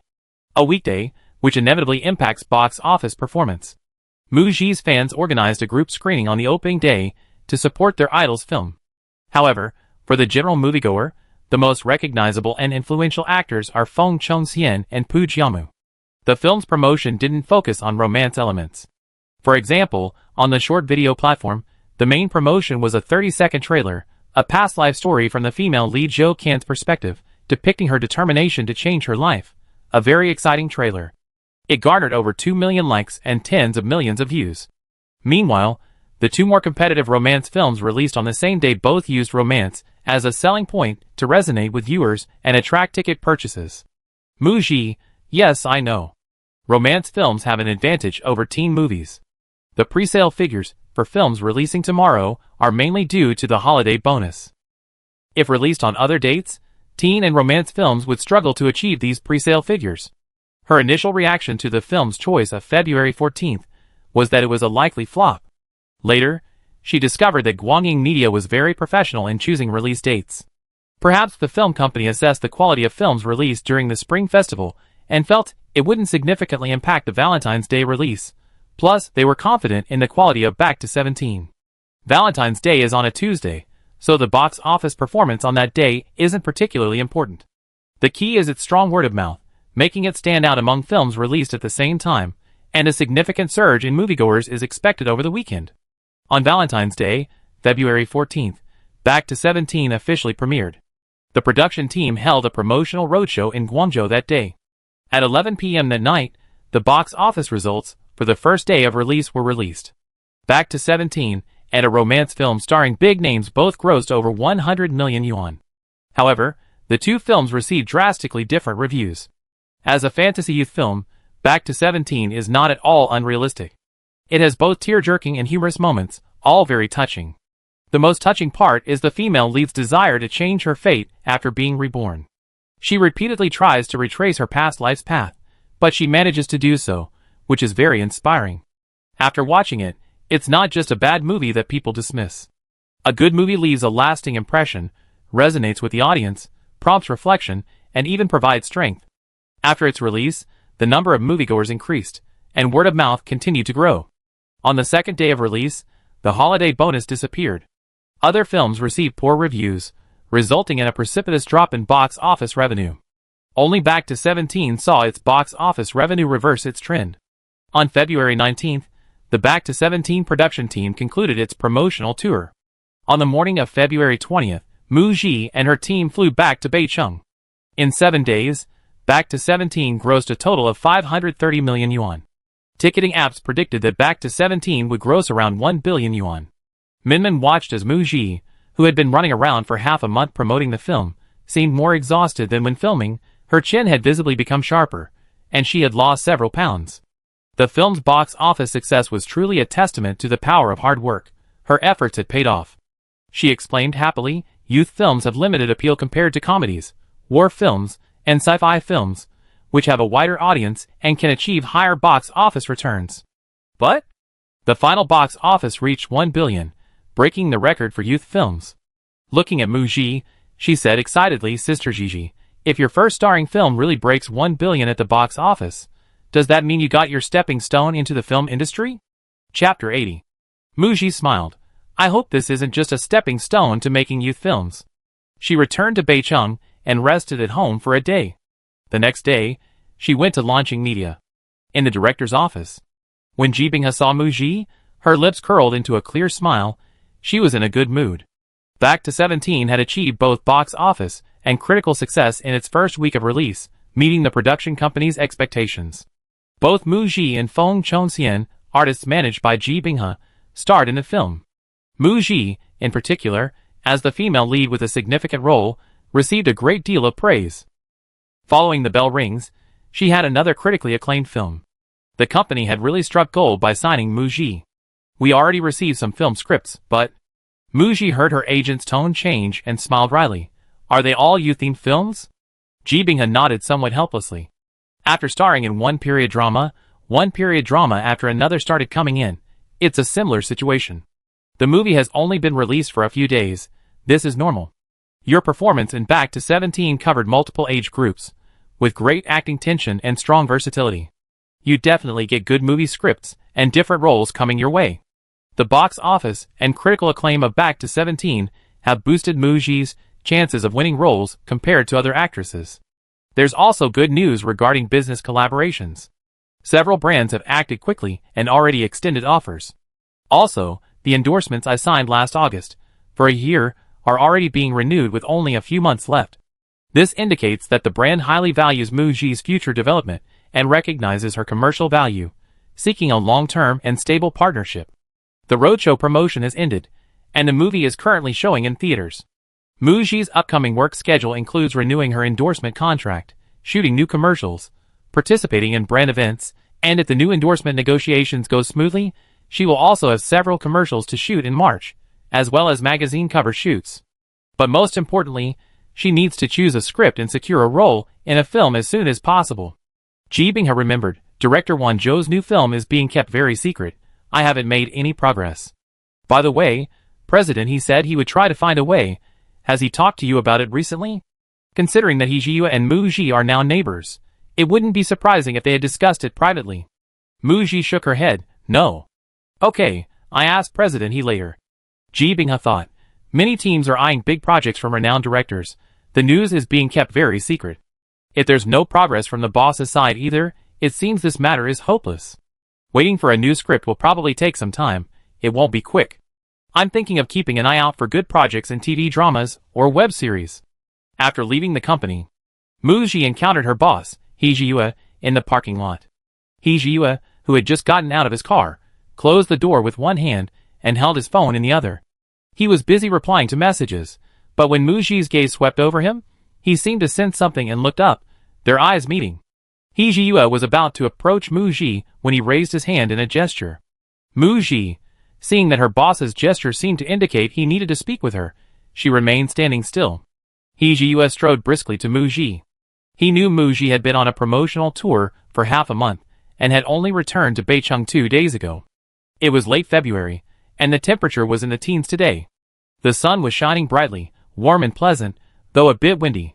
Mu Ji wore a black bucket hat and a black face mask, a black overcoat that went past her knees, a white t-shirt underneath, and light-colored wide-leg jeans. The outfit made her look slim, tall, casual yet stylish, effortlessly chic, and effortlessly handsome. Out of politeness, Mu Ji pulled down her mask to greet the boss. He Jiyue noticed that Mu Ji's small face looked a little thinner than it had been half a month ago. However, he suppressed his emotions, not daring to show any concern, and acted as if everything was normal. He directly explained why he had called Mu Ji over. "Are you free tonight? Let's go see the movie you starred in." Before he could finish, his phone vibrated. He looked down, and saw it was a call from Lu Ke.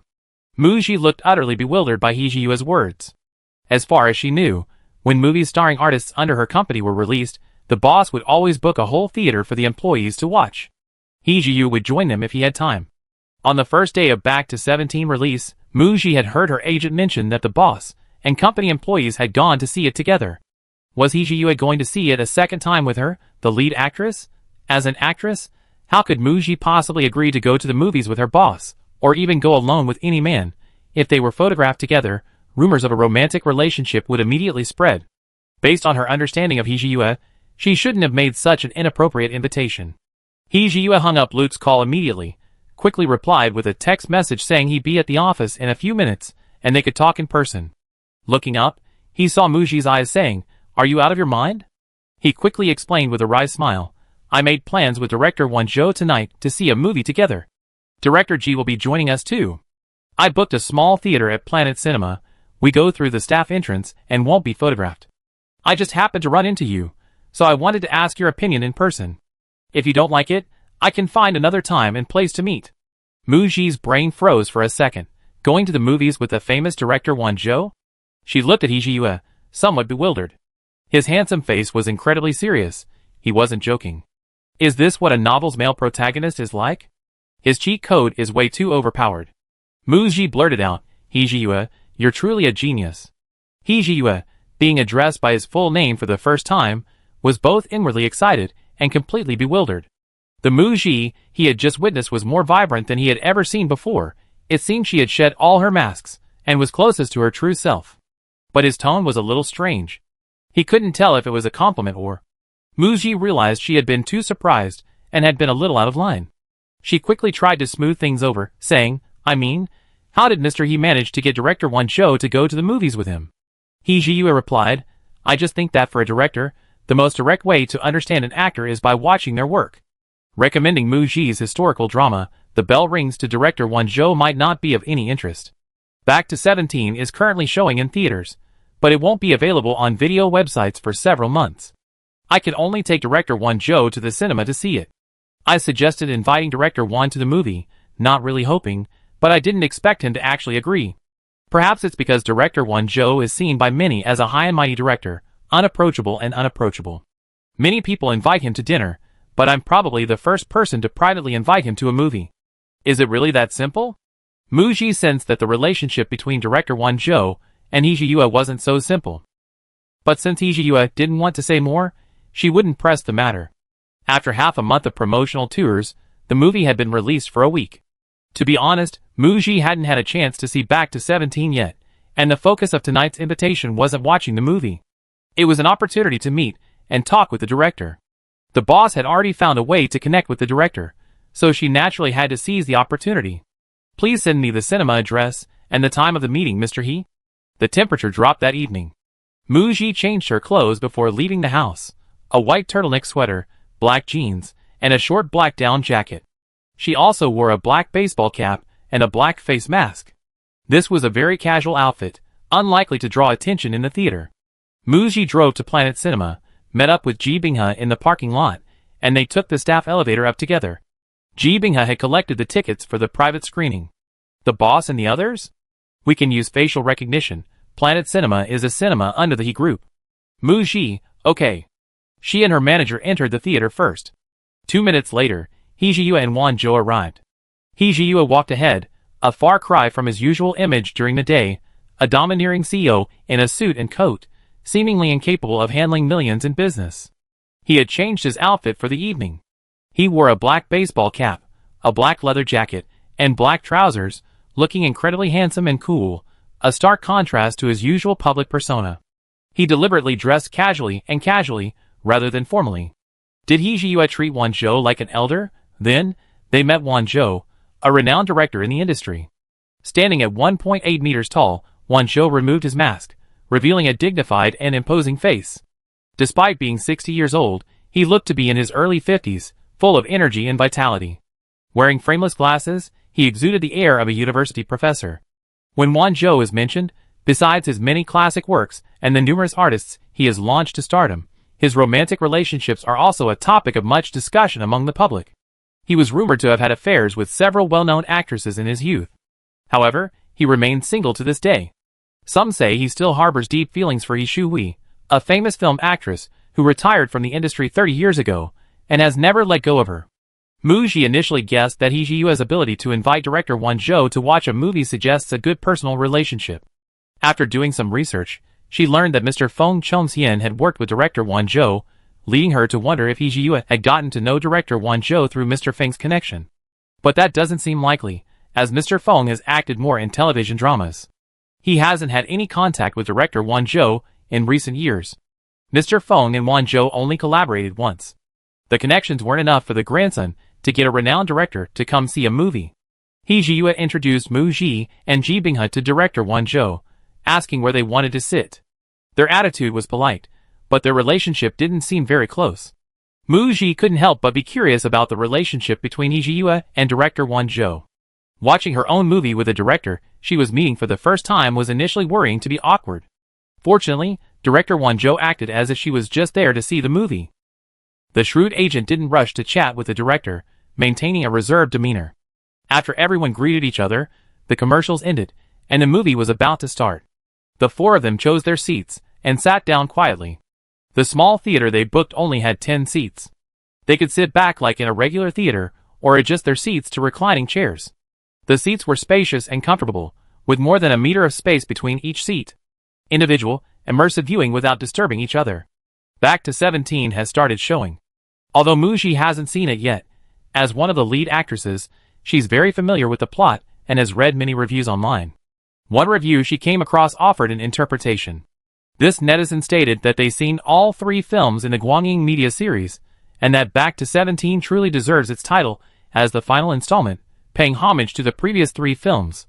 The review uses the inspirational story of the protagonist's studies and struggle for the future, a theme popular with audiences, as the core of the story. It uses the melodramatic plots of the second and third films, which were criticized, as Zhou Qian's past life, a life she wants to escape. After her rebirth, the female lead is determined to deviate from her previous life's trajectory, to study hard, to get into her ideal university, and to change her life. The plot didn't become entirely predictable. Away from the male lead, Qin Heng, the female lead's journey wasn't smooth sailing. She encountered setbacks, unexpected events, and new choices. She had to walk paths she hadn't trodden in her previous life, limited by her perspective, background, and unknown risks. Success wasn't easy, but the female lead persevered. A flower bloomed on the edge of a cliff. The film's ending features 2 major plot twists. The female lead once again embarks on a cruise to attend a class reunion. She suspects that the person who pushed her into the sea in her past life was a female classmate who had always been jealous of her and was diagnosed with mental issues. This classmate admitted to sending threatening messages and being taken off the ship due to her mental instability. Zhou thought the crisis was over, but she was still pushed into the sea. Then the alarm clock woke her. The scene that appeared was a scene from her past life where Zhou Qian and Qin Heng lived. The female lead thought she had traveled back in time, but as she watched further, she realized it was a scene viewed from Qin Heng's perspective.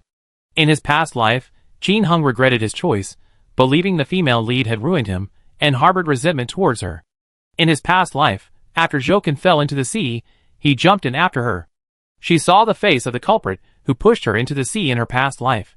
It was none other than the male lead, Qin Heng. It turned out they had both been reborn. Jo Kan chose to distance herself from Chin Hung, and Chin Hung shared the same intention. However, later, seeing Jo Kan with a completely different life, a better future, and a happier life than when they were together, Chin Hung realized it was all his fault. But he was unwilling to see Jo Kan change her fate while he remained unchanged.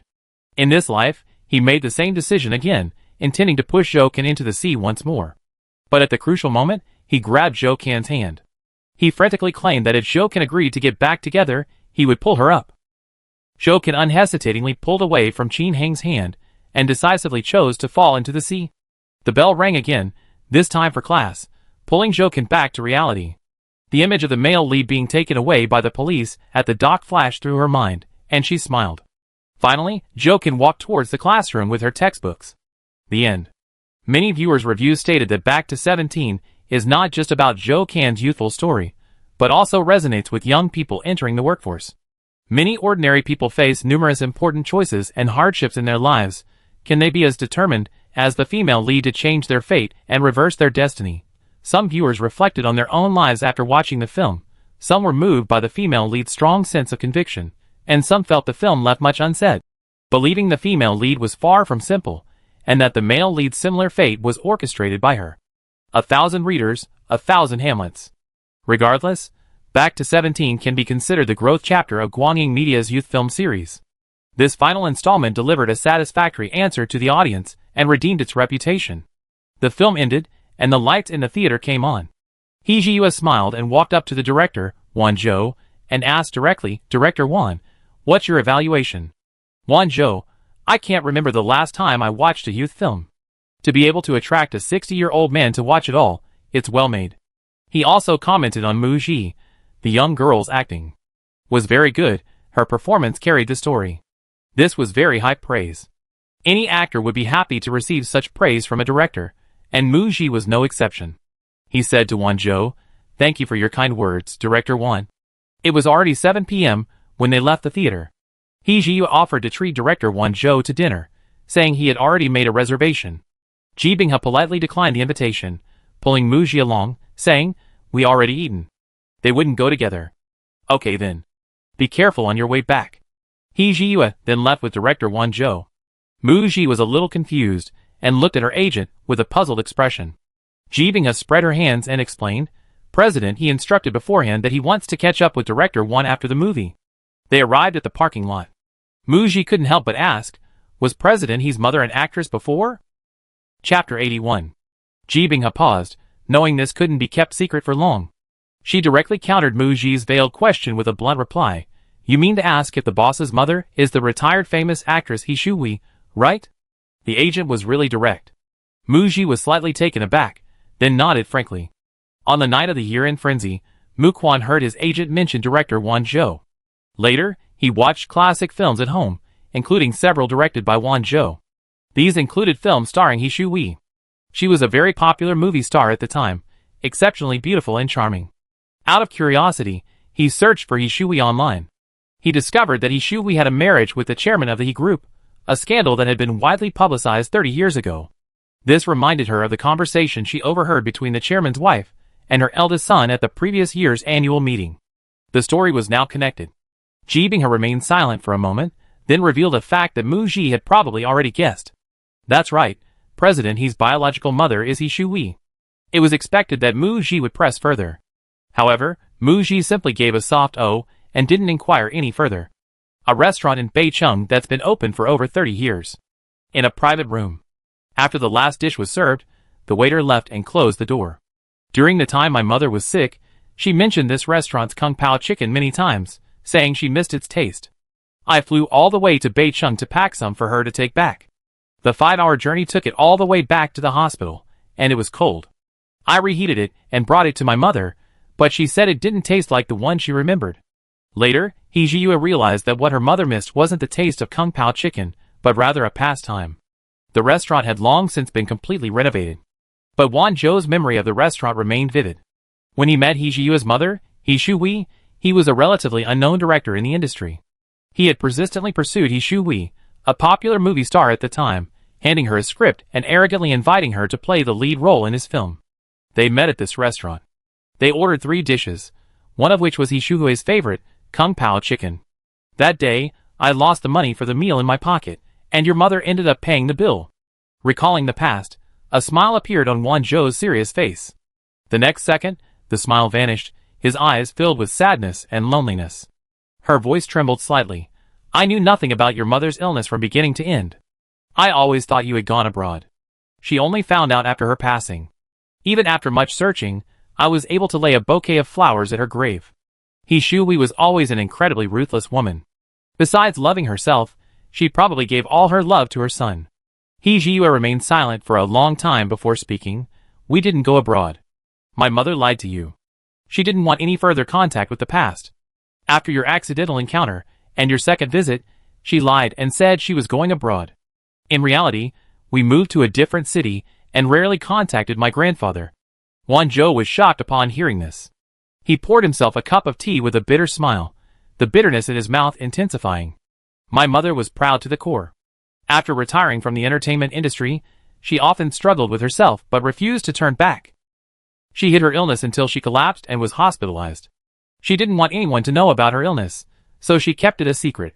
When she passed away, according to her wishes, her funeral was also very low-key. Mentioning sad topics makes one's heart exceptionally heavy. Even the most delicious and visually appealing dishes tasted bland.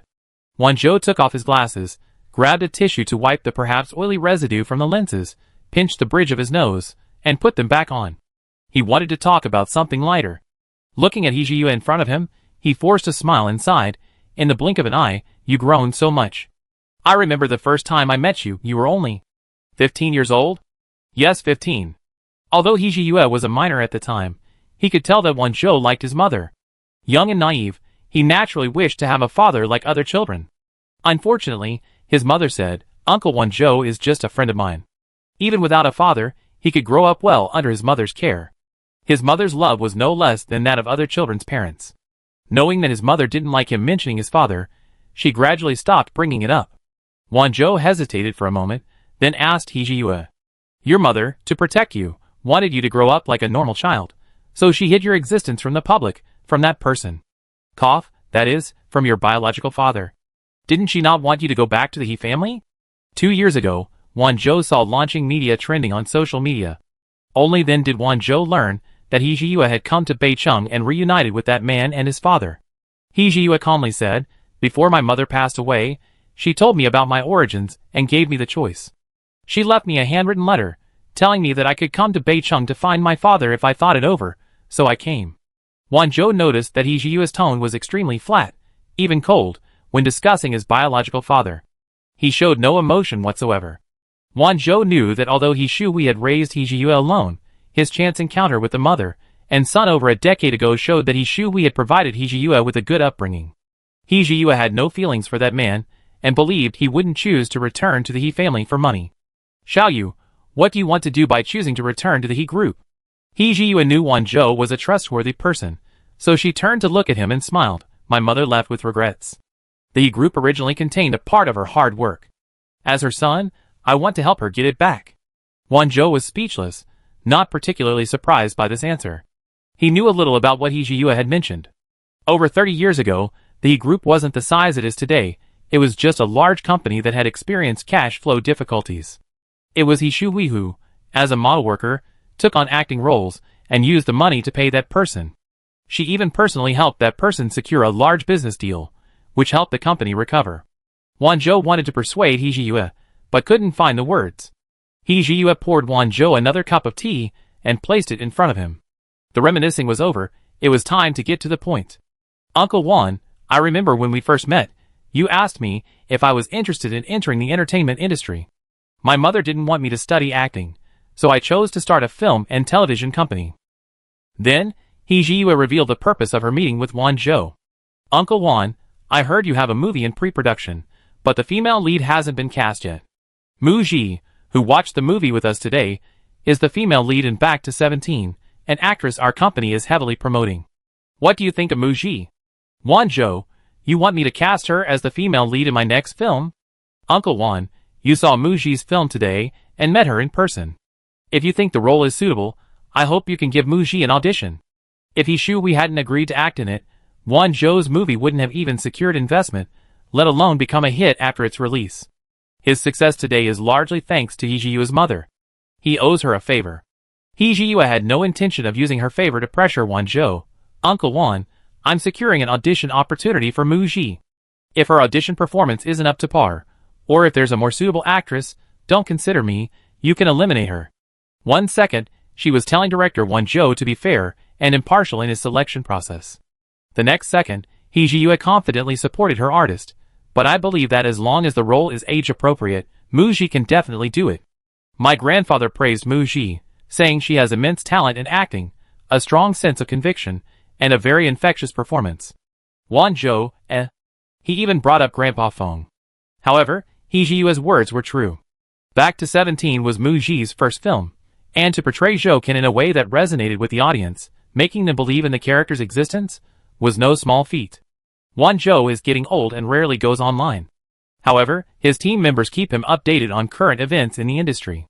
Won-jo knows that Back to 17 did well at the box office, and audiences praised Moo-ji's acting, otherwise, he wouldn't have accepted Hee Ji-woo's film offer. Moo-ji's new film did well, her acting was good, and her appearance is undeniably striking, a face perfectly suited for the big screen. She's also an artist under Hee Ji-woo's company. Won-jo couldn't refuse Hee Ji-woo. At his age, he has no family, and Hee Ji-woo is like a son to him, he calls him uncle. It's just an audition opportunity. Of course, he granted. Hee Ji-woo knows Won-jo won't refuse him. Actually, he hadn't originally planned to approach Won-jo.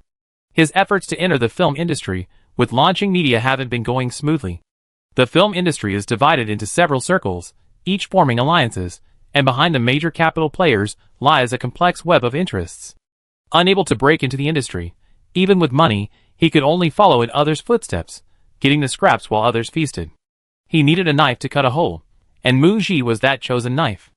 Currently, Moo-ji's personal brand and influence as an actress are completely insufficient in the film industry. Even after filming a few more movies, it would be difficult to secure good film resources. If she could land the lead role in a major director's film, Moo-ji would truly have both feet firmly planted in the film industry. Behind Moo-ji is Launching Media, representing its strength. Hee Ji-woo holds a bet, and Launching Media can't wait much longer. Won-jo, once the auditions are arranged, I have my assistant send you the information. Hee Ji-woo, Uncle Won, could you send the script to my artist for her to look at? The next day. Donghwa Mansion, 6th floor. Moo-ji forgot her phone when she went out. She had just returned from a run at the community gym when she heard her phone vibrate from the sofa. She quickly went over and picked up her phone. It was her boss, Hee Ji-woo, calling. This was the first time Hee Ji-woo had called her. Last night, after watching a movie, she had dinner with her agent and went home, and then nothing more. Her boss's call today must be related to director Won-jo's new film. After Moo-ji answered the phone, Hee Ji-woo on the other end didn't waste any words and went straight to the point. I just sent you a document via WeChat. It's director Won-jo's new script, take a look. Director Ji will inform you of the audition time and location later. It seemed director Won-jo had sent the script to her boss. There was no need for the boss to go through the complicated process of sending the message to the agent and then having the agent forward it to her. It was an unnecessary detour. So, the boss sent it directly. Hearing the audition news, Moo-ji was overjoyed. Sorry, I came back from the gym and forgot my phone, so I haven't seen the message yet. I check it right away, thank you, Mr. Hee. You're busy, good luck with the audition. Hee Ji-woo informed her of the call and then hung up. Moo-ji sat on the sofa, holding her phone in both hands, and opened her WeChat chat with Hee Ji-woo. She opened the document that had been sent. Chapter 82. It's a road movie, titled Countdown. Most movies of this genre tell the story of a protagonist embarking on a road trip for various reasons, uncovering their backstory, and experiencing various dramatic conflicts along the way, ultimately finding new insights into life. Moo-ji hadn't directed a road movie before. With curiosity, she opened the script and was immediately drawn into the story's world. Countdown synopsis. A fiery and optimistic young woman named Asang is on a road trip to Namso Lake in Tibet.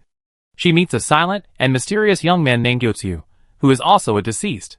Through a series of unexpected events, they become companions, and a series of stories unfold along the way. After reading the script, the first thought that popped into Moo-ji's mind was, this is it. It's actually a very simple story. But the natural scenery and local customs depicted in the script, as the male and female protagonists traveled along their journey, were captivating. The diverse people they encountered along the way, the ensuing hilarious romantic encounters, thrilling accidents, and poignant regrets, all reflected the myriad aspects of real life. The choice of script sometimes reflects an actor's personal preferences. Muji really liked the story of Countdown. It was the only script she was interested in among the ones she had received in recent months. She liked the female lead, Asang, a fiery girl who, shrouded in darkness, chose to burn her remaining life brightly to illuminate the night, continuing forward with optimism. The film was directed by the renowned director Won Jo, and the production team was among the best in the industry. This is a great film opportunity. There's no reason not to audition. Muji called her agent to tell her decision to audition. 2 days later, she had just finished filming a mobile phone advertisement. As Muji and her team were leaving, Ji Bingha received a call from Won Jo's assistant director, informing her of the audition time and location. The audition is scheduled for 3 days from now. The audition location was a hotel, with a private room reserved. Similar to the audition for The Edge of the Blade. Speaking of which, Muji had acted in 3 films, all roles she won through auditions. This time, an audition was inevitable.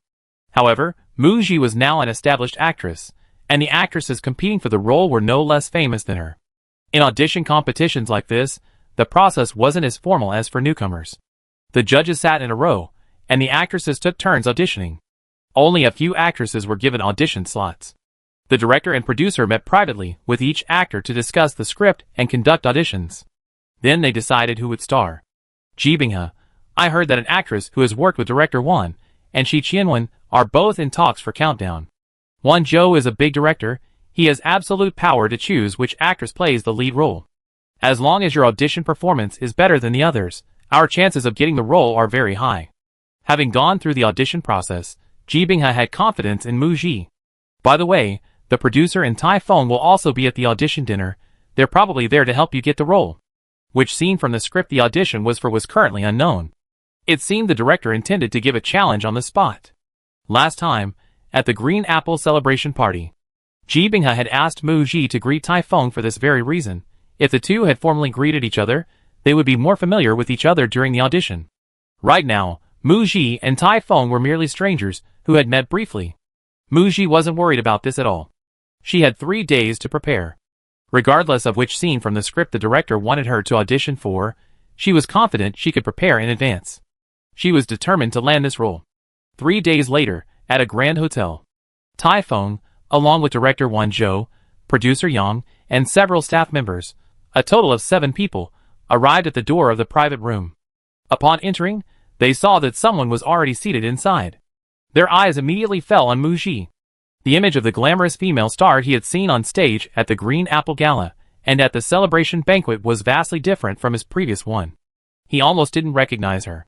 Standing in the private room, Muji was without makeup, her hair styled in fishtail pigtails, and wearing a thin rainbow-striped sweater.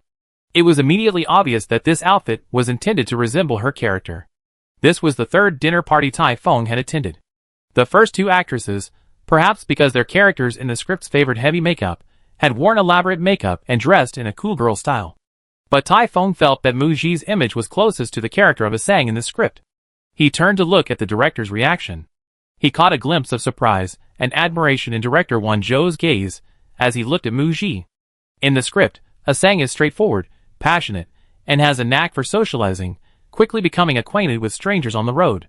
In the last few months of her life, she embarks on a solo road trip to Tibet, facing each day with a cheerful and optimistic attitude. So she's cool. It's not just the character's physical appearance that's cool. The rainbow-colored dress Muji wears will remind those who have read the script of Asang's optimism. The optimism she displays in public, like this dress, is a self-affirmation, conveying her attitude towards her final months. Filming conditions will be tough, and the actors will have to withstand the cameras. Asang wears heavy makeup to conceal her complexion, but the weather will be hot during filming, so she might only be able to wear lipstick. Muji's willingness to go makeup-free is a way of showcasing her strengths. Of course, an actor's off-screen appearance doesn't matter and won't directly affect the audition results. An actor's performance during the audition will be the sole criterion for evaluation. Director Won Jo's first impression of Muji was that the young girl was quiet and composed, with a somewhat aloof air. He had some doubts about whether Muji could portray Asang's outgoing, cheerful, straightforward, and even fiery personality. However, Muji possessed a tenacious resilience, a core quality of the character. The original plan was to have Mu Ji and Tai Feng audition for the scene where Sang and Yeotu confessed their love after arriving at Nanso Lake. He wanted to see if there was any chemistry between the two actresses in their romantic scenes. He also wanted to compare this to Tai Feng's scenes with two other actresses. Which pairing was the most effective? Because of Mu Ji's appearance, director Won Zhou changed his mind at the last minute. After everyone sat down and exchanged a few polite greetings, and ordered their food, he instructed the waiter to bring it slowly. While we wait for the food, let's rehearse the scene, director Won Zhou said, then had his assistant hand him the script. He opened it, found the test question, and circled the scene he was rehearsing. He handed the script to Mu Ji, and asked Tai Feng to help him rehearse. He gave Mu Ji the same 10 minutes of preparation time as the previous two actresses. Mu Ji took the script, glanced at the scene, and then invited Tai Feng to rehearse with her. The two walked to the side together. They had greeted each other when Tai Feng first entered the private room, thus formally acquainting. For actors, it's not uncommon to film intimate scenes on the first day of shooting. They weren't new actors. Therefore, Mu Ji didn't feel any awkwardness, shyness, or embarrassment around Tai Feng. In her eyes, he was simply a tool for rehearsing the scenario to be performed. Due to a wrong navigation input, Sang and Yeotu's car took the wrong route, failing to reach the next supply station on time. They ran out of gas and seemed to have driven into a deserted area, waiting for hours without any passing vehicles or cell phone signal. While eating bread, Sang accidentally sprayed ketchup onto her hair. After wiping it with a tissue, it smelled bad and felt sticky. She let her hair down, opened a bottle of water, and planned to wet her hands and wash the small clump of hair. There were still 10 bottles of water in the car, and Yeotu assumed Sang planned to waste most of them on washing her hair. They didn't know if their distress signal had been successful. They needed to conserve their water. After Yeotu gave Sang a ride, the two had been arguing due to differences in personality and behavior.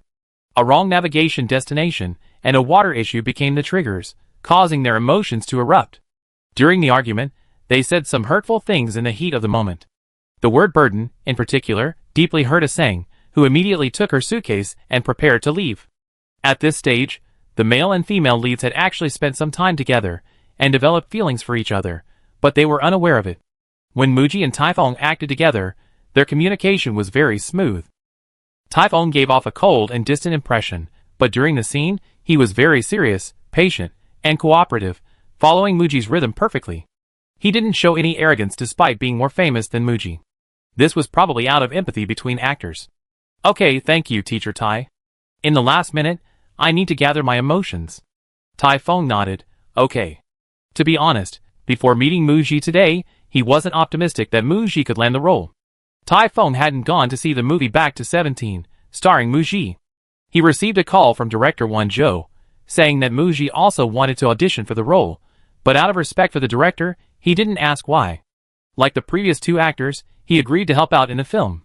He had only watched 2 clips of Mu Ji's film performances online, and perhaps due to a lack of understanding of the character and the plot, he hadn't noticed her acting skills were particularly good. After meeting Mu Ji today, he was first impressed by her portrayal of Sang, and then immediately felt that Mu Ji's acting foundation was very strong during their scene together. In one respect, Mu Ji also surpassed the first 2 actresses. Mu Ji showed absolutely no awkwardness, requiring no time to adjust. She quickly adjusted herself, focusing intently on her role, seemingly creating a barrier between herself and the outside world. Her eyes were only on the character, her co-stars, and the performance. After 10 minutes, Mu Ji, who had been preparing her emotions with her eyes closed, opened them and gave the director an okay. The audition began. Mu Ji took off a fishtail braid, her hair becoming frizzy. She didn't care about her appearance, her face only showed her disgust at the tomatoes smell in her hair. Tomatoes were similar in color to blood, which she disliked. She unscrewed a water bottle, poured some water on her hands, and wet her hair. No real props were used, it was a pantomime. They carefully unscrewed the bottle and placed it on the car hood, as if afraid of spilling water. Their movements, so cautious, it was as if they were actually holding a bottle of water. During the argument between the male and female leads, Tai Feng blurted out, "Carrying you is like carrying a burden." The word burden pierced Mu Ji's heart, tears welled in her eyes, and she turned to open the car door to get her luggage. In the limited 9 minutes allotted, the two rehearsed their scene countless times, meticulously working on the lines, the rhythm of the argument, and the blocking, treating it like a serious film shoot. The resulting performance successfully drew the audience into the scene. Finally, heartbroken Mu Ji pulled her suitcase away. The performance, without any props, should have looked somewhat comical, but no one laughed, everyone watched intently. Only when the director yelled cut did everyone snap out of their daze. After the audition, director Won-jo applauded and said to Mu Ji and Tai-fung, "You two worked well together." He then offered a few pointers, pointing out areas where the performance could be improved. He chuckled and told the waiter to serve the food.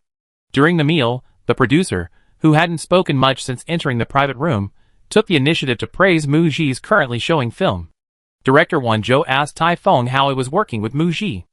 Actually, everyone present had witnessed Mu Ji's performance. Director Won-jo was subtly using Tai-fung's words to express his approval of Mu Ji. Finally, Won-jo asked Mu Ji one more question. This film will be shot on location, scheduled to begin in June. Playing this role is very challenging for an actress. You should be prepared for hardship. Mu Ji had anticipated the harsh filming environment while reading the script and answered without hesitation, "I'm fine." She didn't experience altitude sickness, and the original owner of this body should also be okay. Won-jo looked at Mu Ji approvingly and nodded thoughtfully. Mu Ji, so this role is settled? The dinner ended. Tai-fung and his staff left first.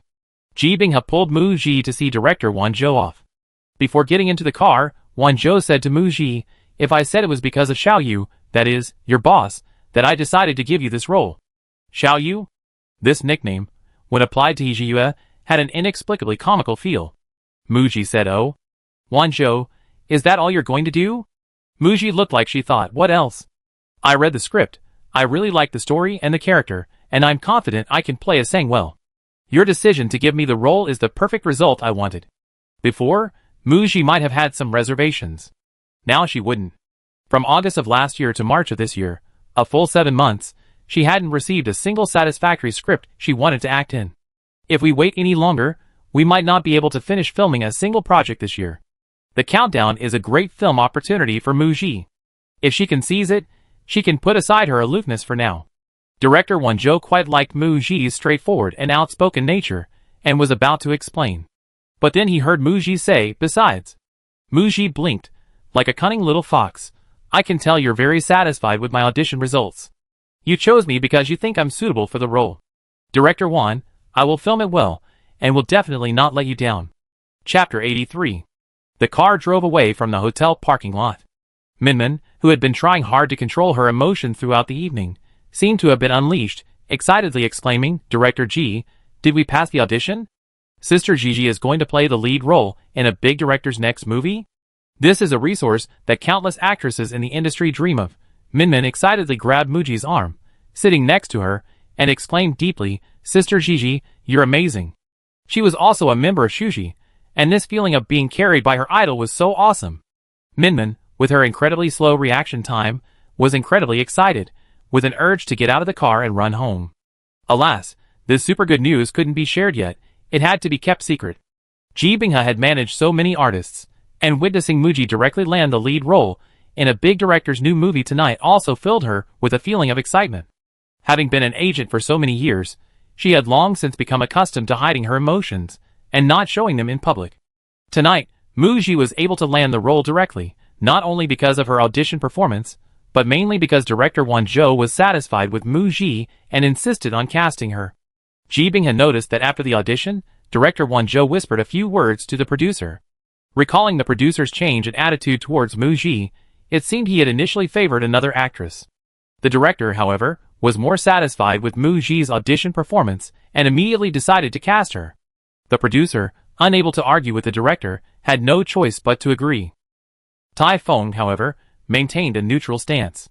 When the director asked him to share his experience working with Mu Ji, Tai-fung spoke frankly but didn't say anything more, remaining uninvolved in the casting results. This casting process seemed remarkably simple on the surface, but beneath the surface, there were undercurrents. Ji Bing-ha was happy for Mu Ji.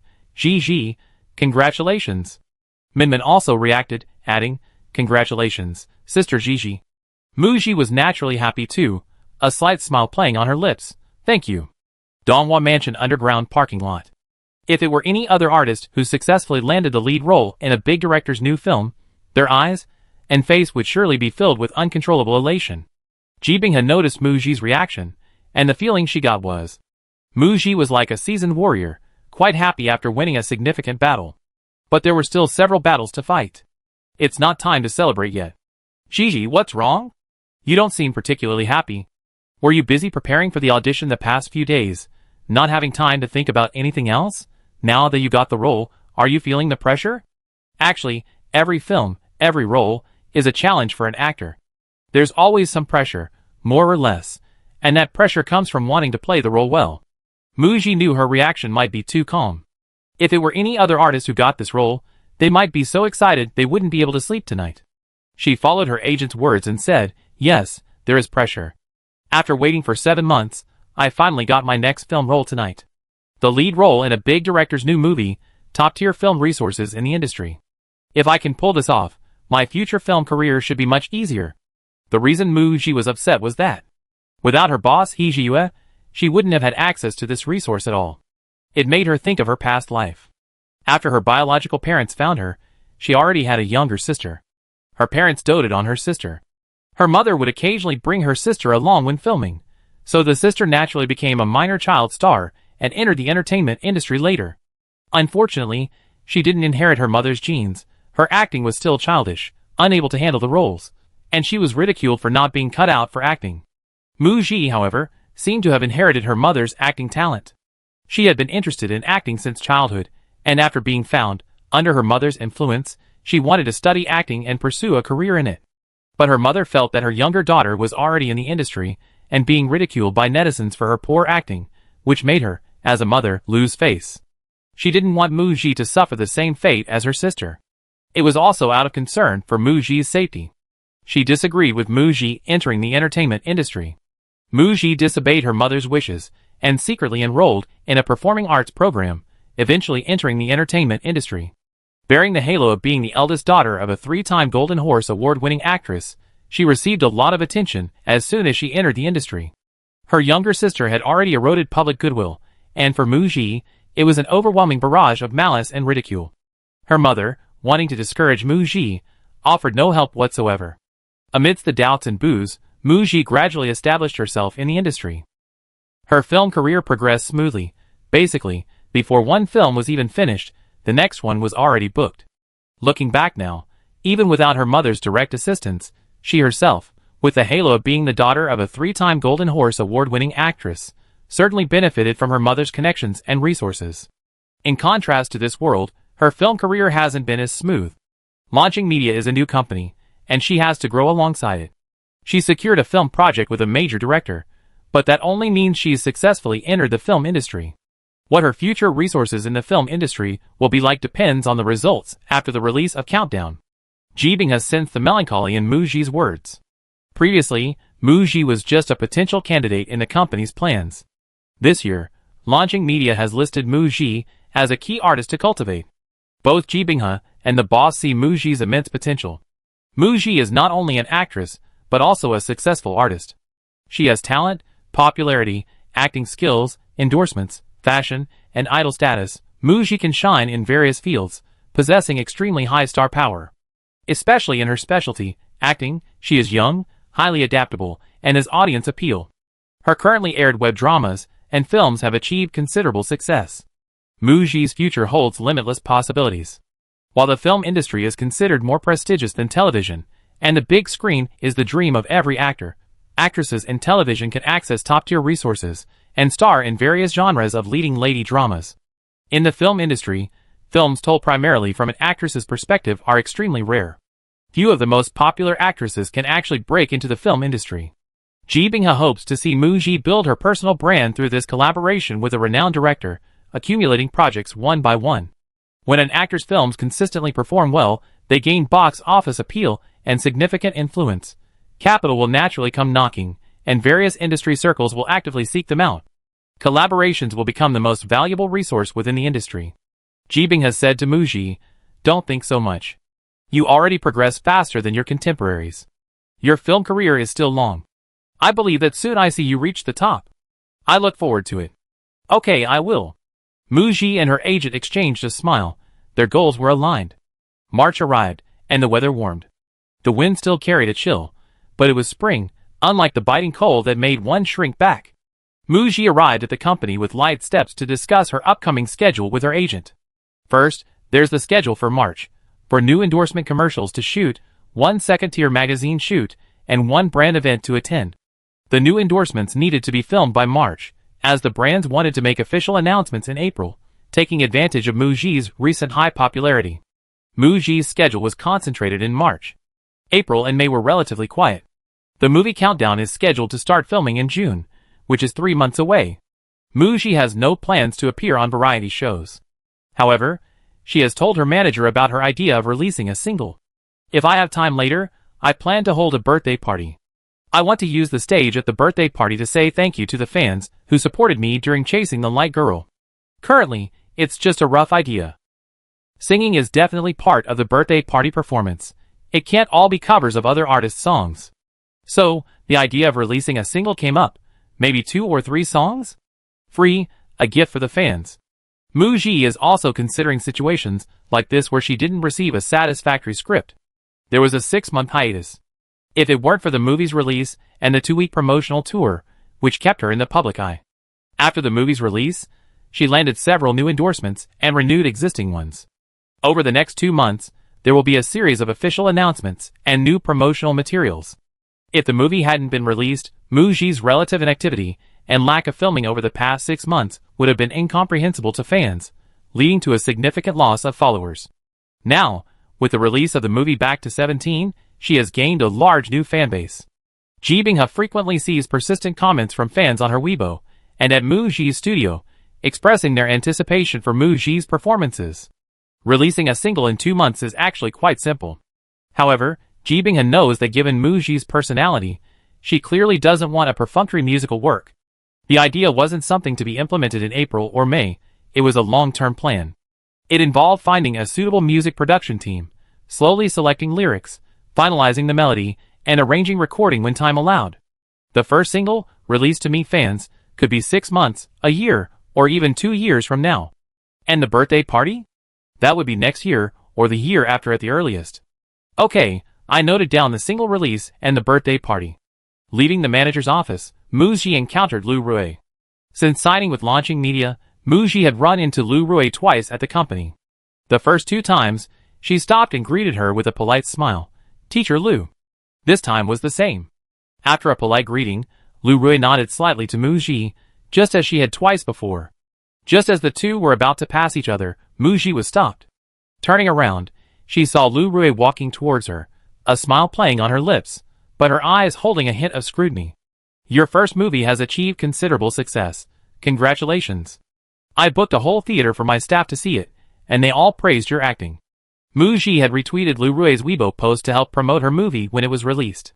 When Back to 17 was released, Lu Rui hadn't made any mention of it. Given her status, it wasn't unusual for her not to help promote it. But now she suddenly mentioned booking a theater to support her. Mu Ji was unsure what Lu Rui was up to, so she politely thanked her, feeling flattered. Thank you for your support, Teacher Lu. Little Ji, I saw you and Tai Feng received an award together last time. Do you two know each other? Mu Ji was completely confused. I'm not familiar with Teacher Tai. We met for the first time at the Boiling Night Award ceremony. Seeing Mu Ji's puzzled expression, Lu Rui smiled and explained, It's like this, I'm about to start filming a suspense film for the Green Apple platform. Tai Feng and I worked together on a film before, and I wanted to ask him for some advice. I happened to run into you, and I was thinking if you and Tai Feng knew each other, could you give me his contact information? Mu Ji replied bluntly, I don't have Teacher Tai Feng's contact information, I'm sorry. Lu Rui looked surprised. Oh, I see. Okay, then you go ahead with your work. She turned around decisively and led her staff into Ji Binghe's office. Standing there, Mu Ji was baffled. What was Lu Rui testing? Chapter 84.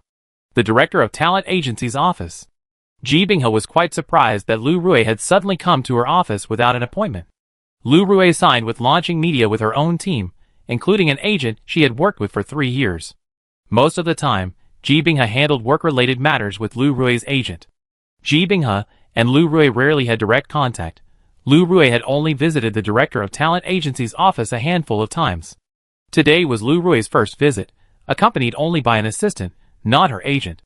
Ji Binghe was puzzled by Lu Rui's arrival, but didn't show it on her face. She stood up from her desk and gestured for Lu Rui to sit on the sofa. Ms. Lu Rui, is there something wrong with your work that you come all this way? Ji Binghe asked, having just reviewed Lu Rui's recent schedule in her mind. Next week, she would be joining the cast of the S Plus Suspense web series, a collaboration with the Green Apple platform. After finishing filming the suspenseful web series, she'd be joining the cast of a crime drama directed by a renowned director in the second half of the year, playing the lead role. Her work schedule for the year is already full. Nothing much, just about to start filming, so I came to the company to drop by. I was originally going to see President He, but unfortunately, he's not in the company. Director Ji, I hope I'm not disturbing your work. No. Now that she's already seated, and Lu Rui is the company's top female star, Ji Binghe has no reason to leave her on the sofa to attend to her own work. Knowing that Lu Rui wouldn't come without a reason, her presence must mean she has something to discuss. Sure enough, Lu Rui, who had just said everything was fine, immediately brought up Mu Ji with Ji Binghe. I ran into Mu Ji in the hallway just now. She remarked, I remember. She's only been signed to the company for 2 years, right? 1 web series, 1 movie, and her value skyrocketed tenfold. Lu Rui looked at Ji Binghe and praised, Director Ji, you truly deserve to be one of the top 3 agents in the industry. I heard you recently got Mu Ji the lead role in Director Wan Zhou's new movie. The audition had only been a week ago. Where did Lu Rui find out? So fast. Before a movie is officially announced, an artist's team shouldn't reveal information about a new project to others. But Lu Rui knew this and asked, her tone very confident. If Ji Binghe didn't admit it, the news about the new project would be leaked soon, potentially creating a rift between her and Lu Rui. She could only reveal yes, there is such a thing. Lu Rui immediately inquired with concern, asking how Mu Ji, a newcomer to the film industry, had obtained such resources. Ji Binghe didn't want to disclose the relationship between her boss and director Wan Zhou. She only briefly mentioned, I found out that the lead actress in the big director's new film hasn't been cast yet, so I managed to get an audition spot and took Mu Ji to the audition, implying that Mu Ji had passed the audition. Lu Rui noticed that the agency director's words didn't address the key point. How she obtained the audition spot. This was an attempt to avoid answering. Fine, Lu Rui didn't press further about how she obtained the resources. Her gaze towards Ji Binghe softened, becoming sharp. Director Ji, when I signed with Launching Media, President, he told me that the company would definitely care about my future career plans. But I feel like you're not as attentive to me as you are to a newcomer. Should I make you my agent too? This directly accuses Ji Binghe of favoring newcomers, neglecting her, and not giving her the best resources. Ji Binghe, Lu Rui had acted in several productions, only gaining attention as a film actress after winning Best Actress for a romantic drama. Because her award-winning role included explicit scenes, audiences perceived Lu Rui as a movie queen with good acting skills and a great figure. After signing with Launching Media, the company gave Lu Rui a complete makeover, aiming to cultivate a high-end image under the movie queen halo, securing her an endorsement deal with Yao Nia perfume and other endorsements. However, some actors' on-screen characters are more captivating than the actors themselves. Although Lu Rui is a film queen, she lacks national recognition and brand awareness, making it difficult for her endorsements to bring brands the benefits of increased buzz, prestige, or brand awareness. The endorsements she invested in failed to generate positive results, and no brands were willing to continue investing in her. After trying different approaches, the company shifted its focus to developing Lu Rui's career in the film industry, emphasizing a low-key image and a reputation as a talented actress. Previously, Lu Rui's roles in films often involved showcasing her figure and featuring explicit intimate scenes to attract attention, mostly playing decorative roles in male-dominated films, which led to her being labeled as vulgar by audiences. To remove this label, Ji Binghe has secured film roles and opportunities for Lu Rui that refused to rely on her physical appearance to attract attention or be used as a selling point in film promotion. Ji Binghe had gone to great lengths to help Lu Rui broaden her acting range, needing 1 or 2 projects to gradually transform her image. However, the decision to accept roles ultimately rested with Lu Rui. Ji Binghe couldn't influence it. In the film industry, actresses have limited opportunities for substantial, well-developed roles. Lu Rui lacked box office appeal and relied on working with renowned directors and actors known for their box office success. By stepping away from her comfort zone roles, her available roles became extremely limited. On the other hand, the television dramas and web series that came her with offers a vast array of roles. Lu Rui saw other actresses achieve high popularity and buzz, leading to numerous endorsements and increased commercial value. Isn't the company's newcomer, Mu Ji, a perfect example? After a web series aired, she became a top-tier actress, securing several high-quality endorsements. Therefore, seeing Tai Feng's success in the suspense web series Green Apple, which garnered excellent reviews and popularity, she also chose to collaborate with Green Apple this year, signing a contract for an S+ suspense drama. Ji Binghe had read the script and felt the plot was somewhat unrealistic, so she wasn't entirely in favor of taking the role. Lu Rui, however, accepted it based on her own wishes.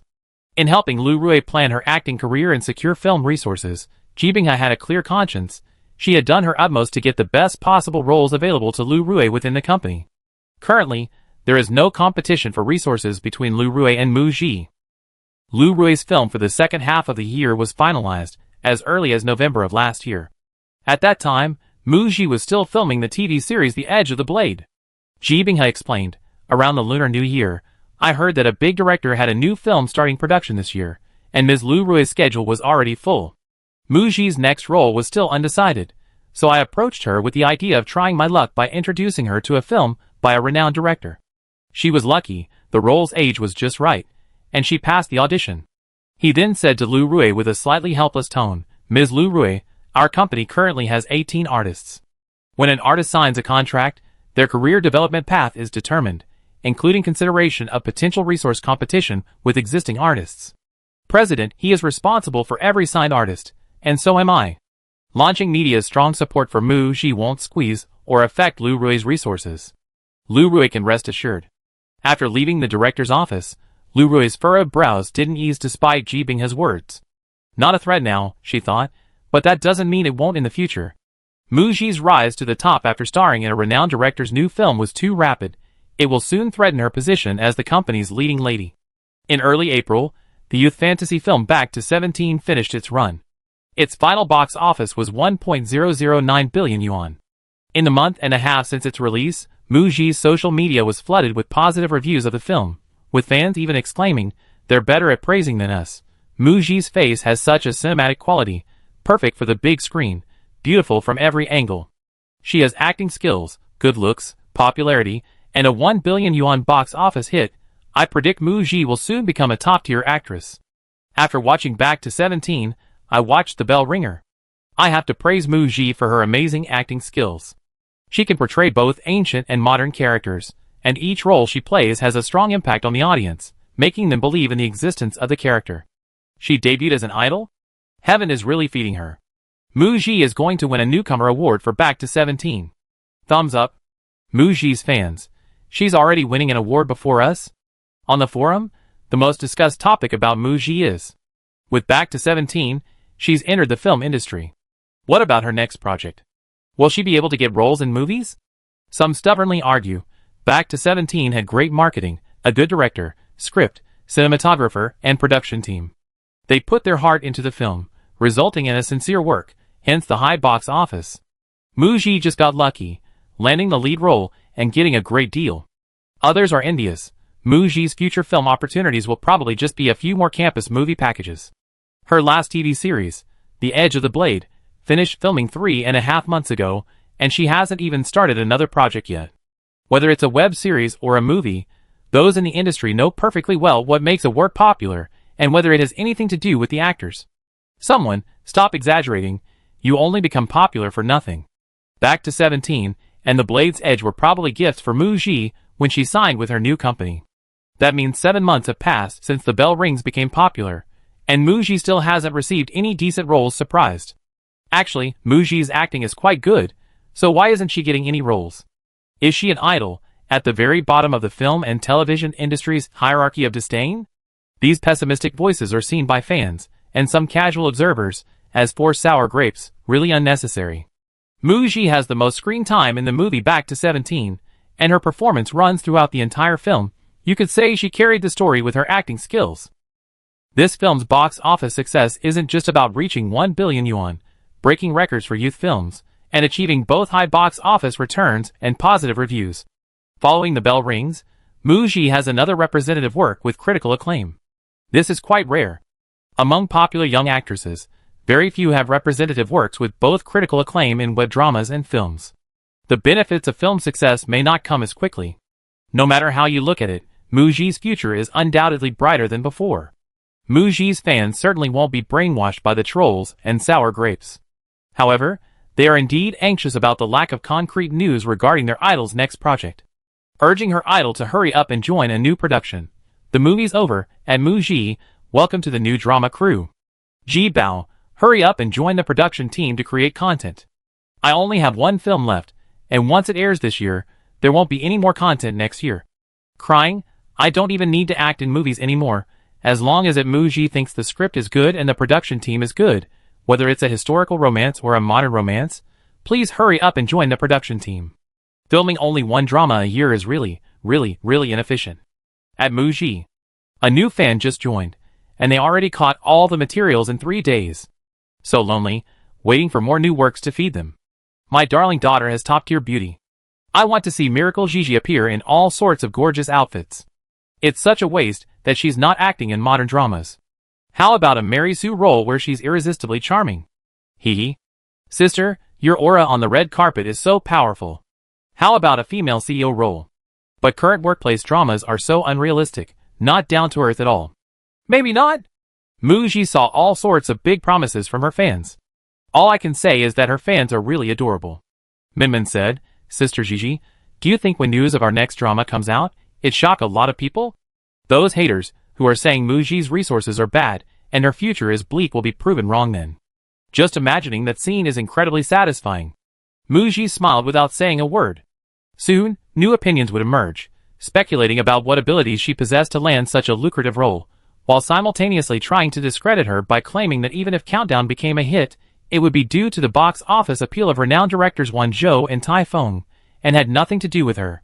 Sister Gigi, are you confident you can win an award for Back to 17? Chapter 85. The Golden Horn Awards, one of the 3 major film awards, will announce its nominees in May. Before Muji could answer, Minmin confidently declared, Sister Gigi, I think you definitely win. Looking at the past nominees and winners of the Golden Horn Awards, romance films, youth films, and suspense films have the most winners, and many of them have young actors nominated and winning. These genres, with good reviews and decent box office returns, plus good acting from the leads, have a super high chance of winning. If you make a small table of films released from last year to this year, ranked by box office plus reviews, Back to 17 will be in the top 10. It broke the box office record for youth films. It definitely deserves an award to encourage it.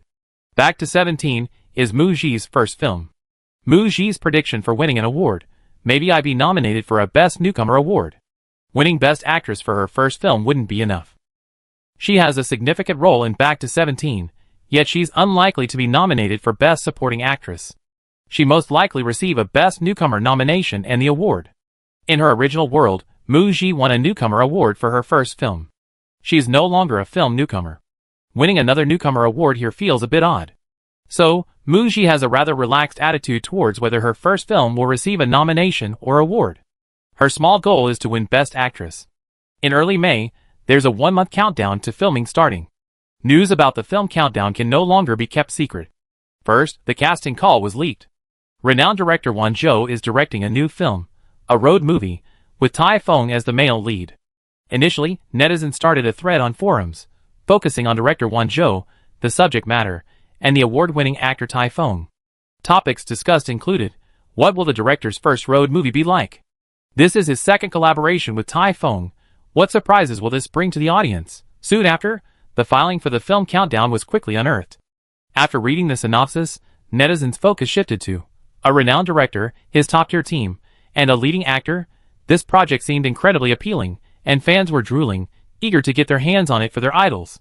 So, who will play the female lead? The key point highlighted in the filing was, a young woman. That means it's a role for a young actress. A host of well-known actresses under 30 in the film industry have been nominated, sparking heated discussions online about which actress is most suitable for the role of A Sang, whose film record is the strongest, and who is most qualified for the role. Also, there are discussions about which young actresses have worked with director Won Zhou and award-winning actor Tai Feng, and who might be reuniting with them. Muji stumbled upon discussions about the female lead in Countdown on a forum, reposted by a marketing account. Since director Won Jo doesn't have a personal social media account, some netizens checked whether his team members had recently followed any actresses. Tai Feng does have a social media account, but rarely updates it. Tai Feng's team's follower list activity was also investigated. The result was fruitless. Mu Ji thought, Countdown, the production company, has done a good job of keeping the news under wraps. Then, 3 days later, she received a screenshot from Inman. She had been exposed. On the forum, netizens had been creating threads every day to help Won Jo and Tai Feng choose the female lead, nominating almost every popular actress, including A-list actress Shi Qianwen. No one mentioned Mu Ji. That day, someone in the thread claimed to have contact with the Countdown project and left a message. The female lead is a 2-character traffic star who broke box office records in a campus movie, guaranteed. Filming starts in June. The onlookers, ? Mu Ji? Don't be ridiculous. No one believed it. This message was confirmed as a fan impersonating someone else to praise their idol. The comments section was filled with mockery of Mu Ji, a newcomer to the film industry with little experience, and Launching Media, a relatively new company. How could they possibly have the resources to secure such a prestigious role for their artist? Several other actresses were already lined up ahead of Mu Ji. It wasn't her turn to get this opportunity. But no sooner had someone on the forum reported that Mu Ji had been nominated than a marketing account on Weibo jumped on the bandwagon, claiming that Mu Ji was indeed the lead actress in Countdown. Like a copycat, one account posted the news, and several others followed suit. The marketing accounts claimed to have received countless inquiries about the lead actress in Countdown, and after some investigation, confirmed that Mu Ji was indeed the lead, as filming was about to begin. The onlookers exclaimed, shocking. It really is Mu Ji. Half of the netizens following the big-name director's upcoming film project were shocked, and found it unbelievable, while the other half thought it was just foreign discussions being copied by marketing accounts, and considered it nonsense. They figured marketing accounts often make mistakes, so they didn't really believe it. Fans, suddenly presented with the big-name director's film project. Really? Holy crap. I'd become a fan of some amazing idol. If it's true, Ji Bao is so incredible. She's so talented. I'm going to rave about her. It's like walking down the street, and suddenly someone hands you a lottery ticket, saying you dropped it, and you won millions. Yeah, that's the feeling. Like a dream? It's a bit unreal. This scared me.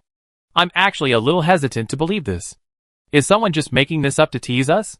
Fans, keep a low profile. Don't acknowledge this project outside until it's officially announced.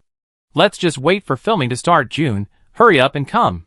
Fans, their eyes sparkling with excitement from the huge surprise, were also a little hesitant to accept this incredible news.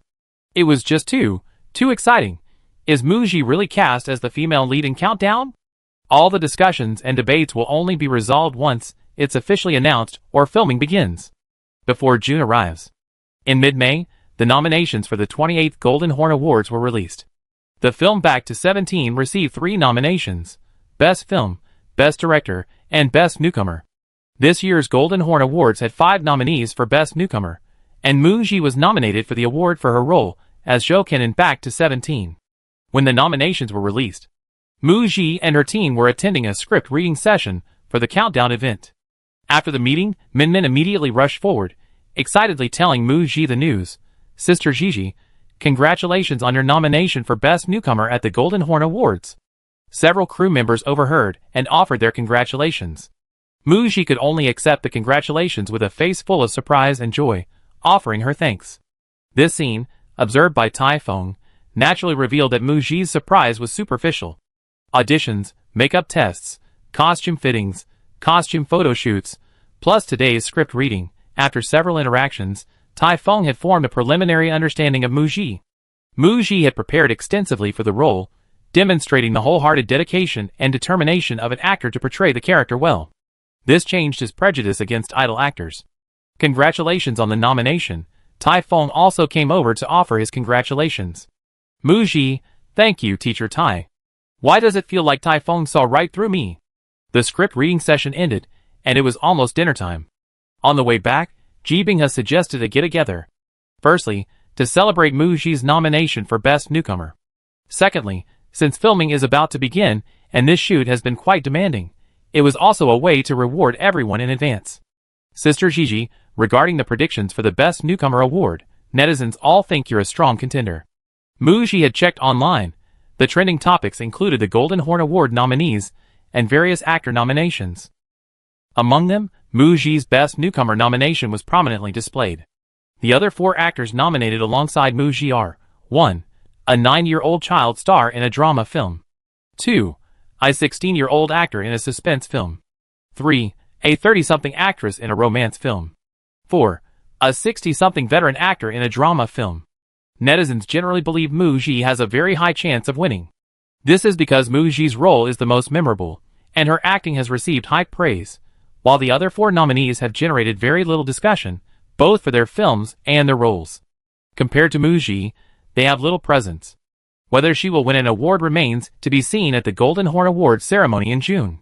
Mu Ji and her group arrived at the restaurant for their dinner. In April and May, Ji Binghe didn't schedule any activities for Mu Ji. Mu Ji stayed home, focusing on her role and preparing for her new film. Ji Binghe learned about Mu Ji's schedule at home. The character is a patient, and Mu Ji specifically read books related to the character's illness to understand the physical condition of patients at different stages.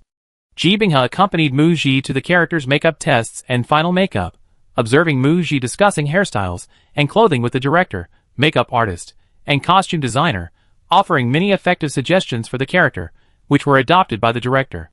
She meticulously worked on every detail of the character to bring her to life. At today's script reading, Mu Ji's understanding and analysis of the character were praised by director Wan as diligent. This past month has been quite busy.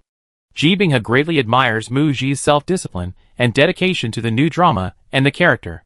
After filming began, because the shooting environment isn't as convenient as film studios in Hengqin or Shanghai, visiting the set is not easy. Mu Ji said she had a team to take care of her and could handle everything, so her agent didn't need to worry. If there was good news from the Golden Horn Awards, she would have to take leave in June. Also, she asked her agent, director Ji, what's the progress of The Blade's Edge? Filming wrapped in mid-January, and it was previously said to air in the second half of the year. Mu Ji was unsure. When will the dubbing begin? Ji Binghe, I talked to director Pan Yin last time, and he said the editing should be finished around July, and the dubbing should be done by August at the latest, then it will be submitted for review. Okay. Mu Ji nodded knowingly. Then she would have to ask the production team for leave in advance. Late May, a week before filming began, Mu Ji arranged a dinner with Zhou Jingzhu and Lu Kai.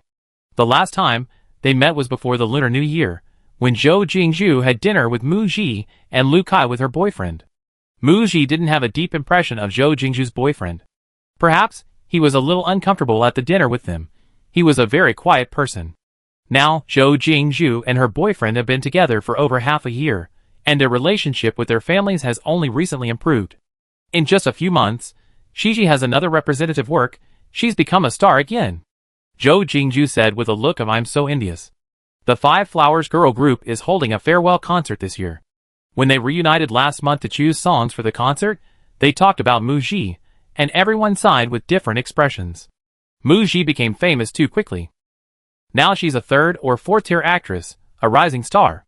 The news that Mu Ji will be playing the lead role in director Wan Zhou's new film is no secret in the industry. Once the movie directed by this great director is released, if it does well, Mu Ji, as the female lead, is very likely to rise to A-list status. Wow, Lu Kai, a Golden Horn Award nomination for Best Newcomer, congratulations. Zhou Jingzhu, you definitely win, you're amazing, baby. Come on, let's have a drink. Wishing Gigi a successful Best Newcomer award in advance. Zhou Jingzhu and Lu Kai prepared a gift for Mu Ji. This gift is called a UV protection package. Mu Ji saw Zhou Jingzhu and Lu Kai carrying large bags and assumed they had finished shopping.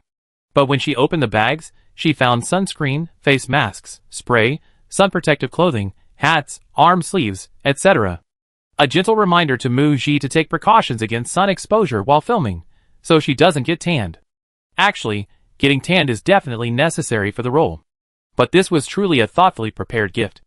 Unable to refuse their kindness, Mu Ji thanked them for the gift and said she would reciprocate later.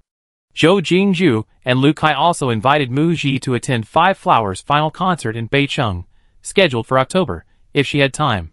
We reserved tickets for you. There are still a few months left. Mu Ji said that if filming wraps up by then, and she doesn't have any particularly important commitments, she attend. The dinner party ended. The three of them left together, and went to the underground parking lot. Zhou Jingju, with her sharp eyes, pointed to a few people not far away and gestured for Mu Ji to look. Hey, doesn't that look like one of your company's artists? Chapter 86. Following Zhou Jingju's pointing finger, Mu Ji saw a man wearing sunglasses and a white shirt, who had just put on a mask. His eyes and face were obscured, making him unrecognizable. However, she recognized the man chatting amiably with him. It was the vice president of the He Group, whom she had met at the company's annual meeting, the boss He Jiu's nominal, older brother. After exchanging greetings, the group quickly got into their respective cars and drove away. Seeing Mu Ji staring at the white shirt, seemingly not recognizing the man, Zhou Jingju directly revealed the answer. That man just now, I think it looks like Mao Hongjun. Lu Kai added confidently, it's Mao Hongjun. Mu Ji, Mao Hongjun? The company's rising star. Why is he with the boss's older brother? Judging from their arm-in-arm conversation, they seemed to be quite familiar. Guessing she'd gone to the same restaurant as them, she arrived at the parking lot 2 minutes earlier. 3 days until filming begins for the movie countdown. Mu Ji started packing at home. The film crew would be traveling along a route to their destination. Considering that any missing items could be shipped later, receiving packages might not be convenient. She had a lot to bring this time. To avoid taking up too much space in the crew's vehicles and causing too much workload for the staff while moving luggage, Mu Ji had to minimize her personal belongings, only bringing things she would actually use and nothing unnecessary. Organizing and packing her personal luggage was quite a project when things got busy. It took a whole day to finally get everything sorted out. The flight to the filming location is tomorrow morning. Mu Ji remembered it was Minmin's birthday today, so she called Minmin to invite her out for dinner, and went shopping beforehand to pick out a birthday present. She also picked out a gift for Zhou Jingju and Lu Kai, filled out their shipping addresses, and had the courier deliver them to them. Minmin didn't let Mu Ji treat her to a big meal, because after moving out of her relative's house, she had been sharing an apartment. She recently moved for the second time, renting a small one-bedroom apartment that was fully equipped and very cozy.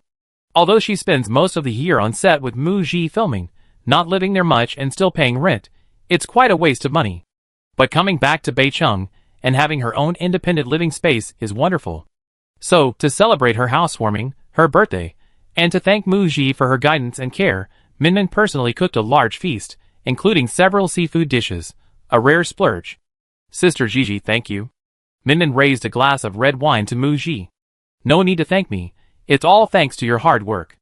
Minmin nodded happily, but she knew very well that as staff members of Mu Ji's team, their benefits and treatment were even better than those of other artists with higher status. The year-end bonuses and red envelopes were quite generous. Mu Ji appeared aloof, an ice queen, a workaholic, and rarely chatted with them outside of work matters, yet she remembered everyone's birthday. She's very generous, throwing birthday parties and giving gifts to everyone. Minmin is incredibly lucky to have met Mu Ji, otherwise, she might be working as a bag carrier for some unknown celebrity. By the way, Sister Gigi, do you need me to come upstairs to help you with your luggage tomorrow morning? Mu Ji's luggage is all packed in a suitcase, she just needs to push it into the elevator, take it to the basement parking lot, and wait for the company car to pick her up. No need, I can walk there myself. You can also ask the building manager for help. Minmin nodded. Oh, okay. Since Mu Ji moved to Donghua Mansion, Minmin hasn't dared to go see her.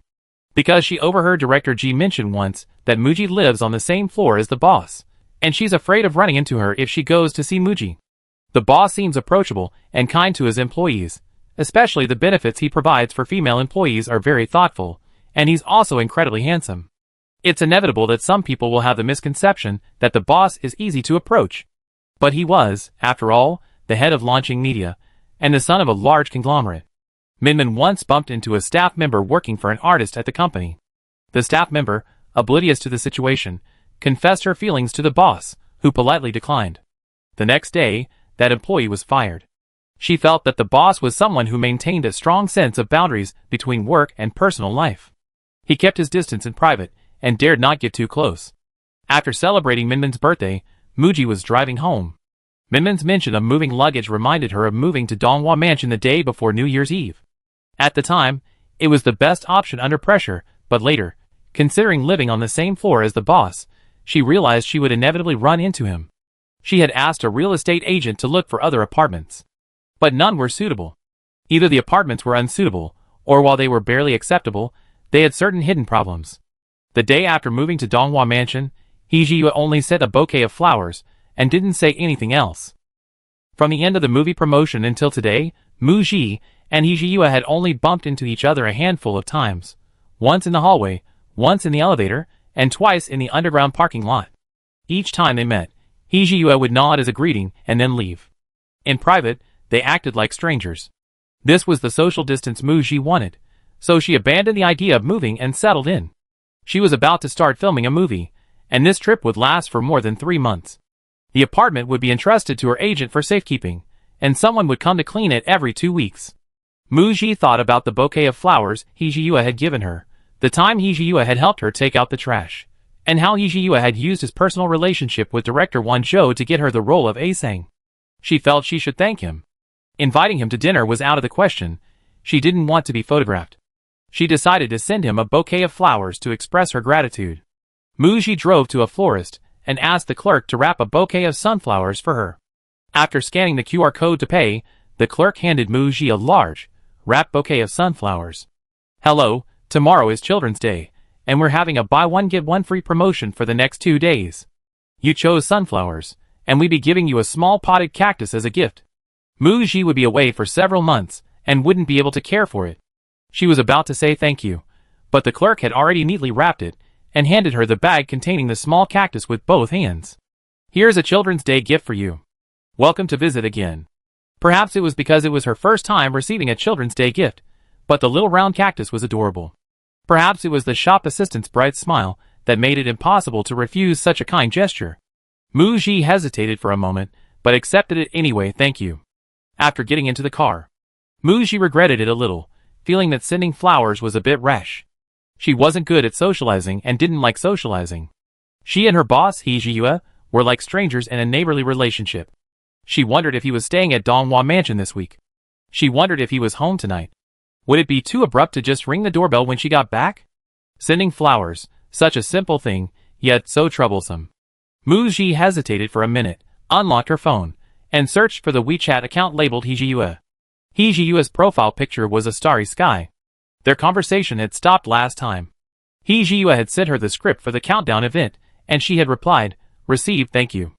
Mu-ji typed out her thoughts and sent a message. The gist was, to thank the boss for sending her flowers, taking out the trash, and for the audition, she wanted to send him a bouquet as a token of gratitude. She asked if the boss was in Donghua Mansion. After sending the message, Mu-ji thought she would have to wait until she drove back to the underground parking garage to see if the boss had replied. The reply came instantly with one word, "Yes." The next second, another word, "Okay." These 2 words together meant, "I'm in Donghua Mansion, sending me flowers?" "Okay." Mu-ji then told him she would arrive in about 10 minutes. Hee-ji-yue, okay.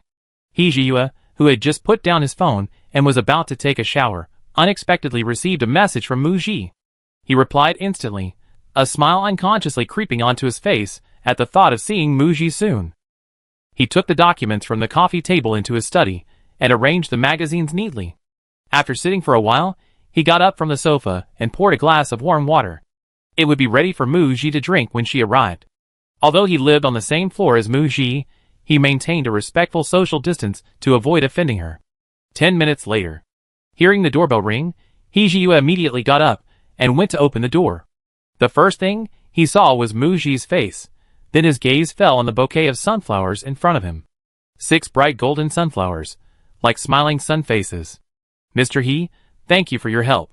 The flowers, which he had carried all the way from the parking lot, were a bit heavy. Mu-ji handed the flowers to Hee-ji-yue. "The flowers are beautiful, thank you." Hee-ji-yue reached out and took the flowers. They were a bit heavy. Noticing the slight relief on Mu-ji's face, and seeing that Mu-ji was also carrying something, she assumed it was for her too. She blurted out, "Give it to me." Mu-ji, She wanted to say that it wasn't a gift, that she was just giving him flowers. But then she thought about how she left the cactus at home for months. It definitely wouldn't survive. She'd have to ask her manager to water it, and move it to the balcony for some sun, which was quite a hassle. Since Hee-ji-yue wanted it, she'd give it to him. Just as Hee-ji-yue realized that the small item Mu-ji was carrying wasn't for her, and awkwardly reached for it back. Mu-ji placed the item in his palm and chuckled, "It's a cactus." He Jiayue looked down and saw a small cactus ball, only about 5 centimeters in diameter, its surface a vibrant, glossy green. It's quite cute. I'm glad you like it. After delivering the flowers and cactus, Muji returned to her house. He Jiayue belatedly realized he had forgotten the proper etiquette of hospitality and hadn't politely invited Muji in. The two exchanged a few words at the door. Oh well, he knew Muji would be focusing on her career for the next few years, and was quite wary of people. At this stage, they were business partners. It would be good enough if they could gradually become friends. The next morning, Ji Binghe arrived at Donghua Mansion, went to Muji's house, and accepted the commission to manage Muji's house on her behalf. Then, Muji and I each pushed 2 suitcases, took the elevator to the basement parking lot, and drove to Beicheng International Airport. We would meet up with the other staff at the airport, and the group would fly to Gongwar Airport. On June 3rd, the film Countdown held its opening ceremony in Lhasa. No official announcement was made that day. The official Weibo account for Countdown only posted a picture of a backdrop with the words "Good luck" on the start of filming. But the start of filming for director Won Zhou's new movie, starring award-winning actor Tai Feng, such a large-scale film project has been attracting much attention from netizens since the casting announcement. On the day of the opening ceremony, there were many staff members, numerous extras, and media reporters and paparazzi eager to get first-hand information. Who will play the female lead in Countdown? The mystery has been revealed. Although the official Weibo account did not make an official announcement, Muji appeared at the opening ceremony and stood in the middle with director Won Zhou and Tai Feng, taking a group photo with the crew. The photo was immediately uploaded online. It's an undeniable fact that Muji will play the female lead. Chapter 87. The countdown to the start of filming for the movie has become a trending topic. Clicking into the trending topic, the focus of discussion is mainly on Muji, the female lead. As Muji had predicted, most netizens are shocked that she really is the female lead in Countdown. Her resources have skyrocketed. They are curious about how she got this big role. Furthermore, because of Muji's upgraded film resources and rising status, some people see it as a threat to their interests, while some fans see it as a threat to their idol's interests. There are those who try to sabotage her, those who are sarcastic, and even those who criticize the film's subject matter, saying it's bad, and the box office will definitely be low. Some of Tai Feng's fans also expressed dissatisfaction with Muji's casting as the female lead, implying that her status was too low and bringing up past incidents where she and Tai Feng received an award together, which they claimed was a publicity stunt to associate Muji with Tai Feng, urging her to focus on her acting and stop causing trouble. Minmin felt speechless and helpless about this. As an artist's status rises and they become more famous, they receive more attention, which brings with it more malice and even smear campaigns. Every word and action is scrutinized, and even the slightest mistake is magnified infinitely. Muji, uneasy lies the head that wears a crown. While enjoying the halo of stardom, with increased influence comes the necessity to be cautious in words and deeds, to set a positive example for fans and the public, and to shoulder a certain social responsibility. Minmin found Muji's perspective to be incredibly insightful and broad-minded. I believe that an artist like Muji, with strong professional skills, dedication, high self-expectations, and an excellent mindset, will definitely go very far in the future. I want to learn from Muji and strive to become excellent myself. The opening ceremony for the film Countdown was attended by local government leaders, who pledged to provide assistance to director Won Zhou's film team, hoping to boost local tourism and allow more people to learn about the local customs and culture. During the script reading and several pre-filming meetings, director Won Zhou repeatedly emphasized that the entire crew needed to familiarize themselves with local customs and traditions, respect local religious culture, observe etiquette and civility, and maintain friendly relations with the Tibetan people to ensure a smooth filming process. After the opening ceremony, the crew will film in Lhasa for over half a month. The storyline will depict the male and female leads' first encounter in Lhasa, their visit to several famous scenic spots, and their separation after returning to Lhasa from Nanso Lake. The first day of filming focused on the beginning of the story, the scenes where the male and female leads first arrive in Lhasa. For Muji, this was essentially a natural fit. She had just arrived in Lhasa a couple of days ago, and like a saying, it was her first time there. The architecture here is distinctly Tibetan, and the locals on the streets wear traditional Tibetan clothing and adorn themselves with gold, silver, and jade jewelry. Her unfamiliarity with the city and her feelings about embarking on a magnificent journey are similar to those of her character, a saying. A quarter of the crew arrived yesterday afternoon. This is likely due to considerations of working at an altitude of over 3,000 meters, requiring everyone to acclimatize. On the first day of filming, only 2 scenes were rehearsed. Director Won Jo, with 30 years of extensive filmmaking experience, coupled with his status as a renowned director, exudes a powerful presence. Sitting in front of the monitor on set, he is like a pillar of strength, methodically directing and coordinating the various departments on set with a walkie-talkie in hand. Every member of the crew worked diligently and efficiently, showing no signs of slacking off. However, several crew members experienced altitude sickness symptoms such as dizziness, vomiting, palpitations, and chest tightness, and returned to the hotel early to rest and receive oxygen. If their condition did not improve, they would need to be taken to the hospital immediately, making it impossible for them to remain on set. The day's filming ended smoothly overall. On their first night in Lhasa, Mu Ji and her group stayed in a hotel with central oxygen supply facilities to adapt to the high altitude. After finishing filming today, they moved to a hotel arranged by the crew, which also had rooms with oxygen supply. The agent, Ji Bingha, chose a room with oxygen. Mu Ji, to adapt to the filming environment later, chose a room without oxygen. Compared to the previous hotel where they stayed for 2 nights, this quaint hotel chosen by the crew immediately conveyed the rich local Tibetan culture. For example, the hotel exterior was decorated with prayer flags, the carpets had auspicious cloud patterns, and the public areas were furnished with Tibetan-style artworks. Unfortunately, I didn't have the energy to appreciate it properly. While filming on set, I was highly focused, concentrating entirely on my role. After finishing work, I returned to the hotel. This time, Mu Ji felt a little tired, unlike previous filming experiences. Back in her room, she felt a bit stuffy, perhaps because the room lacked oxygen facilities. She received a call from her agent, who wanted to talk to Mu Ji. Ji Bingha had experienced altitude sickness symptoms in the high-altitude area. Her trip was originally to accompany Mu Ji to the opening ceremony, to check on the team's progress, and to see if the first day of filming went smoothly. If everything is alright, Ji Bingha will return to Beicheng tomorrow. So the call must be for some final instructions before leaving. Mu Ji went to Ji Bingha's room next door, and saw that the team members were all there. The manager was explaining their responsibilities to each staff member, detailing every little detail of their work. This bag contains motion sickness medicine, stomach medicine, and painkillers. There's also chocolate and glucose. If Shiji doesn't have a good appetite, give her some. After the manager finished explaining to the others, Mu Ji sat for a few minutes, and her chest tightness quickly subsided. Minmin and the other staff members all left. Only Mu Ji and Ji Bingha remained in the room. After drinking some warm water, Ji Bingha sat down 2 meters away from Mu Ji. Besides altitude sickness, Ji Bingha also had a bit of a cold, which was why she was in a hurry to fly back to Beicheng tomorrow. Seeing that Mu Ji looked a little pale, Ji Bingha asked if she was also experiencing altitude sickness. Mu Ji, not wanting to worry her manager, explained that her chest tightness had subsided quickly, and she was just a little unaccustomed to the altitude, but nothing serious and it wouldn't affect filming. A slight smile curved her lips. Today, I was dragging my suitcase around filming. The altitude here is high, the air is thin, and it's quite physically demanding, so I'm a little tired. Hearing this, Ji Bingha breathed a sigh of relief, otherwise, she wouldn't feel comfortable leaving tomorrow. She reminded Mu Ji, summer temperatures in Tibet range from 8 to 20 degrees Celsius, with a large temperature difference between day and night. Make sure to wear more clothes at night. Okay, I got it. Mu Ji assured her she would take good care of herself.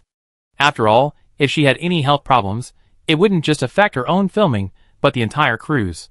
The filming schedule couldn't be delayed. Ji Bingha gave Mu Ji and the team a lot of instructions this time. She felt she hadn't considered things thoroughly enough and had been somewhat negligent. The team accompanying them this time was the same as the one that joined the production of The Edge of the Blade, Minmin, an assistant, a makeup artist, and a bodyguard, a total of 4 staff members. If they were filming in another city, this staff would be more than enough. Currently in Lhasa at over 3,000 meters, no one on the team has experienced altitude sickness. However, it's hard to say what will happen as they go deeper into Tibet and reach higher altitudes. Ji Bingha noticed that Tai Feng's team consisted of 5 people, all men, one of whom was a private doctor. She planned to have the HR department recruit another assistant, and find suitable candidates for other positions after returning to Beicheng. If any staff member experiences altitude sickness or discomfort, let me know immediately, and I arrange a replacement. Mu Ji nodded, okay. By the way, there's something. After considering it for a few days, Muji finally told her agent about the scene she witnessed last week in a restaurant parking lot where Mao Hongjun was having a pleasant conversation with the vice president of the He Group. This matter could be said to be unrelated to Muji. It wasn't appropriate to discuss other artists in the company behind their backs. However, since she knew that the vice president of the He Group and the boss were in a power struggle, and the boss was carrying a gamble. As a partner in the company, her interests were tied to the company's, whether for the company's development or the stability of her own career. She had to remind her agent. Upon hearing this, Jibing's expression immediately turned serious, and she thanked Muji for the reminder. Finally, the two discussed the Golden Horn Award ceremony. This year's Golden Horn Award ceremony will be held on June 23rd. The winning actors will be notified a week in advance. So, they know whether they won or not around mid-June. According to the production notice, they'd be filming in Lesau for about half a month, then moving to the next filming location. That coincides almost perfectly with the Golden Horn Award ceremony. If Muji wins an award, she can take time off during the filming break to attend the ceremony. The next day, Jibing took an early flight back to Beicheng. Countdown on set. They're filming Taifeng's scenes. Muji sits next to the director, watching the monitor together. Director Wan Zhou told her that this is Taifeng's second time in Tibet. Plus what she heard before, Taifeng likes to travel the world during his vacations when he's not filming, and he seems to be in great physical condition. Altitude sickness? Not a chance. Director Wan Zhou, at 60, is in good health and hasn't experienced altitude sickness. Muji, on the other hand, didn't sleep well last night and woke up this morning with mild headache, chest tightness, and loss of appetite, though still within her tolerable range. She didn't reveal her condition. Off-screen, she acted as if nothing was wrong. During filming, when portraying Asang's illness, she would show signs of discomfort, which wasn't entirely acting, part of it was her genuine reaction. Taifeng, who acted opposite Muji, seemed to notice something. Don't push yourself if you're not feeling well. You can arrange for oxygen on set during breaks. Muji whispered, my altitude sickness symptoms are relatively mild. Don't worry, it won't delay the filming. Thank you for your concern, Teacher Tai. Taifeng was slightly taken aback, wanting to say that he wasn't worried about affecting the filming, but felt there was no need to explain further. That's good. He walked away. That evening, after finishing work, Muji went to bed early to rest. The third day of filming on set. Muji's altitude sickness symptoms had improved considerably, and she gradually adapted to the environment. By the fourth day, the discomfort had basically disappeared. The fifth day of filming. Countdown. The crew arrived at the Potala Palace on Marpo Hill in downtown Lesau for filming. To better appreciate and experience the local customs, the character Asang dressed up as a local Tibetan girl to visit the Potala Palace. The crew hired a senior expert in Tibetan culture as a consultant, and the costume director also conducted special research on Tibetan clothing. They found a complete set of Tibetan girls' clothing for Muji. She was fully dressed up. Her jet black hair was braided into 2 plaits with colorful silk threads, adorned with a coral and turquoise headdress. She wore a brightly colored, exquisitely embroidered Tibetan robe, a coral necklace, gold and silver amulets, bracelets and beaded necklaces, and comfortable embroidered shoes. Muji's attire was noble, dignified, elegant, and captivating, exuding exotic charm. She resembled a Tibetan princess. Upon arriving on set, many crew members exclaimed, "Absolutely stunning." Their eyes were practically glued to her. Chapter 88. Minmin exclaimed, swooning, "This is what a goddess in heaven looks like. This outfit is stunning. That face is so beautiful." When the movie is released, she definitely attract a lot of fans. The crew members and extras all wanted to take a photo with Muji. Because the actor's looks in the movie needed to be kept secret, they were stopped by the assistant director and set management. Taifeng and his team arrived on set. Taifeng's agent glanced at Muji, then looked away and remarked to Taifeng, "No wonder director Wan chose her for the lead role. I saw her acting alongside you. She wasn't intimidated by your best actor title at all. Her acting is good, and she can endure hardship. And her looks are top-notch in the industry. Xiaofeng, when the movie is released, she might steal all the limelight." Taifeng lowered his eyes and said to his agent beside him, "Actors serve the role, and the film. No one steals anyone else's thunder." Qian Sheng? Question mark. Normally, if he made such a remark, Taifeng wouldn't even bother to reply. Is this meant to speak up for Muji? The crew is going to film for 2 days at the Potala Palace. The scene to be filmed, Asang, dressed in Tibetan attire, has her second chance encounter with the male lead, Yu Chu, at the Potala Palace. After returning to Lhasa from Namso Lake, Asang and Yeotsu revisited the Potala Palace. She once again donned Tibetan attire and took a photo with Yeotsu, their last photo together. In the film, the male lead confesses to the female lead, "In my heart, you will always be the most beautiful Gasang flower." The first day of filming, Asang seemed to be blooming brilliantly in her final season, displaying the final, beautiful Gasang flower. The second day of filming. Returning from Namso Lake, Asang, who was taking photos with Yeotsu, was like a withering Gasang flower. A month had passed between the two shoots. For the actors, the time between filming one day and the next was less than 24 hours. The male/female lead's feelings had transformed from initial acquaintance to mutual affection. They had to portray these two completely different states and emotions, which was quite a challenge for the actors. Director Won Jo provided significant assistance to Muji and Taifeng's performances. Before filming, he meticulously analyzed and refined the character states and emotional arcs, helping them better portray their roles in front of the camera and create the emotional atmosphere between the two characters.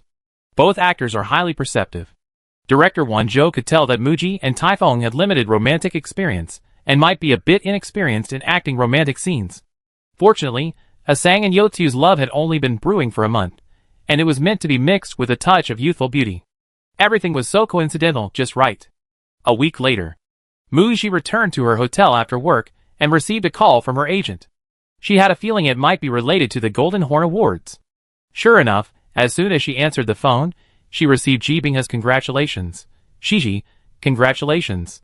The list of winners for the 28th Golden Horn Awards Best Newcomer Award is out, and you're going to win." Perhaps she had a vague premonition. Muji wasn't particularly surprised by the news.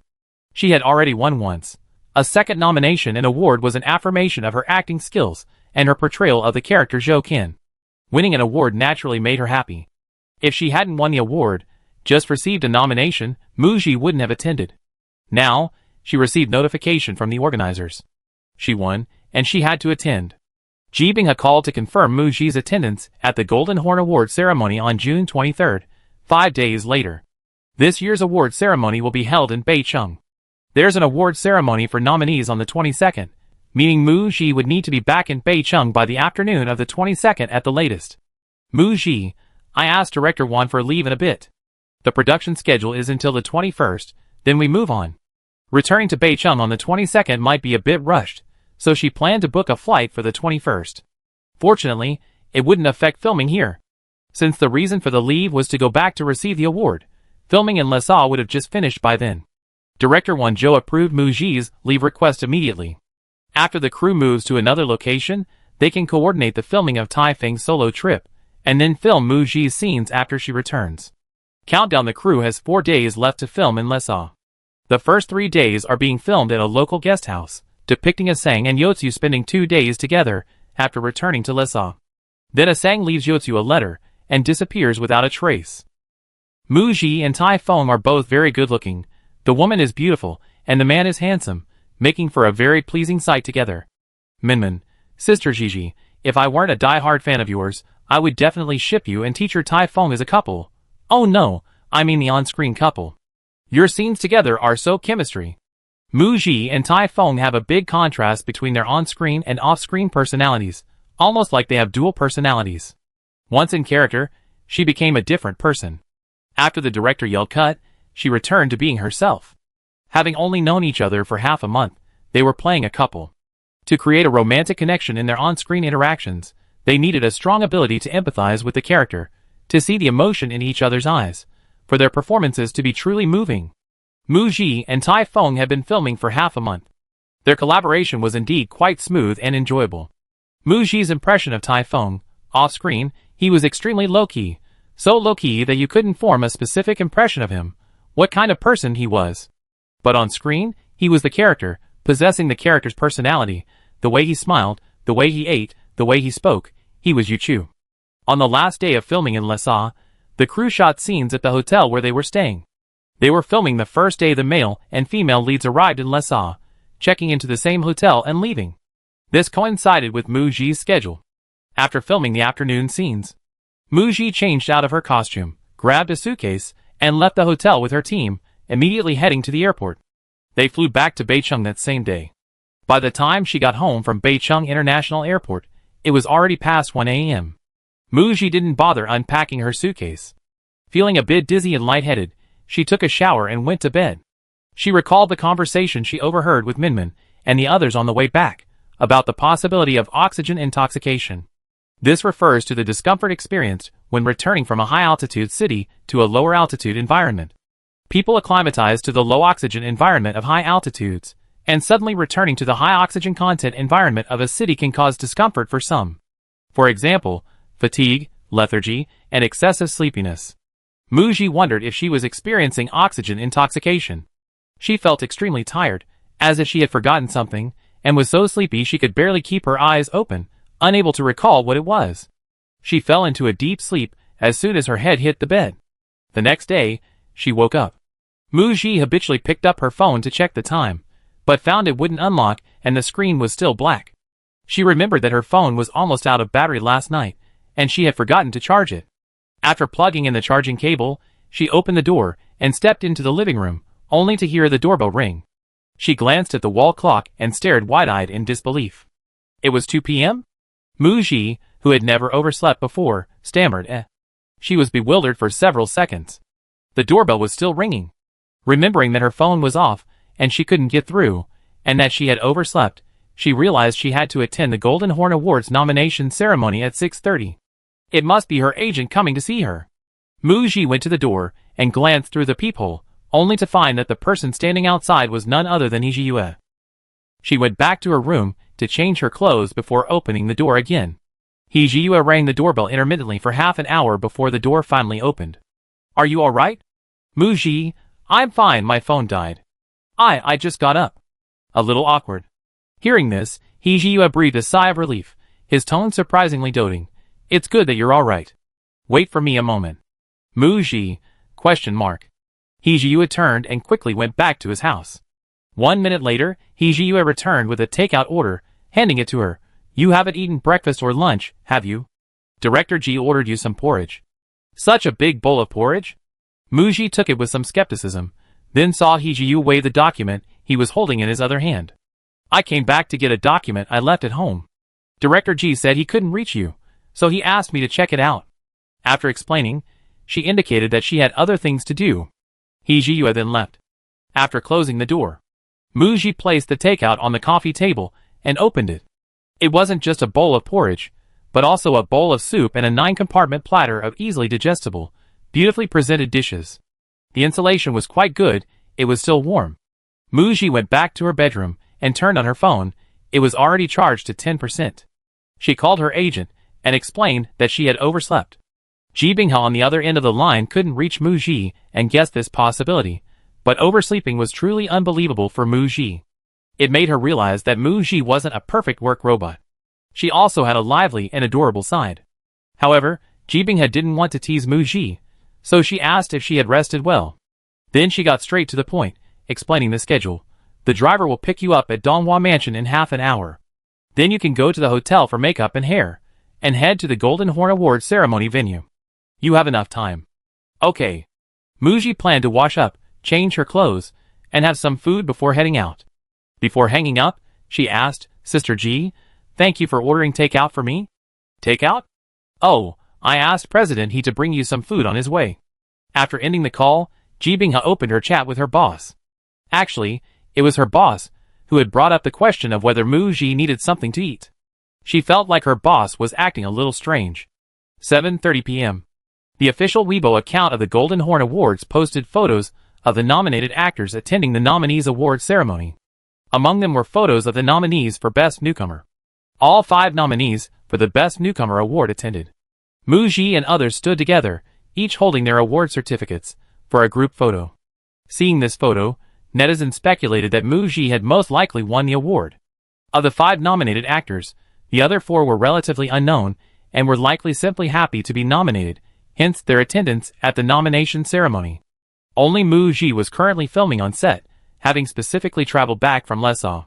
Netizens widely believe this indirectly confirmed that Muji was indeed the winner of the Best Newcomer award. Is it true? We find out at tomorrow's award ceremony. Chapter 89. On June 23rd, the 28th Golden Horn Awards ceremony was held at the Beicheng Arts Center. Film crews of the nominated films, nominated directors and actors, and invited celebrity guests, more than 200 filmmakers gathered together. Unlike fashion galas or year-end platform award ceremonies where top stars gather in dazzling displays, the Golden Horn Awards, one of China's 3 major film awards, is a grand event for filmmakers. During the live broadcast of the red carpet, the comments section was flooded with messages from Mu Xi's fans. While there were many actors with greater star power than Mu Xi at tonight's award ceremony, in terms of popularity, Mu Xi, as a rising star, was the most popular among the nominated actors. She was also the most anticipated and talked about actress on the red carpet tonight. Mu Xi, however, only had time to try on her gown this morning.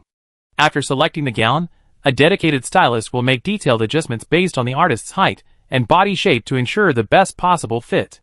This afternoon, the styling team did Mu Xi's makeup and hair at the hotel. This is the second time they worked with this stylist. I learned from Weibo that Mu Xi is currently filming in Les Au. Seeing Mu Xi's skin today, I explained with Indie, "Teacher Xiao Xi, you haven't gotten tanned at all. Your skin is still so fair and smooth, you look amazing." She's been in Les Au for over half a month. The filming is mainly taking place in the city. In the drama, Asang's first stop on her journey to Nanzhou is Les Au, where she only stays for 2 days, so she wouldn't have gotten tanned so quickly. The scenes filmed on her return from Nanzhou to Les Au involved applying dark makeup. So Mu Xi took meticulous sun protection measures and didn't get tanned. Next time she comes back to Beicheng, she doesn't know how many shades darker she'd be. After her makeup and styling were done, Mu Xi changed into her gown and took promotional photos. After the photo shoot, it was almost time. The team departed from the hotel for the award ceremony. The Golden Horn Awards red carpet. When the host announced Mu Xi, the crowd erupted in enthusiastic cheers, and the photographers on the red carpet craned their necks to see where Mu Xi would appear. Mu Xi walked in, wearing a strapless floral dress with pearl white waves. The diamond necklace around her neck and the pearl earrings added a touch of elegance to the dress, making her look noble and pure, like a bright moon in the sky, radiating a shimmering light, dazzling like stars, like pearls. The moment she appeared, the live chat exploded. Such a beautiful fairy. She really shines. Daughter of the moon. Top of the red carpet tonight. Mu Xi's red carpet look sparked heated discussions among netizens, and the hashtags Mu Xi, Daughter of the Moon subsequently trended on Weibo's hot search list. After walking the red carpet, she arrived at the inner venue. Because the train of her red carpet gown was too large, making it inconvenient to sit down, she changed into another prepared dress inside. A gold, bodycon strapless gown with silver sequins not only showcased Mu Xi's curvaceous figure, but also created a shimmering effect under the lights, exuding elegance, nobility, and a powerful aura. When Mu Xi went on stage to accept the Golden Horn Award for Best Newcomer, she stood on the stage, holding the golden trophy. Viewers watching the award ceremony live exclaimed, "It feels like Mu Xi didn't win Best Newcomer, but Best Actress?" Actors who win Best Newcomer awards are usually relatively unknown, especially when it's their first film award. Standing on the stage, they're bound to be nervous, excited, and even flustered, often stammering in their acceptance speeches. Mu Xi, sitting in the audience, calmly rose from her seat when the presenter called her name, gracefully walking onto the stage. After receiving the trophy from the presenter, she walked to the microphone, bowed to the audience, and delivered a flawless and humble acceptance speech. The entire process was seamless, her every gesture impeccable. Mu Xi's extraordinary poise and presence gave viewers watching the live broadcast a feeling that this award was just the beginning. This young actress, perhaps in the near future, will achieve remarkable success in the film industry, just as she said in her acceptance speech. "I hope to bring more good works and good roles to the audience, and I hope to contribute my humble efforts to the development of the film industry." After receiving the award, the topic of Mu Xi winning the Golden Horn Award for Best Newcomer trended high on social media. Most netizens offered their congratulations, saying that Mu Xi deserved the award for her role as Zhou Can. Mu Xi's fans were busy liking, sharing, and commenting on topics related to their idol's award, while also celebrating with a giveaway in her fan community. "Ah, congratulations to Ji Bao on winning the award. Am I proud to be a fan of Mu Xi? I am. My daughter is amazing. Her first film broke the box office record for youth films, and she won the Best Newcomer award. At Mu Xi, you are really awesome. Congratulations on winning the award, darling. At Mu Xi, keep going. I grow stronger and be your strongest support. Heart, who says idols don't deserve to be in the film industry? Muji not only entered the film industry, but she also won an award. This shows the industry has high hopes for her. She's currently filming a movie with a big director, playing the lead role, already leaving other actresses of her generation far behind. Hee hee, I'm so happy. I'm so happy. Yay Muji, Golden Horn Award for Best Newcomer. With their idol winning an award, some fans inevitably became a little arrogant, and their disparaging remarks were screenshotted and posted on forums. After waiting all night, we finally caught Muji's black mark.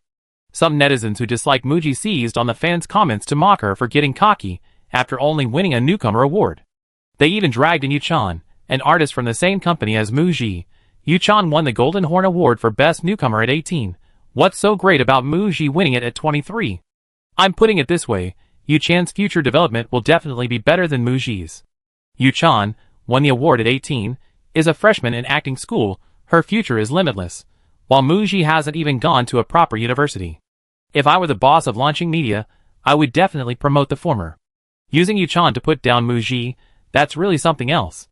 Is launching media winning either way? After the award ceremony, Muji took 2 photos backstage and posted a Weibo on social media, thanking the Golden Horn Awards again for the award and encouragement, as humble as her acceptance speech. There was no time to follow online updates. After changing out of her formal attire, she changed into her own clothes and went to a celebratory dinner with her team. The restaurant had been booked a few days in advance.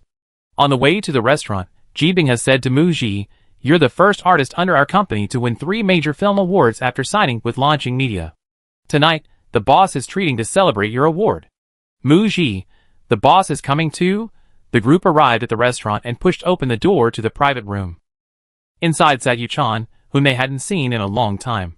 "Sister Muji, congratulations on your award." Seeing Muji and the others arrive, Yuchan picked up a bouquet of lilies from the chair beside her and handed it to Muji. The bouquet was fragrant. Muji was a little surprised to see Yuchan and smiled as she accepted the flowers. "Thank you." Yuchan explained that she had just finished filming a movie a couple of days ago and had only just returned to Beicheng. "I went to the company today. I heard the good news about your award. I've been struggling with a casting decision lately and wanted to ask you for advice. I also brought over a celebratory cake for the boss." She also explained to Muji and Ji Binghe. Ji said he was worried that if he came, everyone would feel uncomfortable eating and drinking, so he didn't come. Ji Binghe understood. Several other artists were ahead of Muji in the lineup, and the boss's special trip to celebrate Muji winning the newcomer award might cause some resentment among the other artists' teams. After everyone was seated, Ji Binghe announced to Muji's team, "President, he is treating. Food and drinks are plentiful. Please order whatever you like." The staff present applauded happily. "Another big meal. No need to be polite with the owner. I just take out my phone, scan the QR code, and order 1 or 2 of my favorite main dishes." Yuchan pulled Muji aside to ask her some questions. She genuinely wanted advice, because she really thought Muji had a good eye for scripts and a reliable sense of style.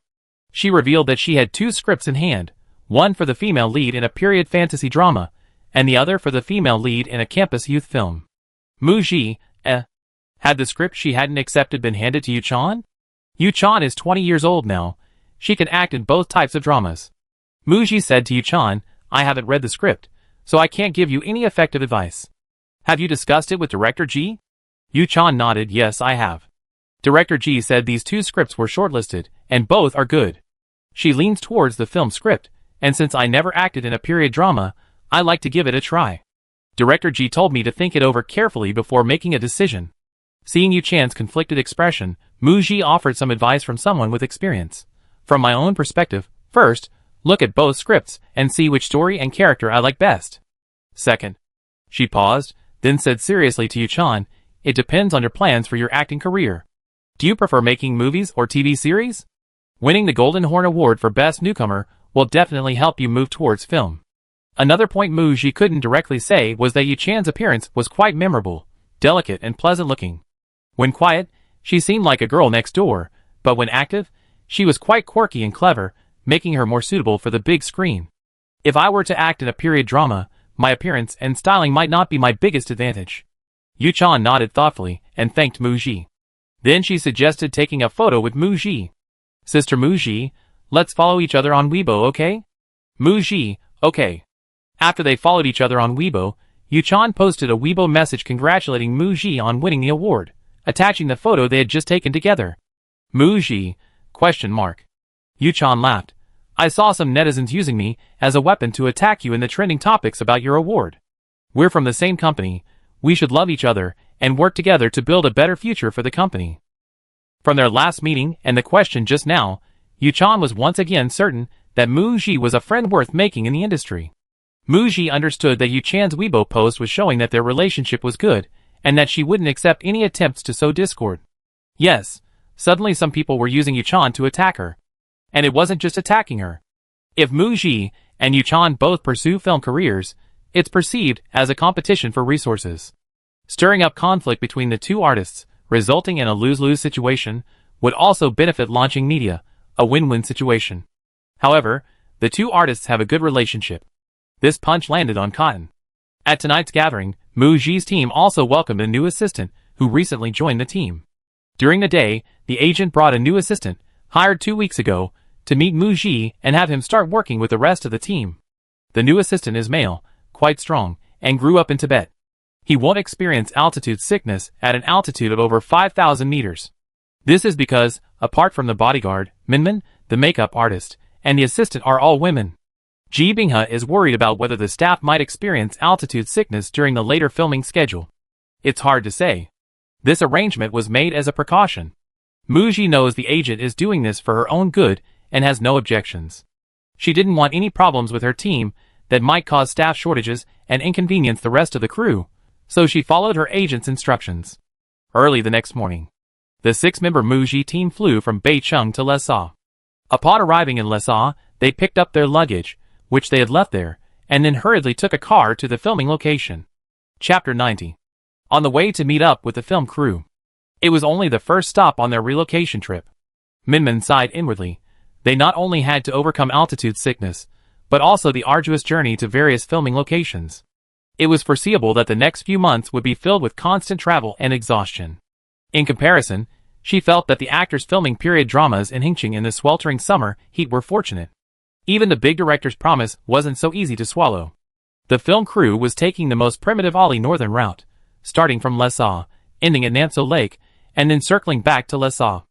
Although transportation in Tibet wasn't very developed, this particular route was fully paved, allowing vehicles to pass directly. However, the crew of over 200 people carrying a large amount of heavy filming equipment into Tibet still faced a significant challenge. After a day's journey, they finally met up with the film crew in the evening. The area around the hotel wasn't as desolate as she had imagined. There were 2 or 3 small restaurants nearby. The assistant went to one of the restaurants to order some food to take away, while Muji and the other staff carried their luggage into the hotel and checked in. After entering her room to rest, she wasn't sure if it was because she had taken a flight early that morning and traveled for so long, going from low altitude to high altitude, causing altitude sickness symptoms, or if it was just normal fatigue. Muji felt a little dizzy, her heart was beating a little fast, and she felt tired and weak. When the assistant brought over the takeout food, she ate a few bites but had no appetite. She made herself a cup of glucose water, drank it, sent a message to her agent to report her condition, glanced at the filming schedule for tomorrow morning in the crew group chat, set her alarm, and went to sleep. The next day, before the alarm clock rang, Muji woke up. It was already dark when she arrived last night. Unlike big cities where everything is brightly lit, there wasn't much scenery to see in the dark. After getting up, she went to the window, drew back the curtains, and saw grasslands outside, with snow-capped peaks in the distance. It was a beautiful natural landscape. It was breathtaking. Muji stretched, patted her face, seemingly sweeping away her fatigue and perking up. Today, she needed to get herself in the right state of mind for filming. The news that Muji had taken leave from the crew to return to Beicheng and win the Golden Horn Award for Best Newcomer had spread throughout the entire production team. Today, as soon as she arrived on set, she was greeted with congratulations. Congratulations, Teacher Mu. Congratulations, Teacher Mu, on winning the award. Muji greeted the director and said she would treat the entire crew to dinner that evening.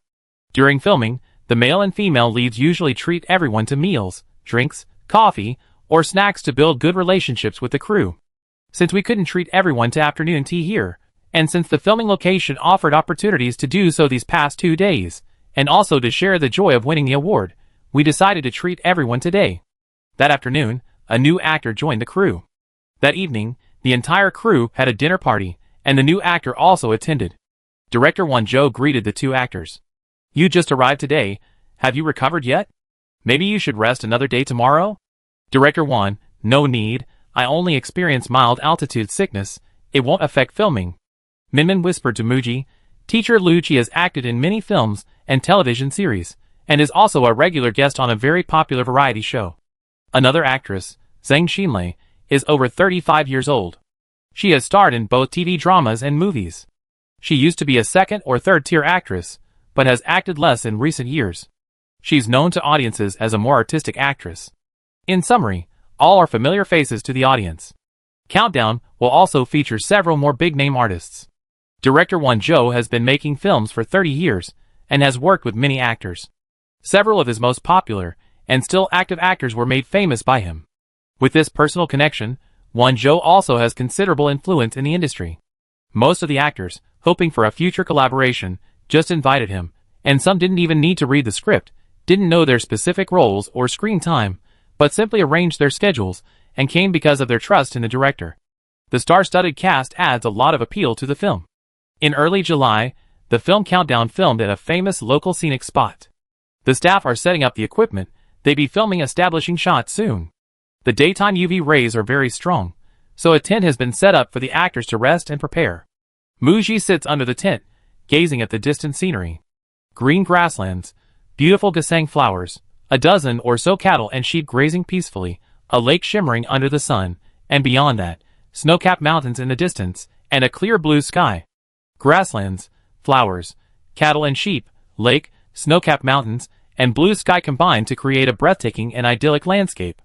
From June to August in Tibet, the snow melts, wildflowers and grasses sprout, making it the most beautiful season on the plateau.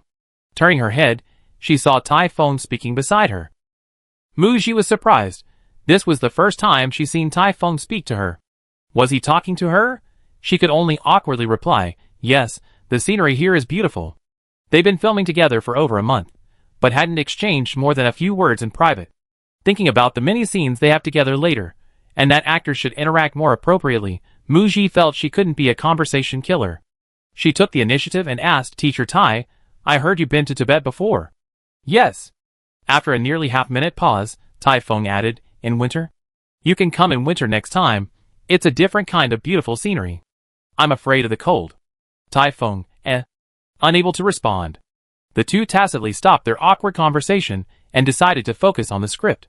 Tai Feng opened the script and glanced up in Muji's direction. Through their time filming together, he thought, actually, you're not like a Sang off-screen. Because of this difference, Muji's acting skills seemed all the more impressive. Hearing this, Muji looked up at Tai Feng and simply smiled slightly. The biggest difference between her and a Sang could quickly build rapport with those around her and become one of them. But Muji, aside from work-related necessity, was used to maintaining a certain distance from those around her. But at their core, she and a Sang were the same. They both harbored a passion. A Sang, suffering from a terminal illness, had a detached view of life and death in her hospital room, yet she still maintained an optimistic and positive attitude, a love for life. Muji, arriving in this unfamiliar world, hasn't suffered a mental breakdown, but is striving to live, her passion stemming from her acting and her career. Off-screen, the crew filmed on location all the way to Nanso Lake. In the film, a Sang and Yotsu are driving, their destination also being Nanso. She put herself in a Sang's shoes, embarking on the final journey of their lives together. The scenery they saw was the same. She wasn't a Sang, yet she was a Sang. As for Tai Feng, Yotsu in the film is taciturn, his face etched with bitterness and resentment, his personality unpredictable, like a walking corpse. On this journey to Tibet, he is a hunter, approaching his prey step by step, yet constantly tormented internally, trapped in a struggle with himself. He is a person harboring deep secrets. Tai Feng himself is like a deep pool. Muji's latest impression of Tai Feng: good acting, dedicated, nothing more. Actually, she doesn't pay much attention to what kind of person her co-stars are in private. However, she and Tai Feng share the same habit. After filming their individual scenes, they go to the monitor to review their performances. In the past, their focus when watching playback was on their own performance and how well they coordinated with their co-stars. Now, every time they watch, they are filled with admiration for the natural beauty presented on the monitor. Director Won Jo's aesthetic sense is very sophisticated, and the cinematographer is very professional and skilled. They believe that when the film is released, it will bring a different visual impact to the audience, allowing them to appreciate the beauty of nature. This beautiful filming, however, was hard won. In late July, as the crew moved to a higher altitude area for filming, several crew members began experiencing altitude sickness symptoms. This included Muji's personal makeup artist. Due to individual differences in physical condition, the severity of altitude sickness varied among the participants. Muji's makeup artist experienced altitude sickness symptoms during filming, making it difficult to continue working. It feels like someone is constantly pricking my head with needles. It feels like some insects are jumping around in my ears, and my breathing is a little labored. Maybe I didn't sleep well last night? Minmin frowned. Sister Ling, are you experiencing headaches, tinnitus, difficulty breathing, and insomnia? Altitude sickness symptoms can range from mild to severe. Muji asked the makeup artist worriedly if she was alright, and planned to take her to the hospital. The makeup artist said it wasn't that serious and wanted to return to the hotel to rest and receive oxygen. Generally, altitude sickness symptoms gradually subside and disappear after 3 to 10 days of acclimatization. Muji then arranged for someone to take the makeup artist back to the hotel to rest. There were originally 2 makeup artists on the set, 1 male and 1 female. One of the male makeup artists experienced altitude sickness, with more severe symptoms, and was taken to a local hospital a couple of days ago. The remaining makeup artists had to do makeup for the other actors and extras, and one person couldn't handle it all. Tai Feng suggested that he and Muji could share a makeup artist. Ms. Mu, if you don't mind. Muji didn't mind at all. She and Tai Feng didn't share makeup sets, and even if they did, there was no better option at the moment, so there was no need to be picky. Filming was the priority. She thanked Tai Feng. Thank you, Ms. Tai. She also thanked Tai Feng's makeup artist. The new assistant, not far away, said to Minmin, before I entered the entertainment industry, I saw people online complaining about celebrities having too many staff members and acting like divas. Minmin, actually, as long as the artist manages their team well, the production crew would love for the artist to have several staff members with them. For example, when Muji was filming The Bell Rings, Minmin was the only assistant. Minmin was often overwhelmed and wished she had 3 heads and 6 arms.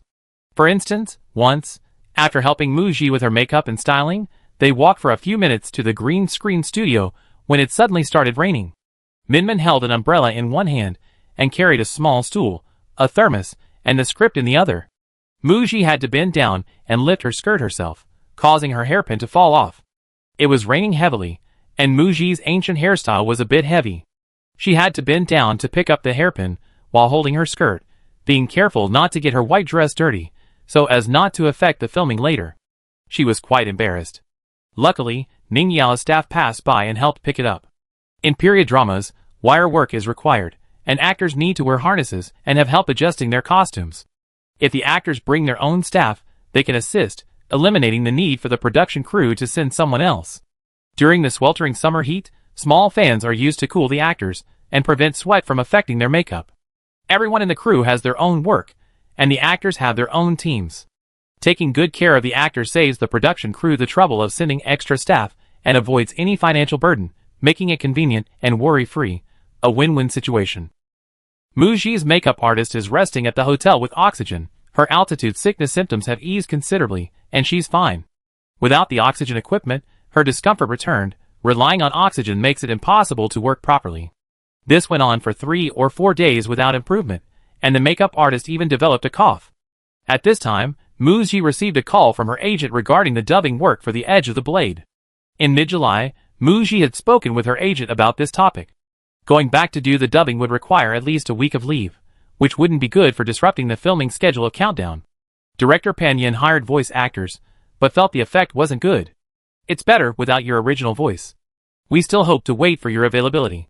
Recently, about 10 staff members on the film crew have experienced altitude sickness symptoms. July and August are the rainy season in Tibet, and the weather forecast predicts rain for the next week. Catching a cold from the rain would be a very bad thing. Director Won Jo made a decision to return to a lower altitude city to rest and recuperate, and resume filming after the rain stops. After discussing it with her agent, Muji decided to take advantage of this time to return to Beicheng to do voice acting for the spy drama, The Edge of the Blade. On this trip back to Beicheng, Muji planned to take the makeup artist, who was feeling unwell, back for medical treatment, along with her bodyguard and new assistant. She left Minmin and the female assistant with the main crew in Tibet to rest and recuperate until their return. Adapting to high altitudes and vice versa requires time and effort. The back-and-forth travel was too strenuous, and there was no need for her to make a special trip. Chapter 91. Late July, back in Beicheng.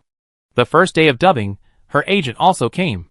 Ji Binghe hugged Muji upon seeing her, then looked her over and said, "You're a shade darker." Muji smiled nonchalantly. "The UV rays in Tibet are strong. I'd be at least another shade darker after filming wraps up." She arrived at the dubbing studio. The dubbing work for the other actors had been completed last week, leaving only Muji's. So she only met director Pan Yin. The Edge of the Blade was about to celebrate its one-year anniversary. Unlike with The Bell Rings, Muji hadn't informed the director beforehand, requesting to do the dubbing herself, considering that taking leave from the filming of Countdown would delay the filming schedule. Later, the film crew's shooting schedule changed, and director Pan Yin insisted on waiting for her availability, which made this trip back to Beicheng for dubbing possible. Upon seeing Muji, Pan Yin thanked her, saying, "Thank you for your hard work. Teacher Mu, thank you for your cooperation." He had heard about Muji's schedule from Ji Binghe and had rushed back to Beicheng in the early hours of last night, arriving early this morning. Muji looked tired from the long journey. Muji smiled and said she was fine, sincerely telling Pan Yin, "Director Pan, I should thank you for waiting for my schedule. That's why I was able to come and do the voice acting today. For me, this is truly a complete portrayal of the character." After a few pleasantries, let's get started on the voice acting." Pan Yin nodded hastily. "Okay, sure." Muji finished filming The Blade's Edge almost a month earlier than Yin Xiaoran, who played the male lead. She filmed over 800 scenes, though her role wasn't very large. She arrived promptly at 8 a.m. every day, ate a quick lunch, and only had an apple for dinner before working until 8 or 10 p.m. Her voiceover work often lasted over 12 hours a day, and she completed her own voiceover work in 3 days. Finally, she breathed a sigh of relief. On the last day of voiceover work, it was past 8 p.m. when she wrapped up. The producer was also there, pulling director Pan Yin along. He said he had seen how hard Muji had worked to finish the voiceover work on time and suggested that Muji, Ji Binghe, and the team have dinner together, and that Ji Binghe should also invite Yin Xiaoran. The implication was that they would also discuss the promotion of The Blade's Edge. Since it was about work, Muji readily agreed. Ji Binghe called Yin Xiaoran, who happened to be in Beicheng recently, and he agreed to come over. The group went to a hot pot restaurant and booked a private room in advance. After waiting a few minutes, Yin Xiaoran arrived with his assistant. Every artist who had worked with Muji before couldn't help but marvel at how rapidly Muji's career had developed. And this time, Yin Xiaoran saw Muji. Her film Back to 17 had grossed over 1 billion yuan at the box office. She had just won the Golden Horn Award for Best Newcomer in June. She was currently filming a movie directed by the renowned Wan Zhou, playing the lead role. Yin Xiaoran felt a pang of envy for Muji. Appearing on the big screen was the dream and pursuit of many actors. But the reality of the entertainment industry is that the television drama circle seems to be separated from the film circle, making it difficult for television actors to have the opportunity to enter the film industry. Muji achieved this at such a young age, with her first film being a box office and critical success. Unrestricted by the barriers between television and film, she's developing in both fields, truly a promising actress. Yin Xiaoran congratulated Muji. "Congratulations." "Thank you, Teacher Yin." Everyone arrived at the market and started ordering food. Muji usually eats lightly, so she ordered a mushroom soup base, a mushroom platter, and several kinds of vegetables. In Tibet, she ate mostly meat, with few fresh vegetables. Since returning to Beicheng, she's been eating a lot of fruits and vegetables to replenish her vitamins. During the meal, they discussed which TV station The Edge of the Blade would air on, and its release schedule. The producer revealed the latest development. Originally, it was planned to air on CCTV8's primetime slot, but it was later changed to Tomato TV and Beicheng TV. Muji? Guessing perhaps the two TV stations offered higher prices. Ji Binghe asked, "Around what month will it air?" "The current schedule is October. Of course, it's only tentative. It depends on the censorship of The Edge of the Blade. Spy dramas are generally not easy to get approved." The dinner party ended. Muji and her team, along with the producer, director Pan Yin, Yin Xiaoran, and others, walked out to the open-air parking lot. After waving goodbye, everyone got into their respective cars. Back at the Donghua Mansion residential complex, in the underground parking lot, Muji got out of her car and walked towards the elevator, where she saw a familiar tall figure. It was her boss, He Jiyue, standing in front of her waiting for the elevator. As if sensing her presence, He Jiyue turned around and saw Muji nod at her. The elevator doors opened with a ding. Muji and He Jiyue stepped into the elevator car one after the other, and the doors closed. The two of them stood alone in the enclosed space, the atmosphere slightly awkward. Muji had thanked her boss on WeChat for the cake he ordered the day she won the newcomer award, for knocking on her door after she overslept the night before, and for the porridge he bought. Now that she was in person, she said thank you in person. He Jiyue, thank you for the local specialties you brought back too. Muji, you're welcome. Actually, Minmin had brought some back last time and shared them with her manager and colleagues, who all said they were delicious. So this time, Muji brought half a suitcase back to Beicheng. Her manager must have distributed some to various departments, and her boss received some as well. The floor they lived on wasn't high, and it was late, so there weren't many residents using the elevator. Soon, the elevator arrived at their floor. As soon as the elevator doors opened, Muji was about to step out. Hearing the shopkeeper ask, "Have you ever seen a cactus bloom? Want to take a look? It usually blooms at night, and its flowering period is very short. You just happened to come back this time." Muji, the little cactus she gave me has bloomed? Can something so small bloom? Just as she was wondering, He Jiyue stepped out of the elevator first. Wait for me in the hallway for a moment. I'd be there soon. Muji, She didn't say she wanted to see it. But taking a look wouldn't hurt. After getting out of the elevator, she walked a dozen steps to the left to reach the hallway. Her apartment and the shopkeeper's apartment were on opposite sides, each at one end. She stood at the fork in the road for half a minute. He Jiyue quickly came over carrying a small pot in both hands. This was the first time Muji had ever seen a blooming cactus. The last time I saw it, it was a small green ball. Now, 3 flowers have bloomed simultaneously, with yellow stamens in the center, followed by tiny pink petals. The whole flower looks like a lotus or a peony, possessing a dignified beauty. In Muji's eyes, these flowers are adorable. The 3 flowers cover the entire ball, completely obscuring the little cactus. Muji reaches out and carefully touches one of the tiny petals.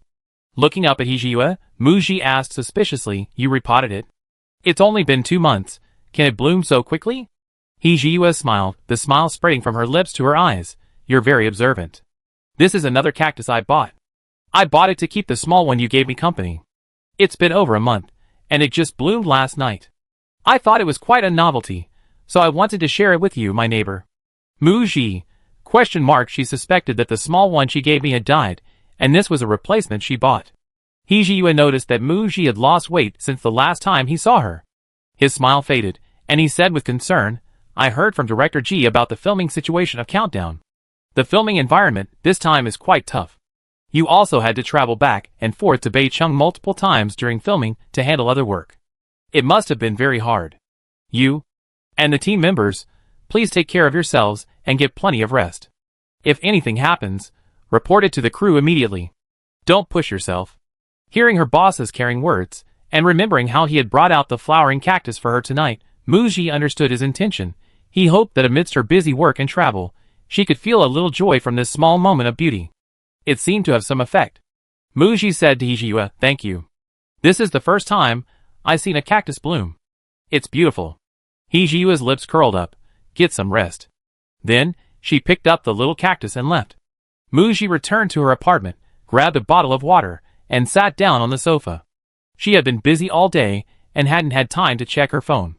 She remembered receiving mentions from Zhou Jingju and Lu Kai in the Botanical Garden Beauties group chat during lunch. The 5 Flowers Girl group was holding their first graduation concert in early August. She inquired about Muji's schedule in October. She confirmed if Muji could attend their final concert in Beicheng on October 6th. It would be even better if Muji could appear as a surprise guest. On the way back from lunch, Muji confirmed her schedule with her manager. No availability. Given the current filming progress of the movie Countdown, filming would have to be delayed. It's hard to say when filming will be finished. So, she definitely won't be able to return to Beicheng for the National Day holiday in October. Muji replied to Zhou Jingju and Lu Kai's messages in the group chat. "Muji, sorry, Filming has been delayed, I can't make it back. Zhou Jingzhu. Lu Kai, it's okay, you can watch it online later. Muji, there might not be a signal. Zhou Jingzhu. Lu Kai, Muji can only post on Weibo to promote the Five Flowers girl group and cheer them on from afar. Early the next morning, Ji Binghe came to Donghua Mansion to pick up Muji to go to the airport. The scheduled flight to Lhasa was in the morning. Because adjusting to the high altitude required after returning from a low altitude, there wasn't even half a day left in Beicheng. They needed to fly there as soon as possible to join the film crew. This would allow for a day of rest, ensuring they were in good condition for filming the next day. The makeup artist experienced altitude sickness symptoms and returned to Beicheng for medical treatment, spending 2 days in the hospital before being discharged. Considering the makeup artist's health condition wasn't suitable for continuing with the filming, Ji Binghe assigned Muji a new makeup artist. She specifically chose someone who had been to Tibet before. However, not experiencing altitude sickness the first time didn't guarantee it wouldn't happen the second time. She saw Muji and her group off at the airport and escorted them to the security checkpoint. Ji Binghe repeatedly reminded Muji and her team to pay close attention to their health and to report any issues immediately. Muji nodded to indicate she understood and joined the team in queuing for security. Upon arriving in Lhasa, it was raining heavily, making travel unsuitable. They checked into a hotel. The rain stopped the next day. They then took a car to meet up with Minmin, the assistant, and the film crew. After a day's drive, they finally met up with the crew. The continuous week of travel left them feeling utterly exhausted, as if all their strength had been drained. Muji rested in the hotel for a day to recover, and then the team joined the main film crew to head to the next shooting location. Chapter 92. In early September, the film crew had covered 2/3 of the distance to their destination, Namso Lake. Victory seemed just around the corner. Although the journey had been arduous and demanding, they had also witnessed breathtaking and awe-inspiring natural scenery. For example, they had seen numerous sapphire blue lakes of varying sizes, mysterious ancient city ruins, vibrant and colorful Gobi Desert areas, and the world's highest peak. The crew traveled to various filming locations. The car drove along a smooth, asphalt road, with picturesque landscapes outside the window, giving the feeling of traveling through an oil painting. It was a truly magical filming experience. Minmin said, "Sister Gigi, this trip has really broadened my understanding of Tibet. The route we took was all paved roads, very convenient. We met several groups of tourists on self-driving tours along the way. Especially, the accommodations were much better than I expected. Tourism development is indeed quite good. Most areas near famous scenic spots have hotels, goose houses, restaurants, and small eateries. The accommodations aren't as bad as I imagined. Of course, there were a few exceptions. Because of the remoteness of the filming locations, they stayed in small Tibetan villages at the foot of the mountains. There were unnamed goose houses run by Tibetans, but they were practically empty, just mud houses to keep out the wind and rain. Luckily, the crew had provided tents and sleeping bags, so they could sleep in tents. Minmin asked Muji what she found most difficult to overcome on the trip. Muji immediately replied, not being able to shower every day. Minmin nodded in agreement. After leaving a low-altitude area of over 1,000 meters last week, the film crew continued their journey, moving from an altitude of over 3,000 meters to the current 4,500 meters. Tonight, most of the crew settled down near an ancient temple, a famous scenic spot. There's a Tibetan-style guest house there, nestled by a lake. Some crew members with weaker constitutions were worried about altitude sickness, and the guest house couldn't accommodate everyone, so they dispersed to stay in small villages at the foot of the mountain. The crew booked this guest house, intending to stay for a week to film scenes both at the guest house and the ancient temple. Muji felt as if she and Asang had somehow overlapped in time due to some of the storylines they were filming. For example, Asang and Yotsu stayed at this lakeside guest house. She and Tai Feng also stayed there. However, they didn't share a room with their characters. The crew cleared out a room specifically for Asang's room for filming. There's a night scene tonight. Perhaps it was because she had adapted to the intensity of filming at high altitude over the past 3 months. Muji didn't feel sleepy and was in good spirits, waiting on the large balcony of the inn. The temperature difference between day and night was significant. After finishing her makeup and costume, Muji, wrapped in a thick blanket, sat on a recliner looking at the stars. Minmin brought Muji a thermos filled with glucose water. After handing it to Muji, she sat down beside her. She looked up at the stars with Muji and exclaimed, "Sister Gigi, the night sky here is so beautiful." "Yes, very beautiful. If it weren't for the night shoot, she wouldn't have had the leisure to sit here and look at the stars every day. To ensure she gets enough rest and is in good condition for filming the next morning, Muji has developed a habit of going to bed early and waking up early, bidding farewell to the nightlife of the big city. Looking at the Milky Way hanging in the sky, the twinkling stars seem so close, as if one could reach out and touch them, giving one the illusion that one could pluck the stars from the sky. Muji took out her phone and took a picture of the starry sky. Before taking the countdown photo, she wouldn't post on her personal WeChat moments for 2 months at a time. She basically didn't post on WeChat moments. It was practically a dormant space.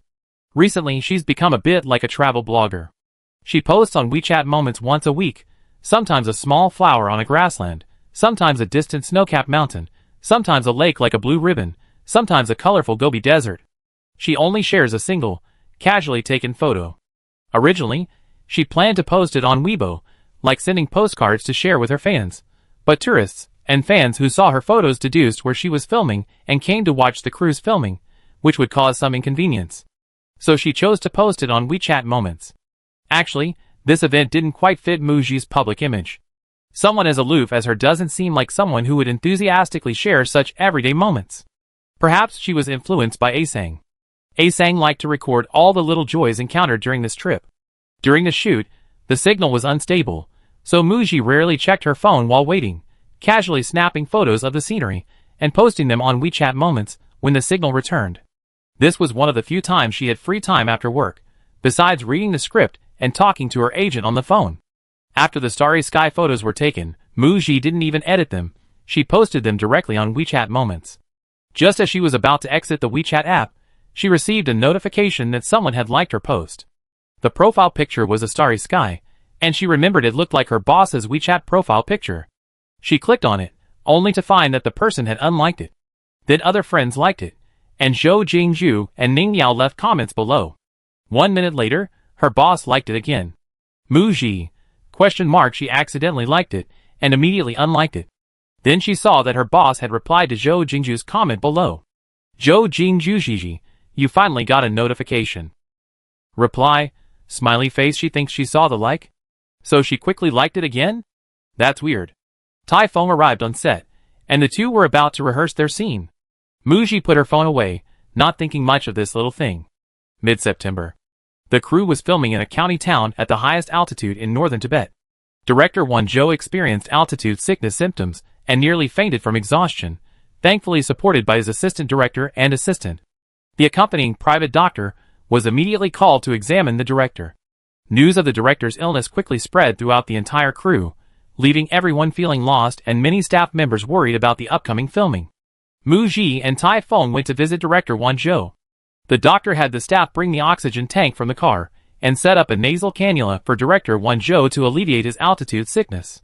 The accompanying doctor explained director Won Zhou's condition, stating that his advanced age and weakened immune system, combined with insufficient rest and the high altitude, had caused his discomfort. After receiving oxygen, director Won Zhou recovered somewhat, lying on a recliner and sighing self-deprecatingly. I've been to Tibet several times already. Last summer, and again this April, I came to scout locations myself. He claimed his health was fine, never expecting to experience altitude sickness. At the script reading session, Muji remembered the director mentioning that Countdown had been in development for several years, but Won Zhou's health deteriorated, dampening his enthusiasm for the film. The project was shelved. 2 years ago, he decided to restart the film project. He refused to accept getting old. Notify all departments to hurry up and finish filming the last scene. Everyone call it a day. Muji said, Director Won, your health is important, you need to rest more. Everyone present gave Muji a surprised glance, somewhat not expecting her to dare to advise Won Zhou. The assistant director had worked with Won Zhou several times, and was an old friend. Echoing Muji's words, she advised director Won Zhou to go back to the hotel and rest, leaving the rest to him. Won Zhou didn't want his earlier commotion to disrupt everyone's peace of mind. He waved his hand, saying, it's just a minor illness, nothing serious. He insisted on directing the final scene himself, instructing the filming to proceed as planned. Muji wanted to continue persuading him, but saw Typhoon beside her give her a look. Stop. After walking aside, Typhoon said to Muji, Director Won is very stubborn, no one can persuade him. All we can do is try to get the scene we're filming in one take, and wrap it up as soon as possible. Muji, okay. The next day, they headed to the next filming location. The altitude had dropped by several hundred meters. But Director Won-jo still carried an oxygen tank. Actually, oxygen can be addictive. Being at high altitude, with daily filming commitments, and unable to take a proper rest from their busy work schedules, altitude sickness symptoms rarely subside or disappear within 2 or 3 days. Late September. Countdown. The crew entered a nature reserve in northern Tibet. They would be filming the scene Muji auditioned for here. The navigation went the wrong way, and Asang and Yotsu drove into an uninhabited area. The crew chose a location on the edge of the area for filming. Muji looked at the scene before her, a pristine desert landscape, vast, desolate, and barren. Typhoon. This is the highest plateau in the world, with extremely harsh climate and living conditions. Minmin asked somewhat fearfully, I heard there are brown bears and wolves in the uninhabited areas. Typhoon nodded. However, Tibet is vast. We won't encounter the brown bears and wolves you're worried about, unless we're in the area we're filming in, or deep in the uninhabited areas. Also, crossing uninhabited areas without permission is strictly prohibited. Hearing Typhoon's tone, Muji wondered if he had actually crossed the uninhabited areas before. What a brave soul! Since filming began for Countdown, among the main actors, including Muji, and the guest stars, only Typhoon remained completely unharmed throughout the entire shoot. No wonder he's a traveler who's been all over the world. His physical fitness is impressive. Muji and Typhoon had only briefly worked together on this scene before, and after 3.5 months, they officially started filming, building on their existing rapport. The scenes involving talking in the car, setting up navigation, realizing they're on the wrong route and getting out, finding a signal, and the two arguing about water were all filmed smoothly for the first 2 days. On the third day, Asang left alone with her luggage. Yotsu was still angry, regretting his careless words that had hurt her. He wanted to apologize, but didn't know how to begin. He also thought that if they parted ways, wouldn't it be a good thing? He could stop deceiving her, and no longer suffer the torment of his conscience. After Asang left, Yotsu's mind cleared. He realized that it was extremely dangerous for a young woman like Asang to be traveling alone in a deserted area, and he immediately went after her. The film crew had set up the filming location, and everyone was ready. The script supervisor had just slammed the clapperboard. Muji, getting into character, had only taken 2 steps with her suitcase. The previously clear sky suddenly turned into a thunderstorm. Director Won-jo, who had been on oxygen for the past week and was a little slow to react, saw Typhoon pulling Muji to the car to avoid the rain and quickly shouted cut. The on-site staff immediately began rescuing the equipment. In other locations, Typhoon might have acted like Muji, driven by professional ethics and immersed in the character's emotions, refusing to break character until the director yelled cut, like a soldier charging into battle who wouldn't retreat without the general's command. However, things are different at high altitudes. From the start of the rain to getting into the car, only a few seconds passed. Typhoon pulled Muji into the car to avoid the rain, touching his own jacket, which was soaked through. Thankfully his t-shirt underneath wasn't too wet. He glanced at Muji. Her long hair was 8 or 9/10 wet. Because Asang hadn't worn a jacket when she got out of the car, and had left heartbroken after arguing with Yuchu, she had grabbed her suitcase and left. So Muji was almost completely soaked. Typhoon looked away, frowned, and pointed to the back seat, reminding her, there's a blanket in the back, hurry up and wipe yourself down. Just in case. Before she could even say the word cold, she heard Muji sneeze. Muji also had a bad feeling. She couldn't possibly catch a cold that easily, could she? Chapter 93. The rain came suddenly and heavily, stopping after half an hour. Since the lead actors and many crew members were soaked, catching a cold at high altitude would be a terrible thing. Director Won-jo announced that everyone was done filming and would resume tomorrow. Minmin and another assistant each took a towel to dry Muji's hair, saying worriedly, please don't catch a cold. Muji's costume, which she had changed out of, was soaked through. The temperature today was 15 degrees Celsius. Being caught in the rain and wrapped in a thick blanket in the car without changing her wet clothes immediately would easily lead to catching a cold. Before coming to Tibet, she had heard that catching a cold could easily lead to high-altitude pulmonary edema. Just as she finished speaking, Muji sneezed. Minmin quickly thought to herself, Pa, please don't jinx it. Back at the hotel, it was 5 p.m. Fortunately, the hotel had hot water, and Muji took a hot shower after returning. While showering, she felt a little short of breath and quickly got dressed.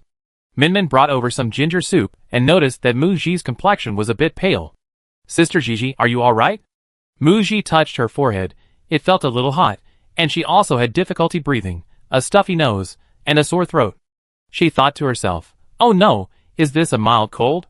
She informed the film crew, and the accompanying doctor examined Muji, prescribed some cold medicine, and had the crew get an oxygen device. Hopefully, early detection and treatment can nip the cold in the bud. A mild cold isn't scary. The concern is that it can lower immunity, making her more susceptible to altitude sickness. After dinner, Muji made herself a cup of cold medicine and drank it. Muji received a call from her agent. It must have been Minmin who had informed her, calling so quickly to inquire about her health. It's nothing, just caught a rain shower. I took my medicine earlier. A good night's sleep tonight should make me feel better tomorrow. The agent on the other end of the line added with concern. Remember to have the doctor check on me again tomorrow morning. If you experience any discomfort, please let the team and the crew know. Okay, I understand. The agent revealed, by the way, President he flew to Tibet a couple of days ago. He booked a flight with a layover in Lhasa to Kunsha Airport. He probably visit the set tomorrow afternoon. Launching Media has invested countdown. Transportation to Tibet isn't very convenient. Flying from Beicheng and then catching up with the crew would take at least 3 days. As the boss of Launching Media and one of the investors in Countdown, and with a film directed by a renowned director, how could He Jiyue not trust the director's oversight?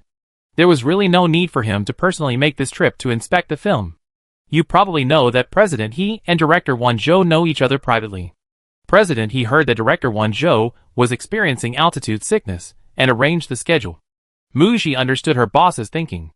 Since mid-September, Director Wan Zhou had been carrying an oxygen device on set, intermittently inhaling oxygen, so as not to delay the filming schedule. His dedication was truly admirable. It was precisely because of Director Wan Zhou's dedication that Muji woke up the next morning to find that her cold symptoms hadn't improved. In addition to the discomfort from the previous night, she also had a headache, and her temples were throbbing. She touched her forehead and realized she really did have a fever. At noon, the assistant director and the accompanying doctor came to check on Muji. To avoid affecting the afternoon's filming, Muji casually said, I'm feeling a bit better. It's nothing, we can film as usual. The crew had been filming here for 3 days. She was thinking of finishing today's scenes. If her condition didn't improve, she would go to the hospital. At the hotel, although she felt unwell, she was alright. After finishing her character's makeup, Muji left the hotel and got into the car to go to the film set. The 20-minute journey felt exceptionally long, and her discomfort kept amplifying. Even leaning back in her seat and using oxygen didn't alleviate the discomfort. Upon arriving at the film set, Director Wan Zhou and Tai Feng both inquired about Muji's condition. They had both heard that Muji had caught a cold after being caught in the rain the previous day. Muji smiled, it's nothing serious. While waiting to review the script, she found it harder to concentrate than usual. Sitting was fine, but standing up caused a severe headache. Standing under the sun for rehearsals and blocking, even slight movement increased oxygen consumption, indirectly exacerbating her altitude sickness. The props department had prepared a suitcase for Asang, containing only a few clothes. It was actually quite light, but Muji, during her first rehearsal, couldn't even lift it without much effort. The scene Muji was filming today, Asang picked up her suitcase and left, and Yuchu didn't chase after her. Asang walked alone along the route the car had taken for half an hour before getting lost. Her pent-up emotions exploded, and she sat on her suitcase and cried. The first scene filmed, Asang picked up her suitcase and left. Yuchu reached out and grabbed Asang's wrist. Asang waited a while, hoping Yuchu would say something, but the person beside her remained silent. Asang pulled her hand away from Yuchu's, leaving him with only her back. Muji forced herself to finish filming this scene. Her head throbbed intensely, her steps felt unsteady, as if she were walking on cotton, and she had to exert a great deal of effort to concentrate and get into character. Hearing the director yell cut. That's a wrap. She could no longer hold her suitcase, and it slammed to the ground with a thud. Minmin noticed that Muji wasn't feeling well, and quickly helped her back to the tent to rest and get some oxygen. The next scene was Yotsu's solo scene by the car. Muji's head was a little foggy as she thought. While Typhon was filming, she would rest and get some oxygen, and take some medicine. Hopefully, when it was her turn to film her solo scene, she could finish it smoothly. As director Wan Zhou was explaining the scene to Typhon, the clear sky suddenly turned cloudy, accompanied by thunder and lightning. The assistant director was speechless. The weather forecast said no rain today. Could it be raining again? Having learned from yesterday's experience, the crew, seeing the inauspicious weather, quickly covered the equipment with rain gear. They waited for about 10 minutes, only thunder and lightning, but the rain never came. The crew rushed to the filming location, did a lot of preparation work, but unfortunately, they had to pack up and go home after only filming one scene. The director notified all departments to prepare, and filming continued. After Tai Feng's scenes were finished, the rain still hadn't stopped. The set was being prepared for the next scene, which was Mu Ji's turn. Mu Ji rested for an hour and a half with oxygen and felt better. But as soon as she stood up, her head started throbbing again, like being pricked with needles. But she insisted on finishing her scenes. She figured it would be fine. As it was time for her to go on set, the long-awaited downpour finally began. Before filming officially started, her assistant rushed forward with an umbrella. Mu Ji felt the torrential rain pounding against her throbbing forehead, and then, like a fragile rag doll, she felt dizzy and collapsed. The weather's not cooperating, she thought. Countdown the hotel where the film crew was staying. He Jiyue had informed director Won Zhou beforehand that he was visiting the set as a junior colleague, not an investor. To keep a low profile, he didn't go to the film set. He came to the hotel to wait for the crew to return after filming. The main creative team and most of the staff were staying at this hotel for convenience in traveling to and from filming locations. There was a better hotel several dozen kilometers away. He Jiyue and his group were staying at the hotel. He arrived yesterday. Having finally made this trip, he learned that the crew was experiencing some shortages of supplies. He Jiyue arrived today with a truckload of supplies. The film crew members, who remained at the hotel, were overjoyed to see her and warmly welcomed He Jiyue and her companions. Before arriving at the hotel, He Jiyue and her group saw dark clouds covering the sky, with lightning and thunder, looking like it was about to rain. They initially thought filming would stop, but after arriving at the hotel, more than an hour passed. The rain finally started. The hotel staff then told them, the film crew has finished work and is returning. Half an hour later, the first vehicle to arrive ahead of the main film crew was Mu Ji's team. He Jiyue remembered the report she received from Ji Binghe last night, saying that Mu Ji had been caught in the rain while filming yesterday and had developed some mild cold symptoms upon returning. Another sudden downpour occurred today. A bad premonition rose in her heart. It was drizzling outside. He Jiyue stood up and walked towards the parking lot outside the hotel. Luca quickly followed, holding an umbrella. The car door opened, and she saw the team members helping Mu Ji out of the car. Minmin, supporting Mu Ji, looked up and was startled to see the boss standing in front of her. Before the boss could ask, she proactively reported, Sister Gigi fainted on set. He Jiyue saw Mu Ji in her costume, looking weak and being supported by two staff members, her face very pale. Quickly, help her inside. She then turned and went back to the hotel lobby first. He Jiyue had brought a private doctor with her on this trip.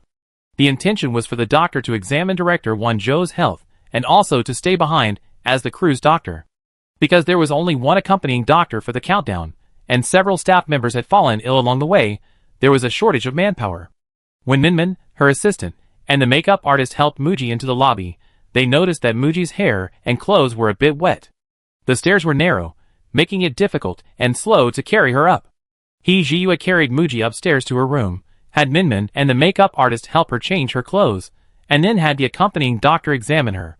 Since they weren't in a hospital, the accompanying doctor could only assess the condition based on the descriptions from the staff, her temperature, and Mu Ji's semi-conscious state, including discomfort when lying flat and some difficulty breathing. It might be a cold leading to high-altitude pulmonary edema. She needs to be taken to the hospital immediately. At this time, the director and the main creative team returned to the hotel. Director Won Zhou was shocked to learn that Mu Ji might have pulmonary edema, knowing the seriousness of the problem and the potential danger to her life if she didn't receive prompt treatment. He immediately wanted to arrange for the crew to take Mu Ji to the nearest hospital. No need, I already made the arrangements, He Jiyue said, offering to use his own car to take Mu Ji to the hospital. His car was a modified, high-end SUV rented locally. It had a large interior, plenty of power, and could go quite fast, making it more comfortable for Mu Ji. The nearest hospital had already been checked. There was a small hospital about 40 kilometers away with inadequate medical equipment. The plan was to take Mu Ji to a hospital in E-town, a drive of several hours. Actually, Mu Ji was experiencing some altitude sickness symptoms. Treatment at a hospital in a lower altitude area would allow for the fastest recovery, but the drive would take more than 2 days, which was too far. Such a long drive would also make Mu Xi uncomfortable. Her current physical condition was also unsuitable for air travel. After careful consideration, they decided to go to the hospital in town. Uncle Wan, I asked for a week's leave for Mu Xi. If the crew has financial difficulties due to the delayed wrap-up, launching media can provide additional investment. Director Wan Zhou smiled wryly. With his status as a top director in the industry and his influence in the film sector, he wasn't worried about attracting investment. He could disregard his own health for the sake of the film, but as a director, he had an obligation and responsibility to ensure the actor's health. Recalling 30 years ago, when filming went over budget, He Zhiyue's mother had said something similar to him. If the crew's budget is insufficient, tell me, and I think of a way. Wan Zhou patted He Zhiyue's shoulder with a smile. All right, take Mu Xi to the hospital quickly. She can be discharged after she's better. Anyway, you be the sucker and pay for it. He Zhiyue intended for Wan Zhou to go to the hospital with her. Director Wan Zhou waved his hand. My altitude sickness symptoms are much better now, no need to bother. He essentially toughed it out, and his body had adapted to the environment. He needed oxygen and rest when he was tired on set, but otherwise, he felt fine. Now, Mu Xi needed to be taken to the hospital. The crew had to stop filming, and he too was forced to stop and rest for a few days, so he didn't need to go to the hospital. He Zhiyue, still worried, had the accompanying doctor check on Director Wan Zhou. Meanwhile, the staff packed Mu Xi's things, and after taking her medicine, her fever had subsided, and she was more alert, so they could head to the hospital immediately. The driver drove. He Zhiyue sat in the passenger seat, and Minmin and her assistant took care of Mu Xi in the back. The car had just enough seats for 5 people, and the group set off. Chapter 94. They arrived in He Town at 8 p.m. They had contacted a private hospital in advance. Upon arriving at the hospital, He Zhiyue and his group immediately took Mu Xi to the emergency room, where doctors conducted various examinations. The results showed that Mu Xi did indeed have pulmonary edema. Fortunately, the symptoms had only appeared that day, and she was brought in time. It was considered a mild case.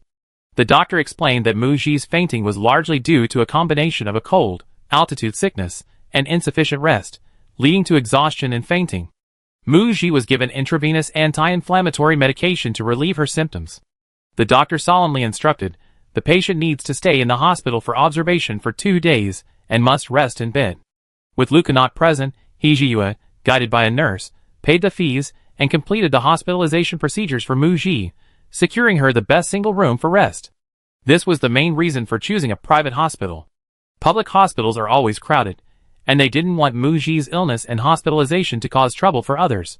A quiet environment would also be more conducive to her recovery. He Zhiyue had just completed the hospitalization procedures for Mu Xi. Then she received a call from Ji Binghe. He Zhiyue had already texted Ji Binghe about Mu Xi's fainting spell and needing to be taken to the hospital on the way to Lihe town, and had also said that she would update her on Mu Xi's condition later when she had time. Therefore, Ji Binghe's urgent call must be about something else. He Zhiyue was right. As soon as the call connected, she heard Ji Binghe on the other end recounting the situation she had seen online. Mr. He, news of Mu Xi fainting on set has been leaked online. Some passers-by even claim to have seen her being helped to a hospital by staff and going to the emergency room. Although no photos have been taken, the rumors are quite detailed. Fortunately, the passers-by didn't reveal which hospital Mu Xi was at. Ji Binghe called to remind He Zhiyue and the others to be careful and prevent paparazzi from taking photos at the hospital. Okay, I understand. Ji Binghe was busy dealing with the online information and quickly ended the call. He Zhiyue hadn't had time to pay attention to the online news. After completing the hospital admission procedures, Minmin and her assistant were changing Mu Xi's hospital gown in the ward while he sat on a chair in the corridor waiting. He opened Weibo and glanced at the trending topics. Mu Xi suspected of fainting on set was trending. Clicking in, he saw that the top posts were all from marketing accounts. Scrolling down, most of the posts were from Mu Xi's fans on Weibo.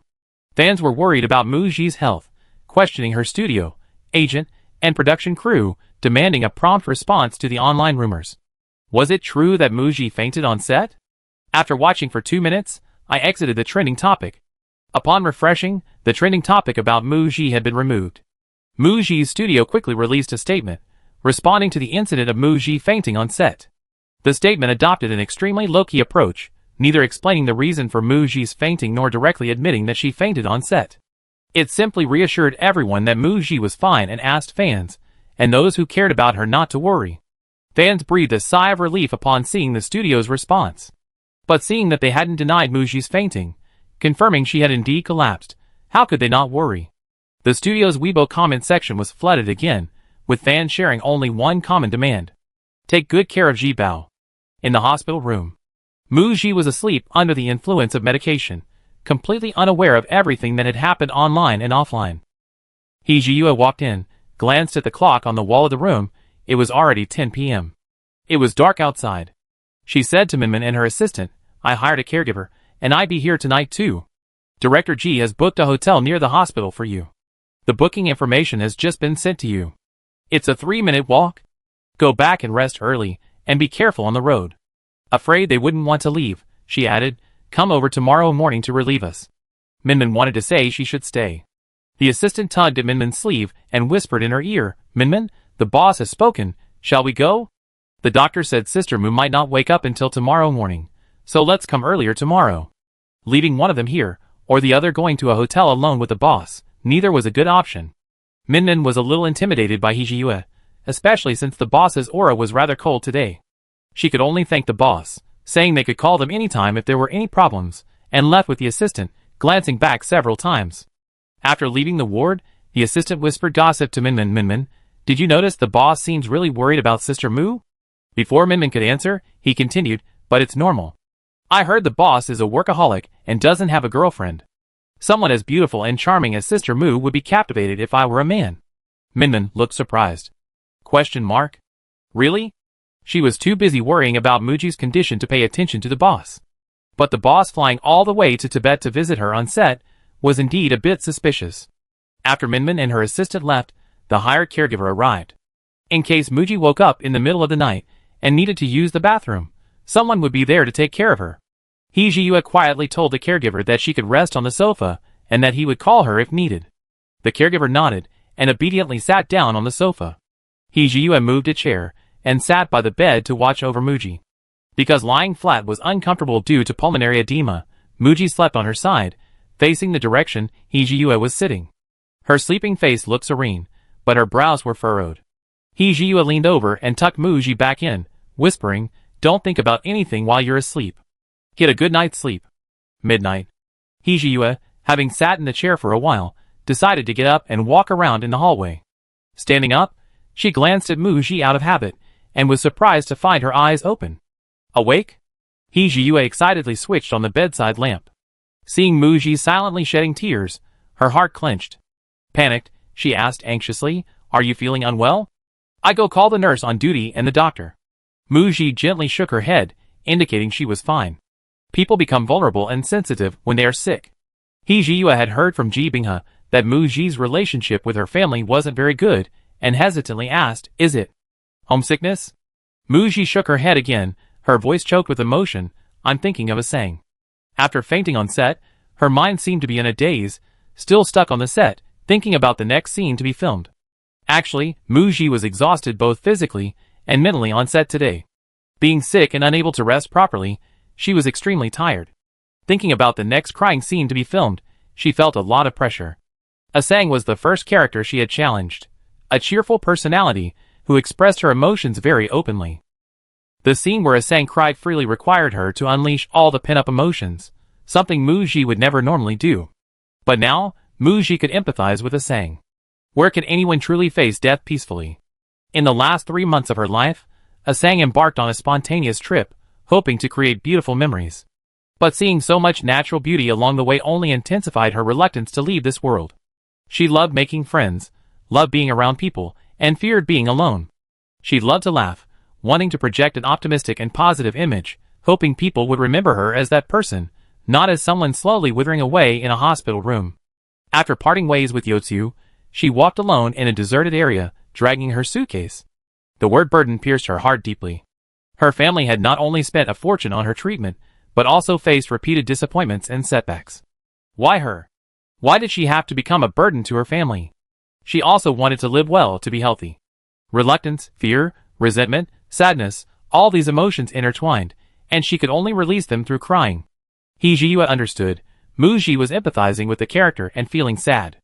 He was somewhat amused and exasperated. Even while sick, Muji was still thinking about filming. She really was a lovable acting fanatic. Countdown: the crew has already delayed filming for a while now, so your 2 days of rest won't make a difference. If you don't take care of your health and collapse, the people around you will worry, and your fans will worry too. On set, Muji saw the director and crew members. Everyone was filming at high altitude, overcoming physical discomfort to persevere. She was always strong-willed and didn't want to delay the filming schedule because of her needing to rest. She slept, cried, and felt a little more awake. After collapsing on set and being helped up, she was helped into a car and back to the hotel. She vaguely saw her boss, Hijiyue, and was then helped into another car to go to the hospital. The entire journey was excruciatingly painful, exhausting, and difficult to breathe. She was practically in a semi-conscious state. Muji asked her boss, "I'm in the hospital. What about the filming?" Her first concern was not to delay the production schedule. Hijiyue explained softly, "Director 1 gave the crew a week off. It's not just you who's sick, some crew members also need rest." The 2 sudden downpours had caused other staff members to catch colds and fall ill besides Muji. They had all promptly informed the crew of their condition. Those who needed to rest did so, and those who needed to be taken to the hospital were taken immediately. Only Muji kept it a secret and stubbornly endured it. Hijiyue's words implied. The production wasn't stopping just for Muji. She was telling her not to feel burdened. "You need to rest well, so you can film well." Muji inquired about the situation online and learned that everything was fine. "Thank you." Perhaps due to the medication, and having just cried, Muji felt her eyelids were heavy, and she was very sleepy. She closed her eyes and fell asleep again. The next morning, when Muji woke up again, she found Hijiyue still there. A tall man, over 1.8 meters, sat in a chair, his long legs seemingly unsure of where to place them. His unkempt, straight hair made him appear less composed and less commanding, more like a harmless, innocent young man. "Good morning." Seeing that she was awake, a faint smile played on his lips, his eyes full of tenderness. Having woken up and cried in the middle of the night, Muji had been in a semi-conscious state, not fully awake. Now she was truly fully awake, so she felt an indescribable awkwardness facing Hijiyue. To her, what he had done for her felt somewhat distant. While the 2 remained silent, Minmin and her assistant entered. Muji urged Hijiyue, who hadn't slept all night, to go back and rest. Hijiyue nodded and left. Muji wasn't entirely clear about why Hijiyue had been sitting by her bedside in the middle of the night, from the hotel to her hospital stay. She asked Minmin and her assistant, who explained the whole story in detail. Around 5 p.m., Hijiyue arrived at the ward carrying several bags. He brought Muji some light porridge and soup. He also brought fruit for Minmin and her assistant. Sweet fruits from Xinjiang could be bought in town. The film crew had stayed there last time, and Minmin and her assistant had enjoyed them and missed them. They quickly thanked the shop owner. He tactfully left, leaving the 2 of them alone. Hijiyue noticed that Muji was in much better spirits, and had reverted to her usual aloofness towards those around her. Having woken in the middle of the night, the vulnerable, tearful side she displayed when empathizing with someone else was completely gone. She had donned her invincible armor again, transforming into a valiant, invincible female warrior. "This morning, the doctor checked me over and said I'm recovering very well. Most of yesterday's discomfort has subsided, and I'm fine now, able to move freely. I have another day of 4 fluids, and I can be discharged tomorrow afternoon. I already sent my team to town. They'd be there in half an hour. No need to trouble you, Mr. He." Muji's words were a deliberate attempt to distance herself from Hijiyue. Hijiyue listened, his face showing no disappointment, and nodded calmly. "It's good that you're all right. I came to see you to check on your recovery. Since your team is coming, I head back to the cruise hotel ahead of you. I haven't had a chance to properly meet Director 1 yet. I already booked a flight back to Beicheng for tomorrow morning." Luca reported that Director 1 Zhou's medical checkup was fine. Now, Muji's condition has also improved, and she has staff taking care of her. He has several days' worth of official business to handle in Beicheng, and needs to rush back. Take care of yourself during the remaining filming. The company doesn't want any artist to sacrifice their health for career advancement. Hearing this, Muji breathed a sigh of relief and felt somewhat happy. She had a good impression of Hijiyue and didn't want him to be like the other people she had encountered before, bringing her unnecessary burdens. Seeing that she was recovering well, Hijiyue went about his own business, not lingering by her side under the pretext of needing care or being worried. This was truly kind of him. She simply considered Hijiyue's care last night as a boss's concern for an employee, nothing more. Muji solemnly thanked Hee-Ji-Yue. Mr. He, thank you for your care. Have a safe journey. By the way, how much did you pay for the medical expenses? I scan it for you. Hee-Ji-Yue, no need. There was no need to be so adamant.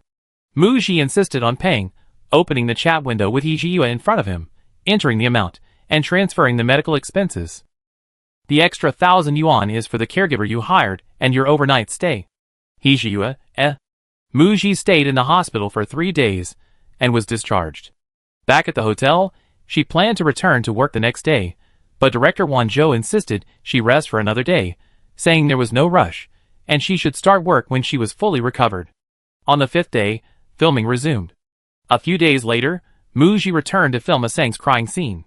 Perhaps due to her experience of being hospitalized and the empathy she felt for the character after waking up in the middle of the night, Muji, who had never tried such a breakdown crying style before, performed exceptionally well in this scene.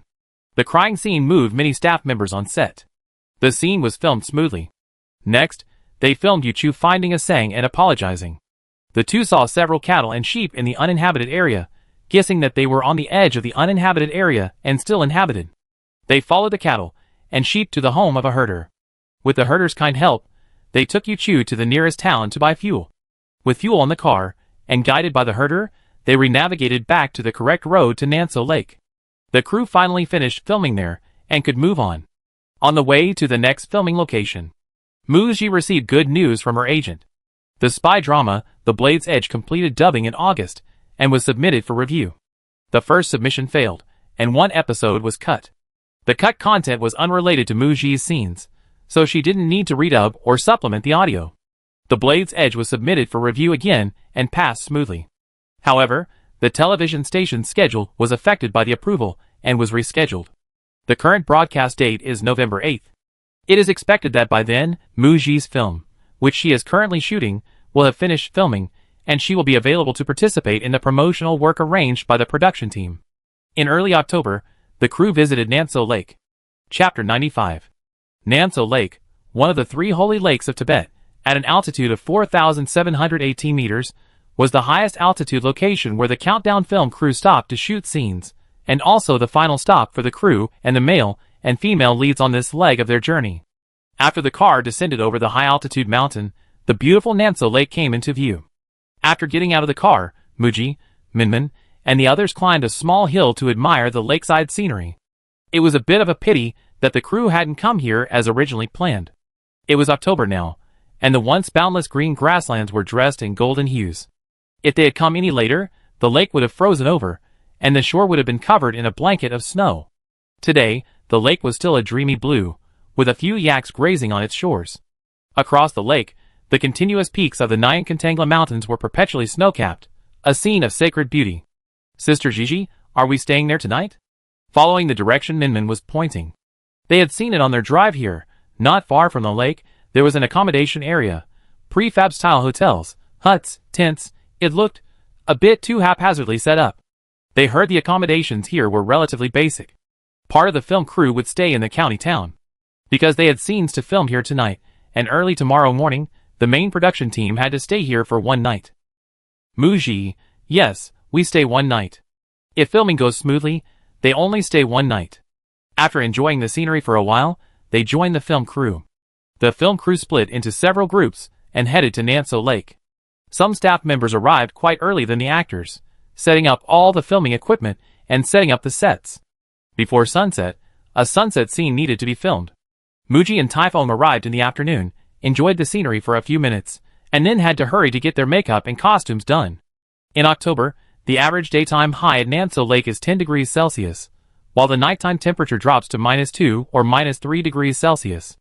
Muji's first costume was a long-sleeved fleece-lined top with a light pink windbreaker over it. It was alright, not too cold. That evening, the crew prepared a bonfire party. The scene being filmed involved Asang and Yotsu attending a bonfire party held by local Tibetans by Nanso Lake, dancing the Guizhuang dance with them. The atmosphere was lively, and they had a great time. Then they moved to 2 tents for filming. Asang and Yotsu slept in their tent that night, sleeping in sleeping bags.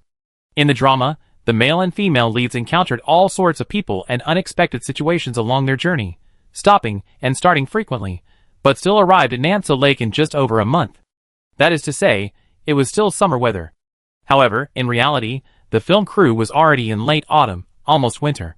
During filming, Mu Ji and Tai Feng sat talking around a campfire next to their tent. Compared to the evening, Mu Ji, who was originally only wearing a fleece-lined long-sleeve base layer under her windbreaker, had added a thick crewneck sweater. But even during rehearsals, the temperature was -2 degrees Celsius, and she was shivering by the campfire, unable to deliver her lines properly. She stuck many hand warmers on herself. Asang and Yotsu arrived at Nanso Lake, confirmed their feelings for each other, and after the trip, they faced practical problems that needed to be addressed. Asang knew she had no future. That night, Asang tossed and turned in her tent, unable to sleep. Muji's insomnia during this scene wasn't acting, it was genuine. It was so cold. The most profound impression Muji had of her first night at Nanso was the cold. The night's filming ended. Everyone rushed to the hotel arranged by the crew to rest, getting less than 3 hours of sleep. They had to get up again. A sunrise scene needed to be filmed early the next morning. Muji changed into a Tibetan outfit, different from the one she wore in Lhasa. This outfit was a gift from a Tibetan girl she met during her travels in the film. Asang arrived at the last stop of her journey, Nanso, and put on this outfit. Facing the sunrise, she danced gracefully by the lake. The sunrise at Nanso is breathtaking, known as Golden Mountain under the sun. The rising sun casts a golden glow upon the Nyankantangla Mountains across the lake, dazzling and radiant, turning the snow-capped peaks into golden mountains, their reflection shimmering on the water's surface. During breaks in filming, the crew members eagerly took out their phones, snapping photos to capture this magnificent scene. In the afternoon, the actress playing the male lead sister arrived. Mu Ji had previously learned that a young, popular actress was being considered, but it seemed there had been a change. Since she didn't have any scenes with her, she hadn't bothered to find out who was ultimately chosen. As soon as the actress arrived, she got out of the car and walked straight towards Mu Ji. She removed her mask and gave Mu Ji a bright smile. "Sister Mu Ji, long time no see." Surprised? It was Yuchan. She was indeed pleasantly surprised. A month ago, Mu Ji recalled receiving a message from Yuchan, who said she had seen Mu Ji's WeChat moments and thought the scenery in Tibet was beautiful, asking about precautions for traveling to Tibet and what items to bring. Mu Ji now realized that Yuchan had already been cast in this role back then. Yuchan proactively mentioned that she had accepted the role after receiving an invitation from the production team. "I reasonably suspect that Director 1 invited me to play this cameo role because my surname is Yu. The male lead is named Yu Chu, and Yuchan also has the surname Yu, making her age a perfect match for the character." It really is fate, Mu Ji thought. How to put it? Even a small cameo role in a big director's film naturally attracts many vying actors. But for actors, even a cameo countdown is quite arduous. For example, Yuchan, who plays the male lead sister, only filmed scenes for 2 days. She only filmed 1 day at Nanso Lake. To film this day's scenes, the journey involved flying from Beicheng to Lhasa, then transferring to Ngari Kuncha, and finally traveling to Nanso Lake, a trip that would take at least a week. Yuchan, clinging to Mu Ji's arm, whispered in her ear, "I didn't ask for payment." She smiled slyly. "I had the crew reimburse me, and the 2 staff members for our trip to Tibet. The normal travel time from Lhasa to Nanso, along the northern route of Gari, is about 2 weeks." Yuchan had already set off for Tibet 2 weeks ago, and had been traveling all the way. This trip to film the movie was essentially a vacation. She took the role mainly to build a connection with director Wan Zhou. "I played my role well, and left a good impression on the director. Maybe they look for me again, if there are suitable roles. Maybe one day I even get to play the lead role in a big director's film, hee." Yuchan made no attempt to hide her ambition from Mu Ji. Mu Ji encouraged her, "You definitely have your chance. Keep going." Inside the makeshift makeup tent set up by the crew, Yuchan and Mu Ji were doing their makeup together. Yuchan looked at herself in the mirror, quite annoyed. "I gotten so tanned, 2 shades darker than before." Turning to examine Mu Ji's skin closely, "Sister Mu Ji, you've been filming in Tibet for 4 months, and you're still fairer than me? Is that reasonable?"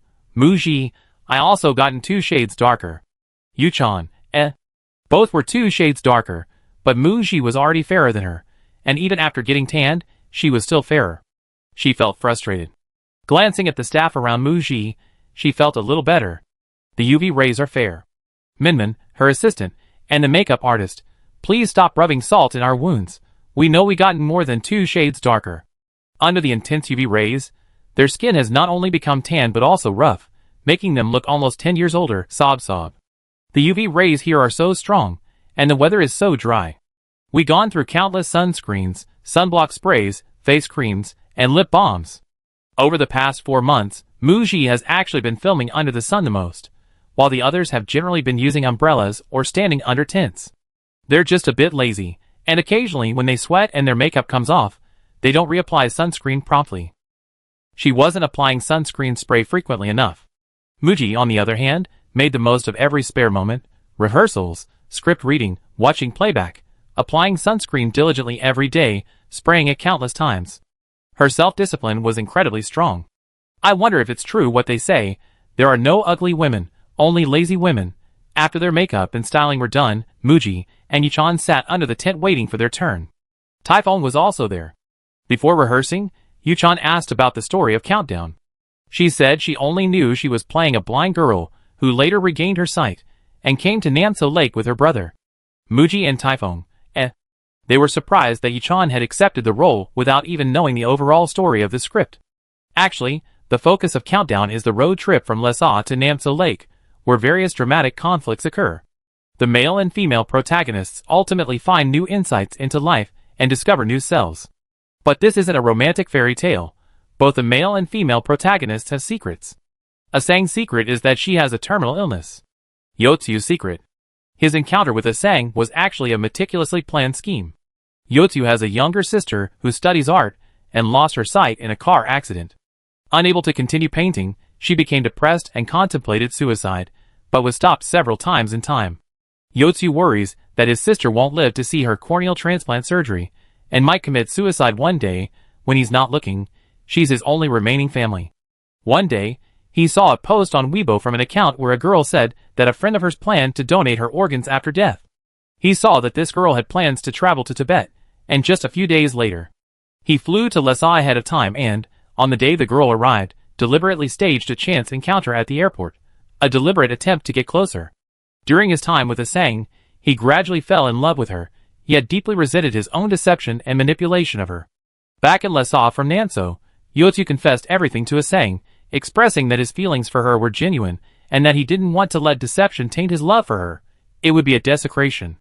However, he didn't know that the friend Asang spoke of was herself. Asang disappeared without a word. Yotsu tried to find Asang again, but couldn't. More than a month later, someone contacted him, saying that someone had donated a cornea to his sister. Only then did Yotsu learn the whole truth. At the end of the story, a year later, he brought his sister, whose sight had been restored, to Namso.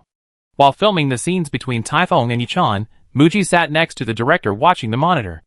Yuchan is usually quite boisterous and a bit of a show-off, but she became completely still in front of the camera, perfectly embodying her character. She has a natural talent for acting, and is a promising talent for the film industry.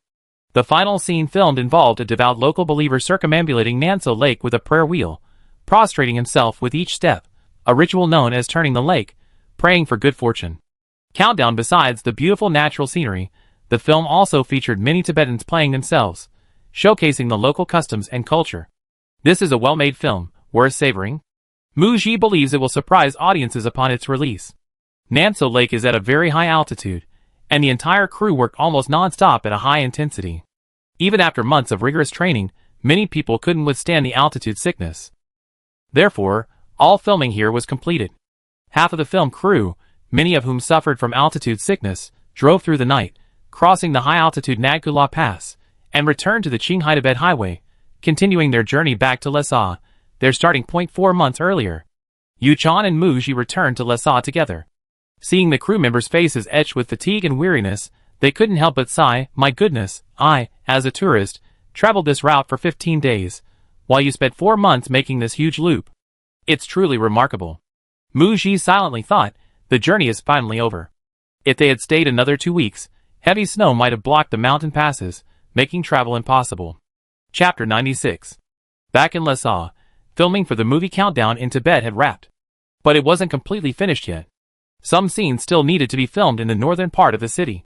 Director Wan Zhou explained that the initial decision not to start filming in the northern part of the city, but rather to finish the scenes there before moving to Tibet, was due to the inherent uncertainties of filming in Tibet, where the schedule might not follow the plan. The best time to travel to Tibet is from May to early October. Although Countdown was delayed by more than half a month from its original planned wrap-up date in Tibet, it was still successfully completed before the heavy snow closed the roads. Filming the remaining scenes in the northern part of the city was easier to coordinate and arrange. Overall, despite the difficulties and challenges encountered during filming, such as weather and altitude sickness, everyone persevered. From the altitude of over 4,000 meters at Nanso Lake to the altitude of over 3,000 meters in Lhasa City, and then back to the plains of the northern part of the city, the body needed a gradual, step-by-step acclimatization. Mu Ji and her team spent a day resting in Lhasa. The next afternoon, they flew back to Beicheng from Lhasa, arriving at Beicheng International Airport that evening. The accompanying staff felt fatigued and weak due to oxygen intoxication, but they couldn't suppress their excitement. Female assistant, finally back in Beicheng, I feel like crying. Minmin, I hope I can get back to my white state soon. Male assistant, to be honest, I thought about coming back every day for a while, but now that I'm actually back, I'm quite reluctant to leave. Makeup artist, the scenery is so beautiful, I want to go again next time. My phone's memory is full of photos. 4.5 months have passed since filming began in Lhasa until the scenes in Tibet wrapped up. The months of filming for the movie Countdown in Tibet were a memorable experience for Mu Ji. Back in Beicheng, it felt like she had been pulled from a painting into the real world, but she couldn't completely detach herself from Asang. There were still scenes to film. Mu Ji said to her entourage, "Everyone has worked hard these past few months. Starting tomorrow, everyone will have a week off to rest." Seeing how much they missed the beautiful scenery of Tibet, she added, "We can arrange a team-building trip to Tibet sometime in the future." Perhaps it was precisely because of the long and arduous journey that the scenery there seemed so captivating. Minmin and the others, upon hearing about the week-long break, were energized and cheered happily. "That's great. Thank you, Sister Mu." Actually, Mu Ji had a lot of work to do.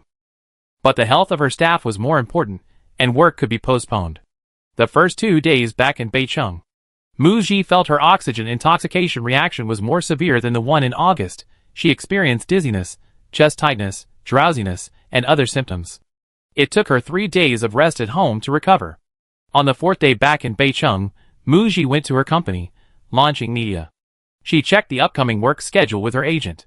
Countdown, when is the scheduled start date for filming in Beicheng?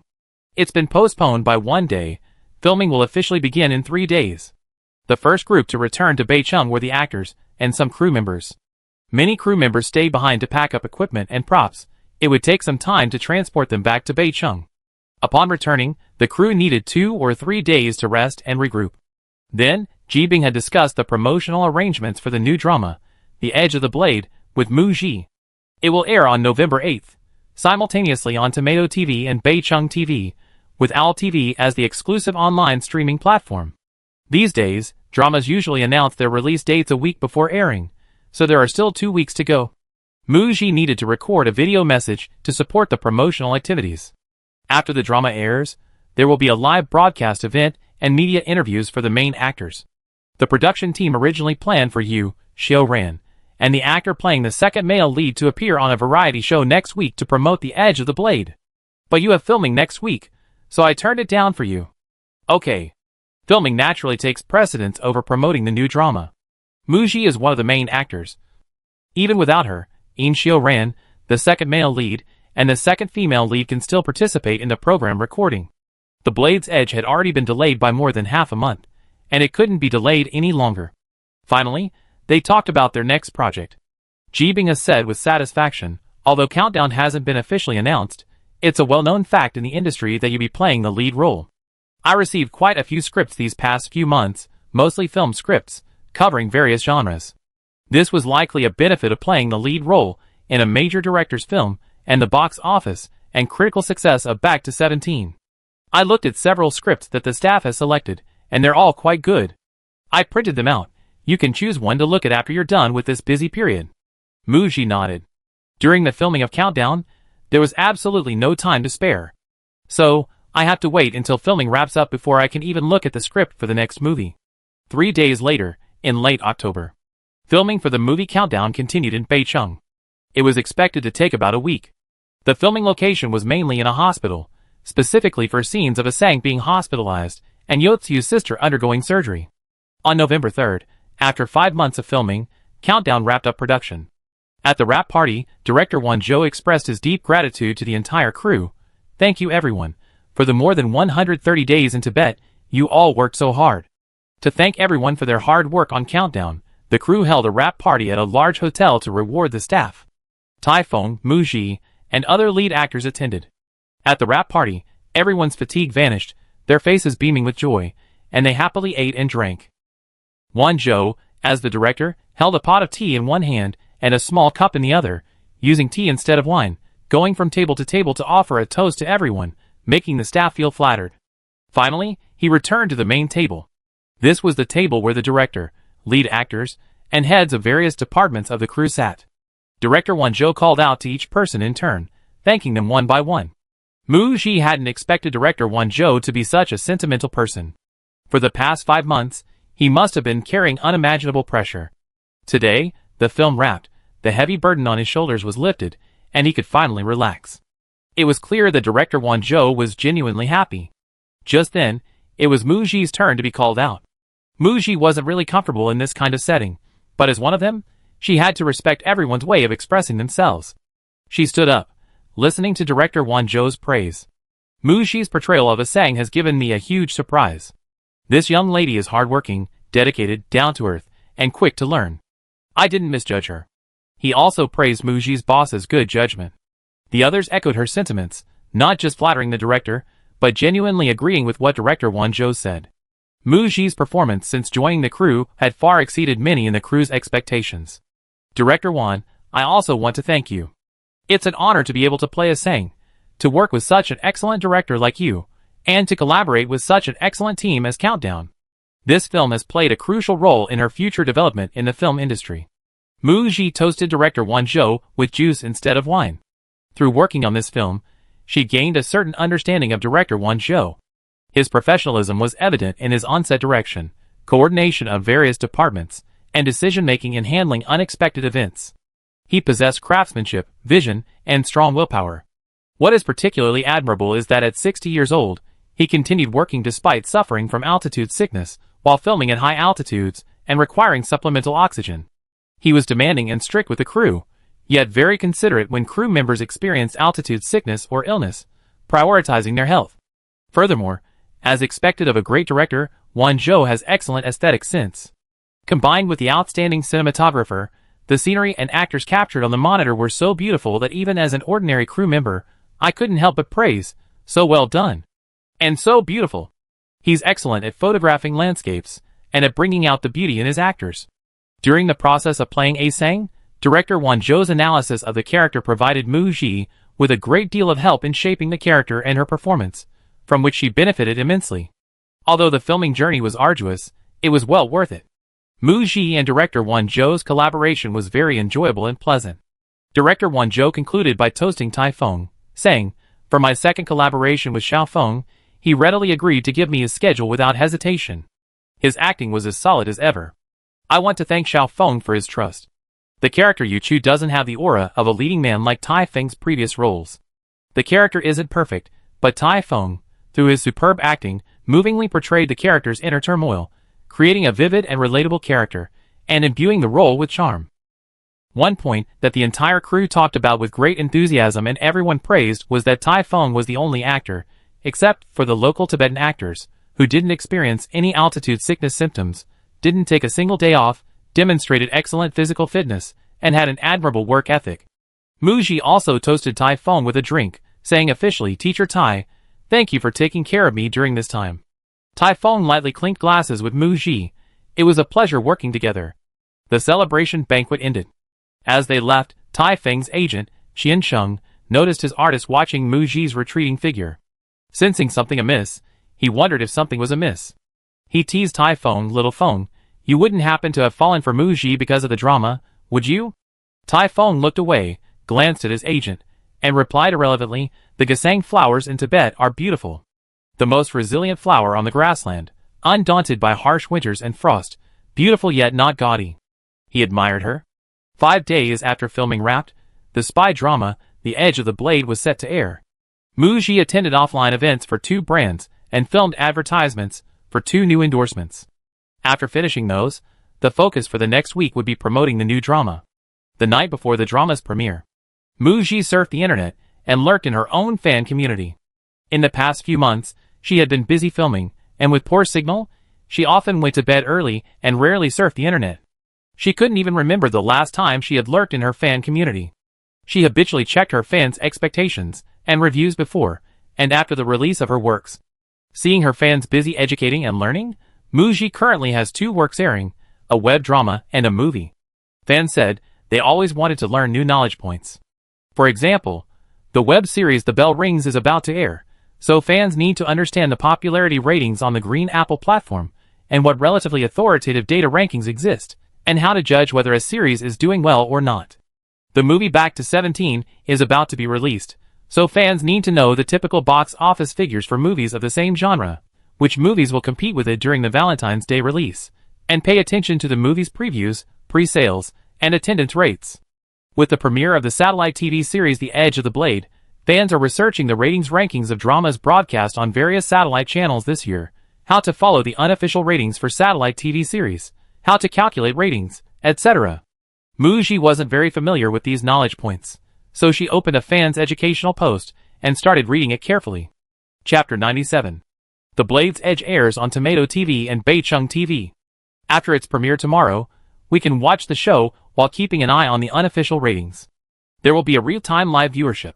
The average live viewership on the unofficial ratings multiplied by the TV station's ratings equals the viewership rating, but this rating is calculated backwards. Every Tuesday afternoon, the State Administration of Radio, Film and Television will release the viewership ratings from the previous Tuesday to this Monday, called the CDB ratings. We should use the ratings published by CDB. By the way, everyone, please remember that Tomato TV's rating is currently 1.5, and Beicheng TV's rating is 1. The drama that we're taking over, which was co-broadcast by Tomato TV and Beicheng TV, had its finale tonight. The average viewership ratings were calculated to be approximately 0.71% and 0.49%, respectively. This is a middle ground performance among the dramas broadcast on these 2 TV stations this year. As of today, Tomato TV's top-rated drama of the year is an urban romance drama with a viewership rating of 1.191%. This is the only local TV drama to break the 1% mark this year. Beicheng TV's top-rated drama of the year had a 0.68% rating. In summary, the highest rating target for The Blade's Edge is a 1.191% rating for Tomato TV and a 0.68% rating for Beicheng TV. At the very least, it needs to be higher than the previous drama's 0.71% and 0.49%. Muji silently noted this down. Continue clicked on the next science popularization post. Fans had listed the dramas currently airing on various TV stations and their ratings. In her original world, Muji had only filmed movies for the past 3 years. She remembered that when she used to watch satellite TV dramas, local TV dramas frequently had ratings exceeding 1%.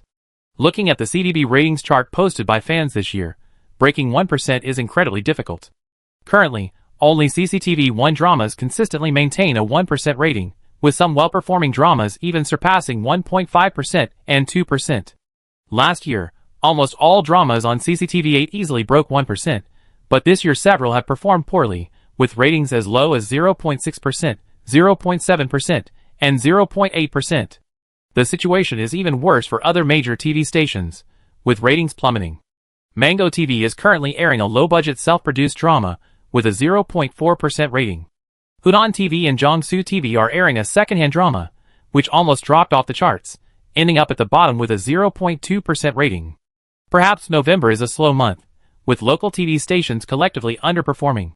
The competing dramas seem weak, suggesting that The Blade's Edge lacks strong competition, allowing it to dominate the ratings after its broadcast. In fact, the low ratings on local TV stations indicate low production rates and a small audience for dramas. So, even though The Blade's Edge has aired, the ratings probably won't be great, which isn't a good sign for the show. It's just that the previous drama in its time slot had surprisingly good ratings among satellite channels. The Blade's Edge airs tomorrow, so at least it doesn't have to start from the bottom and climb back up, which is lucky. Muji scrolled down through some fan posts. She saw that most fans were quite optimistic about The Blade's Edge. It was originally rumored to air in October, but then it reportedly failed censorship. 1 episode was cut, and it was delayed until November. Now that it's airing, that's a victory. No one said they hoped the ratings would break 1%. Fans, however, claimed that after watching the trailer, the plot, costumes, props, visual quality, acting, and the production team of The Blade's Edge were all excellent for a TV series, so it should at least have higher ratings than the previous drama. The trailer for The Blade's Edge was released a few days ago. Muji read the netizens' comments on the trailer and her own performance in it, and most were positive, making her quite looking forward to the drama. Having watched the trailer herself, and with confidence in the script and director Pan Yin, she believed the drama would be a well-received work after its release. Ratings are important, but the quality and reputation of the work are also crucial. After logging out of Weibo, she received a screenshot message from Minmin on WeChat. Clicking on it, she saw that netizens had started a thread on a forum betting on the ratings of The Blade's Edge. This is a tradition among gossip enthusiasts. When popular celebrities have new works airing/released, they predict the rating/box office, betting on whether it will be a flop or a hit. Muji opened the link to the post that Minmin had sent her. She saw netizens arguing in the post, each holding a split opinion on whether The Blade's Edge would flop or be a hit. One side was pessimistic about The Blade's Edge, reasoning that, although the lead actor, In Xiaoran, won Best Actor and is a talented actor, he can't carry ratings. A lot of his previous dramas have flopped, and Muji's first drama airing on a major satellite channel is even worse. Nobody knows her. I glanced at the ratings on various satellite channels, and they're absolutely abysmal. If The Blade's Edge had aired on CCTV8, it could have been a source of some hype, but now, let's all just give up. Initially, it was rumored that the drama was scheduled to air on CCTV8, but then the platform changed, and the originally planned prime-time slot of October was postponed to November. Duameli Company just had a major drama flop in the first half of the year. Director Pan Yin is directing for the first time alone, and I really don't have high hopes for its quality. A ratings explosion? Breaking one is just wishful thinking. Reasons for optimism. Didn't they say at the screening of The Edge of the Blade that the industry thinks this drama is great? Duameli's press releases also tout it as this year's top-quality drama. It should at least break one, right? Tomato TV has a high rating. They already have one drama that broke one this year, with a TV King Plus, a popular actress plus, a cast of talented actors in supporting roles, and such a beautiful and famously brilliant marketing campaign. Don't just compare ratings to satellite TV, online viewership should be number one too. This suggests that for satellite TV dramas, ratings are everything. If The Blade's Edge doesn't break one, it's a guaranteed flop. Muji. This puts The Blade's Edge on the hot seat of breaking one. It's not genuine optimism, to use Minmin's words. Is this deliberate jinxing? Actually, online optimism or pessimism, whether it's anti-flop or jinxing, is meaningless. The control over ratings rests in the hands of the viewers.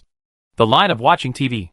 Most viewers don't go online or frequent entertainment forums, so the final ratings will only be known after the new drama premieres tomorrow and finishes airing. November 8th, Wednesday. The premiere day of the spy drama, The Edge of the Blade.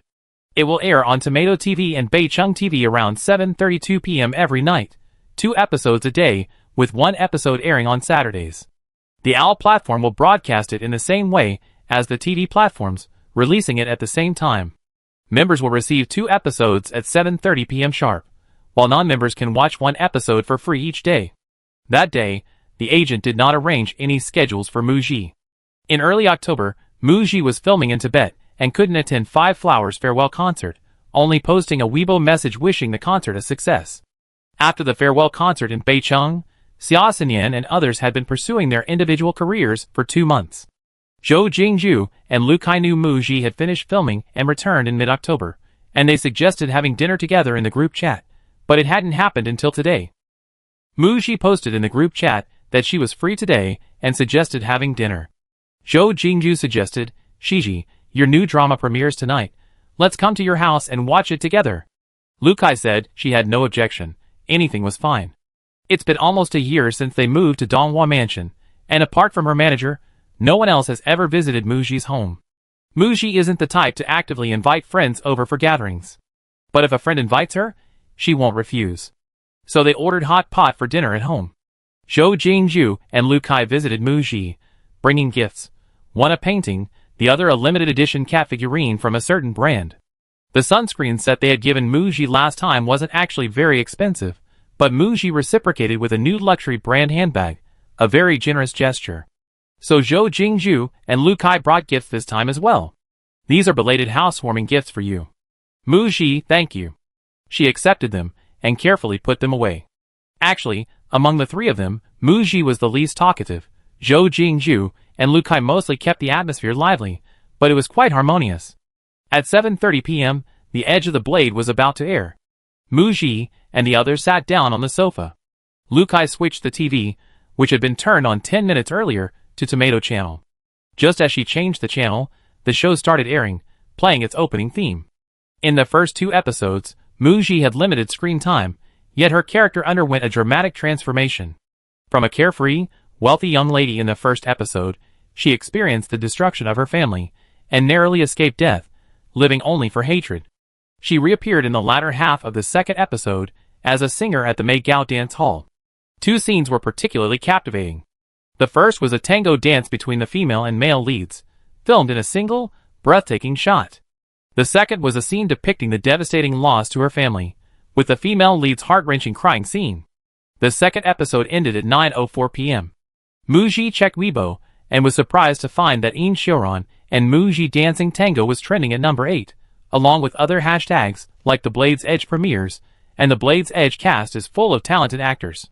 Several trending topics are on the list, and Duameli is sticking to its usual aggressive, bombardment-style marketing.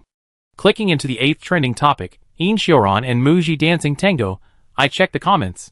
The top-rated comments praised Muji's portrayal of a wealthy and beautiful woman, saying her dancing was stunning, and that she and In Xiuran's character looked like a perfect couple, with great chemistry. Especially after watching episode 2, their reunion 3 years later, where the male lead, a promising young man returning from studying abroad, has become a seemingly promiscuous playboy, and the female lead has fallen from a delicate and wealthy beauty to a nightclub singer. This couple is both heartbreaking and somewhat endearing, perhaps because she's in the same company as In Xiuran? Seeing netizens shipping her and teacher In makes Muji feel incredibly awkward. Zhou Jingju handed Muji her phone. Gigi, the average ratings on the unofficial charts are out. Muji, Jingju knows about this too. Sensing Muji's questioning gaze, Zhou Jingju smiled and said, I quite enjoy watching dramas, and since yours is about to air, I specifically looked into it. She took Muji's phone and checked the ratings. Tomato TV and Beicheng TV's unofficial ratings for the 1932 to 2104 time slot today were 0.622% and 0.59% respectively, both with a market share of around 5%. Based on coefficients of 1.5 and 1, the calculated ratings were 0.933% and 0.59% respectively.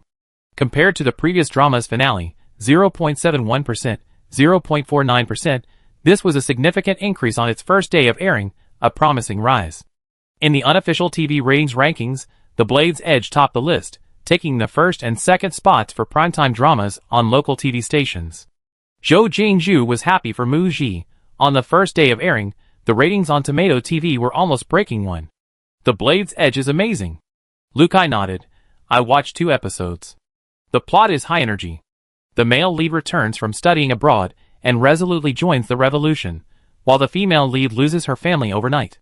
With the country in crisis and the political situation turbulent, the lives of both the male and female leads undergo significant changes.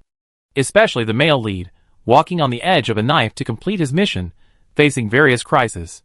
You're constantly worried he won't be able to resolve the crisis in time and will die. Viewers are on the edge of their seats, completely captivated. As the plot unfolds, the rising ratings are inevitable. Next, the two, as viewers, praise Muji's performance in the new drama. Both Zhou Jingju and Lu Kai had seen Muji's previous 2 works, The Bell Rings and Back to 17. They weren't professional judges or actors.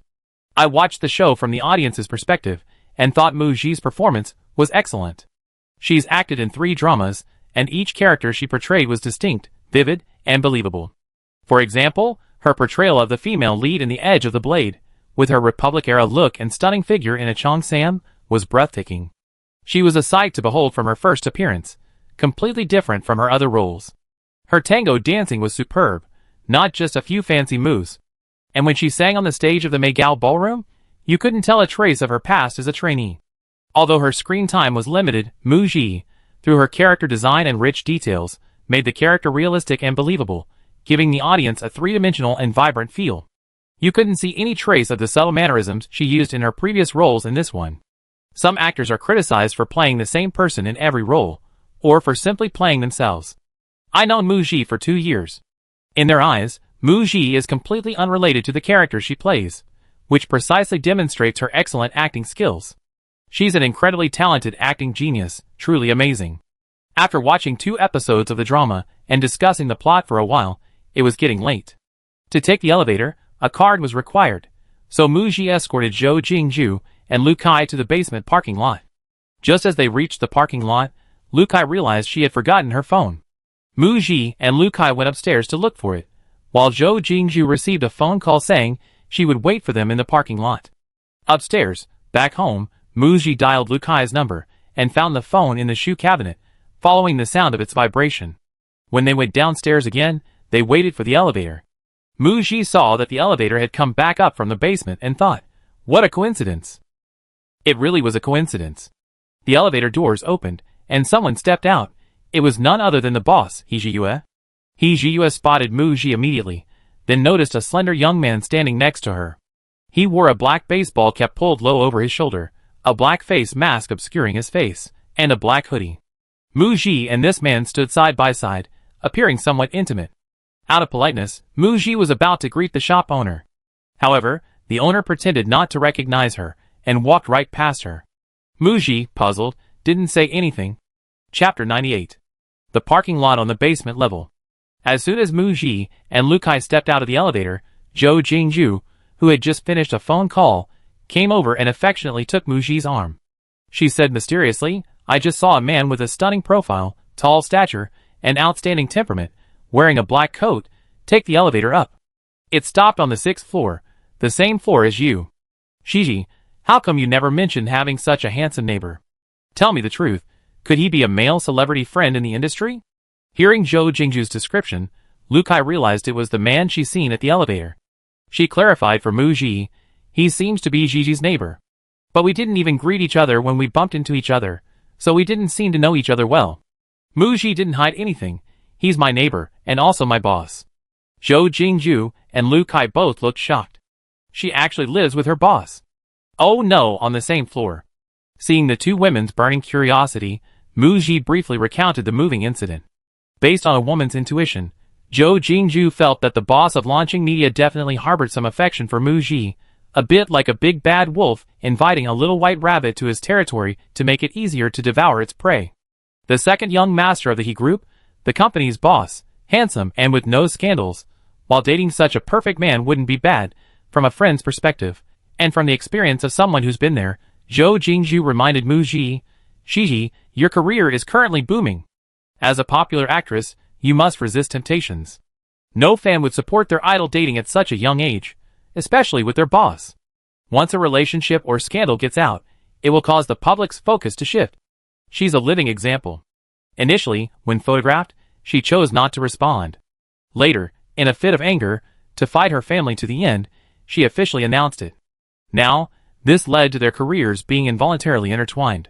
Appearing on variety shows, attending award ceremonies, and under Zhou Jingju's personal entertainment news and Weibo posts, netizens most frequently mentioned and focused on her relationship with Jasper. Mu Ji's rapid rise to fame, skyrocketing value, and increased resources attracted a lot of attention. Mu Ji gave the same answer as before. Career comes first, no time for romance. After seeing Zhou Jingju and Lu Kai off, Mu Ji took the elevator upstairs and saw her boss as soon as the doors opened. Slightly surprised, she was out again so soon? This time, she didn't pretend not to know him and spoke up. He Jiyue explained, I saw you had friends there earlier, and I wasn't sure if you have any concerns. To avoid causing you any trouble, I didn't greet you. So he was thinking of himself after all. Being a celebrity certainly makes one prone to scandals, but it's rare that He Jiyue is always so considerate and thoughtful, always putting others' feelings first and maintaining a comfortable social distance in public and private. Unconsciously, Mu Ji and He Jiyue's private interactions have become more than just that of boss and company artist. They don't mind being able to get along like friends. He Jiyue casually mentions, that boy you were waiting for the elevator with, was he your friend? Mu Ji nodded yes. Noticing He Jiyue's inappropriate wording, she corrected him, she's a girl, a member of Five Flowers. He Jiyue remembered, there was a short-haired girl in Five Flowers, who was very skilled with weapons. Teacher Lu Kai? Yes. A few minutes ago, he saw Mu Ji standing with a boy, and they seemed very close, unlike how she would deliberately keep her distance from other men. His heart stung, as if he swallowed a mouthful of vinegar, feeling bubbly with sourness, yet he had to pretend nothing was wrong. Back home, he couldn't sit or stand still. His mind was racing. Muji has the freedom to make friends. Muji is an adult. Muji is ambitious. Muji wouldn't easily. His body had already reacted first, heading towards the elevator. Now, hearing that the boy was Lu Kai, it was all a misunderstanding. He Jiu's lips curled into an uncontrollable smile, his heart leaping with joy. Teacher Mu, I wish your new drama great success and ratings. Thank you. As they spoke, He Jiu entered the elevator, but hesitated to press the button. Muji reminded him before she left. He Jiu, He sit in the car for a while, and then come up. On the third day of its premiere, the spy drama, The Edge of the Blade broke the 1% rating mark. Rating increases for the first 3 days. Tomato TV 0.933%, 0.986%, 1.069%. Beicheng TV 0.59%, 0.63%, 0.66%. As netizens say, a drama's success is judged by its ratings in the first 3 days. If the ratings don't rise, it's basically doomed. A steady increase indicates a good drama, and that viewers enjoy watching it. Currently, it seems certain that The Blade's Edge will achieve a final viewership rating exceeding 1. On the day of the event, the production team and the platform arranged a live stream event for the main cast and crew, similar to the previous event for The Bell Rings, where the lead actors would connect online for a joint live stream. It's essentially an online press conference, replacing the previous offline event. The live stream was scheduled for 6:30 p.m. Muji left home that afternoon and arrived at the company, getting her makeup done, changing clothes, and setting up the live stream equipment in advance. Everything was almost ready, with about an hour to go before it started. Remembering that her agent had mentioned receiving another script a couple of days ago, Muji headed towards the director of her agency's office. In the break room, Minmin and several other team members were finding suitable background locations for Muji's live stream and adjusting the camera angles. Someone started a conversation about the viewership ratings for The Blade's Edge. Before its premiere, it wasn't well received. Many said it wouldn't break 1. It broke 1 on the third day. What a slap in the face. Sister Mu and Teacher Ian are amazing. Now those haters, who always predicted Sister Mu's downfall, should shut up. Minmin, scrolling through her phone, looked up and shook a finger. No. They dragged Liao Yining out to compete with Sister Gigi. In the past 2 years, dramas broadcast on CCTV1 and CCTV8 have had a solid viewership base, basically dominating the top 20 ratings. Netizens generally don't compare dramas broadcast on satellite TV with those airing on CCTV1 and CCTV8 at the same time. The viewership difference is too large. There's no need for comparison. The Edge of the Blade has occupied the first and second spots in the primetime drama ratings on local satellite TV channels since its premiere, surpassing other channels. On online forums, netizens started a thread comparing the ratings of The Edge of the Blade with those of currently airing dramas on CCTV1 and CCTV8. CCTV1's current drama is a poverty alleviation production. The male and female leads are relatively unknown, and few people on entertainment forums would recognize their names. Meanwhile, CCTV8 is airing an urban romance and entrepreneurial drama, Bread and Love, starring Liao Yining, the top actress of Xingyu Media and one of the 4 Little Flowers, a term referring to 4 popular young actresses. She has several satellite TV dramas with ratings exceeding 1%, earning her the title of Queen of Ratings. This urban drama is adapted from a well-known published novel, written by a top-tier screenwriter, and directed by a renowned director specializing in realistic dramas. The director's previous work was a hit drama with ratings exceeding 2. This is his second collaboration with Liao Yining. It's safe to say they have a top-notch production team in the television industry. Bread and Love premiered 2 days earlier than The Edge of the Blade, and its ratings were released last Tuesday, the 7th. The first episode on its premiere day broke 1, achieving a rating of 1.212%. Fans are raving about her status as a ratings queen, saying she carries the show. Some netizens, however, question whether she benefited from the previous drama's finale's 1.823% rating, pointing to the subsequent 3 days ratings hovering around 1.1%, showing no real increase. Fans certainly won't admit to being boosted by the previous drama. They're praising Liao Yining's star power.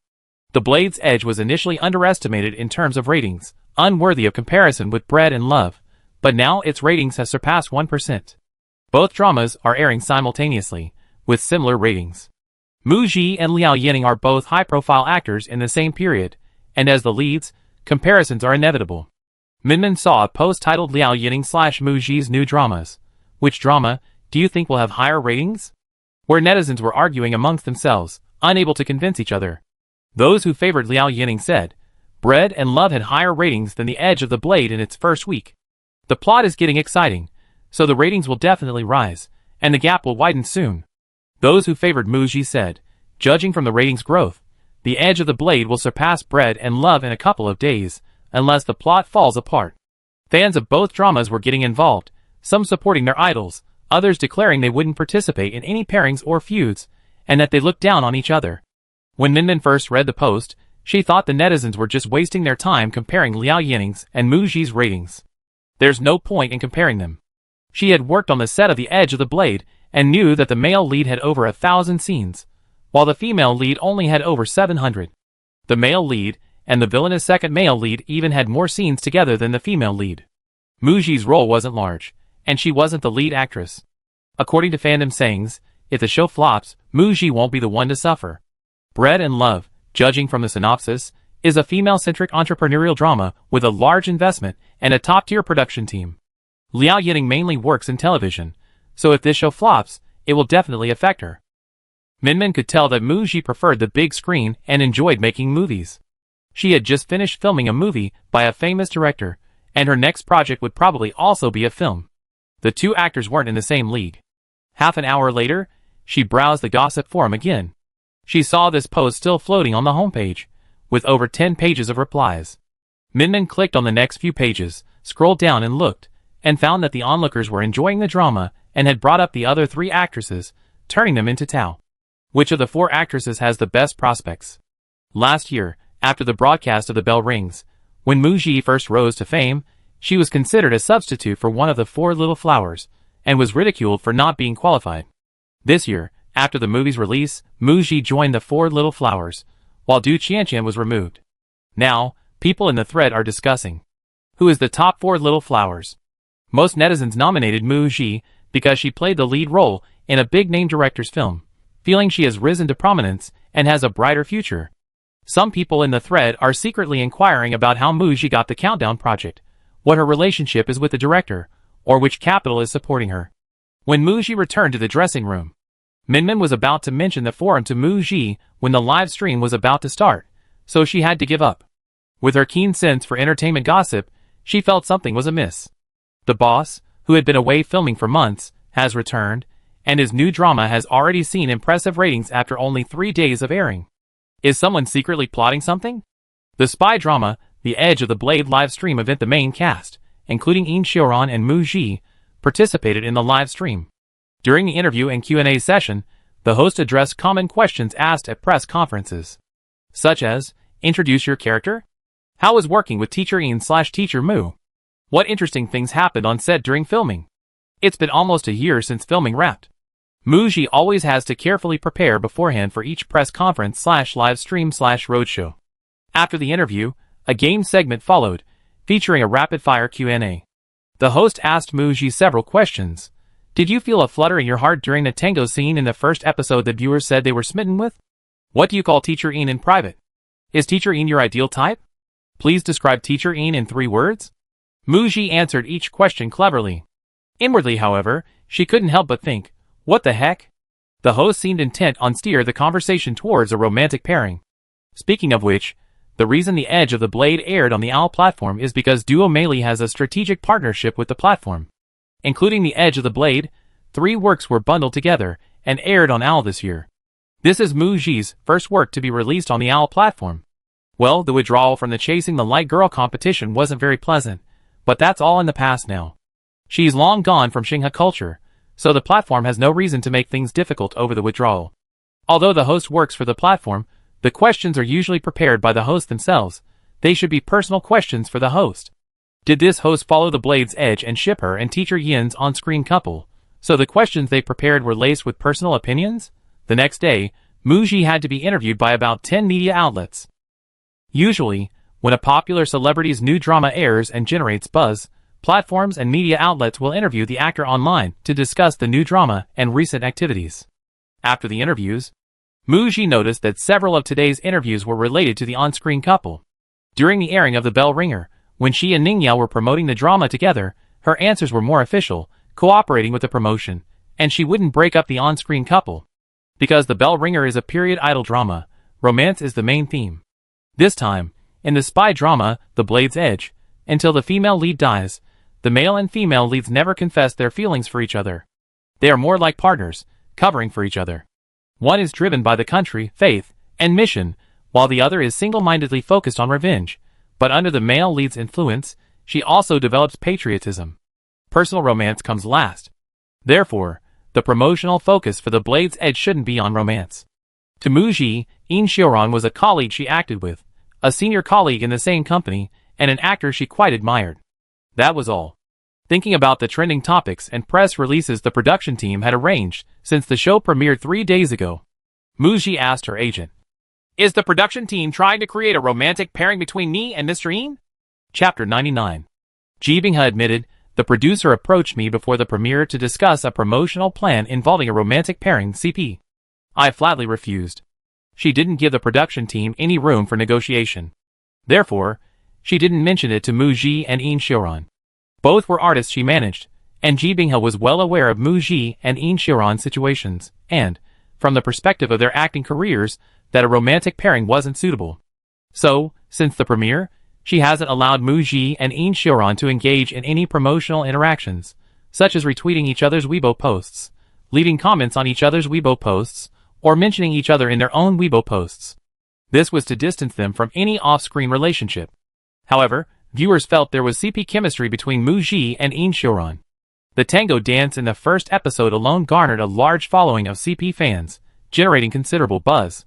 The production team's promotional strategy was a broad-based approach. They would focus on promoting several plot points from tonight's 2 episodes to see which plot point interested viewers the most. This includes topics related to the male and female leads on-screen romance. Even though their screen time is limited, the audience still loves it and buys into it.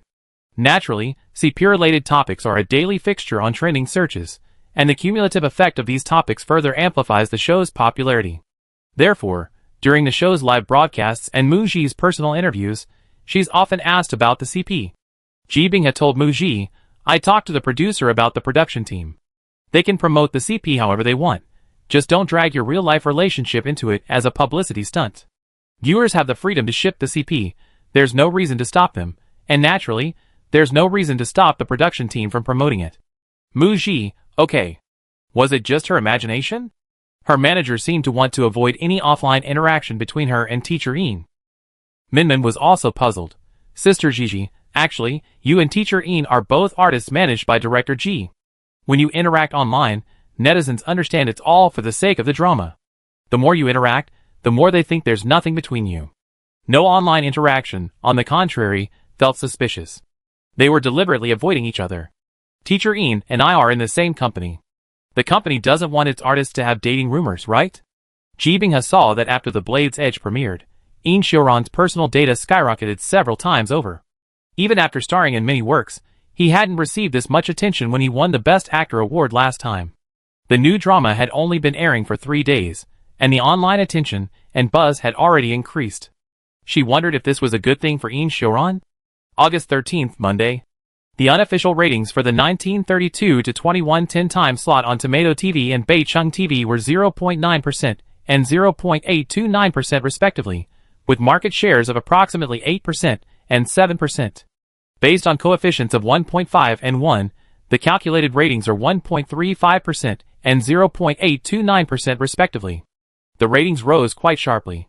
The ratings for The Blade's Edge on Tomato TV surpassed those of Bread and Love starring Liao Yanning for the first time. August 14th, Tuesday afternoon. The CDB ratings table is out. During the first week of The Blade's Edge, the ratings didn't break 1 for the first 2 days, broke 1 on Friday, then dropped back down on Saturday, only picking up on Sunday and Monday. The average viewership ratings for the first week on Tomato TV and Beicheng TV were 1.093% and 0.78%, respectively. The average viewership rating for Bread and Love was 1.193%. Currently, the average viewership rating for Bread and Love is slightly higher than that of The Blade's Edge. However, the viewership ratings on Monday had already been surpassed. On Tuesday night, the latest viewership ratings for The Blade's Edge on Tomato TV and Beicheng TV were 1.39% and 0.872%, respectively, with Tomato TV's rating again exceeding that of Bread and Love at 1.25%. According to netizens, unless the plot of The Blade's Edge completely collapses, the viewership ratings between the two dramas have already been decided. The Blade's Edge has a total of 46 episodes. It premiered on November 8th and aired 13 episodes. It will air until the finale on December 2nd. It will finish airing in about a month, which is quite fast. The initial goal of surpassing 1% viewership on a single channel has been achieved. Surpassing 2% is more challenging. The next goal for Muji's fans is to achieve 1% viewership on both channels. Not only are the ratings rising, but The Blade's Edge has also climbed from the top 5 to the top 3 in terms of viewership among dramas airing at the same time. Muji's character popularity ranking surpassed Liao Yanning's on the 5th day after the premiere, and the drama's character new media index topped the list, ranking first. The Blade's Edge ranks 3rd or 2nd on various charts, including TV series overall popularity, TV series playback popularity index, and TV series dehydrated playback ranking, as a spy drama. The ratings and online viewership performance are excellent, with no weaknesses. The promotional work for the new drama has come to an end. Muji's next focus is reading scripts and finalizing her next project as soon as possible. Just when you think fame brings trouble, another online scandal has erupted. 3 days later, paparazzi suddenly broke the news of a relationship between Muji and Yin Xiaoran. The paparazzi's Weibo post claimed, "Recently, we photographed Muji and Yin Xiaoran having dinner together privately, chatting and laughing, seemingly having a good relationship." Their collaboration, The Edge of the Blade, is currently airing, and many netizens are shipping this couple. Do you think there's something going on between them? Muji, ranked 22nd on the trending topics list, saw her own trending topic, Muji Yin Xiaoran. Clicking through, she saw photos and gifs of herself having dinner with Mr. Yin. She recognized it as the time in August when she returned to Beicheng to dub The Edge of the Blade, having dinner with director Pan and the producer. Recently? That was 3 months ago. This gathering footage from months ago is only being released now. Considering the producer suggested the dinner, and given the production team's recent strategic use of trending topics to promote the on-screen couple, she couldn't help but suspect something was amiss. Could they have planted seeds for hype after the show aired? She knew director Pan Yin wasn't that kind of person. But the production company and producer were a different story. Duo Meili Film and Television Company was known for its incredibly effective marketing, employing a relentless, bombardment-style approach. They artificially created the impression of a blockbuster. Although Muji was the female lead in The Blade's Edge, frankly speaking, spy dramas rarely achieve widespread popularity and success online without significant marketing.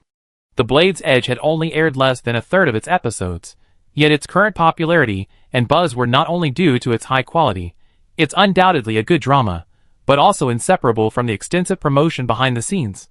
Actually, the photos and gifs released by the paparazzi deliberately only captured shots of Muji and Yin Xiaoran together.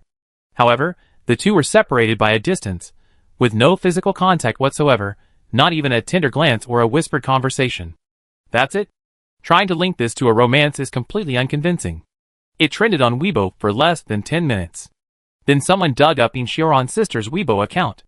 The girl's Weibo account followed her brother Yin Xiaoran and Muji's fan club, and she's a prominent fan in that group. She's a die-hard fan of Muji. She's been a fan since the talent show period, and most of her Weibo posts are related to Muji. She's shared photos of Muji's autographed items, and yesterday, she posted on Weibo to promote her brother Yin Xiaoran and Muji's new drama, The Edge of the Blade.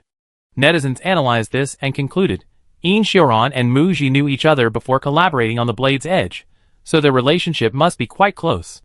It seems the rumors of their romance aren't unfounded. Yin Xiaoran's sister only follows her brother and Muji. I'm currently watching The Blade's Edge, thank you, I'm shipping them. Someone previously revealed that Muji was able to take on The Blade's Edge because of Yin Xiaoran's recommendation. Did they use filming as a cover for their romance? Their lack of interaction during the promotional period for the new drama is probably to avoid suspicion. Yin Xiaoran and Muji, one a TV King, the other just won a Best Newcomer award this year. Both are talented actors, so we're saying they're a good match. Several marketing accounts seized the opportunity to step forward, confidently but hesitantly naming names, claiming to have received submissions. The male and female leads of a certain drama trending today are indeed dating, but the female lead, as a popular actress, doesn't want the relationship exposed and doesn't plan to admit it. Fans of the drama's on-screen couple, we got real news? While it's generally believed that on-screen couples should remain separate from the real people, fans, when deeply invested, inevitably extend their affections to the actors, projecting their emotions onto the characters. They use behind-the-scenes footage and interactions between the actors to flesh out the on-screen romance and gain more satisfaction from their on-screen pairing. After seeing the rumors, some fans excitedly went to the Weibo accounts of Muji and In Xiao-ran. Muji's fans, utterly speechless. They don't believe in the relationship.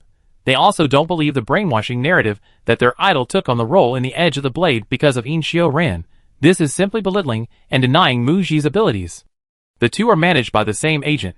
At most, she only got access to the drama through the agent's connections. Whether or not someone gets a role depends entirely on the actor, their company, the agent's efforts, and the production team's considerations. How could a co-star have that much power? Originally, because Muji's role in The Edge of the Blade was small, and most of her scenes were related to the male lead, her revenge plan relied on his help. Furthermore, fans had a good impression of In Xiao-ran, low-key, scandal-free, and seen in behind-the-scenes footage as caring towards his co-stars. He was also from the same company as Muji, making him her senior. Therefore, fans would sometimes ship the on-screen couples while watching the drama. When the scandal trended on Weibo today, Muji's fans rushed to clarify, posting screenshots of Muji's interview from a few days ago where she stated that she and In Xiao-ran were colleagues, but rarely met at the company, and weren't very close in private, desperately trying to distance themselves from any relationship between Muji and In Xiao-ran. Muji watched as the topic of her and In Xiao-ran trended at #1 on Weibo in less than half an hour. Not a single intimate photo, yet they're forcing a relationship? That's just too outrageous. A sense of unease crept in. She suspected someone was pulling the strings behind the scenes. It wasn't just a simple dating rumor.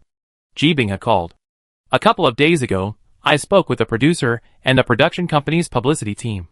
That's why the trending topics these past 2 days have all featured the character names, not Muji and In Xiao-ran's names.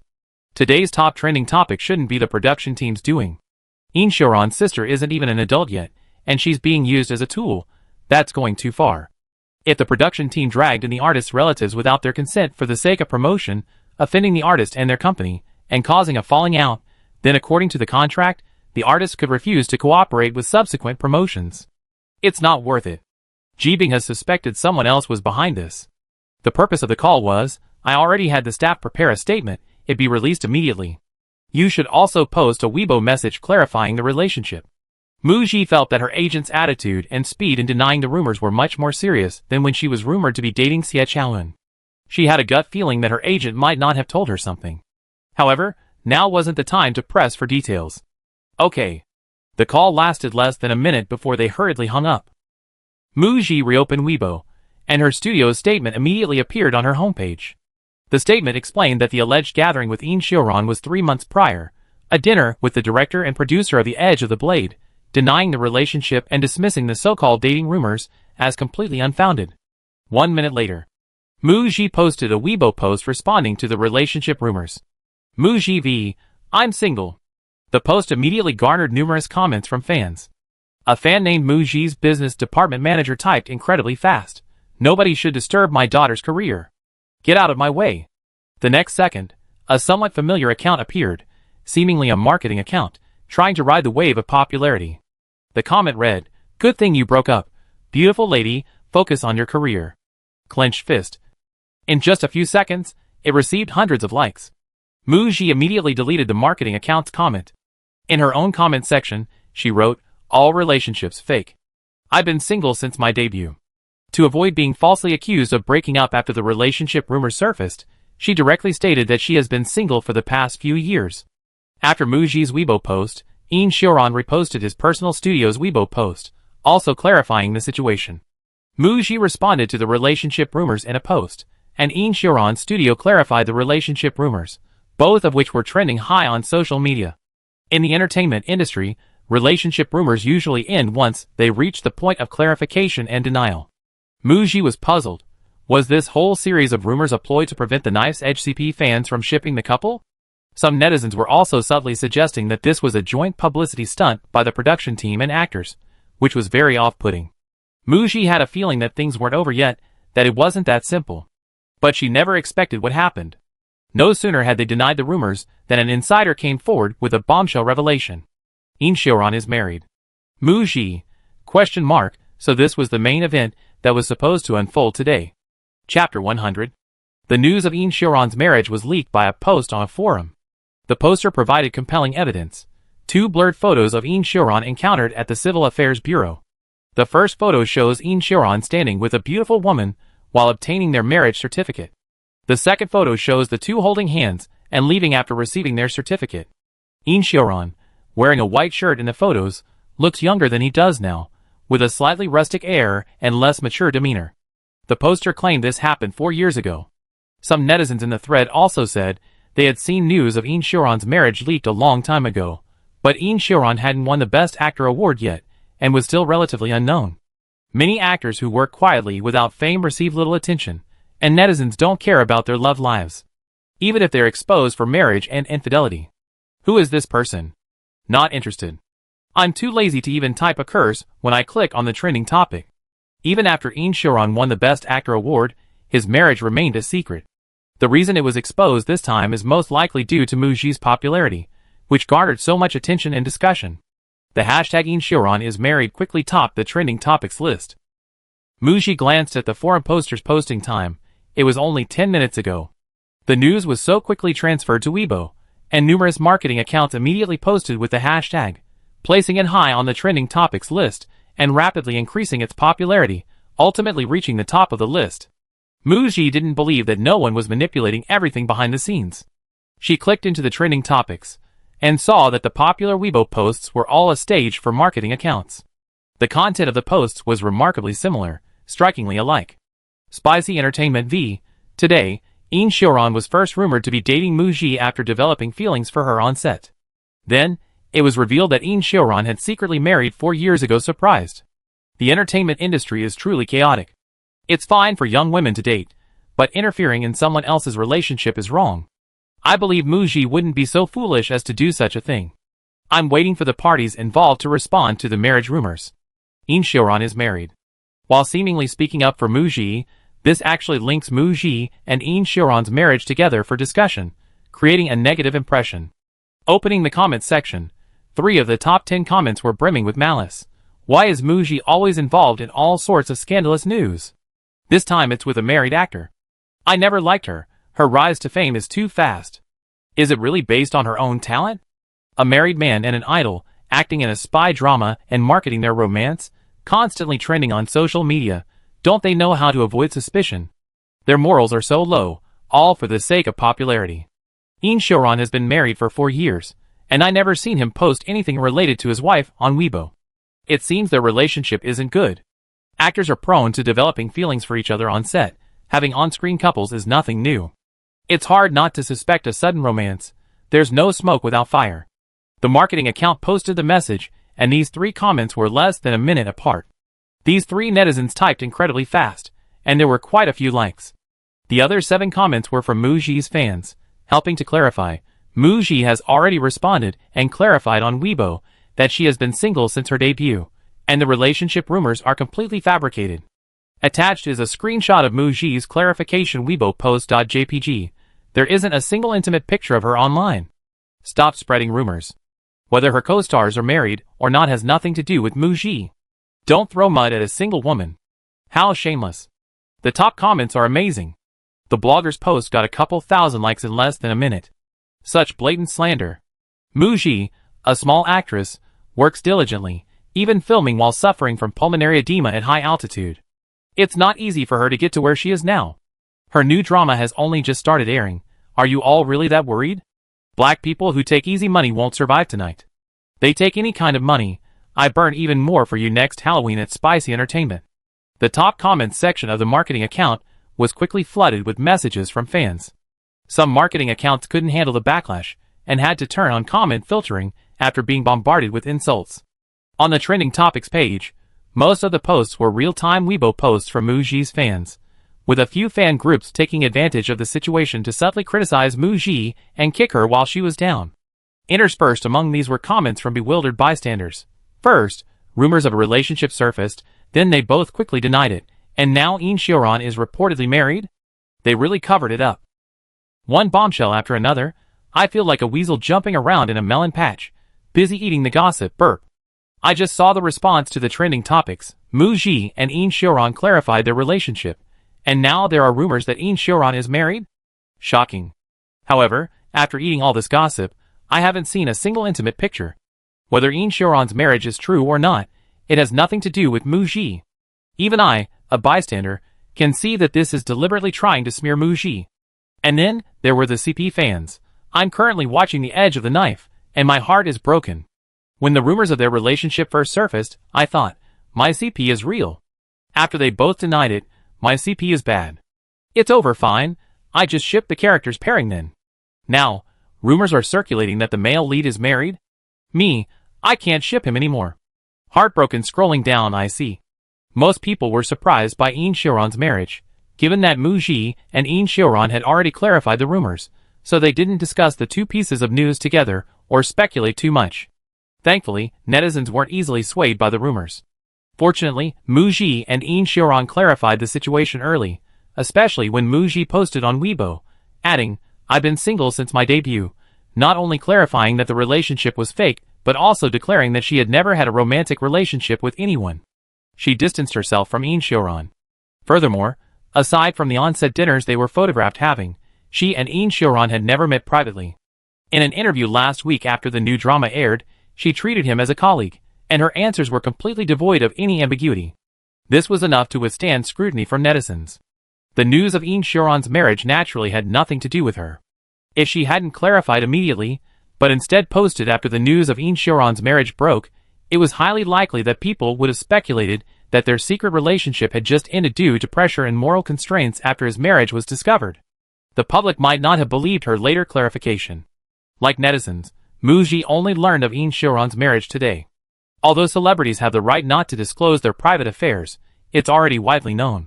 Mu Ji recalled some of her manager's actions and realized that her manager definitely knew about Yin Xiaoran's marriage. They were probably discussing how to respond right now. Just then, she received another call from her manager. Ji Binghe explained to Mu Ji, Xiaoran proactively disclosed his marital status when he signed with Launching Media. I'm sorry, it's Xiaoran's private matter, so I didn't tell you. There was another reason. She felt it was unnecessary. Mu Ji's collaborations with Yin Xiaoran on The Edge of the Blade are the same as her collaborations with Ning Yao and Song Yuanyang, and with other men she encounters at work. She deliberately maintains social distance, without the slightest hint of ambiguity. There's absolutely no need to worry about Mu Ji developing any feelings for Yin Xiaoran without knowing his marital status, or any subsequent romantic developments. Mu Ji doesn't actually mind her manager's secrecy. Today's events were handled quite well by the agent's PR team. Speaking of which, this whole saga mostly stems from Mu Ji. She inquired whether Yin Xiaoran's side would respond. Xiaoran just contacted his wife, and the two will officially announce their marriage later. Mu Ji recalled seeing a story online about a male actor in his 40s, with a large fan base, who was exposed for secretly marrying and having a child several years old. Even when his wife and child were photographed and trending online, he didn't respond, playing dead. He waited for the hype to die down, maintaining his single image. Fans, seeing their idol not publicly admitting it, turned a blind eye and pretended nothing happened. Yin Xiaoran's willingness to respond shows responsibility. Mu Ji found it strange that during the filming of The Edge of the Knife, Mr. Yin's wife never visited the set, nor did she ever post about it on social media. Ji Binghe revealed online, a year after Xiaoran got his marriage certificate, his wife went abroad to study and will return next year. Not making an official announcement is to respect his wife's decision. Half an hour later, Yin Xiaoran's wife posted a long article responding to the marriage rumors. The account was clearly newly registered, with no posts and no verified identity. The article briefly recounted her and Yin Xiaoran's relationship from dating to marriage, mentioning that she is currently studying abroad. The marriage was not announced publicly or through a wedding ceremony, partly because she wanted to keep it low-key, and partly because she had a close relative pass away and needed to observe 3 years of mourning. She also addressed the dating rumors that surfaced about Yin Xiaoran today. I don't know much about the entertainment industry, and I don't know why our marriage was suddenly revealed. Since it has, we choose to respond directly. I fully support Mr. Yin's acting career. It's his passion. Of course, he also supports my dreams. The rumors about Teacher Yin are utterly absurd and ridiculous. I trust Teacher Yin completely. We chat and video call almost every day. Please don't drag my younger sister and innocent colleagues into this. Thank you. Finally, she expressed that their relationship is going well, and she's currently watching the drama The Edge of the Blade starring Yin Xiaoran, hoping everyone will support it. She posted a photo of herself and Yin Xiaoran together from last month abroad. In a coffee shop, the two sat facing each other, smiling and gazing at each other. Yin Xiaoran held his wife's hand, their faces radiating happiness, their eyes shining. There was also a chat log from 3 months ago, from the day Yin Xiaoran had a dinner with Mu Ji and the crew, where Yin Xiaoran informed his wife of his schedule. From their chat, it's clear they frequently share their latest updates, showing a strong relationship. Yin Xiaoran reposted his wife's Weibo post. This whole saga can finally come to an end. Mu Ji, innocently dragged into this and slandered, is truly a pure and innocent victim. Mu Ji knows she's the kind of person who gets shot down, and perhaps some people think she's too popular, and some are trying to bring her down through rumors and smear campaigns, thinking they can take over her resources and rise to the top. This kind of thing is very common in the industry. The nature of an artist's work means their private life is under a lot of scrutiny, especially for popular artists. Rumors are commonplace. Sometimes they're either denying them or on their way to denying them. Mu Ji is used to this and has developed a strong heart. Today's dating rumors were successfully clarified, without any negative impact on Mu Ji.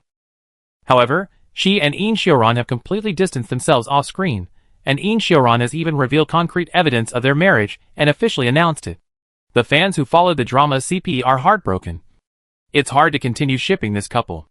On the other hand, today's series of gossip has been trending online all day, going viral. Mu Ji received several data screenshots from her agent. Mu Ji. The search index for the Blade's Edge surged today, and Mu Ji's personal popularity and buzz reached new highs. Everything has two sides. There are advantages and disadvantages. The online storm came quickly and went quickly. The next day, it was overshadowed by other entertainment news, and the popularity and discussion level dropped. The latest ratings for the Blade's Edge reached a new high, and its online viewership and various chart data have temporarily topped the charts. I wonder if the person behind this carefully orchestrated event will be furious upon seeing this result. Now, Mu Ji can finally enjoy reading her script.